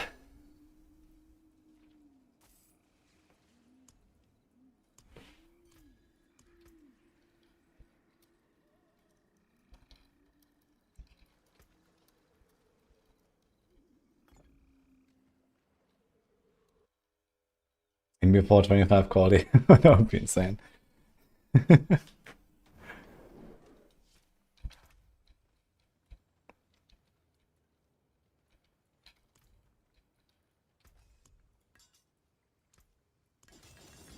than I thought.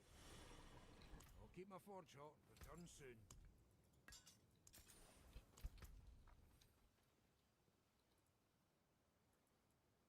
Here it comes. Didn't even have to reroll the masterwork.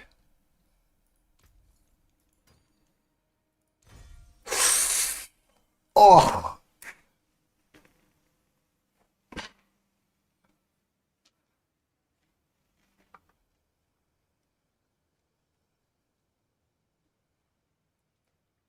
11.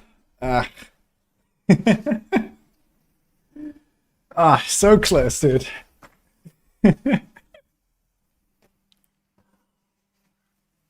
Okay, we got like a bit of damage and then one on one of the passes. It went from 5 to 6.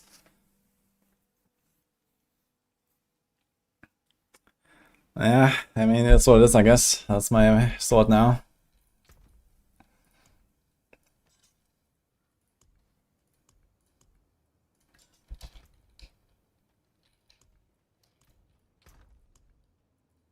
Bricked. I mean, this is still the best sword I will have all season, so it is what it is.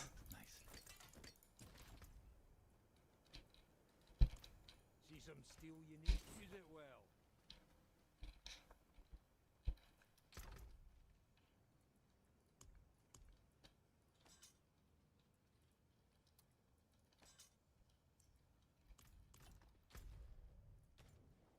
I need gold. What was coming in for? I get maybe do a quick under city. That's a whisper.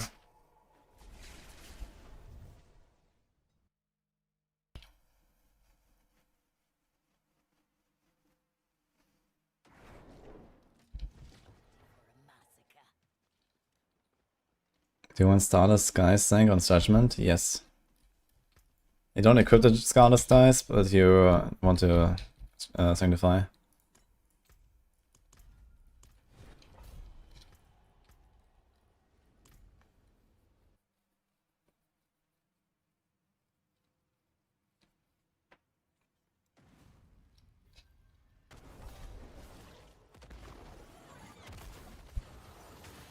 Yeah, I'm pretty sure this Crystal should be the best one I have now. With 11 quality. So as far as I know, the quality is not properly upgrading the damage currently. And it's giving like less than it should. When you fix it, it should be like basically an 11% DPS upgrade with 11 extra quality. Actually, no, it has 36 instead of 25 quality now, right? So the DPS upgrade is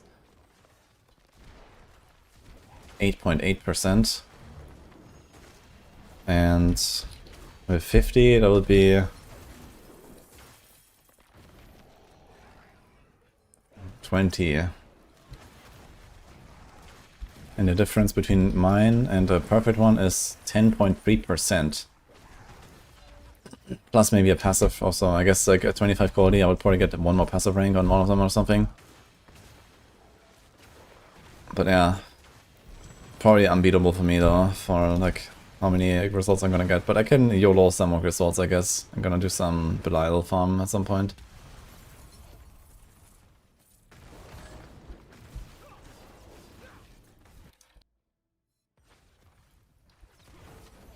Kind of crazy how impactful this weapon is. With the ranks on it, and the quality and all that. So close, man. 11 quality. If that was like, I don't know, 17 plus or something, that'll be really nice.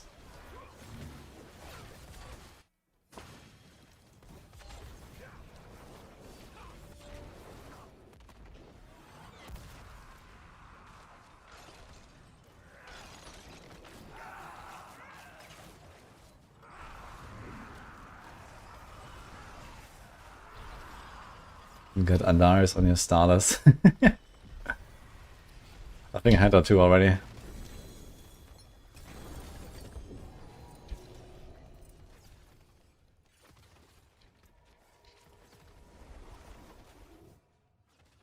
Does 25 give extra rank on heavyweight? I'm not sure. It probably does though. I mean, I got an extra rank on the other passive at 11 quality. But the thing is, I think the Masterwork takes it from 5 to 7. So I'm not sure if I necessarily get an extra one to 8.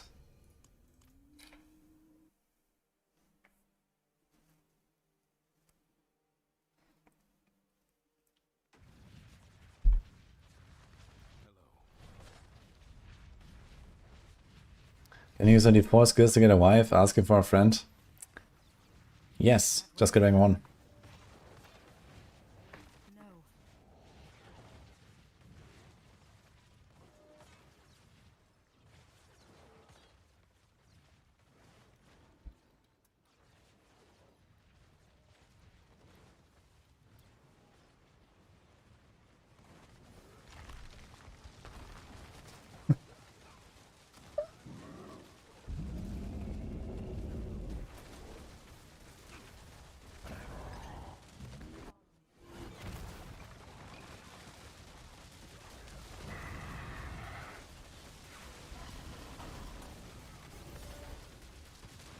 You roll 25 on Grizzled, 98% but only 1 GA. I mean, if the J is one of the passives, that's pretty good, yeah. That's probably pretty comparable to my weapon in that case. Maybe even better. I mean, I have more strength, more life now, which is also not terrible. Like the strength roll on the Grizzled is not that small actually. It's just like a normal roll actually. Yeah, it's like a normal roll, okay. So a normal strength roll is like what? 286, 267. It's like 19 on 400. So it's like 5%, and then with the GA I have and the quality, probably more like 7% damage from the strength. Yeah. And then you have like a high quality there basically, right? So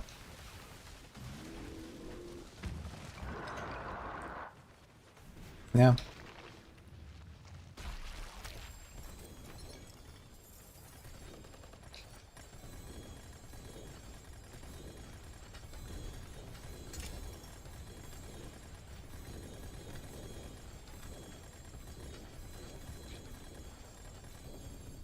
Stop dropping loot.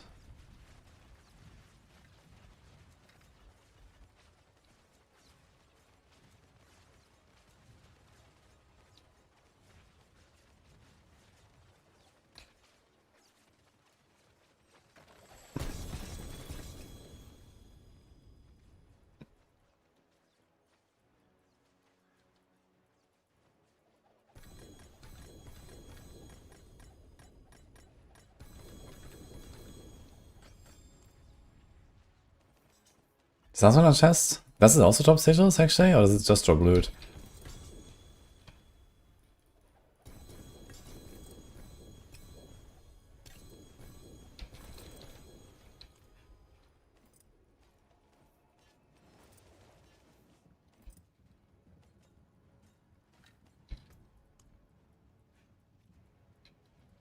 Oh, actually, is Judgement the best Paladin build for pit pushing right now? Yes. But that might change in 2 weeks. With like not insignificant chance actually.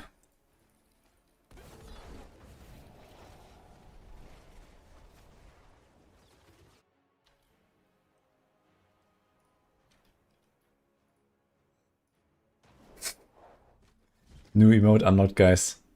What do you think?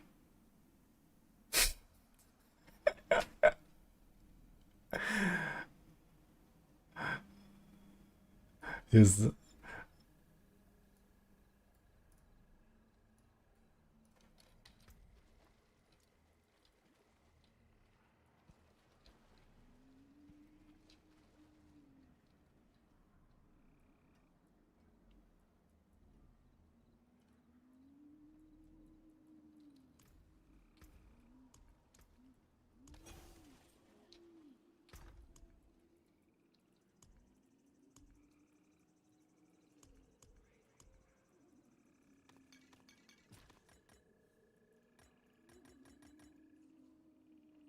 It actually told me you do not have enough space in the current stash tab, instead of just like throwing it into the other one.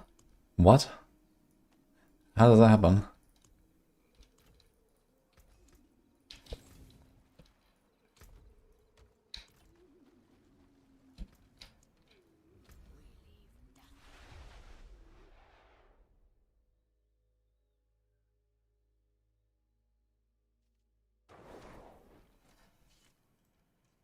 Nini attacked.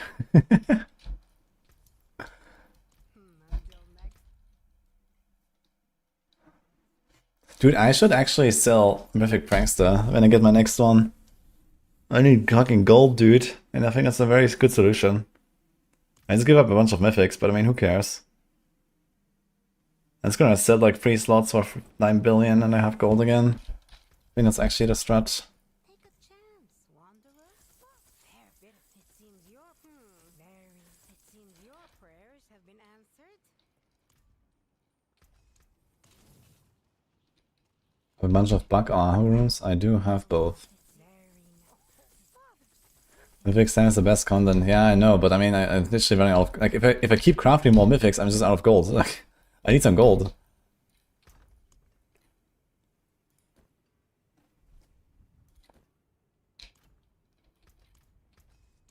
You can take what's left.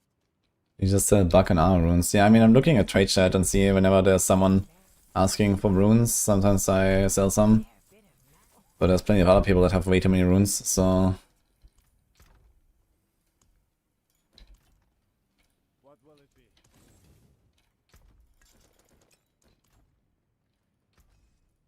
Anything breaks, the forge is hot.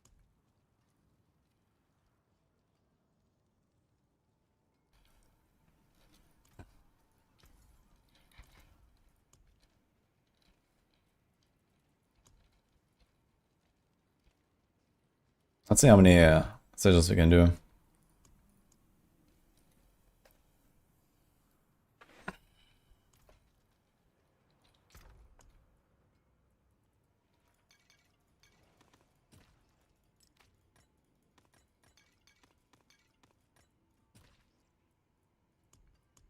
Fucking Judgement.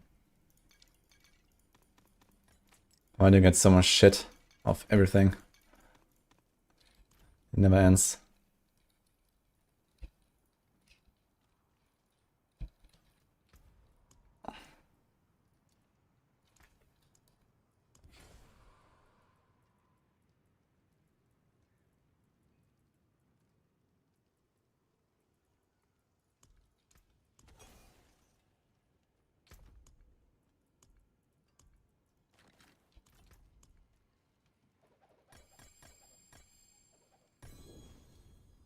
No witchcraft here. Only honest. Oh, you caught a rare one.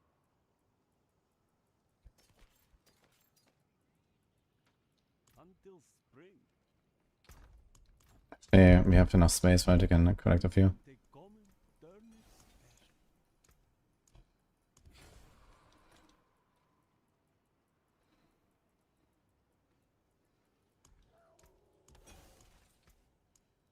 Ah, good fortune that is. 3 times in a row, hidden armory.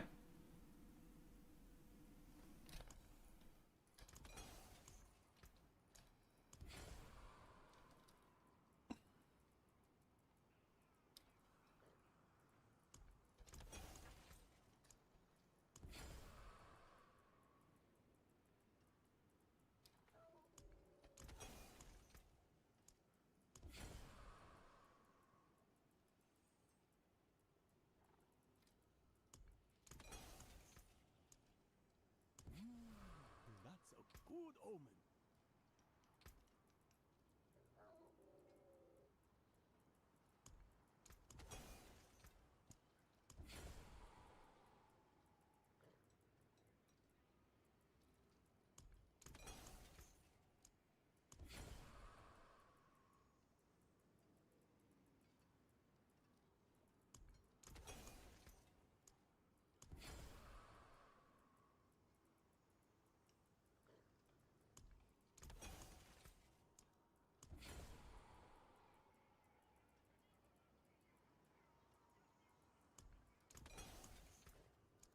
Oh, you caught a rare one.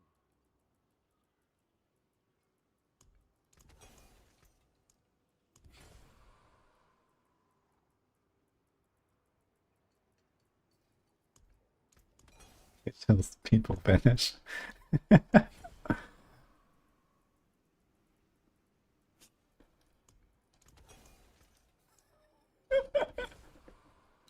That's a good one.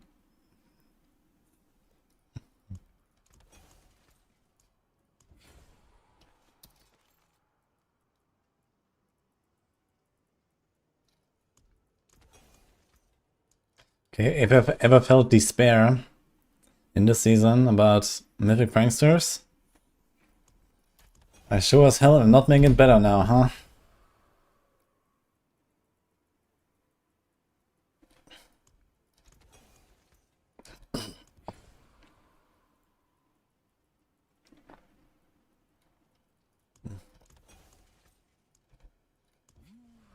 That's a good omen.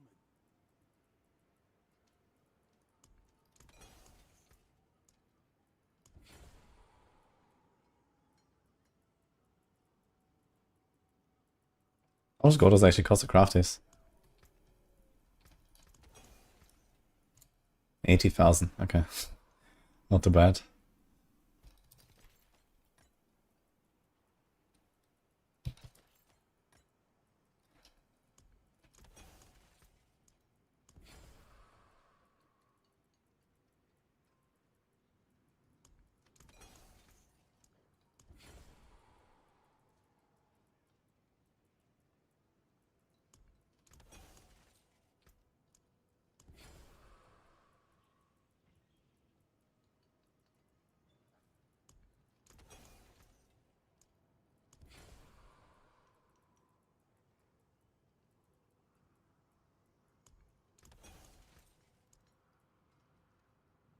Ah, good fortune that is.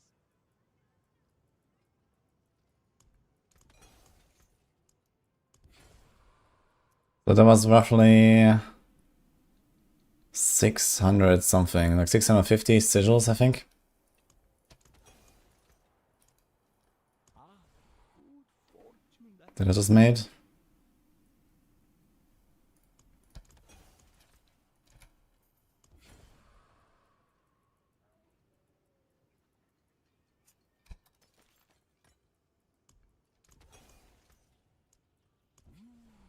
That's a good omen. Nothing. Okay. No 9 billies for me. Another time.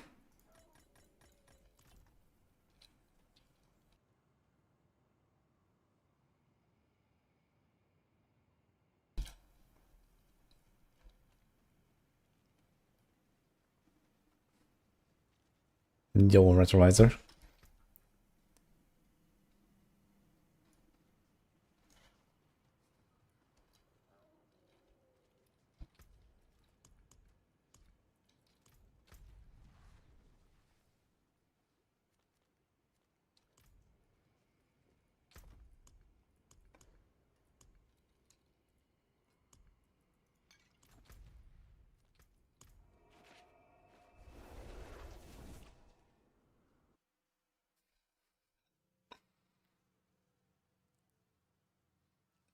You have magnified 3 mythic effects. I have never seen Brawler aspect. You mean Vehement? What do you want to do with that? I guess for evade or what? That's kinda nice.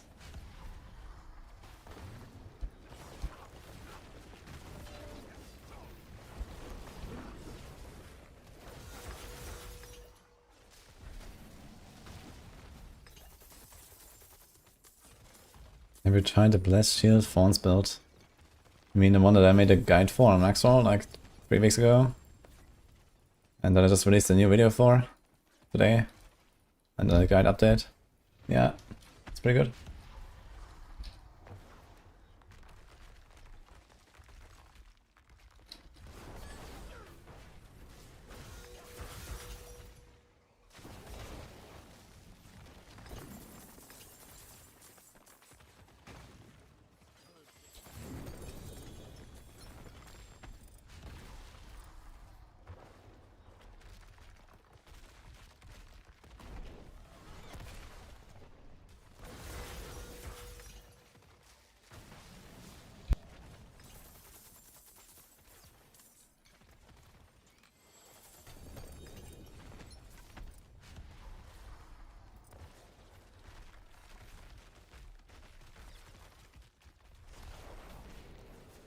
Okay, looks like Boiler is ready, guys.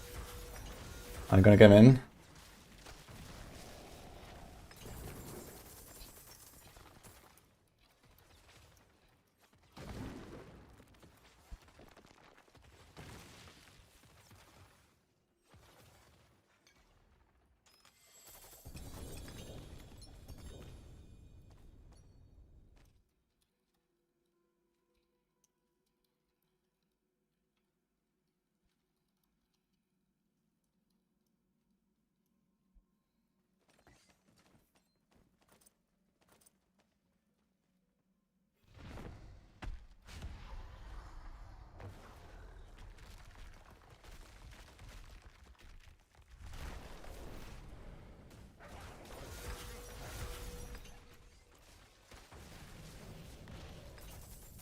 No Paladin talk for 1 hour, only Druid. So who are all the Druid chats here in chat, guys?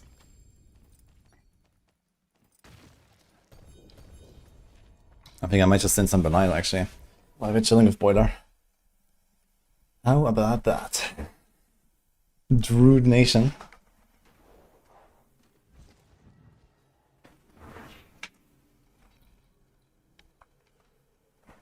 Alright.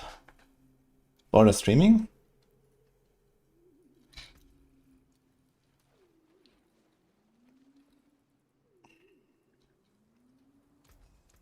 Come back if you need the forge. It is done.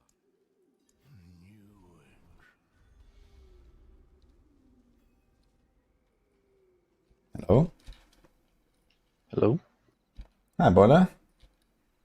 how you doing? Amazing. How about you? Oh, not too bad. How's the season of FOMO treating you? Well, we are getting there. We are pretty close to done with our stuff. So I'm kind of happy with how it's going.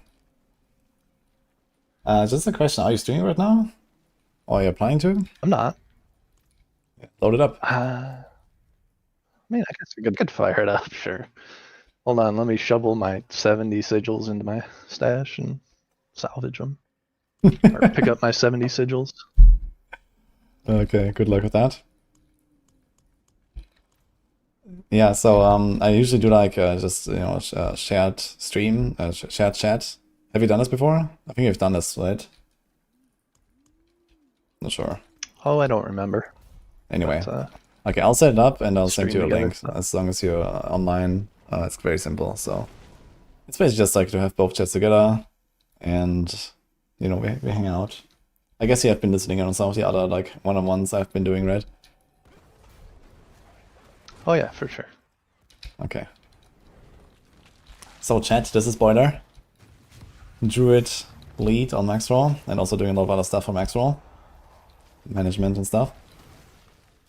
So we have some Druid enjoys here actually in chat. So I see there's some You found them. all of them, yeah, probably.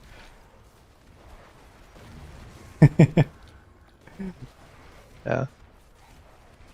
But have you been blasting about this season as well? I guess so, right? Yeah, I mean, I would say a good amount. I'm like Paragon 267, looks like. Not as hard as you. I didn't have a subathon or anything, but we've been out there.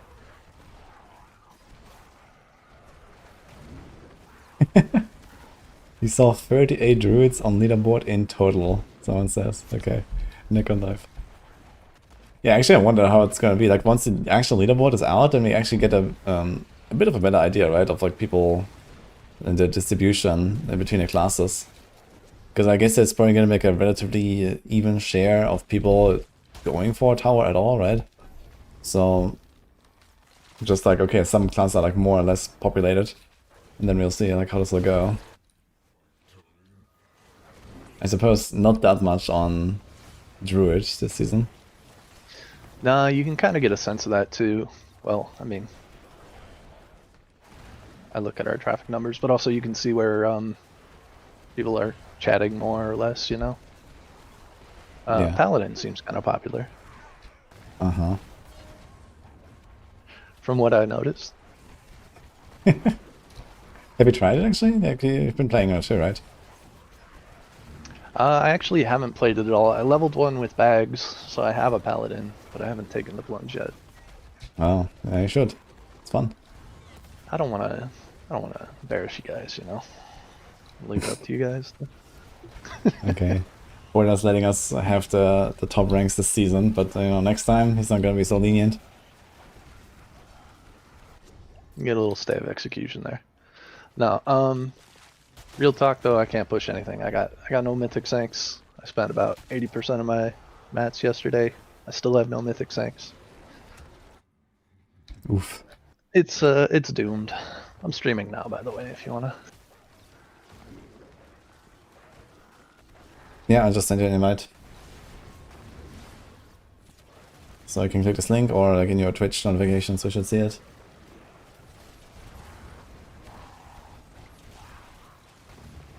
Join session. When was the last time we actually were hanging out on stream? On stream? Dude, I couldn't even tell you. Been a while. Yeah, I don't think we've really done this much. I mean, sometimes we hang out in Discord, you know, like after Maxroll meeting or whatever, right? But yeah, I think on stream we actually really done this. So for chat, you know, we're kind of, you know, very familiar since we work together on Maxroll and, you know, do a lot of stuff together. We're both like co-leading the D4 team, for example. Yeah. Oh, we talk. Just not out here much. Okay, did you get the invite? You can check it. Thought I said yes. Ah. Get started. Yeah, perfect. That work? Yeah, just mute there and that's all good. And you just leave this tab open until we're done.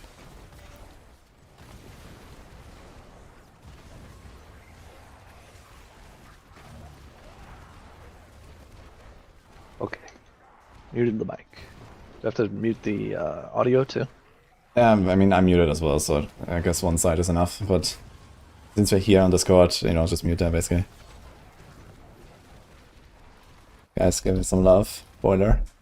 Doing another druid stuff on Maxroll. Yeah, so druids, man. We're the squishiest we've ever been. That's pretty fun. Polarize felt decent to me, at least. I've played that a little bit to set up my support druid. Yeah, I mean, Polar, because bears in general, you know, they've still got Iron Fur and a Grizzly Rage that gives damage reduction, but like wolves are right out, in my opinion, right now. I mean, you can probably get away with it on Temerity, but hardcore viable is not the term I would use. Yeah. I already ripped on Rogue as well. If you're not playing Paladin, it's rough out there for sure, I gotta say. Yeah, well, the pass they made over, like, I think they just didn't realize, because, like, all of Druid's damage reduction was flat damage reduction, or damage reduction from Fortify. Like, we had 7 boards that had damage reduction on it. And 3 of them were overstatted. We had Vuln, Poison, and Wall Fortified, right? All those are gone. And not only did we lose the natural damage reduction from Fortify, but we also lost that on Defensive Posture, the passive that does that. So, like, we really have, like, Iron Fur, we have Heightened Senses, and we have Grizzly Rage damage reduction. And that's it. And I guess Cyclone Armor as well. This is like something at least. Yeah, Cyclone Armor, sure. And then we don't have, you know, we're a willpower class, so we don't have any natural armor or resistance scaling from main stat. We get healing received and a bunch of overpower damage. So it's like, yeah, I don't know. It's like our whole class identity got turned on its head. We're way squishier than we've ever been. Any Stormclaw enjoyers in chat? Although enjoy might be a bit of a strong term here. I mean, that of all builds is one I expect to kind of explode all the time. So you wear a bunch of uniques that don't have life on it, and you're a wolf build. You walk in T4 out of town and you just explode, you know, boom. It's just like, you know, the air pressure outside is like not enough to hold it together, you know, it just like goes flat. Oh no. Yeah, I don't know where all of our damage reduction is gone, and we get less life now for some reason too.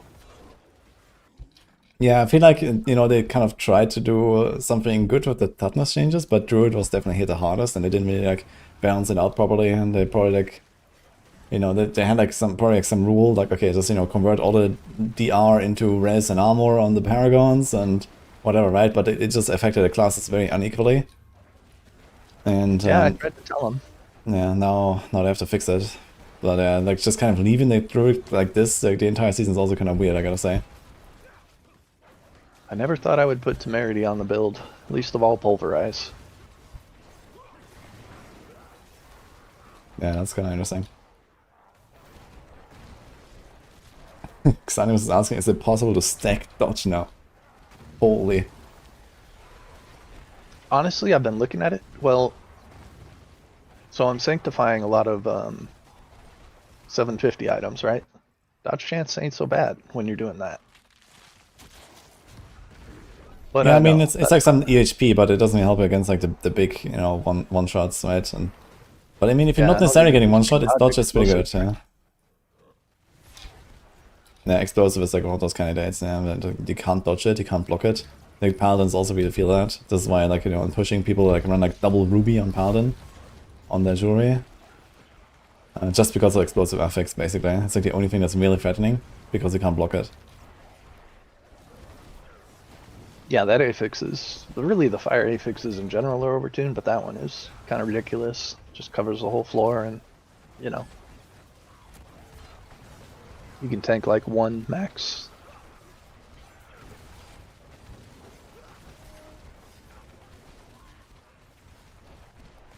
Actually, the dodgy boy. Actually messing with Earth Spike right now.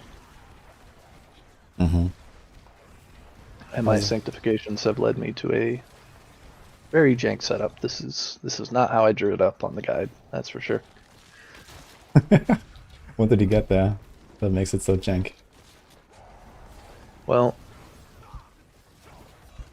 so you can sanctify Aspect of the Dark Howl. Do you know that one? This is where you do debilitating roar in Wolf. Is that the one? Right, it becomes a werewolf skill. Well, that's bugged. So you can use it when you're a werebear, Grizzly Rage. Oh. And it transforms you into a werewolf. Which Oh, is shit. good for like Toxic Claws, but it's also good for Earthspike in general. Because the aspect itself immobilizes poisoned enemies. And then Earthspike, its upgrade, you know, hits twice against stunned and immobilized enemies. Mm-hmm. So it's a really nice sanctification to get. Yeah, it sounds very good. Thanks for the 15 one subs thing as that a lot well, of man. builds, I think, are Appreciate that. gravitating toward, especially as you switch from like like a unique pants, like either Temerity or Tibalt's. I'm trying to get into a lot of them into when you push Stormshifter's aspect, because ranks are really good on Druid this season. You know, typically you're getting +5 ranks from that on your core or your basic skill or whatever, but then you're also getting 5 ranks to Grizzly Rage, which now scales its damage with ranks. It's a lot more short-lived, you know, Grizzly Rage, but ranks go crazy. Yeah, that sounds very good, actually. Yeah, so like I put Vex on Pulverize, for example, and if you have 3 ranks of that, as you should, or you know, you have it stacked up to 3. I think according to my Mythic Planner, Vex is like a 34% damage rune. Yeah, that's insane. Yeah, that's a bunch of these like double dipping like skill rank setups. Like the rogues also really love that with poison imbue and core ranks and stuff. Or like you can go even crazy, you can triple dip on the ranks even if you go poison imbue, shadow clone and core skill or something. And yeah, like with Grizzly Rage it's kind of like the same story. I think Yeah, also and you know, we have Guzzler too, so between potion capacity pants and getting an extra utility slot, you know, Stormshifters looks really attractive. So like that's what I'm doing right now, but I don't have all the things I want, so I'm wearing Tibalt's, but can also fit Hectic, Dark Howl, and Stormshifters, because I got Hectic on my Shroud, and yeah, Hectic on Earthspike is really nice. I think I was actually running this when I was playing it last time. I just put it like somewhere. oh yeah, it's crazy. You get a bunch of debilitating roars. Yeah, exactly. It's your only cooldown. Well, Yeah. I guess I have Hurricane now, but Give me 1 second, we got a big sub bomb here earlier, so I want to say thanks to Azvalor. Appreciate that very much. Like we were just like kind of talking and talking, so it's just all good. yeah. Thank you, man.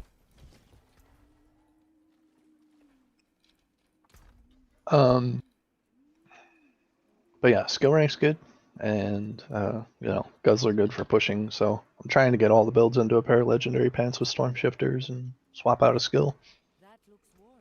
Both of those things are pretty much overkill for T4, but It's not bad. So you're mostly doing bear builds now? Yeah, dude, I'm scared to do the wolf ones, I'm not gonna lie. I die often enough on these. Oh yeah, and then on Earthspike I'm also running Starless, which you don't typically do. It's okay, but there's better you're better off with a legendary ring. But my Starless has Edge Masters on it, so that makes it in turn a little bit squishier than it would otherwise normally be. So I've been trying to push. I've been pushing and very often dying on 110s right now. There's sword action. Try Brandish, Koshi. Brandish is super fun to play. And that's with, again, no Mythic Sinks, because I don't have those. Yeah. Well, soon, TM. Just keep spamming 750 boots. Yeah, the boots. The boots are good tech, right? Yeah, I mean, you just print like 30 of them per Undercity run and go. And you do this for like a few hours, you're gonna get something for sure. Best I can do is Doombringer boots. Oh.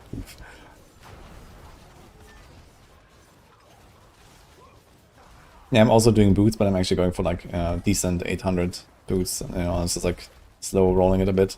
But you know, I need the Shaco on my boots, and yeah, I mean, the closer the tower gets, the more desperate I will be. But for now, I'm chilling and just doing the good ones. Yeah. Oh, what kind of thanks have you landed? I have landed a lot of stuff. I mean, I've been slamming out of thousands of items at this point, so I have like, I don't know, 7 times Grandfather on some various pieces. Has it though? Hmm? 7 Grandfathers? Yeah, I got none of those. Yeah, I think I have like 2 Flicker Yeah, I guess I could be Steps, like a thinking more, Penitent. Like, I also like slam these random boots, you know, Flicker Step. I have 2 times Flicker Step with Grandfather, I have 1 Penitent with Grandfather. I have a Penitent with Starless, I have a Temerity with Starless. I have some random gloves for random water Paladin builds with a Grandfather. I have a Judgement shield with a Shaco on it, that's very nice. I have a Verathiel with a Shaco. Yeah, I have a lot of stuff. I have a really big pants with Starless on them. Those can be my push pants. Yeah, a bunch of stuff like that, basically. I've been slamming a lot of stuff. Yeah, Temerity with Starless is pretty huge for sure, so I'm gonna run that on my Sorg and yeah, we'll see. Because I've not really planned to use it. You played Earthspike before, right? Or, yeah, I've played it, yeah, like twice actually. Let me ask you this question. Are you... to me, this is like the prototypical WASD build. Do you use WASD on this or other builds that you've tried at all? There are builds where WASD makes a lot of sense. I think this is actually one of them, yeah. I think I've played it with WASD last time, yeah. I don't use WASD very much in D4 compared to like PoE tool where I only play WASD.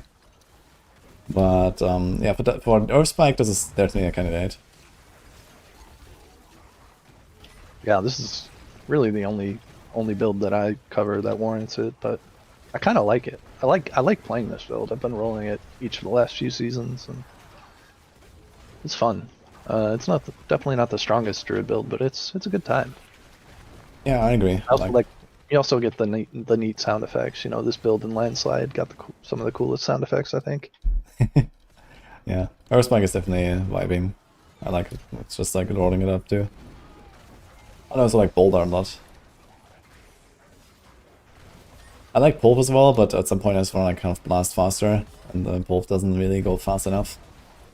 Pulve does not go fast. Unless you're killing a boss, I guess. I mean, you can do 2-minute runs, but it's still kind of rough, you know. And like something like Boulder, you can do like easy 90 seconds, right, or even faster sometimes. Yeah. Well, it's because you have to 2-tap a bunch of stuff with Pulve, right? Mm-hmm. Got to get the poison down, and then you really do damage. I'm wondering how's Cataclysm doing actually. Is that like a thing? Yeah, Cataclysm. I mean, it's definitely settled. In my opinion, it's settled more into just a speed farming niche now. It's You can still push Cataclysm, but honestly, pushing Cataclysm was never that fun, and you know it's not particularly strong anymore. I mean, I'm sure you can get it to into the hundreds, you know, but you're just a lot better served using a different build for that. Top But 3 funnest in terms of Paladin what it's builds. good at, speed farming, it's still really good for that. I've got a Kata Druid, and you can still use Brandish, Divine the comfy Javelin. tech with Insatiable, and it's Shit no of problem. Retribution. Yeah, I imagine that Cataclysm is probably kind of weak, so like T4, okay, and then you know, just like sort of like one button, like chill, speed farm. As long as I can do that, I think Cataclysm is a fine build. It doesn't have to do more than that, I think. Last I was testing Paladin, I actually removed all the other skills from my skill bar. Or last time I was on Kata. And it still works, it's fine for speed farming, you know. So, how hard do you have to try to get to like comfy T4 with Cataclysm? I don't think it's that bad. You know, we've kind of been in this weird state where like early season just level with Pulve because it's simple and straightforward and it's easy to get your glyphs up, and then you have to kind of respec. Like the way I've been going about it anyway is make Pulve to do, you know, all the legwork, and then as soon as you're able, make a Cataclysm build that'll speed farm for you. Okay. But it's like post mythics, or are you just doing it before already? Well, you could wear like a Mad Wolf's and that'd be pretty strong. 7 ranks to it, you know. No, yeah, I mean it's like obviously you need uniques, right? You need either Eridas or now the new Stepwalkers to get your cooldown. And then Mjolnir is good, but there's actually like a surprising number of options for Cataclysm now. There's actually a world where you don't even run Mjolnir anymore.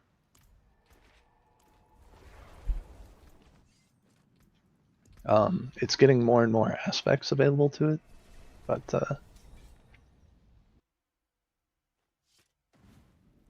could you yeah, you elaborate can on run the it green basically arrows? as poison damage. You can run it as lightning damage. The green arrows there's are like enough the aspects ranking that of you don't masterwork, you know? necessarily need to run Mjolnir. Like how good is it to get this or that? If you do run Mjolnir, you get Charged Atmosphere, the 40% damage passive to your lightning bolts. And they actually, I didn't realize this until partway through the season, but they bug fixed Electrocution. For a while there, the lightning bolt additive damage wasn't working with Mjolnir. But they've apparently fixed that, and so that glyph is really good. Which I think we talked about the other day. It's like 32% damage just from additive bonuses. That's pretty good. Yeah, and then 20% multiplicative, and then we don't. My current setup is converting to poison, so the last legendary effect doesn't do anything, but still a really good glyph, regardless.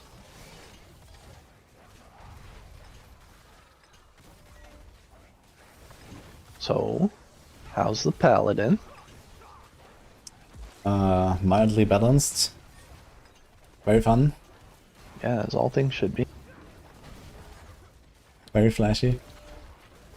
I mean, you should definitely love the Paladin and like, you know, explore the class a little bit. You can like make some sort of like kind of standard setup and, you know, like swap out the different core skills for the most part and so on. So there's not really that much you have to like change between most builds. You can run like the same standard Paragon setup for all of them if you want. Even like the same free glyphs and then like, you know, maybe swap 1 or 2 in or something. So you can definitely like, you know, get a lot of stuff done on Paladin just to like see the class and see how everything feels really quickly. So, just like as a recommendation, take like a day or 2 and just do that. But yeah, I mean, I'm sure it's. Is it T4 viable? You get there eventually. Might take a little bit, you know, especially if you're only like 260 Paragon right now. And I don't know, if you don't even have a grandfather stem yet, then I don't know, dude. All right, well, I'll keep slamming those boots. Just kind of like, you know. Heads down, keep slamming, keep grinding, and you'll get there. Yeah, but besides that, I mean, yeah, I had a really good time on a Paladin so far. people ask me if it's like my new main or something. I mean, of course, in the season, you know, I'm blasting Paladin now. I want to explore the class, and it is very fun. I'm not sure it's gonna be my main, but I can definitely see myself playing it regularly. Even when it's like not. It's a really good class, right? And they hit you right in the nostalgia with this one, right? Obviously, an iconic class for the franchise, and it's got all the, well, almost all the things you would hope a Paladin Crusader archetype would. Yeah, I actually like some of the like less popular setups. Like I like Divine Javelin a lot. It's like the ranged version of Divine Lance. I'm not sure if you've seen me play it or so, but it's super fun. So that gives me a bit of like the rogue fix. It feels like a mix of like old Bone Spear and like pen shot, basically. Very cool. Where like, you know, you do a bit of positioning and then you do a bit of like, it's almost like shotgunning a little bit. And just a very cool playstyle. Sorry, which build? It's Divine Javelin. It's one of the upgrades for Divine Lance, one of the core skills. Ah, yeah. Yeah, No so Divine Lance. I hadn't heard of Divine Javelin. Yeah, that's what's like the big difference? It's ranged. You throw it. Oh. Yeah. Okay, I like that. Yeah, it's very fun. And actually it's surprisingly effective. So it has like a huge damage number on it. So you just throw these spears basically, and they kaboom, yeah, they go explode in like a pack. And they have like an interesting mechanic where they explode on the second target hit, or when it reaches the max range. So it has a fixed distance, but if it hits a target, it will drag that target into the next target and explode on the second guy. So basically in attacks you just kind of throw, you know, spray and pray kind of deal. And on the boss you kind of position yourself in a way where you pierce through the boss, because that does damage as well, and then it explodes behind the boss, and you get like the double up basically. And that's super fun. Cool. Yeah, you aim just beyond them, right? What's the range looking like on that? I know that's probably, yeah, it's pretty hard far. In fact, I think describe. it's too far. I actually recommend it to like slightly lower the max range, because you almost have to off-screen the bosses. It's a bit too far, I think, to like actually probably hit them. So I don't know. I think if they tweak the skill a little bit to where there's like some slight flexibility with like where you can aim, maybe give it like some rather high minimum range, so that you can like still have like a bit of a window where you aim basically, because right now it's fixed. So that is maybe a bit too rigid. And then this would feel really good, I think. Like some sort of like minimum range that is like maybe a third or half of what the current range is. And then you can like kind of aim in that remaining window. Something like that would be very cool for it, but even as it is, it's very fun, so I like it. And yeah, I have to imagine it's running like.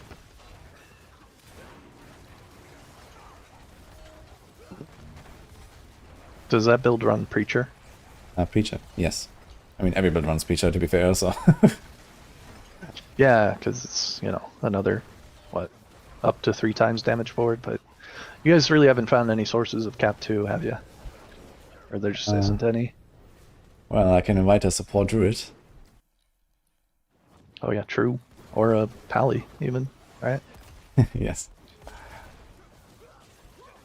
Yeah, so you that's said awesome. support. Like, how much aura effect is this support Pally getting? What's the damage on Fanaticism here? It's basically crit and attack speed 2 cap. Yeah. And then you also get this crit bonus from Fanaticism. That goes, I think it's like standard 15, right? Yeah, it's standard 15, that also scales. And I'm not sure how much that part scales? Oh no. Yeah, the crit damage also goes up from the upgrade. Alright, that's sanity. I think we're talking about something like 400% total potency or so, so that's like roughly 55 to 60, I think, on the crit buff. Yeah, and basically crit cap and attack speed 2 cap. Yeah. Okay. That seems good. Not to mention the other 2 auras, right? Well, Defiance does aura, it even yeah. run Holy Light? Yeah, probably. Yeah, Holy Light does nothing. You have like Consecration for some healing, and that also gives like 15% damage. And I think you get max resource. I'm not sure if that part scales actually with aura potency. I can check real quick. So if you get max resource and you have like maybe some sort of like basic attack build or the barbs, you know, with the max resource, that could be pretty wild actually. So you suddenly have like a 40% bigger Your pool as well. DPS is always going to be like Judgment or whatever the meta shifts to, right? It's going to be some Paladin. Yeah, I mean, the bars are not that far off, so if Judgment gets bug fixed, then there is definitely some potential, I think. Especially in a scenario where, you know, yeah, Judgment doesn't work that well with all of the supports. Like, it doesn't benefit from, you know, a major barb buff, and it doesn't benefit from the biggest druid buff. So Judgment in group might not be the way, actually. It doesn't benefit from... Oh, yeah, it doesn't benefit from shatter defenses. Oh, Yeah, exactly. yeah. So there is definitely some potential there. Like, also the Spirit Bond are pretty strong looking. Like, apparently there's 128 already on payback. So that is something. Yeah, that one just sprung up, from what I can tell. Yeah, I mean, I was kind of waiting for it. Like, we expected payback to be the strongest, and it's finally showing. So it's not really surprising to me, but yeah, kind of like surprising that it took so long, to be honest. There's a 10-tier gap on that board right now. Yeah, it's funny, because people are playing like Evade and nothing else, really. Yeah, I mean, honestly, the Druid board has been like that all season. Nevermind got his Mythic Saints early, or most of them. Actually, I think he has all 3. But he's still got a 6-tier lead or something. It's been bigger than that, though. Yeah, I can I'd love to give him a confirm. run for his money, but I do 1/8 the damage, so... I can confirm that Aura Potency also works for the resource part of Fanaticism. So yeah, for like the resource scaling builds, that's actually pretty big, yeah. It's 10% baseline, so you can get like 40% maximum resource or something from a Paladin, in addition to the crit and the attack speed and the crit damage. So that's pretty legit. Yeah, that's insane. I would really like to see a group with a payback guy. I was actually thinking about making a support on softcore or 2. So I set like all 3 supports up now on hardcore, and wanna. I guess Paladin doesn't make too much sense. There's gonna be plenty of Paladins running around, but yeah, support Barb and maybe support Druid. I will probably set up for softcore as well. Yeah, I mean, I guess that's my in when the leaderboards do come out, right? Unless these Mythic Sinks start to appear, I'm probably gonna have to default to support play, which is fine by me. I like that. I typically, like in D3, I typically played support roles, so I don't really mind that. Just hope it catches on, you know? Yeah. Someone's asking, what is your favorite Druid build this season? Favorite. I mean, it's probably still Pulv. It's just so much stronger than seemingly everything else right now. Pulverize has always been like my favorite Druid build historically. But I'll be honest, I really liked the Shockwave based, you know, mostly ranged playstyle a lot better than the Rotting Lightbringer stuff. Especially when you're talking about pushing and, you know, trying to perform the stutter step bug on it. I would still say Pulv. Cataclysm's great. Walking simulator, basically. Orden one-upped us on that one. I hate it. But that's, you know, it is what it is. Why push one button when you can push no buttons?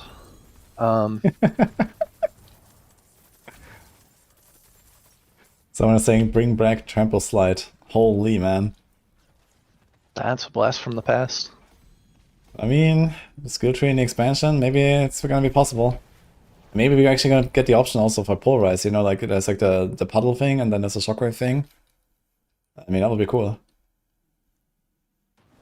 Yeah. Oh, I got 2 mythics from that Undercity run. Big.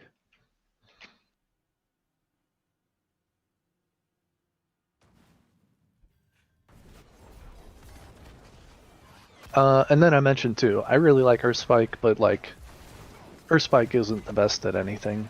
So, you know, you have to kind of enjoy that. It's honestly, you know, you mentioned Trample Slide. I do it mostly for the kind of fun, fast-paced WASD gameplay, and also for the sound effects. That is kind of like my substitute for crunchy earth sounds. Yeah. Yeah, Trample Slide would be cool, man, if that comes back. I'd like to play that. Yeah, well, you can, I think landslide builds in general, like, you can go one of two ways with it now. You can either go Grizzly Rage and handcast with Earthbreaker, but the way I've been running it the last couple of seasons is subterranean based, which is interesting because it's actually not subterranean can't overpower.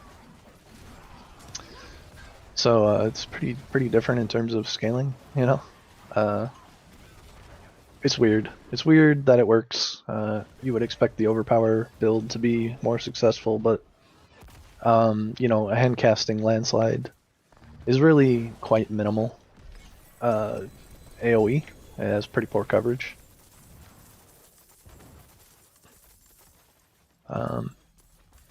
So even though it does do more damage, it just doesn't get the job done as fast when you're talking about pushing.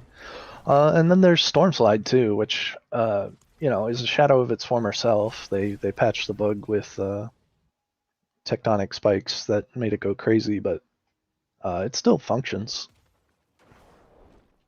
It's not very good in the open world. Actually, many of the landslide builds are not very good in the open world, but they can all do something when it comes to pit pushing.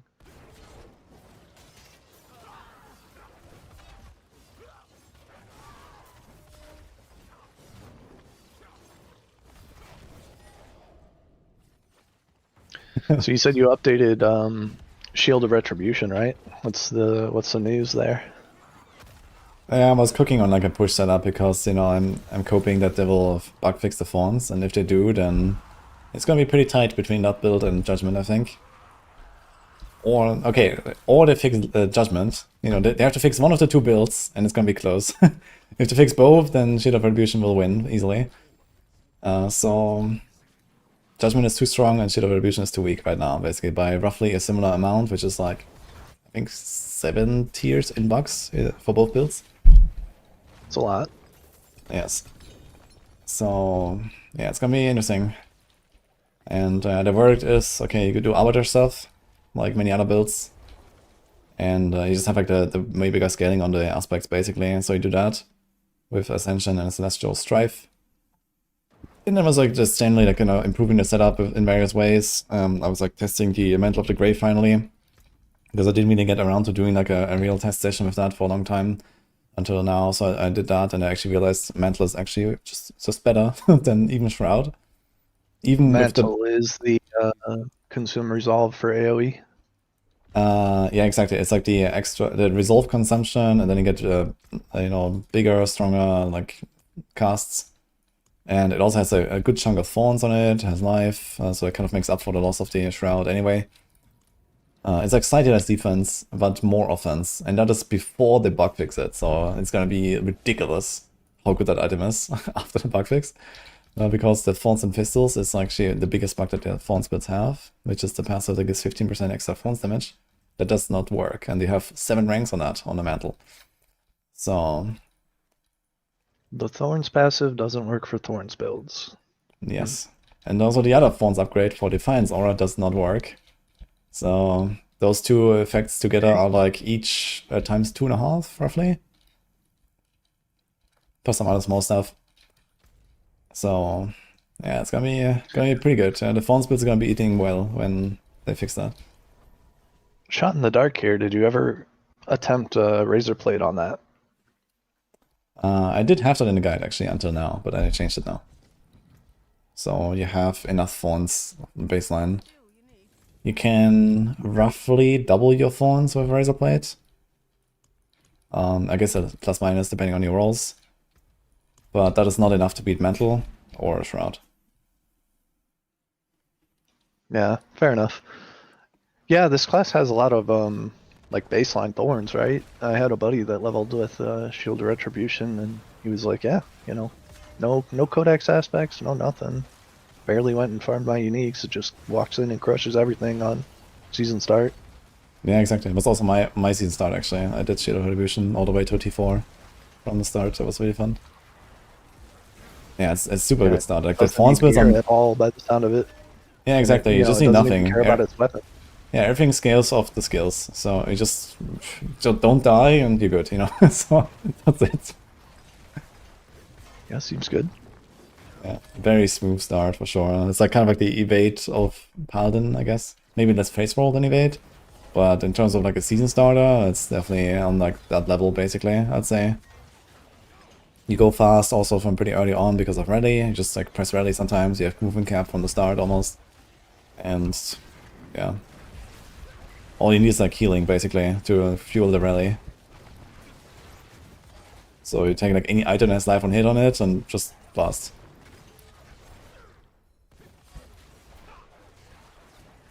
Very nice. Yeah, I liked it a lot. It's also super fun to push. I really hope that this is going to be the push meta and not Judgement. It's just way more fun, I think, than Judgement. Yeah. I mean, Judgement has its charms, but if you're playing Judgement well, you're also lagging. Yeah, I think Judgement is like too much, like, you know, macro dependent for my tastes. I don't want to do any of that. So I know I will be playing at a relatively noticeable disadvantage already just because of this. And it's just not as fun with like the way that the cooldowns work and stuff, I think. I feel like I have better control of everything on Shield of Retribution.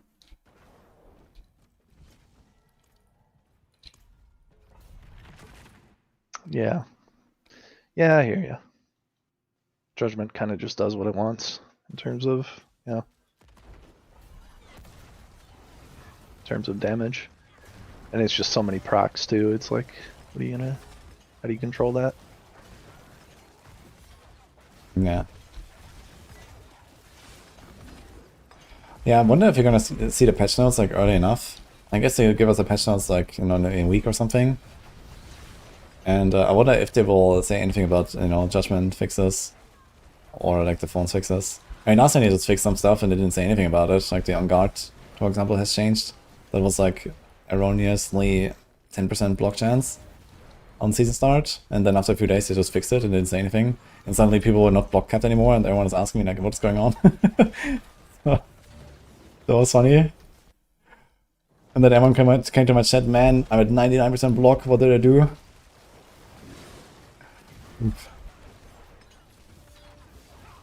Yeah, that was a funny incident. I mean, it's good that they fixed it, but they should have said something, right? Yeah.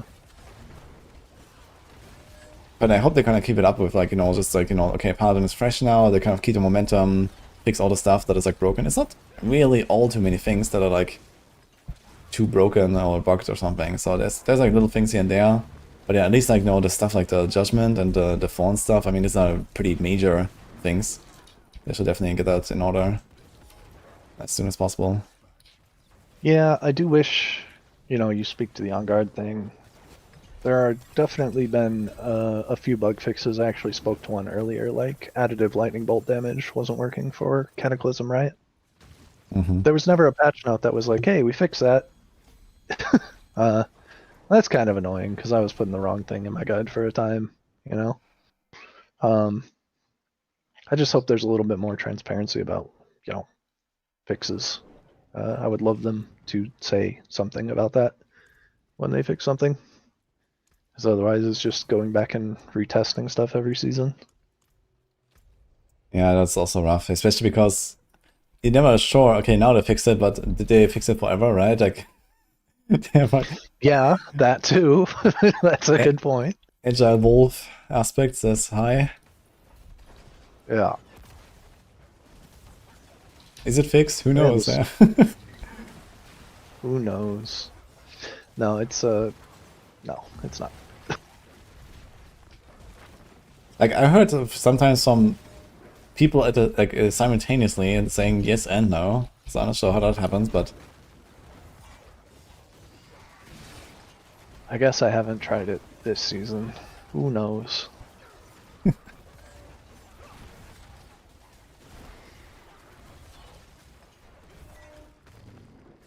But yeah, Shred's one of those wolf builds, and wolf builds die. So I'm trying to fade that one if I can. Actually, you know, on PTR it was fine with Temerity because it hits so much. You mentioned life per hit earlier. Life per hit's pretty good. When you hit everything in an AoE 6 times a second. Does that actually work with every like slash of Shred or what? Yeah. Oh, that seems kind of insane actually.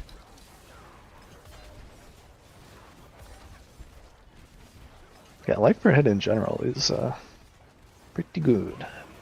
Yeah, I wonder if they nerfed the Malice of it a bit.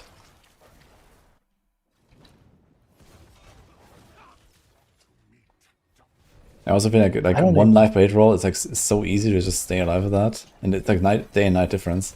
I think like a life per hit roll is probably like too strong as it is. I think it's definitely too strong. I had to cram it into just about everything, and like if you look at Pulverized Druid, like it wears 3 legendaries at this point, you know, and it needs a source of Vuln on hit, and there you know. Kind of a mess getting the exactly right gear because you need to get attack speed and crit chance and Vuln and now life per hit too. Mm-hmm. And then you sanctify stuff and you can't change it. And what Master Affix or Shaco? Dude, I cannot. I'm a little build yesterday because I was just sitting there staring blankly at a tab full of sanctified gear, trying to mix and match things in a way that makes sense. Anybody else get that feeling? Where Dude, like you I have did now a some stash of stuff. I did such a big stash cleaning session earlier, and now I'm free. It feels amazing. Like, I actually have like 3 empty dump tabs that I can fill. I have no mules outside of the stuff that holds my push gear. Beautiful. But yeah, it took me a while to get to that point, to be honest, and I was kind of struggling the last few days. But you know, I kind of did like some big slam session again. I finally finished like my rings for both builds, and a bunch of other pieces are like in a really good spot. So I'm like, okay, I need like maybe some better glove here, and I need to get my Shaco boots at some point. And then I'm kind of settled with what I want, and everything else from there is like optional. Maybe I'm just gonna like, you know, press Amulet for the rest of the season, kind of, you know. So yeah, if I start hitting some of those mythic sanks, right, the decisions become a lot easier. Especially if I hit a mythic on a mythic, it's like, okay, well, use this one all the time. Yeah. Like like I said, I've got Edge Masters on a Starless now, and I'm pumped about that, you know. I'm using it where I wouldn't normally already. Yeah, that's pretty good. I got a Perdition with Grandfather and a Perdition with Nesakim earlier today, actually. Must be nice. I'm happy for you. Well, they're both in the stash and not to be touched for like the next 2 weeks, so. Yeah.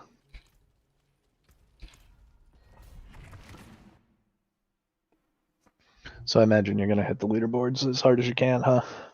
Are you thinking about playing anything besides Paladin push and supports? Yeah, I mean, I guess I would have the time now to actually gear up another thing for like a real push, but the thing is there's not that many enticing push builds on other classes. Like, I don't want to do Rogue, like the Orphan stuff is just not fun, I think. Like Barb with Hoda and stuff, I'm also not really in the mood. Wolf, I mean, I've done that like pretty hard, try hard last season actually. Yeah, Necro, oof. Sword, maybe Sword with Crackle or so, but that would be maybe about it. How about some double Selig Hoda action? Yeah, I could do that. I have like some Selig slams on some stuff that I can probably use, but I also have like some other Selig that has like a +3 all scales itself, and pretty good. Or I have another one with maximum resource actually, I think, slant on it. I think I've seen all skills 3 times this season.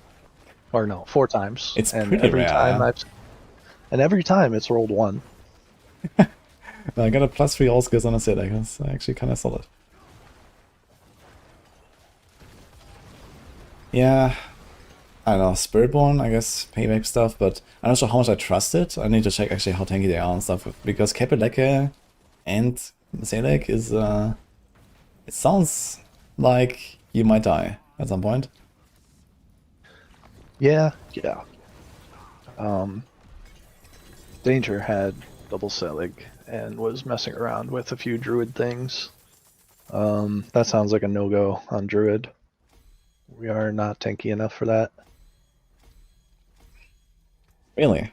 I thought that you become basically invincible with double Select if you like don't spend all of your resources, but I mean, like on the Spiritborn, right, you have Kapeleke, you spend all of your resources, and you only get it back if you hit something, and then with a Midnight Sun. Right, but and there's a little window where you could explode, yeah. Yeah, I'm not sure if there is really a window or not. Like, it could be that the window is actually completely closed.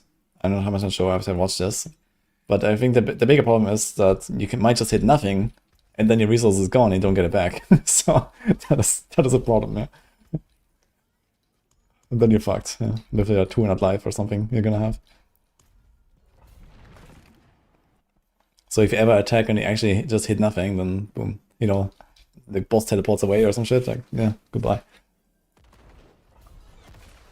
Yeah, I think it's, in addition to maybe us not having as much damage reduction, as definitely not as much as Barb, but maybe similar to a Spiritborn. In addition to that problem, we also we're not terribly good at recovering resource, you know? We don't have anything that's like... Just go Earth and Might, Pork. Yeah. Earth and Might on what, though? Earth and Might Cataclysm? Yeah, you do double Sedek Earth with your adaptability aspect, and then... I guess you can.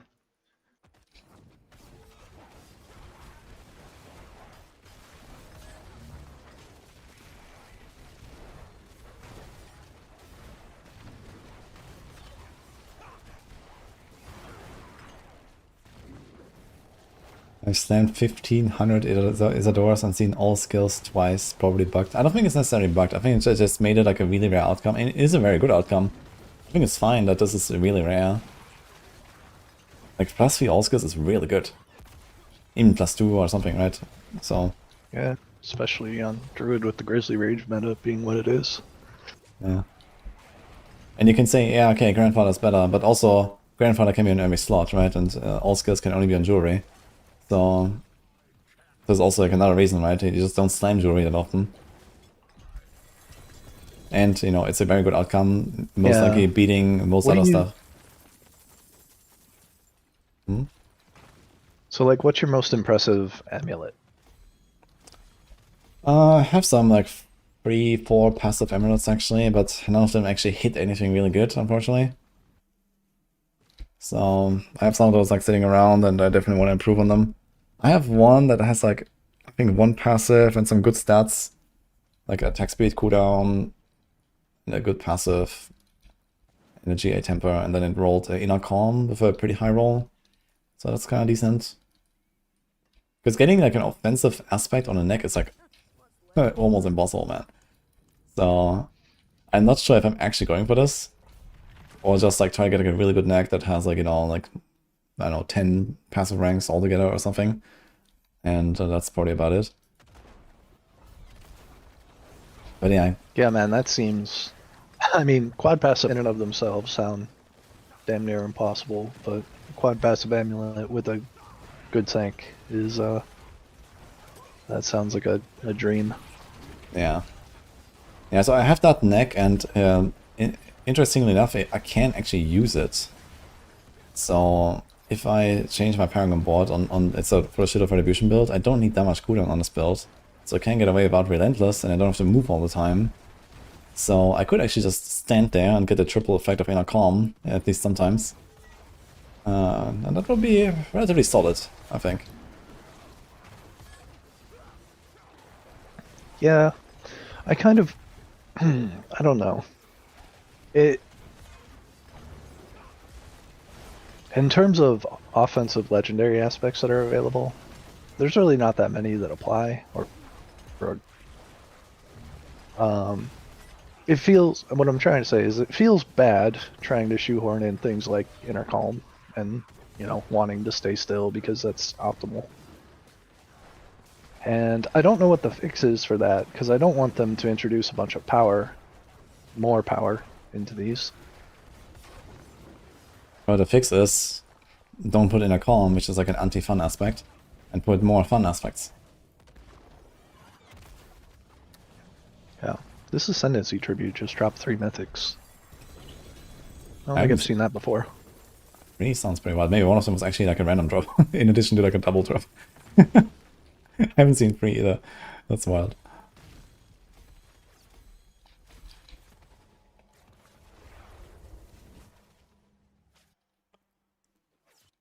I got accelerated on Emerald on Spiritborn. Holy fuck. Yeah, you won. That's actually the best. I think I literally put that in my planner as well. Accelerated on neck. You won.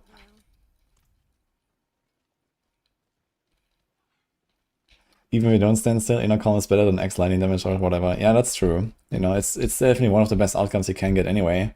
So you just take it. But you also like kind of like feel like pressured, man, I want to stand still now, right? So I just don't like Inner Calm aspect. I think it's just like a terrible design.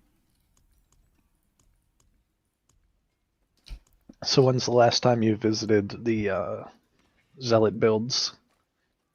Or do you choose life? Well, I think if I play the Zealot build like as I did, but with a Shaco instead of a Perdition, I wouldn't lose too much, because you crit capped anyway. Like all the crit on the Perdition was completely worthless. And it would feel tanky enough, you know, you get like an easy, probably like 30 or 40% EHP or whatever. Maybe more even, maybe 50. You know, if you get a GA and a Master Orc alive, I mean, you can get all of HP from that thing, from the Shaco. So that would feel fine, I think, even for hardcore. But yeah, like I'm not planning right now to do another Zeal. So I played a bit, and maybe I'll do it again next season or something, and you know, try exactly that combo. And well, obviously, maybe they're gonna nerf shields a little bit because they're kind of cracked. So I also don't understand why shields have 100% main hand damage now instead of 80. So that is kind of weird.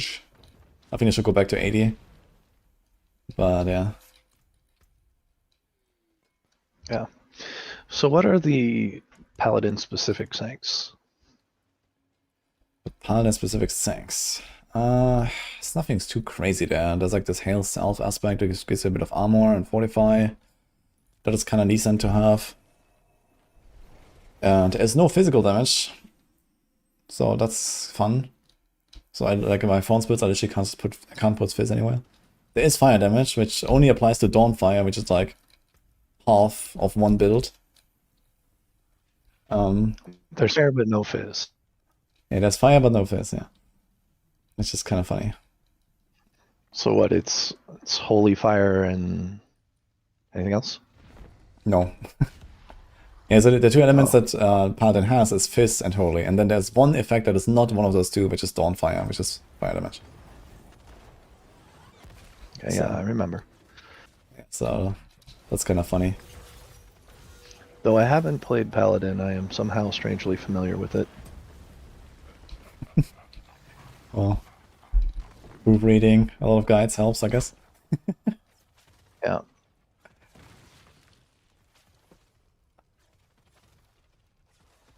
Oh, yeah, aura skills is a thing, that's kind of nice. But not an aspect, I guess.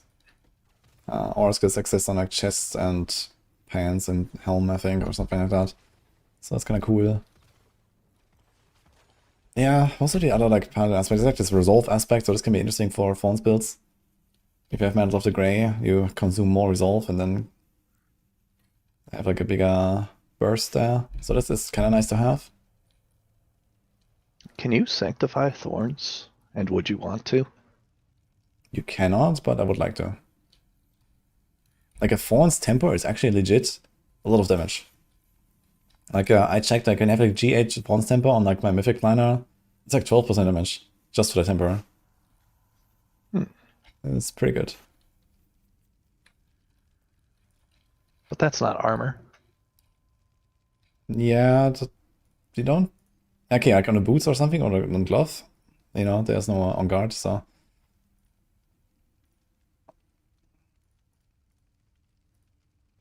True. So let's talk about that Paragon board they got over there. What the hell is that thing? Just a straight abomination. What do you mean? What? People used to be jealous of Druid's 60%. What is this? This is the DLC balance. Uh-huh. Yeah, we're talking about this like we were talking about this the other day. Like, how did this happen, right? Like, how did we get here? And yeah, my conclusion was okay. It is like, you know, 2 days before launch, and then the marketing executive walks into the dev meeting and says, "Hey guys, this Paladin needs to sell 20 million expansion copies. Do something." Yeah, and then Colin raised his hand. He said, "I got it. I'll make Castle," and there we are. Yeah, and I mean, like, Castle gets a ton of the focus, but like every legendary node after Castle is also the best legendary node in the game. Yeah, I'm not sure how we got there. So, yeah. That is definitely weird. Which are on average. Like,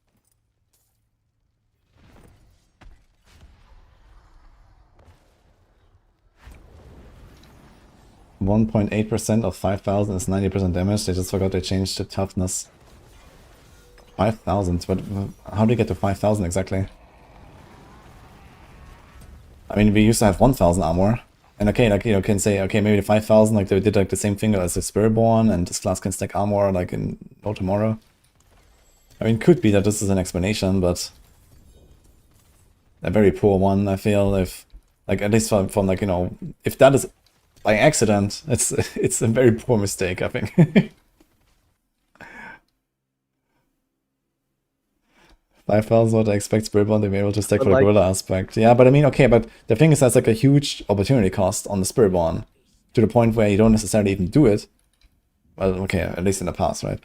So now it's like, okay, Paladin kind of like stacks armor like easily, but in that case it wouldn't end up being a stronger board, right? It would still be like a typical Paragon board, but with an opportunity cost of you have to get 5k armor, which you then wouldn't really do, I guess. So yeah, I mean, Thunderstruck used to be on cap too, right? But stacking close and distant damage didn't really feel that good. Yeah.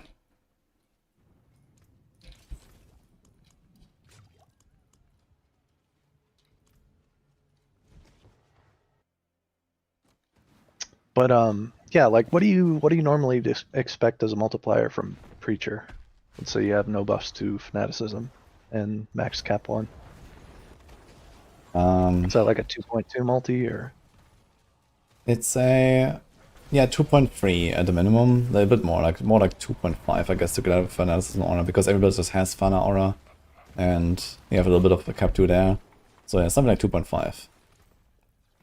Wait. Right, and then yes. And then every node after that is like 90% and a kicker, right? Yeah.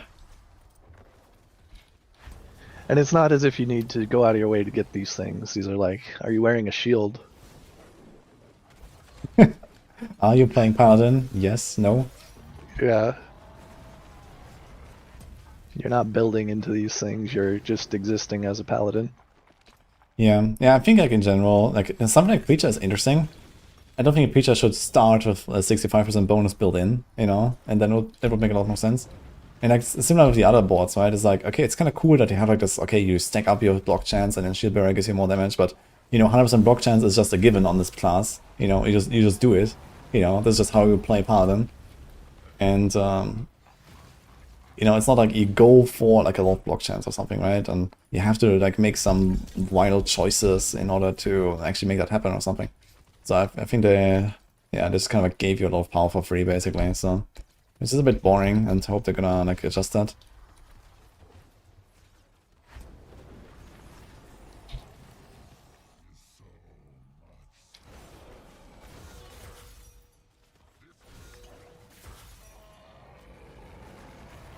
So what do you make of the expansion news so far?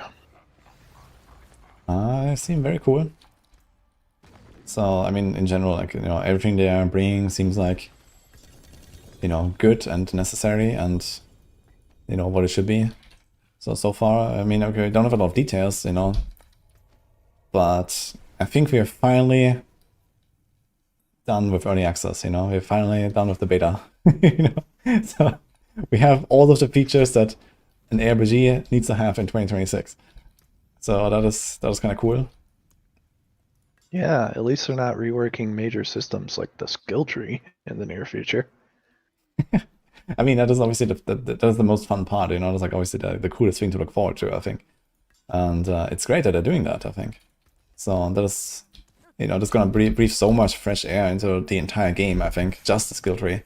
And then you have all the other shit, right? You have all the new stuff, you have a new class, you have like the new content, rebalance stuff, like, you know, more things to grind, more torments and whatever. So all of that is also gonna make everything feel so refreshed, I think. And more things to do, I mean, yeah, we're getting there, finally.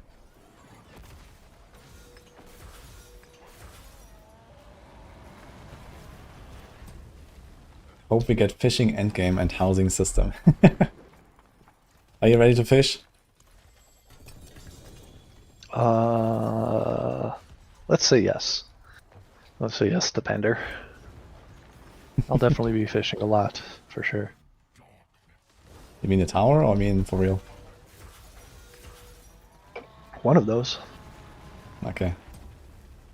Yeah, we talked about this like the other day, like what if there's actually some, you know, WoW Serpent Shrine Cavern style boss encounter you can fish up, you know, and like Uber Diablo pops out from the fishing rod and then there you go, you know. Yeah. You know, they did that Uber Easter egg this season, and that's pretty cool. Mm-hmm. That was a nice touch. It's not... It doesn't seem overly lucrative in comparison to some of the other things you can spend your time on, but it's neat. I mean, if you just kind of get it while you're playing and then eventually just do it, like that's kind of how it went for me. I didn't really like seek it out, you know, I was just like grind it enough and eventually I had the summons. I don't. I never have. I got to leech one. What am I missing? I'm missing one of them. Looks like we're missing Duriel.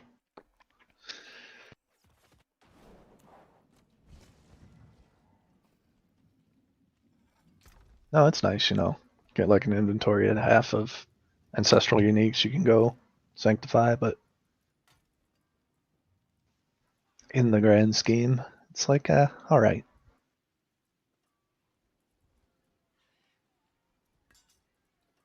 Yeah. Yeah, it's cool that they did this, and I hope they're gonna keep this around, and, you know, maybe just like, you know, a sign of other things like that to come. Especially if you have like higher torments. I think this would be relatively easy to make like, you know, some sort of like high-end challenge out of many things we already got, right? Like literally just the lair bosses are, they're just kind of cool encounters when you actually don't one-shot them, I think. And they could do a lot of stuff with that, right? Where there's like some, you know, some like on the highest torment, and you know, there's like some uber version of them or whatever, right? And not necessarily a thing that you farm non-stop or so, like this, like a typical lair boss, but you know, similar to this uber encounter that we have now, you know, something that you just do like once or twice a season or something. That would be very cool, I think. Like, I really like this, like, in other games as well. Like, it's like, you know, when I play PoE 1, for example, or when I play Last Epoch, you know, when I, like, my character needs to go to Uber Aberoth, and, you know, then it's complete or something. And, like, in PoE 1, like, you know, I play the leagues for a few days, you know, like, I blast, like, one weekend, I kill all the Ubers, and then I log out. You know, it's just, like, such a nice target, I feel. And we don't have, like, anything close to that here, unfortunately.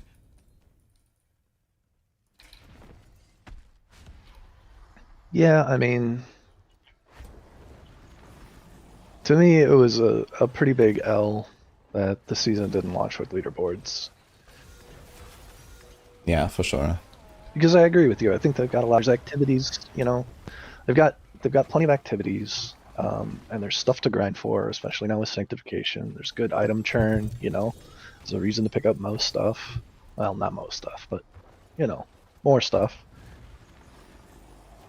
But at the same time, you know, if you're efficient, you're hitting T4 in 6 hours, and the game really doesn't get harder after that. You know, outside of like pushing up your glyphs, which is a bit of a challenge, you know, it's kind of a really quick plateau. That's all to say that like there's a lot of stuff to do, there's stuff to grind for, but it really needs to build towards something like these leaderboards or something else like that. Yes. That's the part that's been missing. Like I mean, leaderboards were a really big hit in D3. They pretty much floated its existence for a decade. So it's kind of a wonder why it's been so long to get them here.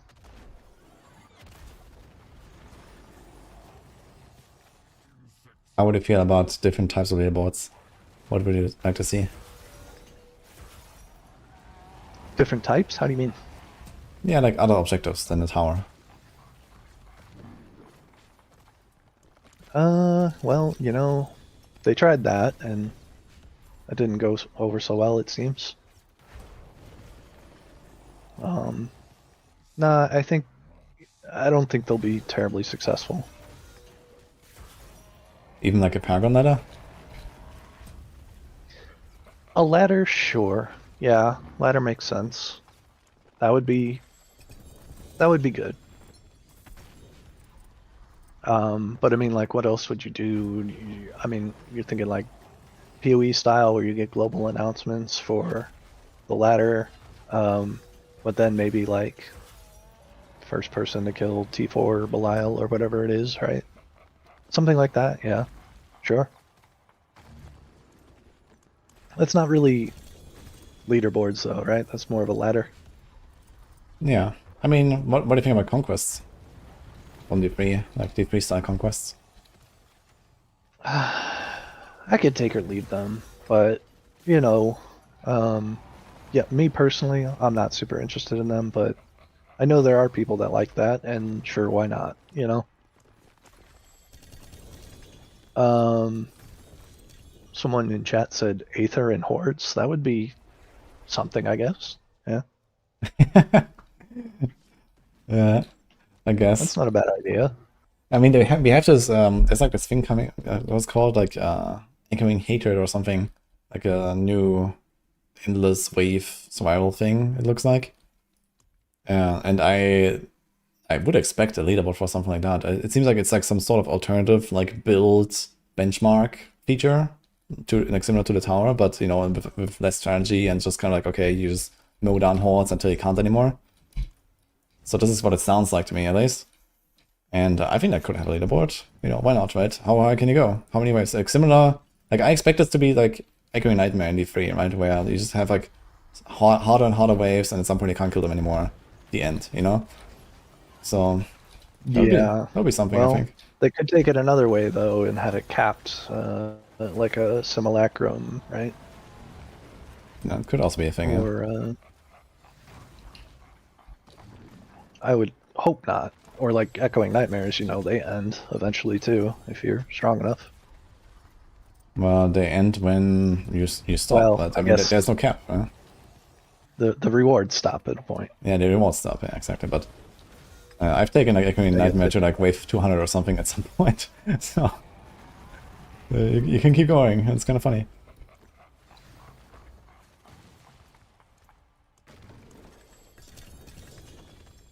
And that was actually super fun. That was actually surprisingly fun when I did that. But, you know, I did it like, you know, two attempts or something, or 3 attempts, and then that was it, basically. And that was like way back in Season 28 when we did like the big hardcore and stuff event. That was very funny because it was also with no cheat deaths. So, it was kind of monka. Yeah. But yeah, I mean, I think this could be cool to have like, you know, some sort of like, okay, this is like similar to like they can initially copy the D3 thing, maybe even add some sort of like, you know, variety to it. I think, you know, there needs to be like not every time the same run, right? Because it sounds extremely repetitive, right? When you do a feature like this, and okay, I can beat wave 150, and now I'm gonna try again, and maybe it goes a little bit better. I can do wave 152. Wow, right? So there needs to be something a bit more exciting. And would be cool maybe if there was some sort of like roguelike element maybe or something. Like you get some power-ups and you know it runs all a little bit different every time or something. And sometimes you get a good combo or so, and you go a bit higher and push it further. I mean, that would make it really cool.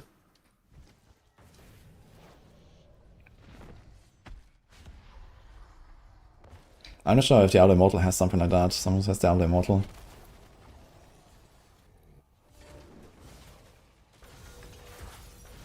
Look, I'm just glad the Primevals are starting to roll up.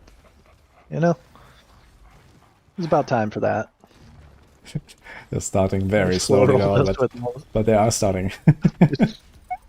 Yeah, they slow rolled us with all the lesser evils, and here we go. I mean, it is kind of interesting to me how like the lesser evils they were just kind of like thrown in there, like always with like I don't know, no real background or something, right? It's like, okay, suddenly Belial is here. That's the season of Belial, and okay, they did attach it to a season, but he just kind of showed up, right?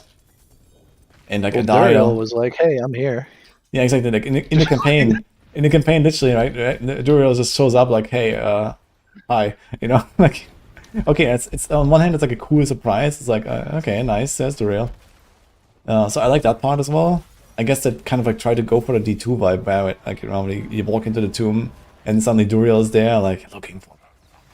And you know, like he starts wrecking the shit out of you, right? So I think they try to go kind of like the same vibe, but they forgot the wrecking part.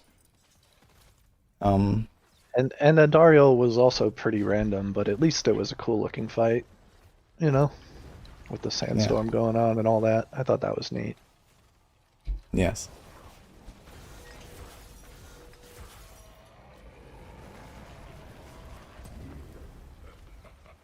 But yeah, Duriel was just like in a cellar.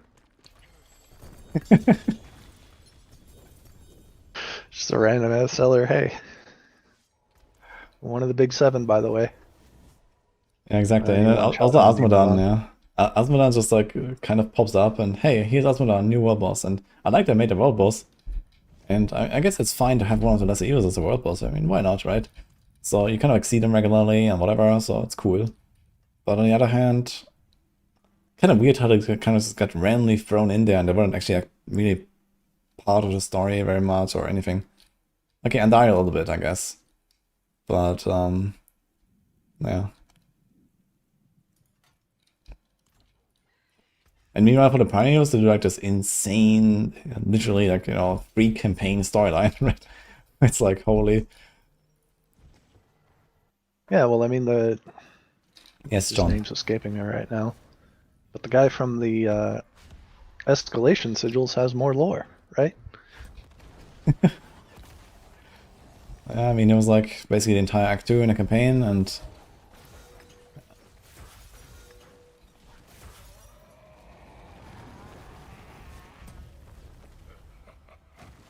Astaroth, that's the one. Yeah. Now, why does Astaroth have more lore in this game than the Lesser Evils? Who knows? I mean, I guess there was probably like a bit of like storyline when like, they released the Belial season, but everyone just skipped through it, I guess. Yeah, skip dialogue, skip dialogue, skip dialogue. And who's that other guy again? I think he's also like one of the bigger guys. I think his name is on the game title. Oh yeah, that guy. Well, Yeah. you know, 6 years down the line. Wait a minute. 6 years from what point? You know, down the line. Okay. Oof. He's coming, don't worry. Soon, TM.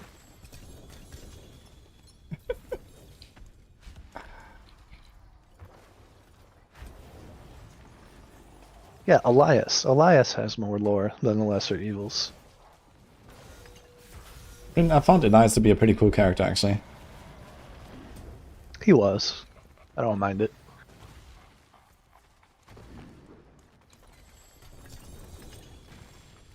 His appearances were bordering His appearances were bordering the frequency of Tomb Lord at a point, though. I was getting a little sick of him. Yeah, okay, that's true.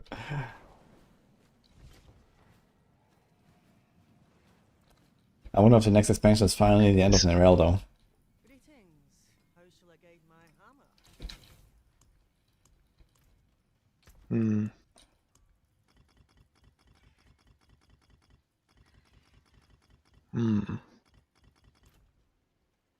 Nerel is F tier in lore. Yeah, that's like my impression as well, man. I really don't like Nerel.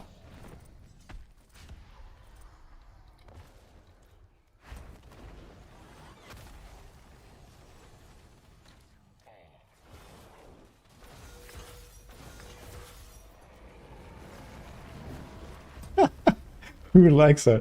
Okay, it seems like I'm not alone here.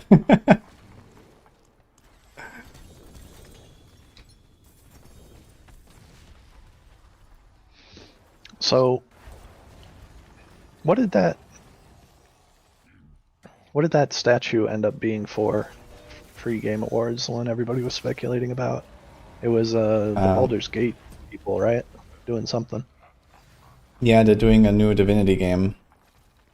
Which is basically Baldur's Gate, but a little bit different, Larian, I guess. that's their name. Couldn't remember. Yeah. Honestly, I thought that was a Diablo thing. I thought so too, actually. Falling on the sides and it looked very Diablo-like. Yeah, it also looks like a thing that Blizzard would do. So this seemed like very Blizzard to me, but apparently not.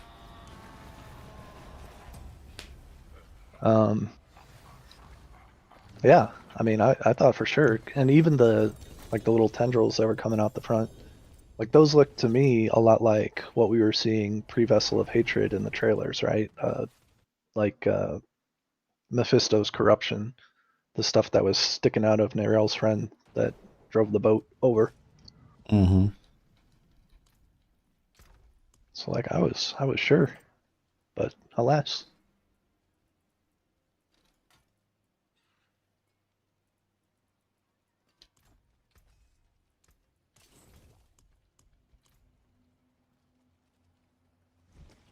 Okay, people say it's like an ARPG, but dialogue's like Baldur's Gate 3.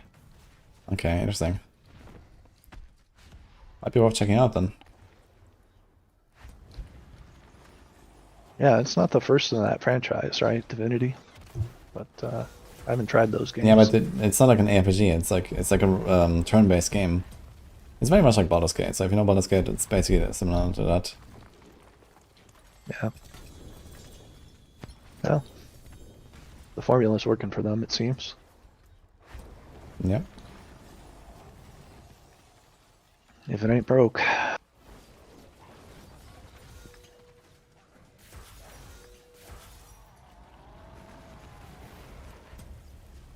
Okay, we don't know exactly what this will be, apparently.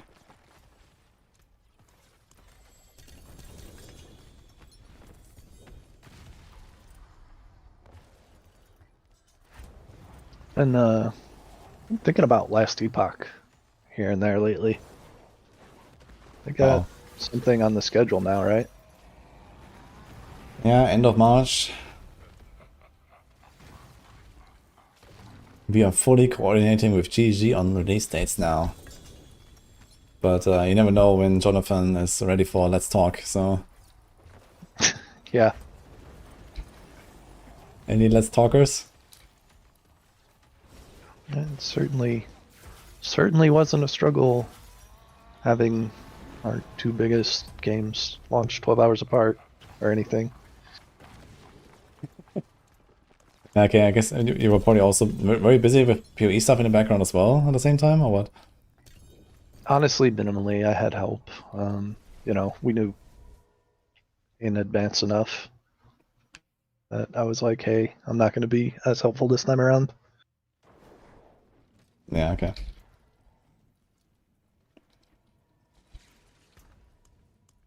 I mean, hopefully it doesn't happen too often, so... Yeah, have you played PoEs since Yeah, I only played like a few hours on launch day actually. I had a sponsored stream for it and then it was like, okay, like, you know, it's been like 12 hours now. Hey guys, I'm gonna play some PoE now. So it was kind of funny. But I did like it actually. I played Druid, I played Wolf. Wolf is actually badass in that game, so you should try it. Yeah, the wolf build does look sick with all the freezes and whatnot. I'm not really sure where I will take it exactly, but yeah, I'm definitely gonna log in and blast some couple hundred hours or so this league for sure. But yeah, for now it's like, you know, D4 time, tower time, and then, you know, I still have like 2 months to go after that, you know, so I can do it whenever, so. It's plenty of time. See, what I don't like is that any class can shapeshift. I was expecting that at least one of the forms, maybe the mysterious third form, would be like a druid ascendancy or something.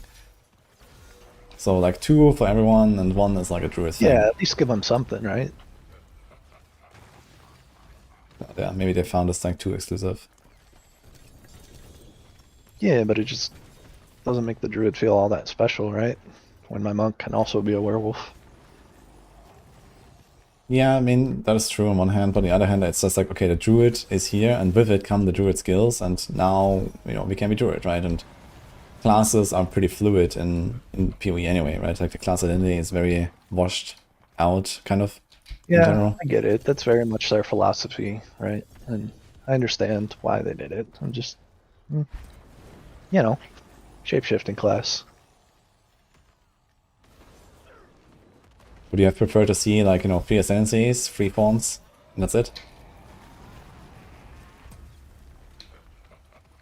No, I guess it's better that way. I'm just mad. I mean, you say it's better this way. Like, do you think it's better for the game, or like, would you like it to be different, you know? No, it's fine. In all fairness, my druid can now wield a crossbow, so. He shouldn't, but he can do that. Oh, that's PoE for you. And boy, are crossbows fun, so druid with a crossbow is a good idea, I think. Druid has a let's talk of his own. Crossbow is a let's talk, yeah. But, you know, in terms of PoE2 overall, unfortunately, I think I might have found myself in the squarely in the wait for 1.0 NC camp, personally. The campaign to me is a little bit too much, and the end game's not really there. And after that, you know, what are we playing for? I mean, it's fun to experiment with new builds and stuff like that, but and I do think, you know, this will resolve itself. But right now, it's not in a very fun state for me.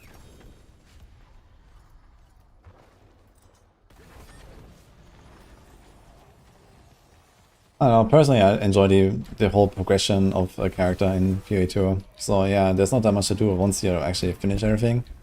But I kind of like the whole journey from like level 1 to, you know, level 90 or something. And then, like, you know, taking on all of the like T3 bosses and stuff like that. And once I do that, then I'm kind of like, okay, you know, I'm like level 93, 95, whatever, I'm done, go next. So that's kind of how I roll in PoE2, and it's kind of fun for me, like this. I actually like think that is like pretty well like paced. You know, much better than like in D4, for example. Like the pacing is way better, I think. In terms of like how your character is slowly built up and over time and so on. At least SSF. Like, I'm not sure about trade, I guess you take many shortcuts there, but in SSF it feels really good. Well, one thing that's good to see, I guess, is that mechanics with a decent level of juice are starting to show up, you know, with Abyss, and I don't know how much of this was intended, but I guess the temples now.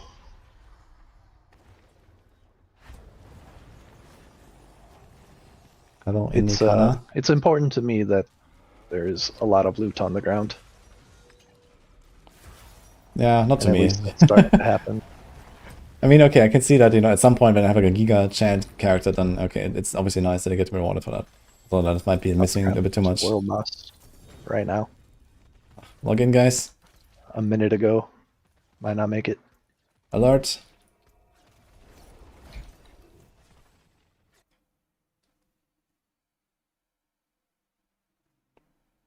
Yeah, I heard a lot of negative feedback about the temple, and now it's also ruined the entire like softcore economy. So, or maybe hardcore too. I don't know, but F.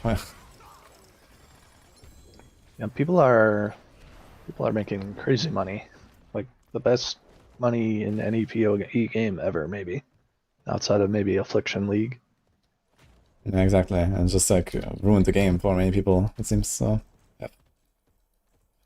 Like imagine like D4 season right now, with like the loot that we get and the tributes and the mythics and everything, but no sanctification. Like that would also be kind of a disaster. At least the sanctification gives us a reason to have this sort of loot, but imagine without sanctification, holy.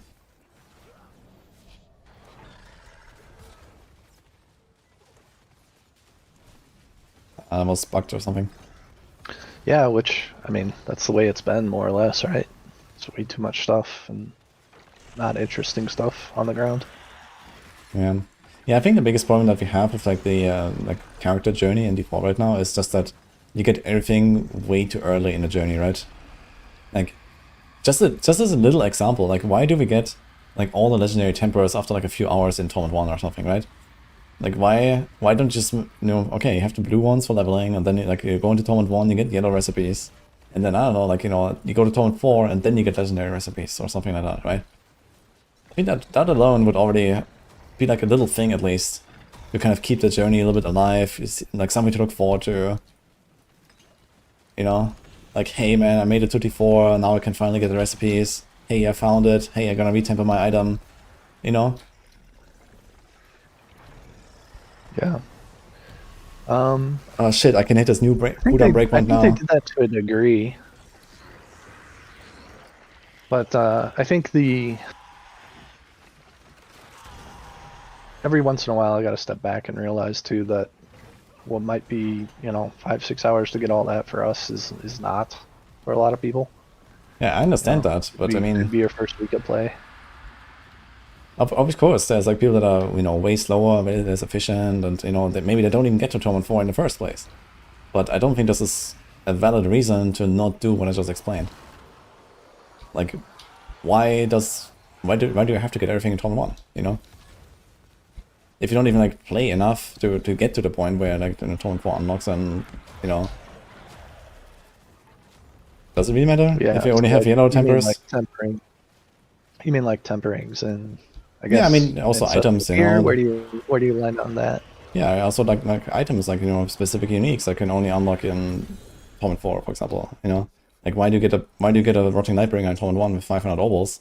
You know, so I think this makes no sense. I'm in favor of that idea for sure. Yeah, gain you know, some like, of the progression behind. And it's kind of like robs the players from like a good progression curve, right? So it's not just, hey, it's so easy for me to do this. It's just generally easy, I think. It's also like, it's just a kind of shortcuts the progression in an unfun way for everyone, right? You do this, you get that one item, and boom, you're in Torment 4, one-shotting everything, right? And I think that's just not how it should be in the first place, right? It just should be like a progression. You go from Torment 1, you upgrade your stuff, you go to Torment 2, you upgrade your stuff, and, you know, at some point, hey, I have something to look forward to, and until then, I have to make this jank shit work that I have. You know, that is the fun part about it, I think. So, yeah, I guess I'm with you. You've talked me into it. I guess I kind of shared some of that belief, but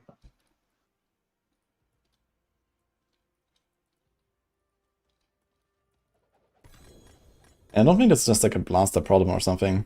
You know, I think even as someone, like, imagine especially someone who doesn't understand the power of something like Rotting Lightbringer, right? They don't even know that this thing exists. That don't know that you go to Torment 1 and you gamble 500 obols, and suddenly your character is literally like 60 times more powerful than before, you know, or whatever. So imagine the people that don't know this, the people that don't click on the castle node, you know, like what about those, right? And I think there's way more of these people than, you know, that would actually benefit from like a better paced out progression curve that, you know, actually makes some sense, right? Like this, where it's kind of like just like, okay, you go to Tournament 1 and sort of stuff unlocks and it's like, you know, somewhat in like a balanced region, right? And I don't mind that Rotting Nightbringer assists, you know, I like that Rotting Nightbringer assists, I like that there's like these crazy items like that, or like, you know, Isadoras or Rod of Kapaleka or something, like these items that are like singularly, you know, just like completely annihilating the game, right? But you shouldn't get them in T1. That's all I'm saying. You know. Like also for example the Origin gloss, right? For like what Origin is, I think it's okay that something like Origin exists, but I think it's not okay that you can do it after like 5 hours.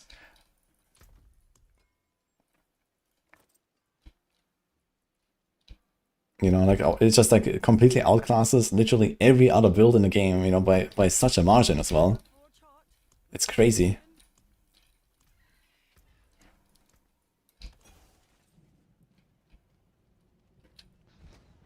Yeah, you're right.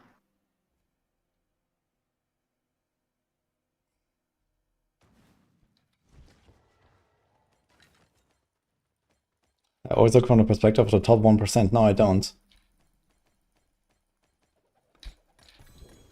Like in general, it's just like the progression in Diablo 4 is just like not well done.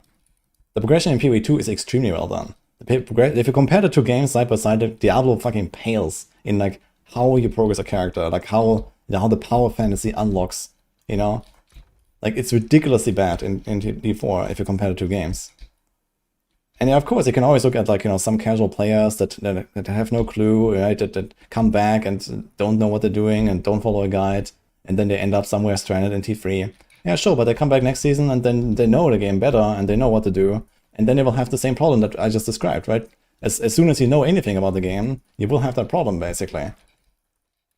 Yeah, someone who hasn't played in 2 years and has no idea what's going on, sure, you know, I understand that they're not gonna finish the game, but do they have to finish the game? You know?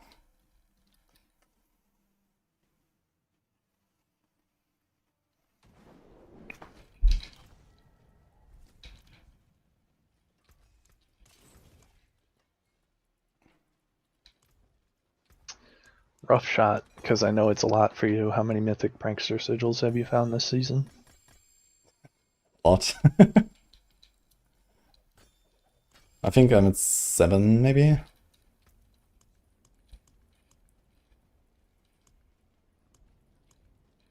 Yeah, that's a lot.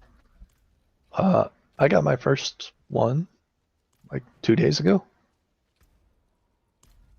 And then I got my second one a couple hours after that. Yeah, that's good. I mean, 2 for like your Paragon seems pretty good. You Paragon shaming me right now? What is this? Do I need to go blast Urivar? I mean, it gives a bit of an Not impression bad. of, you know, how much you blasted compared to me, and so it kind of checks out, I guess. I mean, also this depends like how much of the bosses you actually do. Like I just don't really do that. Like I have these mods lying around and I just don't really want to do it anymore. So, you know, it's just so annoying. So I just kind of stay away from it. Yeah, I mean, Urivar drops Lightbringer. I've got incentive.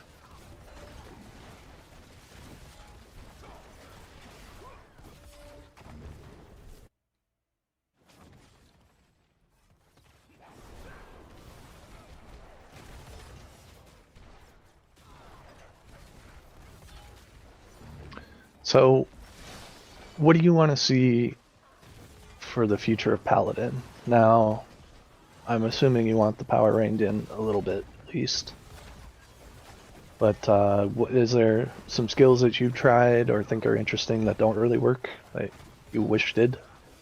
I mean, there's like some stuff that's like not really a huge thing right now. I think there's like, you know, Heaven's Fury could probably see something. Like, I haven't really like tried it too much yet.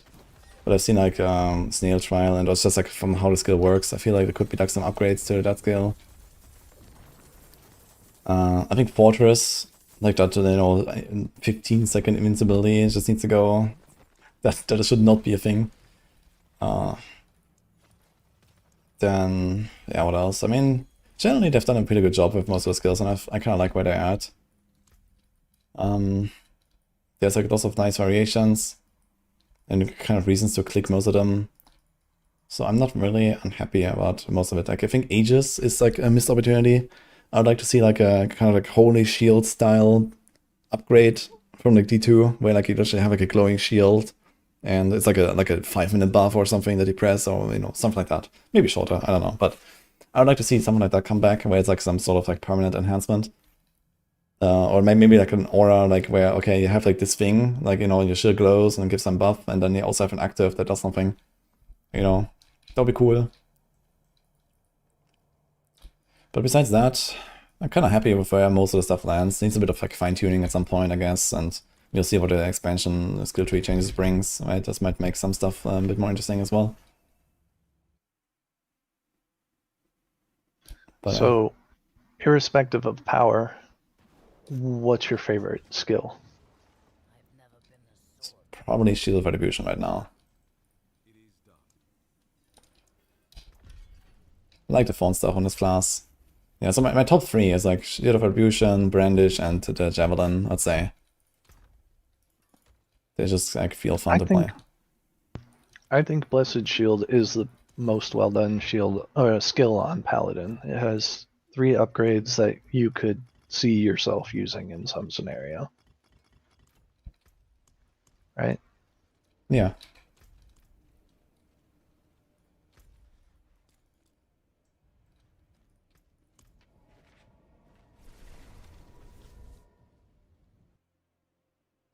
Have you tried the boomerang one? Does it still even do that? The one that's not in a guide? Boomerang one. Yeah, I tried it. I mean, it's like kind of similar performance. I feel it's just like a different like coverage. I think like the bouncy one is probably generally better for farming, and then the boomerang one is like maybe slightly more damage or so when it comes to like bossing or pushing or so. But overall, they're kind of like the same build. So.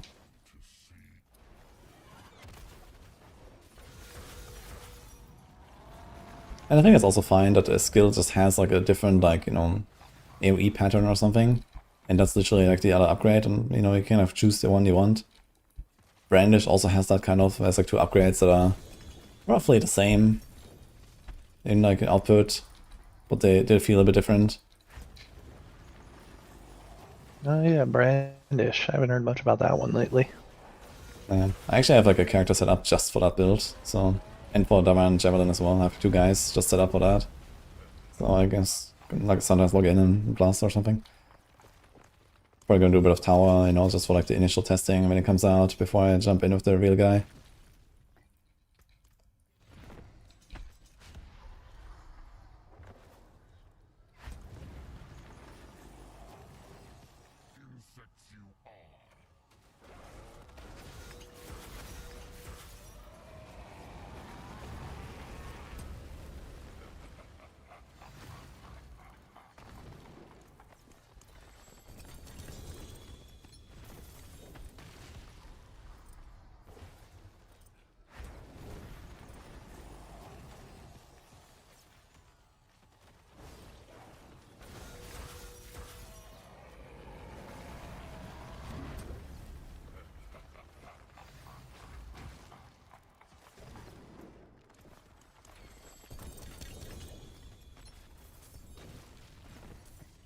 Outside of AFK, I want to be doing something else at the same time. Do you find yourself in hordes very often? Yeah, that's pretty much the main reason I go there. And I'm playing the perfect build for it, so... It has been a huge boon to me to play Oradin this season, because I had so many things to do on the side. Especially like the first few days when I was making all the planners, and then like we were discussing a lot about the builds and, you know, like all this kind of stuff. All the coordination with the Paladin guides. That was really helpful. Like Horde rewards are in a pretty rough spot right now. Yeah, the Horde rewards are pretty awful. I mean, it's partly also just that, you know, Optosite just comes in way too much quantity from other sources. So that's one thing. But probably not the only thing, to be honest. I think I could like generally choose it a little bit. So, Yeah. But I mean, if it wasn't for, like, you know, busted Opticide and Goblins and the Azulan farm, I think Hordes would be alright. That's just like some fun thing to do here and there. Where there's a Whisper, you know, I go there, kind of deal. It's scrolls, right? That's probably the fastest way to target farm scrolls still. Yeah. Yeah, you get maybe like 1 per minute on average or so. I haven't really counted it, but yeah. You can, like, I've seen like 14 scrolls from like 1 Bartok plus chest. And maybe more even. Sometimes it's a bit of RNG how much you get. You know, the Goblin event has been present for a lot of the season now, but I think things would look really differently with all these items we're crunching if we didn't have treasure breaches present. You know, I think there'd be a lot of complaints about a lack of materials in general. You mean like Maybe Opticide not or all materials? maybe not Obdicite, but like, I mean, Neath Iron's already still kind of a struggle, and Scrolls are, and I mean, there is definitely a good argument to be made that, you know, maybe we're sanctifying too much. So, you know, maybe we just, you know, I'm not trying to hear that argument. Not sanctifying. You're interacting with the season theme too much. Stop that. Yeah. I mean, at least the crafting systems that we have are not really made for this. Like, it's so time consuming and so annoying to, like, you know, craft an entire inventory of pants and then, you know, sand them all and then do it again. And on average, you have to do it like 20 times to then hit the mythic that you're trying to hit, you know? And each time it takes like half an hour just to do the crafting process of preparing all these pants to then slam them. So...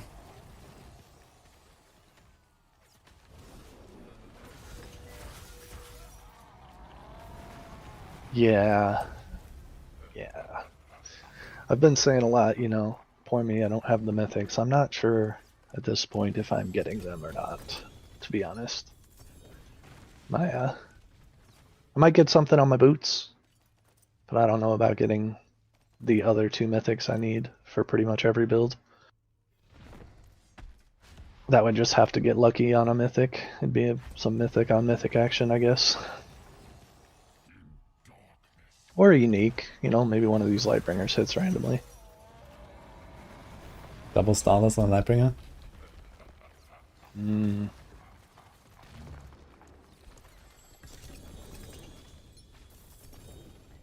Sounds pretty good, actually. Should try it. Just hit it forehead. Yes. That's the strat.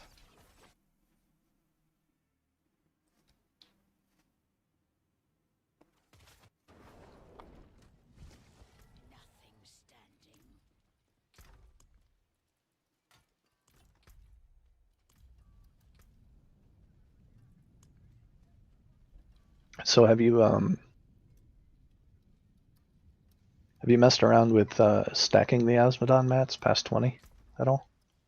I've done it like once or twice, but then I realized the error of my ways and stopped doing it. And then you realize you have to be at Osmodon for 3 hours, and it's like, eh. Yeah, exactly. So I don't bother with that anymore. So fuck that.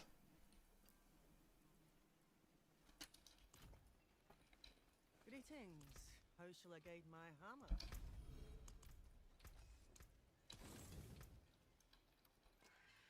Yeah, as I said, like, you know, I don't really farm the Asmodan stuff that much anymore. It's like, you know, even like AFK farming it, and I probably contribute the most DPS out of everyone there while AFK.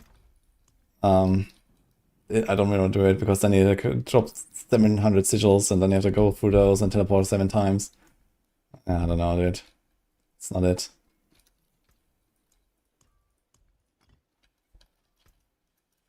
Yeah. Like I said, this is the season of FOMO, in my opinion. It's like, man, I gotta grind to get these mythic sanks. Man, I gotta pick up all these sigils.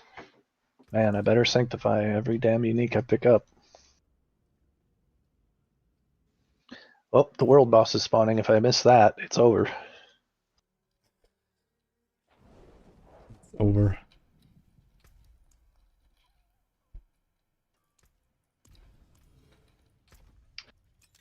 they did a good job of like instilling that, okay, I need to be doing something the whole time, especially once we figured out, you know, the efficient farming loop. It's like, oh, I've got downtime between world bosses, better go run my treasure breaches or my tributes, the good ones. And then you're left over with a bunch of content that like just gets kind of like pushed to the side. Like, I have no reason to go in a horde, but I could have, you know, 300 of each key by now, or whatever. Yeah.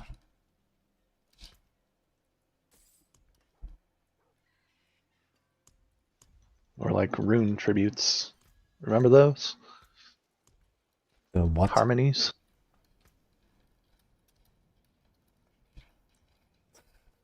Yeah, I Remember remember running Tribute of Titans and Tribute of Harmony? Yeah, I remember throwing like 18 stacks of them on the ground at some point, so...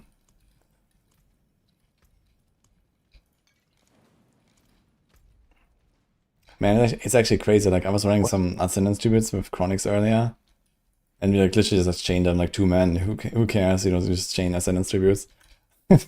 And then the world boss spawns, and I end up with more than I had at the start. And like, oh man, this never ends.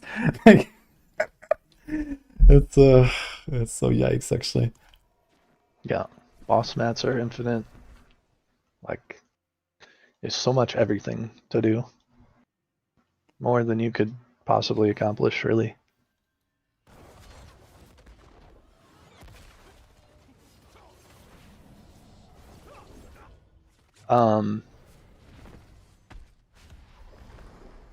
Damn, I had a thought about that.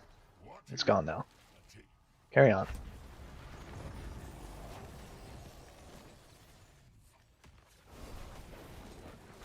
There's more stuff to do. Isn't that what the guys asked for? No, this is not what we asked for. We asked for stuff to do in the sense of, you know, hey, it's day 2, I one-shot every boss in T4, what now? Right? And okay, we got certification, but this is only relevant for people that want to get rank 1 on the leaderboard, and many people do not want to do that, so can't do this. So they're not doing it, right? So we still don't really have that thing to do, or the many things to do, the reason to upgrade our character after, you know, the initial grind, basically. And, you know, when I say I want more stuff to do, I don't mean I want 500 Ascendance Tribute keys. That is not what I meant, you know. I want to get 5 Ascendance Tribute keys, and then be happy about them. Or maybe for someone like me, 50, you know, if I blast one entire month. That's also okay.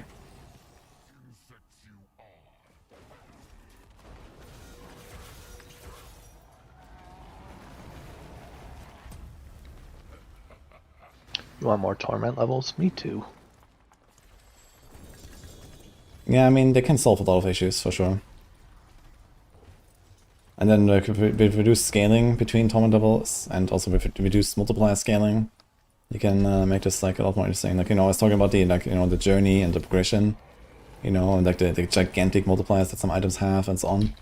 So if you rein all of that in, then you can instantly make all of this a lot better with basically just number tweaking, I think.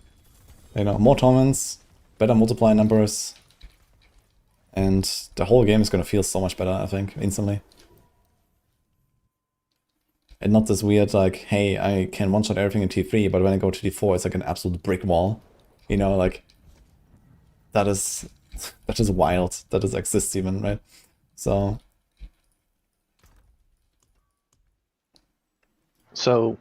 Contrast that with the idea that you want some of the progression to be gated behind these torment levels.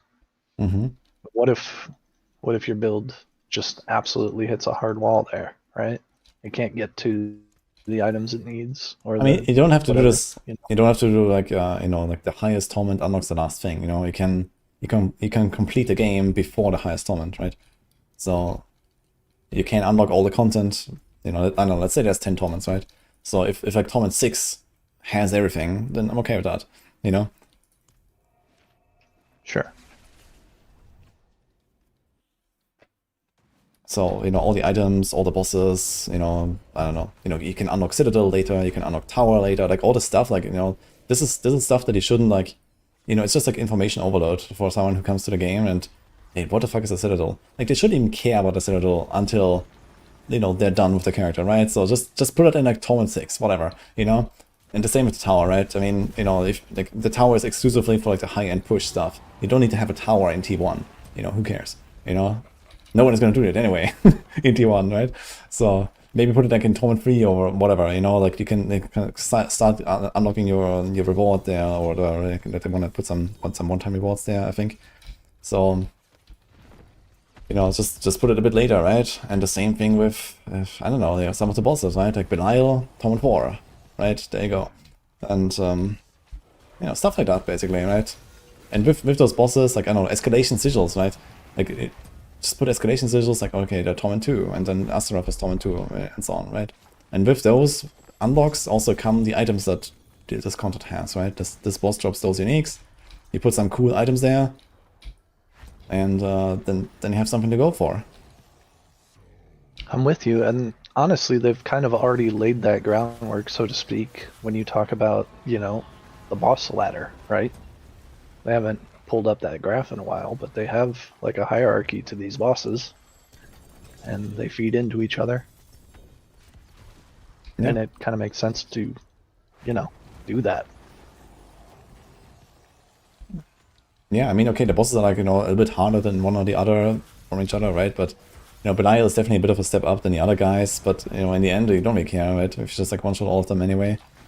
But, yeah, a ladder where there's actually like, you know, something to work towards, and then, hey, now I can actually do Belial, and I can actually get his drops, you know, give him his own loot table. Yeah, I mean, I think this just makes way too much sense. So, and this doesn't have to be the highest torment, you know? It doesn't have to be a torment that, you know, like, is unreachable for, like, a lot of casual players or something. But at least, you know, like, as you go through the progression, like, you don't just, like, skip 3 torment levels at a time just because you had one big item upgrade or something, right? Then we're just back to Diablo 3 again. And that's just a shit system. And we are really close to that right now. And if we make more torments without changing anything about how the multipliers work and so on, right? And how you acquire your stuff, then we're going to be literally living in Diablo 3. Where you go in, you get like your Exodiac, like, you know, combo of like 3 different items or something, and you go from Torment 2 straight to Torment 16 or something like that. And that is going to happen. Or one two-handed mace. Yeah, 1 2-handed mace is enough. So, and that is obviously just completely stupid. Yeah, the problem after getting Lightbringer is surviving. Yeah, it's like, well, back when there were caps, right, for armor and res, it was like, okay, well, now I need to combat those before I can actually go to T4, but I have the damage immediately.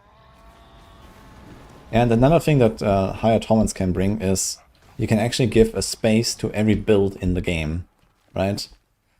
Like something like an Oradin is way too good for this extremely low difficulty cap that we have, right?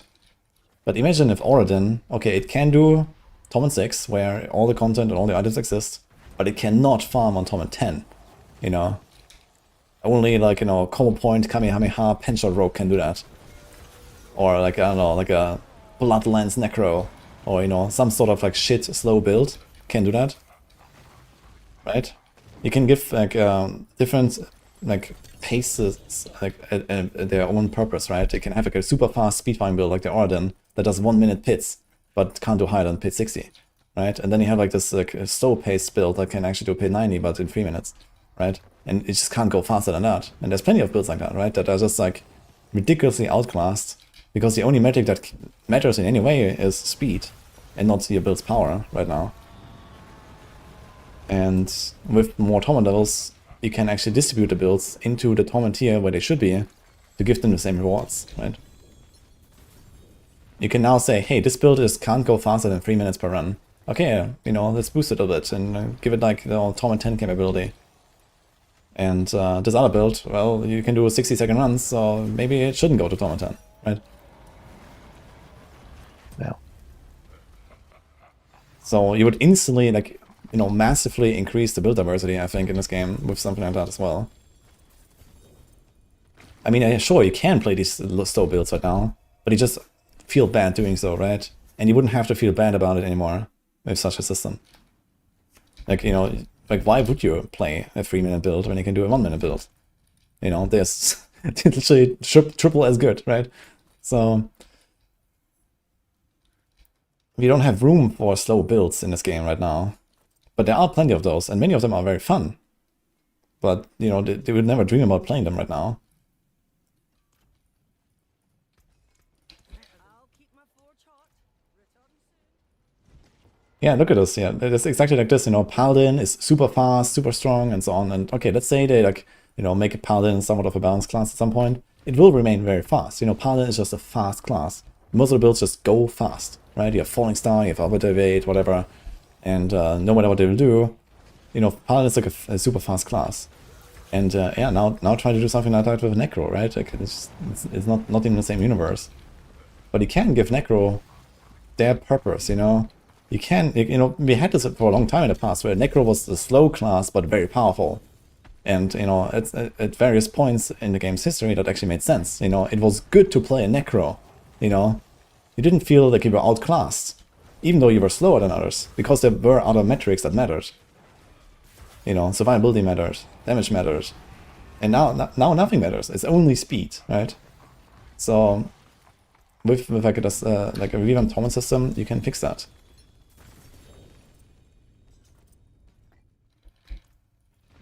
The same thing with Polarize, right? You do Polarize, and man, I love Polarize, but shit, man, like it's just a slow build, right? At some point, you just stop playing it. And okay, it has its purpose. It's very powerful. It's a push build, whatever, and that's exactly what Polarize should be, you know? But at some point you just don't want to play it anymore because it's just outclassed. Lost me there at some point. You lost me somewhere in there where you said stop playing Pulverize. Yeah. I'm just saying, like, let's say from like a sort of efficiency perspective, right? What did you mean by that? Yeah. Like, you know, at some point you just, you know, plateau in Torment 4, and then Pulverize is just like not the build that is like the way to play the game, right? Basically, that's what I mean. And that's sad, you know? Yeah. Like, I want to play Pulverize all fucking season. Give me a reason to do it, right? And yeah, higher torments is the answer to that, I think. So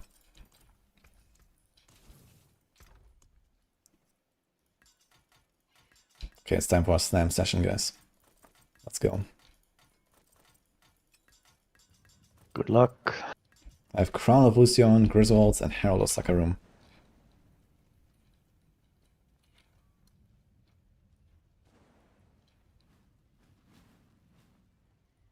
Lucian, huh? You were back in 30 minutes. Now these are uniques.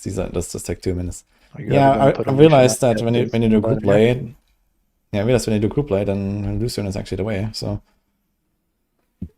I mean, what the fuck do you do with a prediction in group play? Well,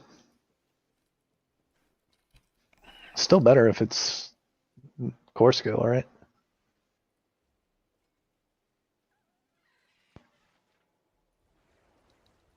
Yeah, but neither Judgement nor Shadow Retribution is, I guess, so I'm slamming some helms now.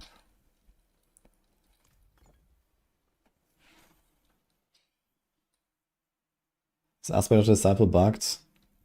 It could be, actually, yeah, I think I heard about this.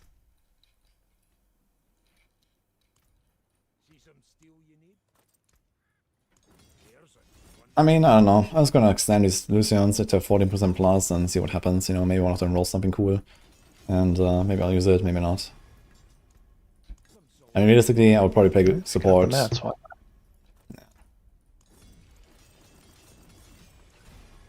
But I mean, I'd probably have like a strong enough carry.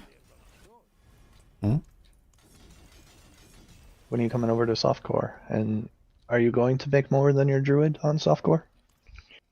Yeah, I'll do Bob and Druid, I think. I will skip the Paladin, because I expect there's going to be plenty of support Paladins around. So I'll basically just do like 3 and 4 men. And skip the 2 men, probably. I mean, I love me some Z-Barb. I might make a Z-Barb. Because it got Steel Grasp, which is like, you know, Timu Ancient Spear, but still Ancient Spear. Yeah, that sounds really fun as well, so I'm excited to try the Z-Barb as well. Like I set mine up on hardcore, but I haven't played it yet. And then yeah, softcore as well, so I'm gonna make both, so yeah, I'm like flexible as well. I mean, it's like a one-day adventure, I guess. I just need to get like 200 paragons, get some clip levels, and then a bunch of items that are like half decent, and I'm gonna be okay, I guess. Yeah, it's not too hard to throw together supports, really. Yeah, it's mostly like the Stoneburst aspect that I need, so if you find one, then let me know. I don't have perfect ones, but when you last asked me about that, I set aside ancestral versions of both. That and Night Howlers. Okay, yeah, that's something already. And if it's like, you know, 1% off or whatever, I mean, it's good enough for getting started at least, and maybe it's gonna grind out the last thing at some point. Or maybe someone else finds it.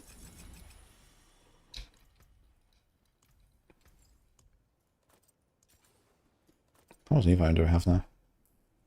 Akarat's blessing on that one.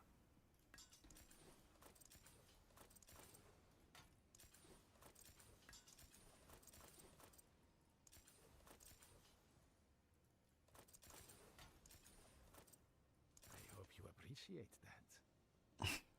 What I want to see is Overworld not being completely useless.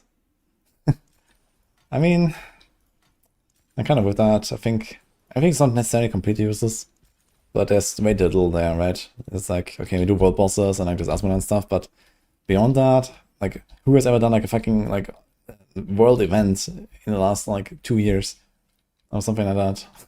So. Oh yeah. Those mean, exist. It's like I said too, you get so much of the good stuff now that a lot of stuff gets pushed to the side, right? Like, even now, if I'm thinking about it, like, I haven't been in a Helltide in like a week and a half.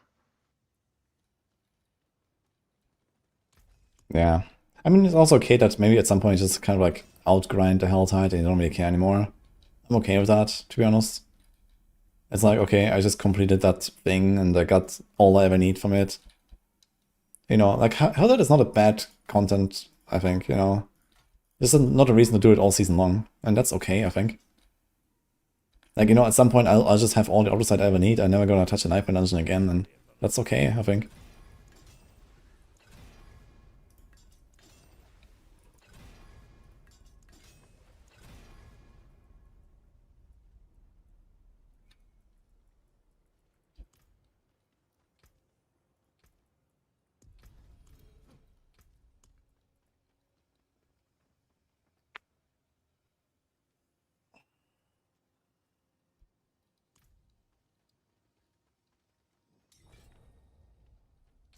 I'm selling a 4GA Herald of Sakarum for 1.5B.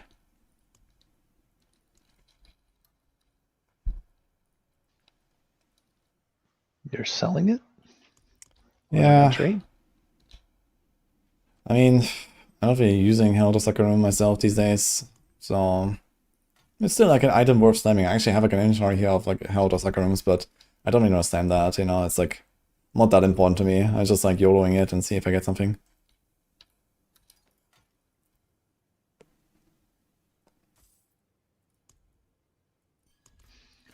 I actually haven't done any trading this season, which is weird for me.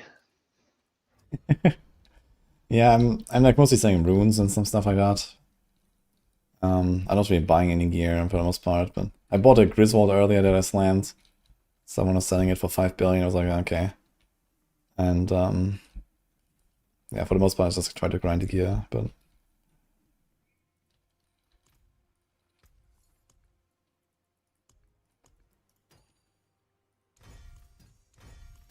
Well, it does say something though.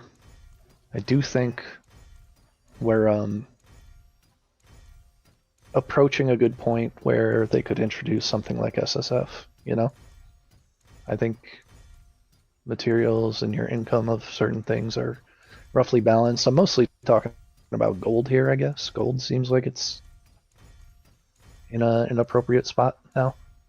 It's kind of funny because they removed the biggest gold sink and gave us a lot more gold at the same time. That's like typical Blizzard, I guess. But yeah, I agree. Like, you know, you don't really rely on trade at all now to fuel your stuff. You can grind anything. Like there's like a purpose to like most content types and a way to get all the things that you need, right?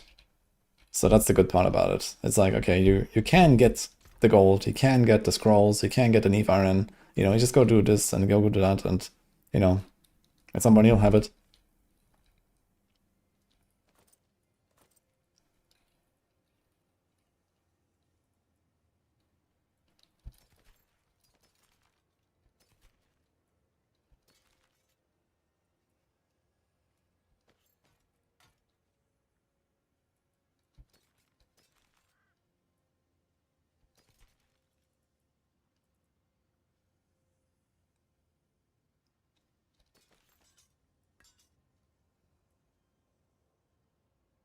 What the fuck?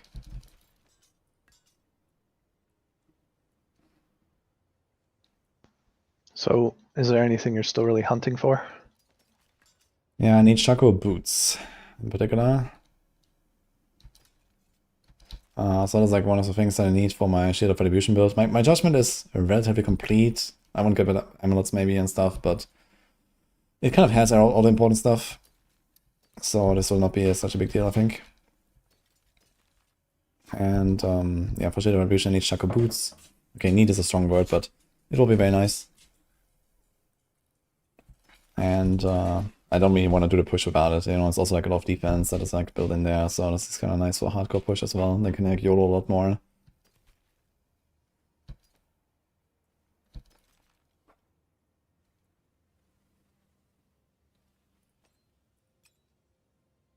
Yeah, I would actually love Shaco on something right now. It's gonna, I think, open up some possibilities for me. I'm wearing Temerity on my Pulverized Druid right now, and I would really rather not. Yeah, having Shaco is pretty good, man. Like, also, like, you have like the Cyclone armor to get out of that. So it's not just the 20 DR, I guess. And then the double dipping on the ranks, of course, it's gonna be juicy.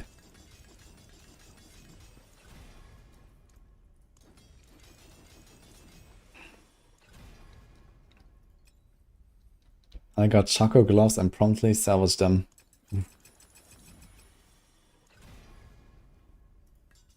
How did that happen?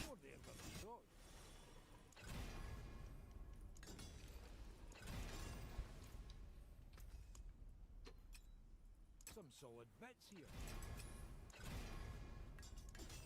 Oh, we've all been there. Oof.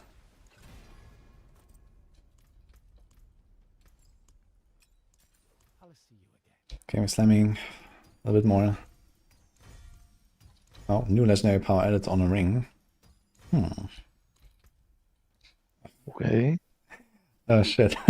Close. I got a Select on my Seal of the Second Trumpet. That's not the mythic I wanted. That ain't it. Fuck.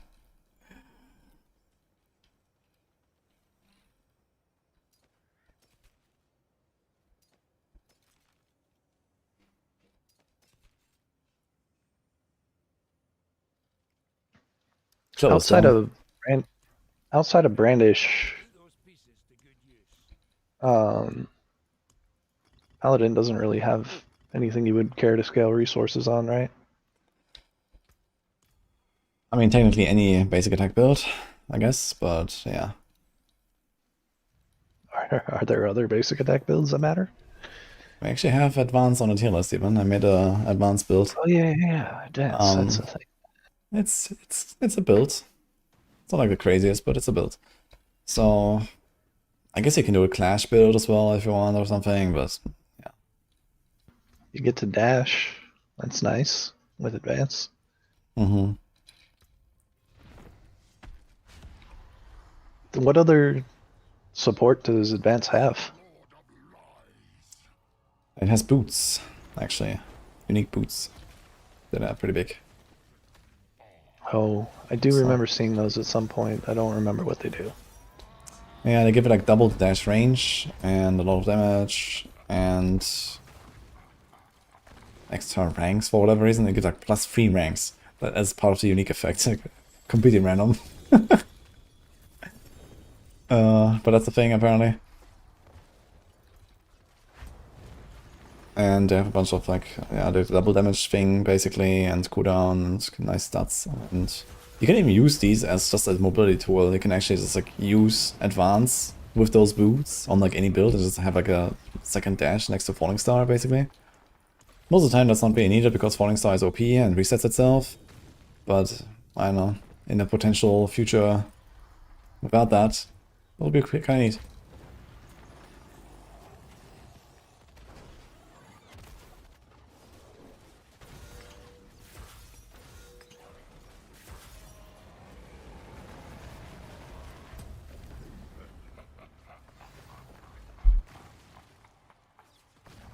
Don't leak the Clash Pants strat. Yeah, one of the Shadow Blasters is gonna come out and get rank 1, like hit 145 on hardcore with some Clash build. Watch. Do you know about the Shadow Blaster spoiler? The Shadow Blasters, I Yeah, don't. they're here right now. They're with us. Oh shit. Yeah, so Shadow Blaster is a term that Chronix coined. So these are the people that are lurking, you know, never showing up anywhere, never typing in chat, but they're lurking, they're listening, they're, you know, siphoning all the strats, doing all of their crazy testing somewhere in their, you know, secret chamber. And then like on last day before the leaderboard locks in, they're gonna come out with some insane build, fully juiced up, and blow everything away. I'm not gonna lie, that was my plan, but you know, I can't land a Mythic Sync to save my life. But I have an idea. Okay. Pause. Mm-hmm. What's still got some good in it? And if Someone the is- Shadow Blasters were listening closely, Blasters were listening closely, they would have heard it already. now I have to rewind like 2 hours on the stream and find it. It will be a holy bolt build, man. Yeah, that's the one. Shh. Someone on YouTube. Yo, that's me. What the fuck? Exactly. Like they're just grinding. You know, they have grandfather in every slot, man. They come out of the shadows on the last day.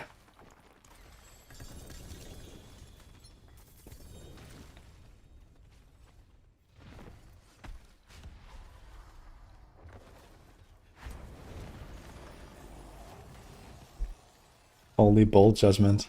I mean, definitely want to explore this. There's like a holy bolt proc build where I just proc the spears. With the shield. I have the shield, so I want to do that at some point. I have a big Fist of Fate, I have a big shield. I'm gonna do this at some point.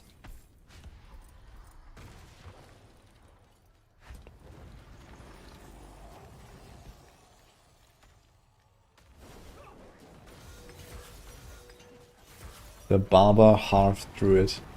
Okay. Wait, you're gonna equip Barber, Boiler? A barber. What? What is a barber? The legendary gem from season 1.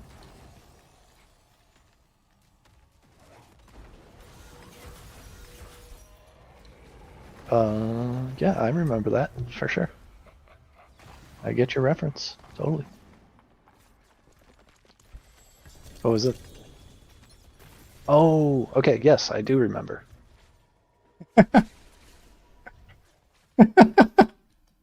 Boiler's brain is fried. Oof.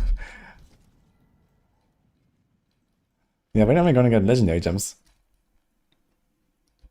It's been like 7 different season themes. Legendary gems. You mean Yeah. glyphs? Yeah. I mean, Didn't I we can also have legendary gems? I mean, I guess the glyphs are a continuation of the 3 legendary gems. But, you know, we definitely have room for cool stuff you can stock into our gear, right? And we have runes, sure, but there could be more. Did idle from below mean nothing to you?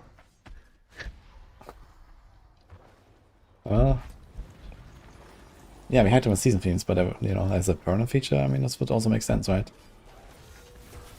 Especially if it's like some super late game feature, I think this could be fun.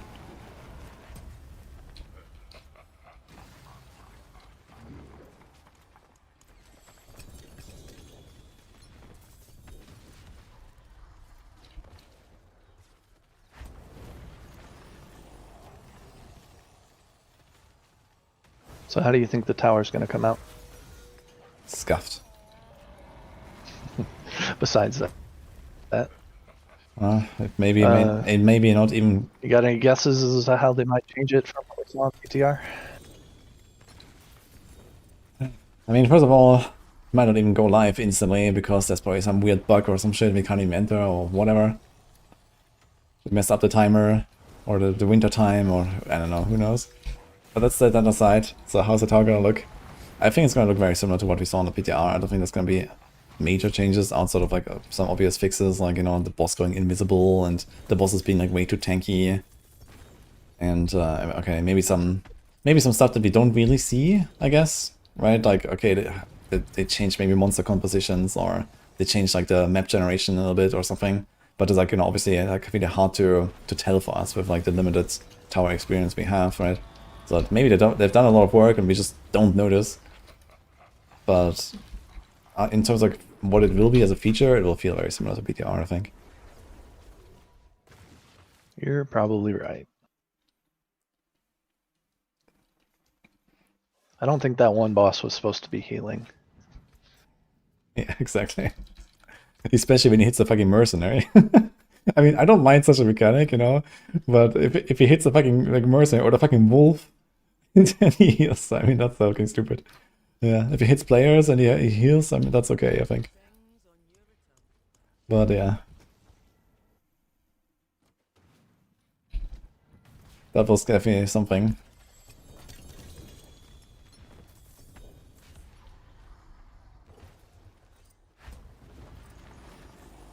Yeah, the shrine, exactly, the pylons are like also way too tanky, yeah. Like you murder everything around it, and then the pylons just sits there alone with 80% left. Like, nice. What do I do now? Cool. You know, you put like 5 elites on top of the shrine, you kill them all, and the shrine just sits there with 80%. That was something. So, I heard of an interesting tech. Because it was also like, if you were really, really pushing, it was kind of like impossible to get pylons out, right? Yeah. They were way too tanky, the little pylon blockers. But what they were doing with the support druid, and what I imagine they'll do with the barb now, is they would leave the pylon up, or like lure the boss toward a pylon, so that the supports could get double value out of Bold Chieftain. But the pylons despawn when the boss appears, no? Oh. Really? You don't get the little shells that spawned around them, they don't despawn. Or at least they didn't, they might now. But yeah, they would use them to get double effect on Bold Chieftain. Okay, I can see that. Yeah, I mean, there's obviously like a bit of strat, like having like extra targets gives you like more benefits. I guess something like Judgement would also like that, for example. Just like leaving a pylon there. But I don't know, maybe this was like the PTR oversight, and maybe that is actually not a thing, right? I would be surprised if the pylon just like sits there and doesn't despawn. So why do you think there are shells to begin with? That is a very interesting question. I thought the idea is probably that it's like a single target test of your build or something, but I mean, this is not really how the game works right now, right? So you already have to single target test on the boss, and whatever they tried to do with the pylons just did not work out, I think. I have a suspicion. Maybe a little dubious, but I think it's an anti-cheat measure. Mm-hmm.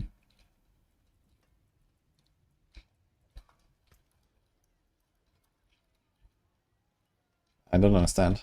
I forge more than horseshoes and nails. What do you need? What's still I would assume there exists some sort of map hack. I don't know for sure, but something like that might prevent you from seeing what's under. How? How would that prevent you from anything? Ah, Is it you probably mean... right? Ah, okay, you mean you don't see what Paladin it is until you unlock it, and this is like, okay, you can't like map hack where the Probably Paladin is? doesn't decide until you unlock it, you know? Yeah, okay, but I mean, you still don't have to make it like as tanky as it was at least, right? Oh yeah, for sure. I mean, I think that was like I think they said in general like the boss scaling was way too high, and I think this was also probably considered a unique or scaling in a similar way. But yeah, they were ridiculous to break open. They definitely don't need to be like that. Yeah. I mean, most certainly map hacks exist in this game. I would be very surprised if not. I haven't really seen them in action though. But either way, like, I think a map hack would have very low value in a tower push. Like the maps are already very streamlined and stuff like that, and there's not really that much to, you know, gain an advantage from, I think. I mean, of course, you know, it will give you like a little edge. But I think it's going to be like the freestyle, you know, benefit, which is relatively minor in most cases. At least for like the experienced players.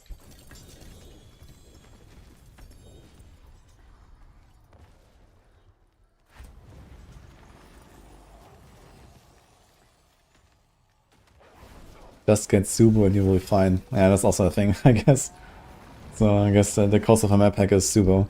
I mean, okay, there's still like the map hack in the sense of, okay, you actually see the exact layout, you see the corners, and there might be like these kind of things where, okay, like, you know, if you can predict the exact like tile set, then you know exactly in which direction to go. And, you know, for some things that can matter, like when you press condemn on a paladin, and then you pull the like all the elites with you, and then you have to like make sure they don't like clip into a wall or something, because else they get stuck there, right? So if you can predict exactly where to go in the right angle, then you could pull them a bit further and these kind of things. So that could make a difference. So this is what I see like a map hack, for example, being like extremely useful for. But I guess this will not really apply to many builds in that way.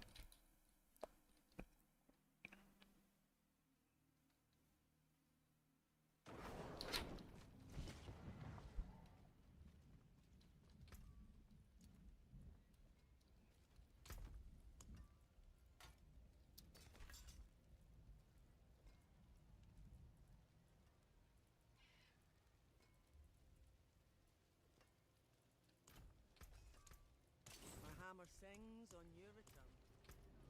How much armor does your character have?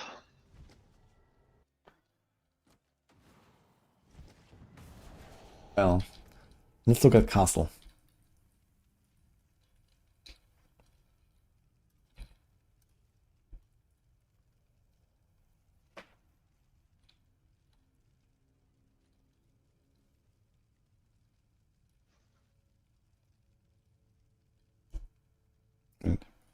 And is some of your armor conditional?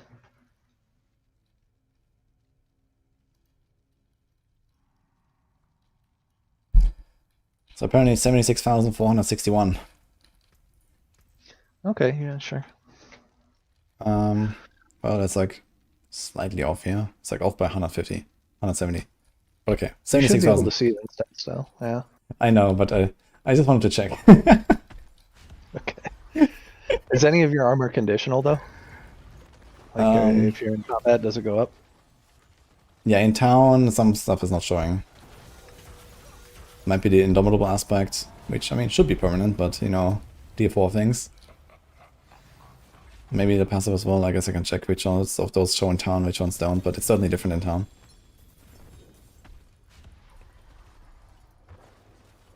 Yeah. Speaking of stuff that didn't work in town, remember when we couldn't sprint on our horse? We couldn't spur our horse in town? That was a choice. Mm-hmm. They wanted you to enjoy the scenery. Don't you enjoy the scenery? Carrigar, walking in the mud. So much. Why can't Cat Badu be like a cool main hub? I like Cat Badu.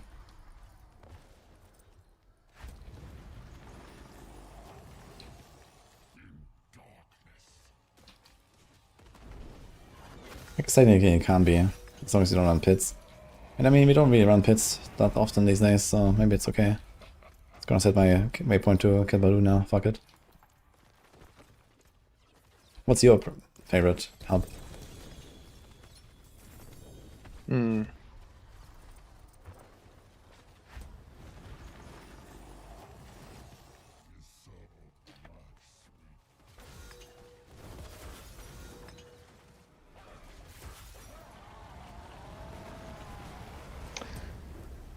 I mean, Karas is pretty sweet, but Chat? What's I your think favorite?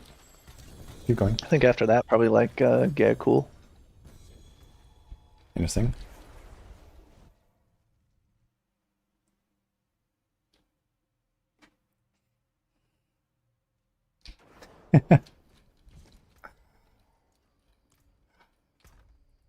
Do you guys also set your waypoint there actually? Or is it just like, okay, you like this, but you don't actually go there because it's that efficient or something?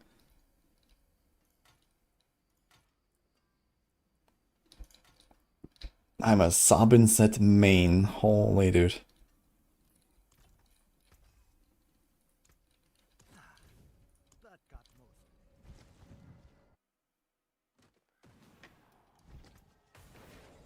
Oh, here's one. I never set a waypoint, so they're just like living, you know, wherever the teleport takes them, they will go. Nice.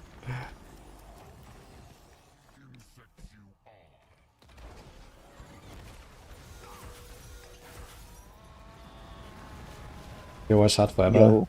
I mean, Kyowa Shot has the best music for sure. Put an obelisk in the training grounds, you'll never see me again. Holy. Would you choose the training dummy room as your hideout if you could? Oh yeah, all day. Just a little square room with like a little corridor in front, I guess. And a dummy. Yeah, then it has something nothing else has, right? Would you like to have like hideouts? Let's say you could have the same features in all of them, including dummy.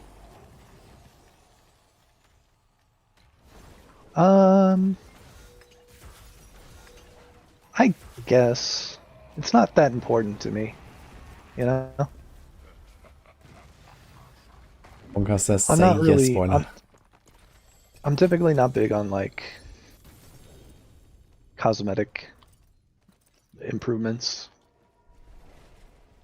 If I didn't get some free swag from Blizzard, I probably wouldn't have a skin on my character even, you know? It's just not something I play ARPGs for. But, no, I guess, sure. Like, what's the value add in having a hideout, really?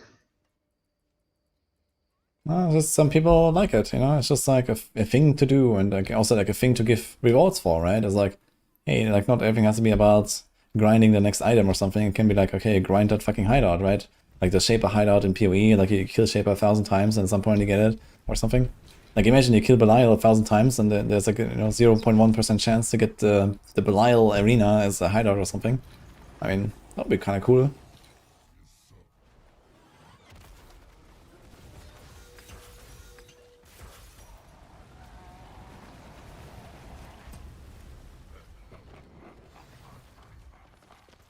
You know what I would like to see sooner than that? Mm-hmm. A reason for clans to exist. Oh. We don't talk about clans here. We're giving you SSF, now you want clan features? Yeah, imagine having social features that do anything. I mean, realistically, has anybody in the last 2 seasons used, like, the dungeon finder, the group finder that they put in? Anybody remember that that's even a thing? Chat? Any group finders? Or let's say group searchers at least?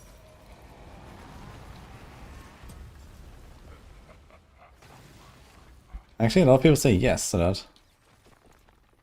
Yeah, a surprising number of people said yes.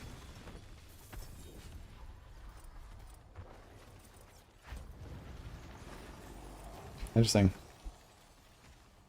Yeah, I only ever hear people saying like, hey, is this bugged? There's no groups listed or something, but now a lot of people say yes. So that's kind of surprising, actually.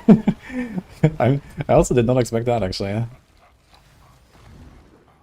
I like this guy only for Dark Citadel once a week. Holy man. Now that is a perspective I did not expect to hear.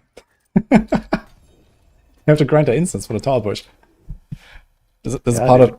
of the Shadow Blaster strat, you know, they come out, they have like 20 stacks of all the instances on the Citadel as well. They're gonna beat you just with that, man. Plus 3 potions from the Citadel. You better chuck your pots. My skills. Good salvage. Yeah, for hordes, apparently people use that a lot. Interesting.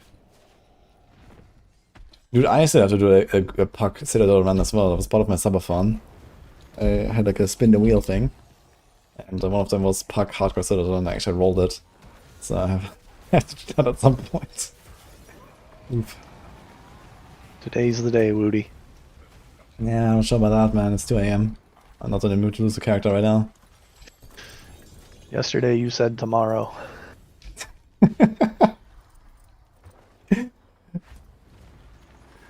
Holy man. If I find even one other guy, I'll be happy. I mean, I did this last time as well. I did a subathon for the West of Hated launch. And back then I also did it, and we went through it. And only one guy died, and it was because they DC'd. It was kind of sad, actually.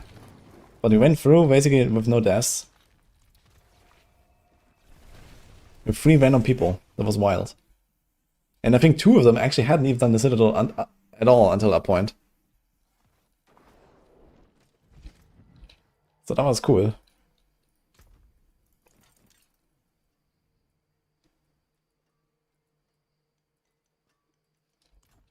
need steelwork. Plenty worth keeping. Oh. I have no more Asmodon chest mats. Okay. Glad I waited for that kill.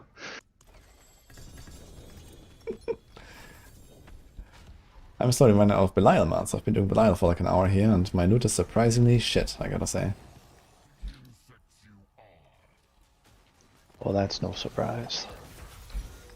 That is a surprise to me. I always think that Belial is pretty OP. I've got about a stack I need to burn through.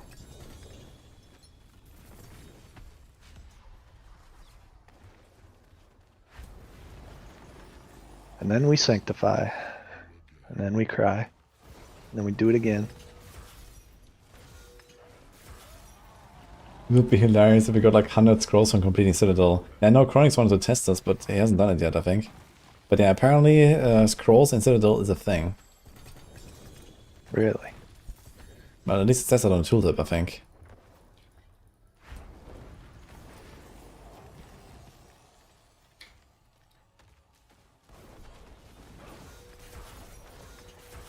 Well, hey, Woody. You mentioned it's 2 AM over there, and I've got dinner coming up over here. So I think I'm gonna head off. Okay. But it was nice chatting with you. This was good. Yeah, it was fun. We should do this again. Yeah, we'll do it again sometime, eh? I mean, maybe we're gonna end up in the same party soon, so... Actually, some blasting would be cool for once with the boys. Yeah, man. I just need some head start a little bit, I need some boost and whatever, so maybe we can set something up for the next days, so that'd be good. Maybe some other guys, doesn't have to be you, so it's, yeah. Yeah, if you need any help on softcore, let me know, I got you. Okay. I need a Shaco, so I need some Ascendance farming at least, or some shit.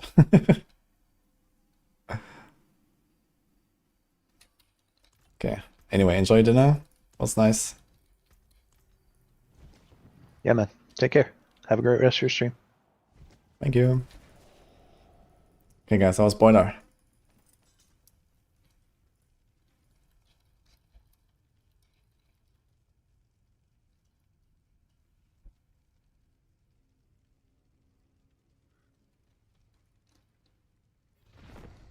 Yeah, I will make a support Barb and a support Druid on softcore. I have all 3 supports on hardcore, and I will do those 2 on softcore as well. That's the plan right now. He seems like a nice dude. Yeah, Border's a very enjoyable fella. So bye to Border's chat.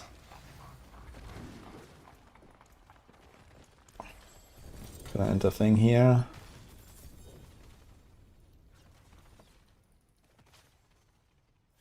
That's cool. Oh, here's a shield. Close.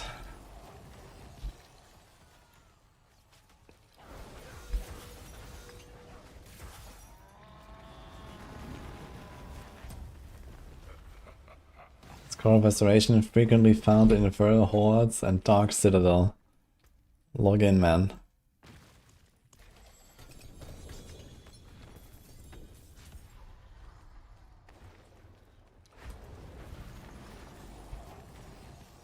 While I'm farming here, this boss is extremely good to get uniques.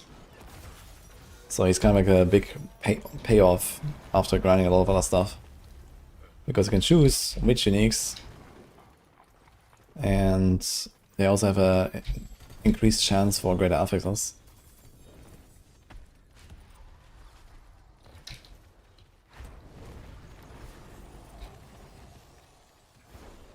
What do I need? I need Griswold mostly. Well, I don't really need Griswold, but I wouldn't mind getting a better one. And otherwise this shield here, Ward of the White Dove, or Shield of Retribution would be something, but I'm kinda happy with my shield. So I'm just like not really sure if I should do one or the other boss to get more of them. Sadly it doesn't give any XP. Yeah, I have that kind of problem since a few days ago. Like somehow my bar is not moving. No matter what I do, I don't know. It must be bugged or some shit.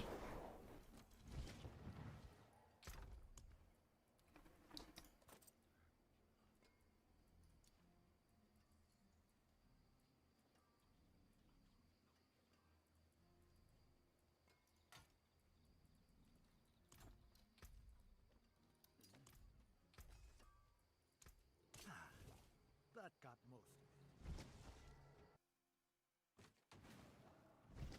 48 DR armor life strength. I mean, you can roll the CDR, I guess.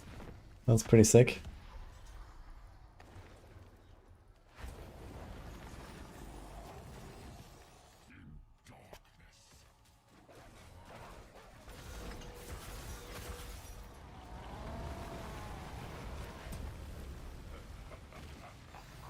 What am I choosing? I'm choosing Harbinger, and now I'm a bit of Vashan as well.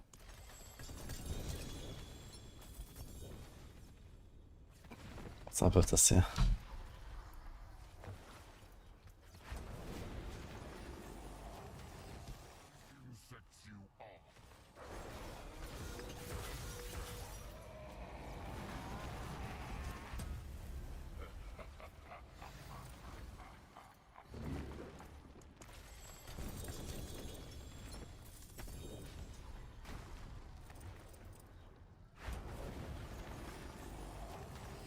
EJ Tibbles, I'm gonna slam it.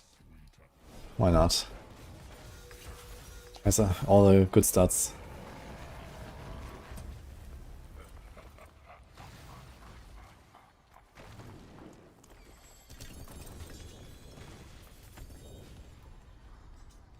Alright, Benai is also very good for Neef Iron, by the way.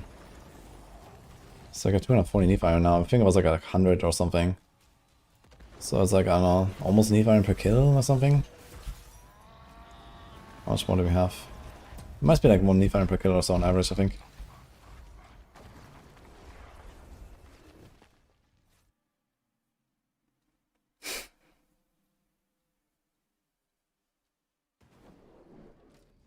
That's been done fun to get rid of corrupted nuts. 5 hours, oh boy. Don't do that to yourself.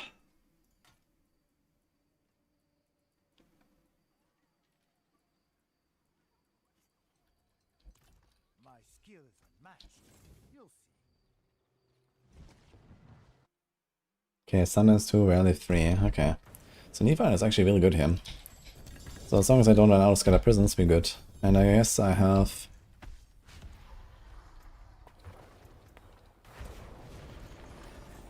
a lot of stuff.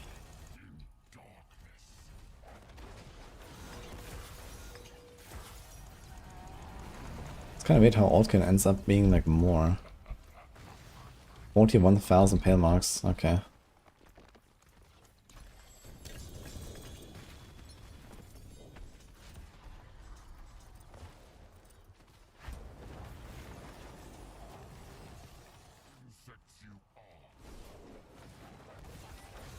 OGA two-handed mace. I don't think I need that.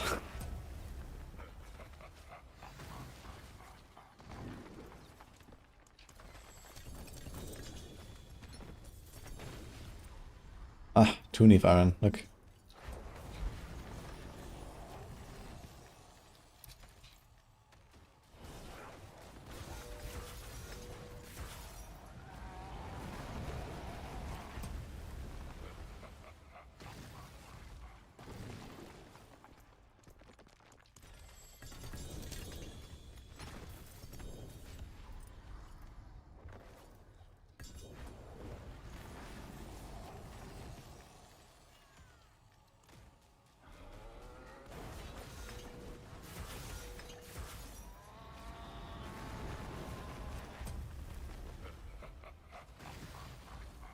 I played a full stack of Paladin before I started glitching.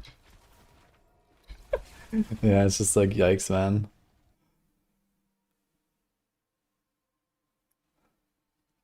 So like 500 life on kill. I mean, 500 life on kill is actually not even that terrible for something like an, you know, Arbiter evade setup where you spam rally all the time. Life on kill is actually something you might even want to put on your gear, not necessarily, but for the rally spam, it can be useful.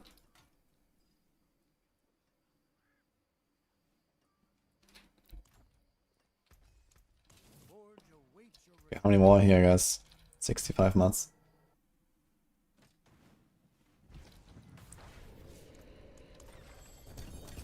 Someone just invited you to a group and you teleport and the PvP killed you. Oof. Yeah, that's a thing, sadly. Careful. You can accept group invites, but you cannot accept a random teleport without checking if they're in a PvP zone.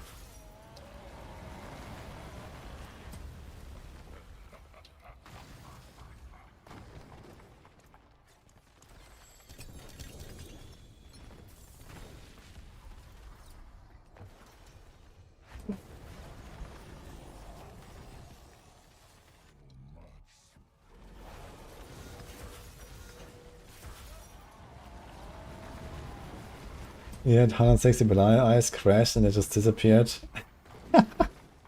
Nice, okay. What the fuck?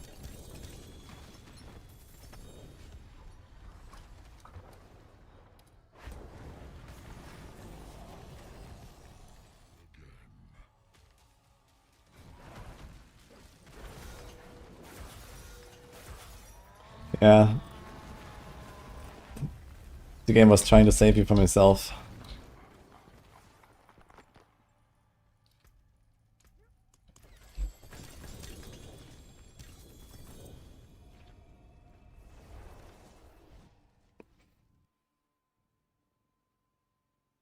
The best way to get purified Horn of Duriel. Well, you kill Duriel mostly.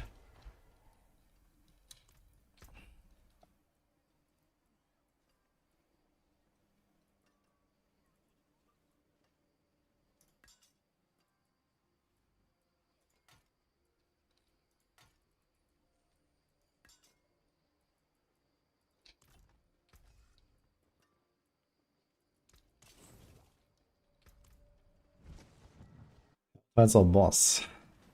I'm not sure if there's a different drop rate. But I mean, you can kill the boss much faster than a Helltide.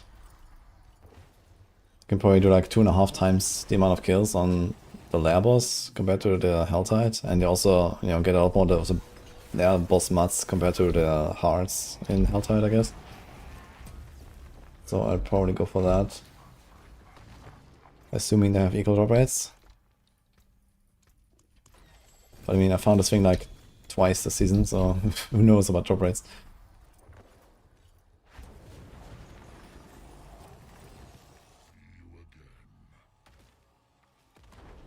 But the Duriel chest is the most worth to open. It's actually crazy how much better it is. What is so much better about the Duriel? I guess you get Living Steel. What else?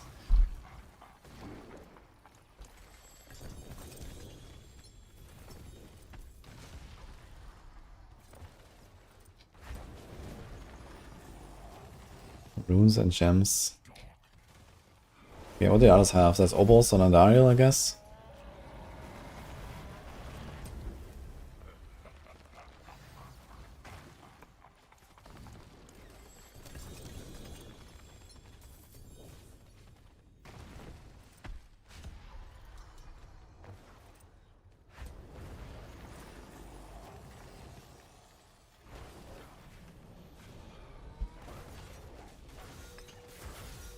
Origins better use diamond or skull and rings and necks.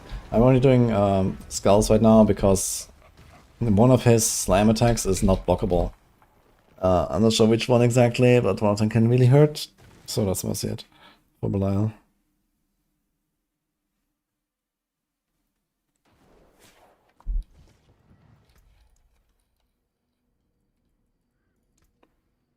Yeah, look at that guy.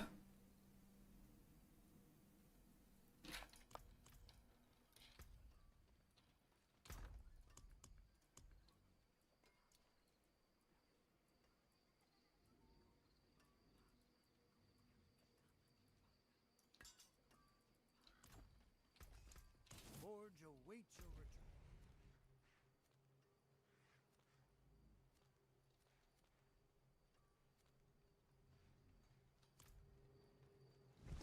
Is that a PP zone? I think so, no? Or maybe something else. Is it here? No, it's here actually, it's one down. It's a world boss zone. He just keeps reminding me. Not sure what he wants. The other one is Fields of Hatred, that's Fields of Desecration.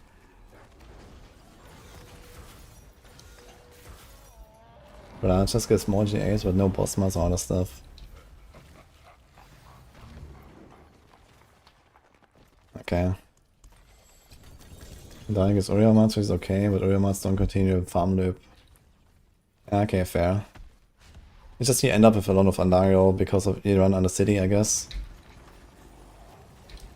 And Uriel mods are in pretty high demand because people wanna buy Uriel mods. It's actually funny because you know it's such a small difference in like XP and like you know XP gains per hour and stuff, but people still buy like ridiculous prices for Uriel mods.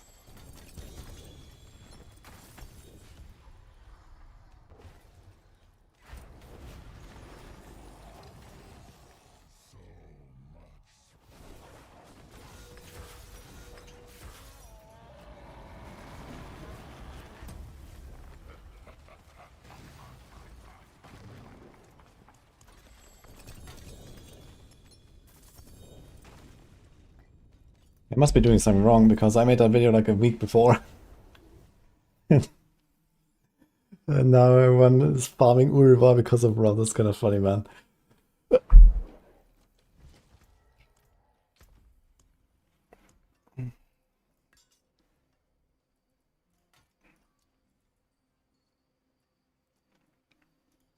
Well, enjoy your Uriva mats.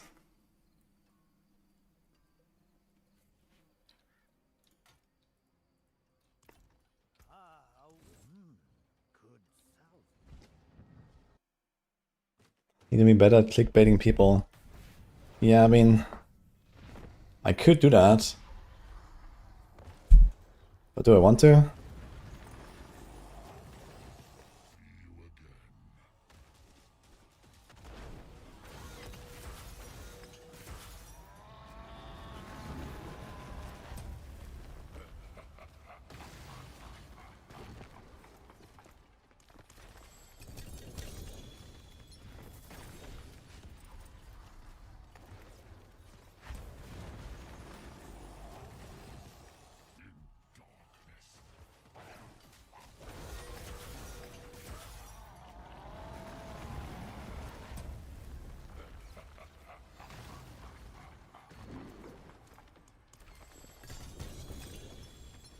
Flexible Shadow Blaster, huh?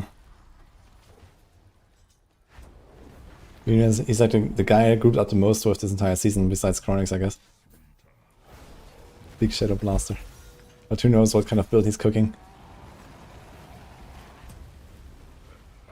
Paragon 1 to 300 in hours. Well, it would be a very fun challenge to do. I mean, you could do 1 to 300 in one stream, actually. That's pretty realistic.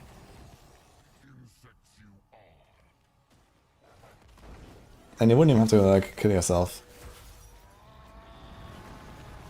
Yeah, one stream would be realistic, I think.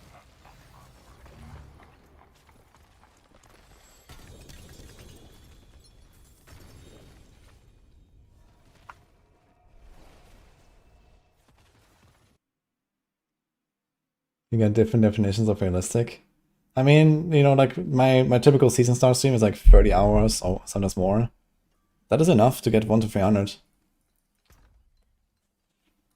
If you really want to do it.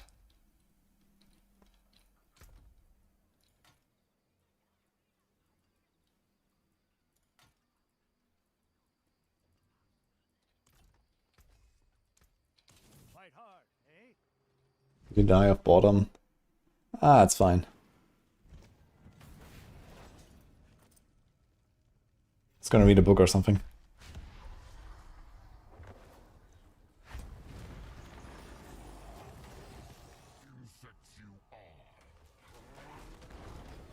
I mean, you get, I don't know, what like 5 million XP? Let's just say 5 million XP per kill, right? You need 25 billion. So 1,000 kills is 5 billion, so you need 5,000 Urivars. Or like similar bosses, right? Times 12. So you need 60,000 Urivar mats divided by 100. So 600 stacks of Urivar mats. You can't fit into a stash, but you're not that far off.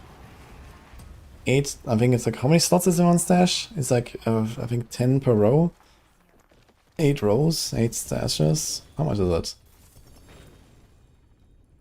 I mean, if you take the other bosses, you know, you can fill up the entire stash with just boss mats and then have like a few like Durials and a few Andarials and whatever thrown in there, which are also way cheaper. So someone said earlier, they sold how much? For how much Urivar mats? I sold 2k Urivar mats for 20 billion. So if you need 60k, yeah, I guess you don't do Urivar because Urivar is just too costly. But all the other bosses are probably way cheaper than that, right? I could imagine they're like way cheaper. So if you do the other bosses, okay, let's see, 2, 4, 6, 8, 10, 2, 4, 5. Okay, so there's 50 per page. So you have 400 slots. Plus what you can fit here. 2, 4, this is like 33, right? So we have 433 slots, which is almost enough in just Urivar mats to go from 1 to 300. So if you replace, I don't know, let's say a third or something of those mats with Duriel and Andariel, you can probably fit enough mats onto one account to just like chain it non-stop. Without ever doing any other trade or anything like that. So you can just prepare all the mats in one stash, no relogging, nothing. And then you also have enough slots for sigils, actually. You can fill up your entire inventory with Forgotten Wisdom sigils. You can do, okay, here they need like a few pots and stuff, whatever. And you can just craft them once in a while. Actually, this pots take to 99, right? So that's fine, actually. You don't need to ever recraft. You just have 3 slots for the pots. 30 stacks of boss mats. You have like 30 Forgotten Wisdom sigils. You have an entire stash of Urivar mats, minus maybe the last page, which is Duriel and Andariel and Harbinger and Stygian Stones. And you can do 1 to 300 in like 30 hours. It's doable. There's 7 stashes, not 8. Ah, shit. Okay, 7 times 50. Okay, it's 350. Yeah, maybe do like a bit more Duriel and Andariel, I guess, or something. What is 8 stashes? Do it, make history. Well, I need like a ridiculous supply of gold for that. So that's the problem.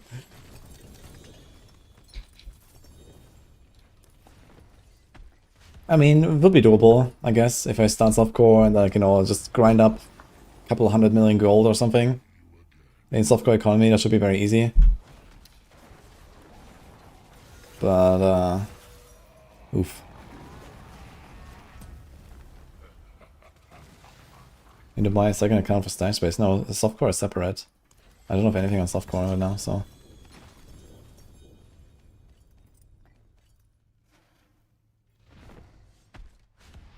Need a second party member or several 600k mats? No, you don't. You don't need anyone. You can do it solo. I mean, you lose out on some XP because you don't have the party buff. But you also don't lose out on XP because if there's multiple people in the party, it's unlikely that everyone will always open exactly at the same time. So you probably, on average, lose like a second per boss kill or so just from that. So that's basically most of the efficiency is already lost that you gain from the party, just because people don't click the chest at the same time. And I mean, okay, if you have like someone like really dedicated to like, you know, instantly click it every time, then maybe you can like minimize the downtime.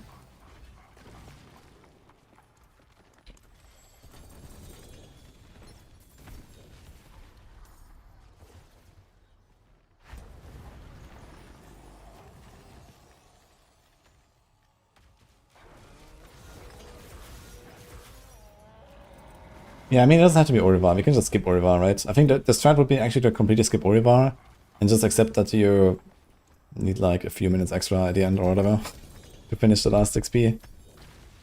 Because Orivar is not really better than the other bosses. It's like a very small margin, I think. So it's probably like in the single digit percent difference, you know. So maybe we're talking about an hour extra or 2 maximum or something, not doing Urivar at all, and you save a lot of gold, right? Regards 1 million per, it's 1/10 of the price, exactly. It's crazy.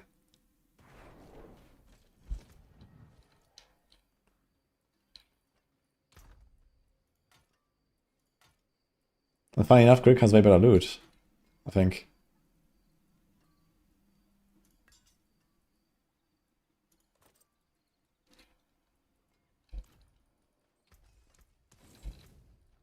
Actually, yeah, let me check a little bit.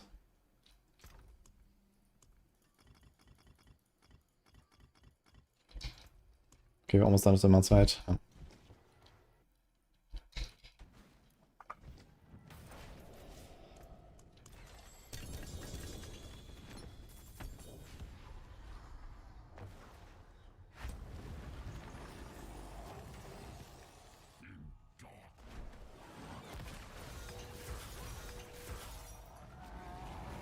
There's Mantle, Sundered Knight. Supplication's not terrible. And Orivar, I guess, also has Mantle.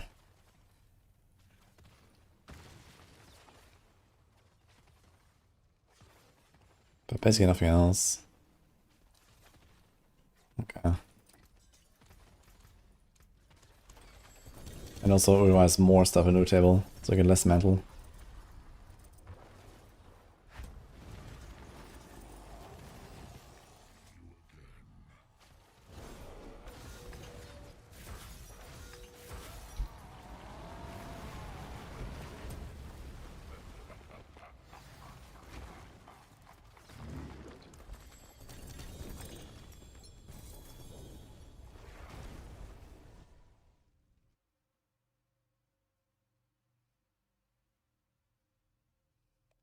Minutes after running a 600 Orivar mats.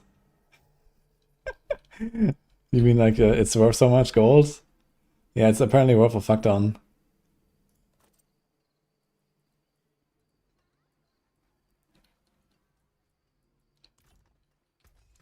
Forge awaits your return.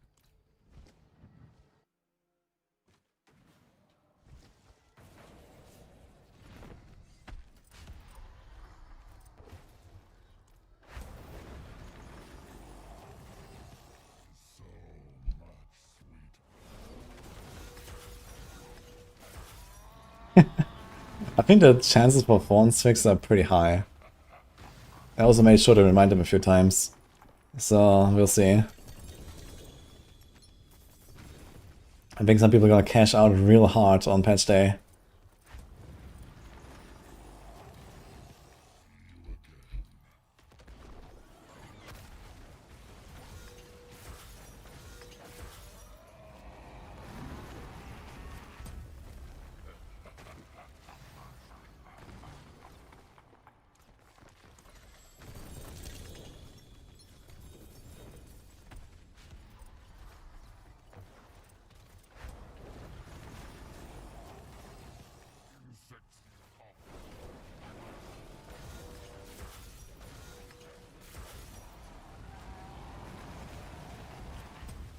The reason Duria sucks is it takes forever to spawn. Let me see my sheet again. Plus XP. So yeah, Urivar is a bit less than the other bosses, but I think he spawns a bit faster. Someone linked like the number of seconds it takes for each of them. I'm not sure if I can find this again. Where was that? Was it in like the Maxroll Discord? I think someone posted this somewhere, how many seconds it is per kill.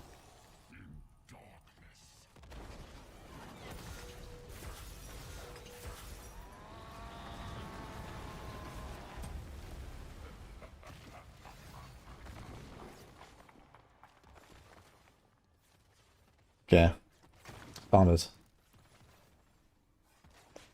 So XP per second, yeah. Okay, Uriva 206,000. And the next is Belial Ambush, okay. And then Harbinger. Okay, so Uriva is definitely a little bit above, basically. But this is like 5% difference between Harbinger and Urivar. And then Duriel, yeah, Duriel is definitely a bit less. And the others are also quite behind. Yeah, so Urivar is certainly ahead a little bit. But the next boss in line is Harbinger, and I think Harbinger will probably be the giga cheap, if I had to guess. And Harbinger drops Griswold, actually. Harbinger is actually what I'm choosing here all the time. It drops Griswold, Herald, Mythics, apparently.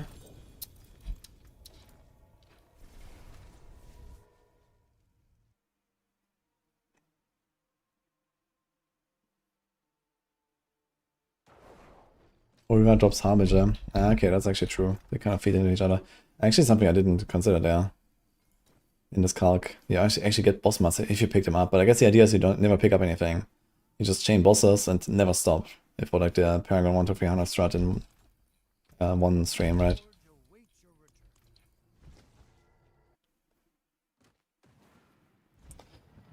And we're also not gonna have like the essence like ranked up, so we don't get more mats from like Essence of Hellfire, for example. World boss, 6 minutes.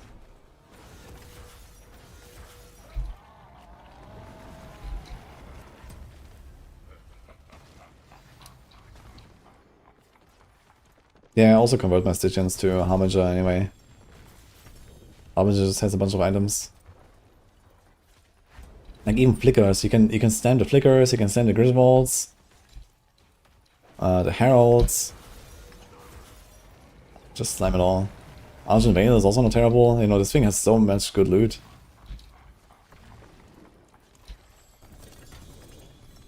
Okay, one more kill.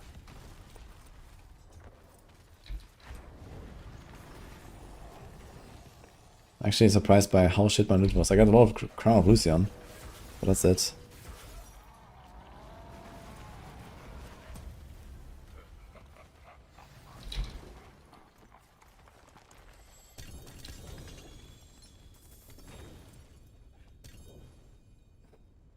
Those amulets.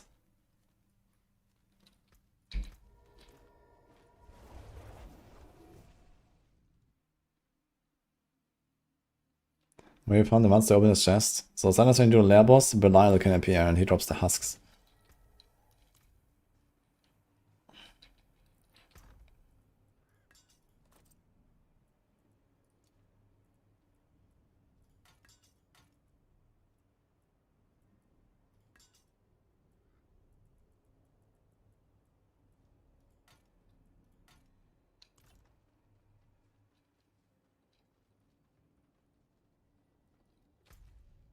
Four minutes world boss. I guess you can do a quick slam sesh.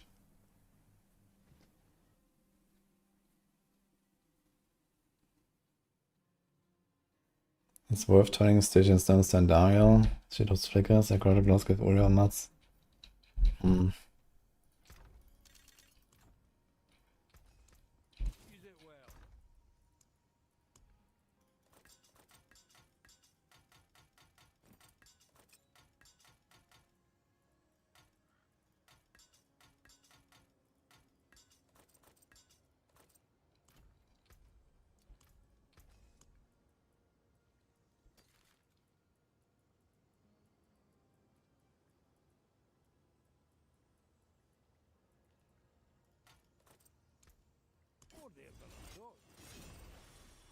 How do you deal with Neep Iron? I only really use Neep Iron on mythics most of the time. And like sometimes on like really valuable stuff like amulets and so on. Or when I have to hit like a certain like, you know, on guard GA temper with the masterwork as well or so. Otherwise I'm like really resourceful with my Neep Iron, and I just killed Belial 300 times. Actually, no, 150 times. He drops like, I don't know, maybe 1.5 on average or so. So I just went up like 200 Neep Iron here.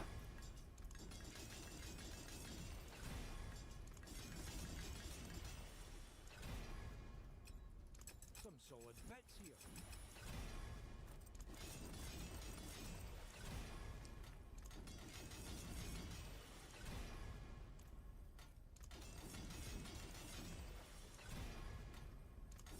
Oh, there's a lot. 3 minutes well, boss.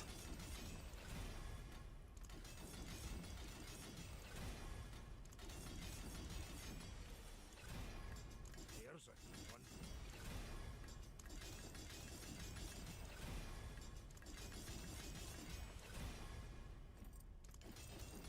Some solid bits here.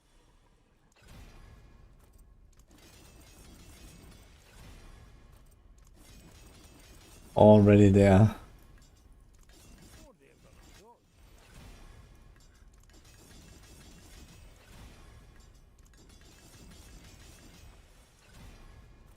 Some solid bits here.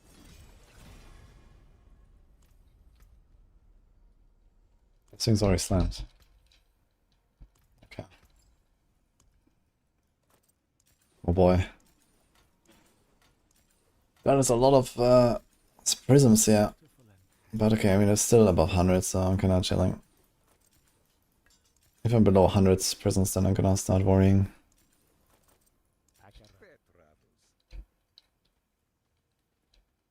Okay, probably not gonna redo a bunch of these.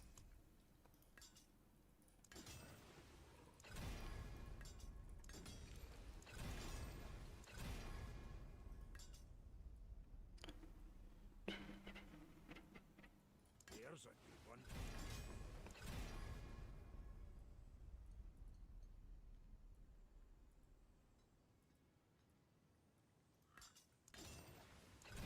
I'll keep my forge hot. Return soon. Is that it?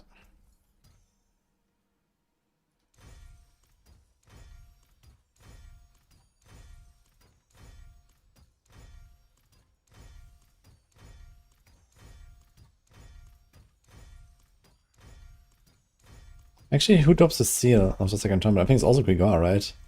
Grigor actually has pretty decent loot. Maybe I should do some Grigors. Get a better seal.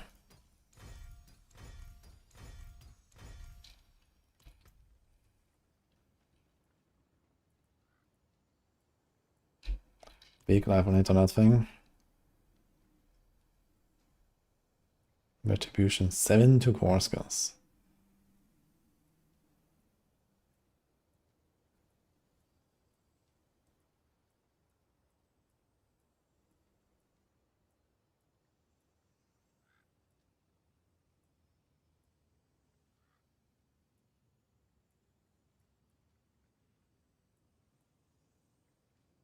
He's a Vayman Brawler. Fuck. It's a 750.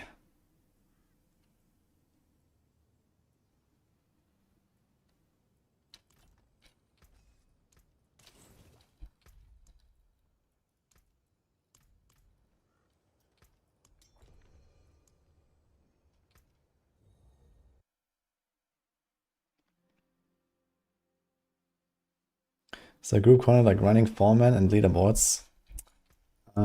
Just wait 2 weeks.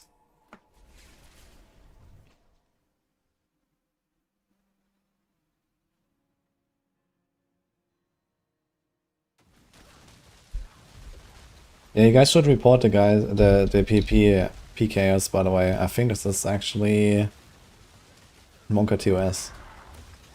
If I'm not mistaken. Like griefing and stuff.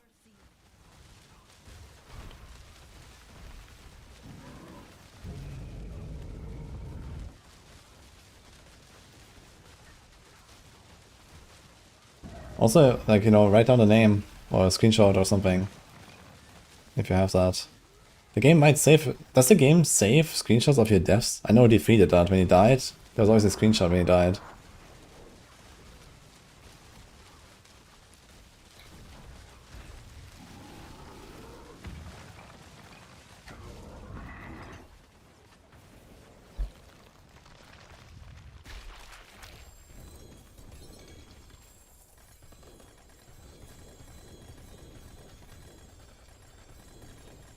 Honestly, having to worry about one map to try to get the good stuff is annoying. I mean, it depends on how you play the game, you know? If you do one, like, something more than the other, then, you know, you're gonna run low on certain things, and then you can go do the other thing to fix it.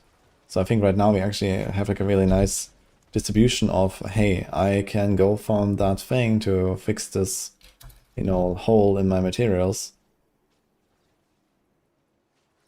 Which we didn't really have like this in the past. A little bit in some places, but now there's actually like a place for everything, you know? That's kind of cool.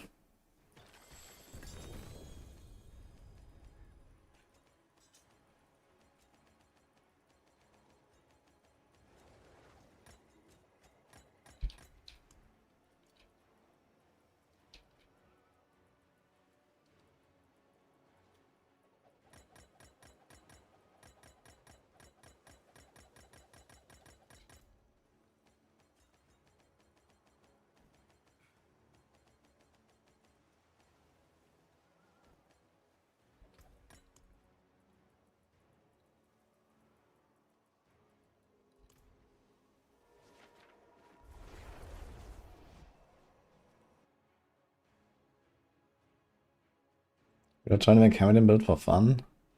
I played Hamilton like 2 weeks ago or something. I actually have like Hamilton kind of ready to go, but I have it still spec to my Divine Lands, which I just like so much, and I might just stay there. Maybe I'm not gonna go back to Hamilton, because I like the builds.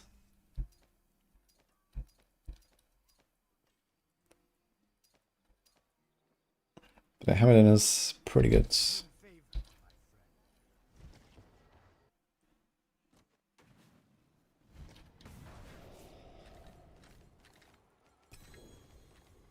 Yeah, I think a lot of people are probably like overspending their Neve Iron as well. This is why they're running low. And I think this, you just have like everything, you know, infinite, but you don't. You know, some things like Neve Iron and Scattered Prisons you have to be careful with. And I think that's fine, you know. You don't have to roll every single item that you slam into like the perfect masterwork or something. So being like smart about where you use it, I think is interesting.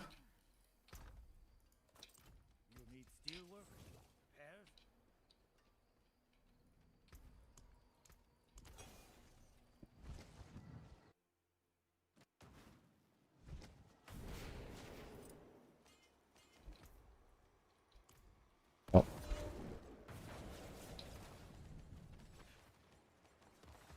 And pants, 4GA, strength, lex life, and lighting rest.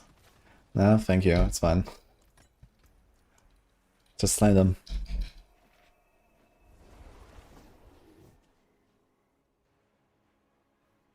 What would be the masterwork for double damage or plus the blast hammer? I think if you have a GA on the Herald's Morningstar, you don't need the masterwork on the double damage. Yeah, this is like plenty already, so it goes way above 100. So yeah, this is only one like the blast hammer ranks.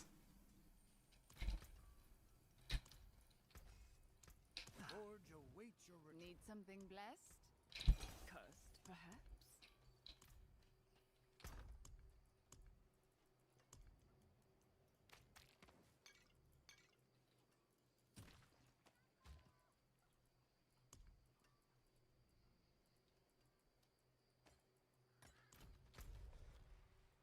Oh well.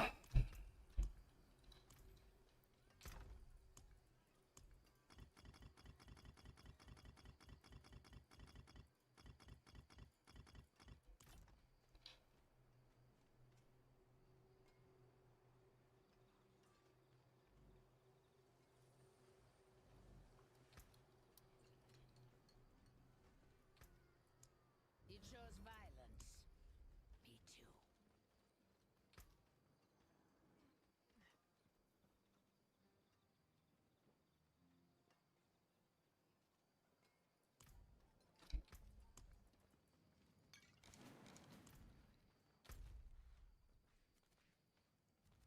think I might just send some abstinence or something.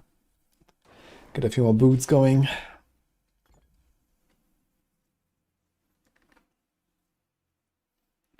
Why I don't take Thorns and Pistol passive? Because it doesn't work right now.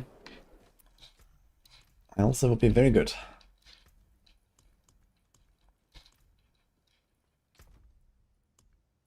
So more stuff to slam.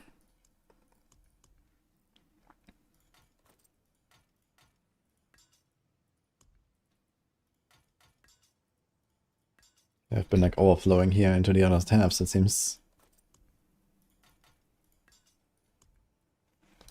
Okay, let's do those. I slammed surprisingly few items for like such a big Belial session, I feel. Even though I'm doing like the freaking Lucians and Heralds. I guess I stopped with the Flicker Steps.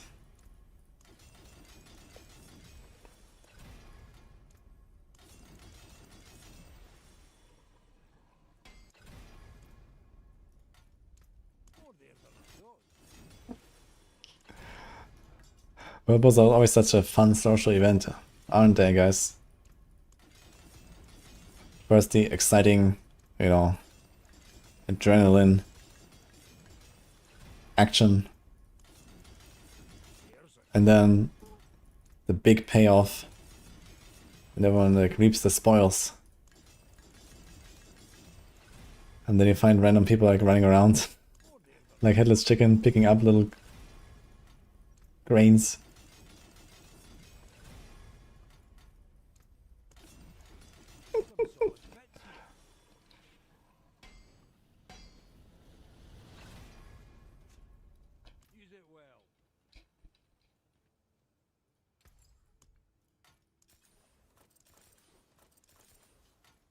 Beautiful and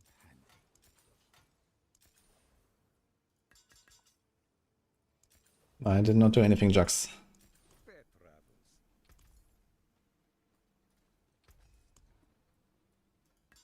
Some solid bits here.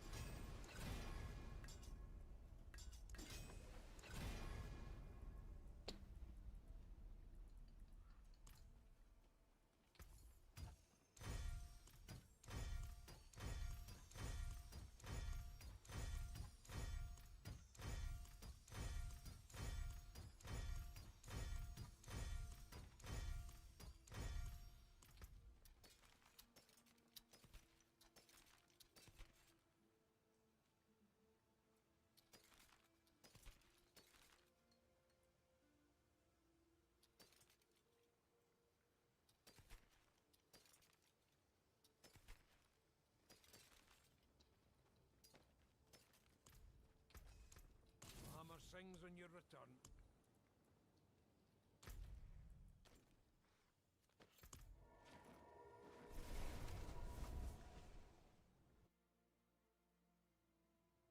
What's the best basic attack build right now? Lunging Strike, actually. I think I'll probably beat Brandish. I guess technically it's payback. when we got it real technical. Thanks to Kapeleka.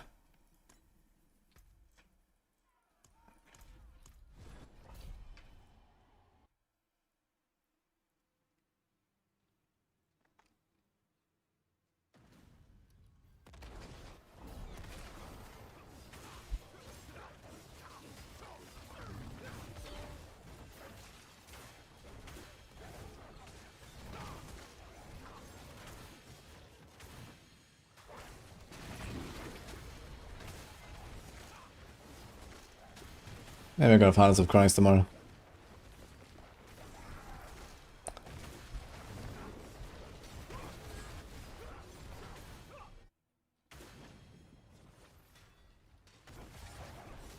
New Funnel Spike Planner says trillion damage hits. Log in.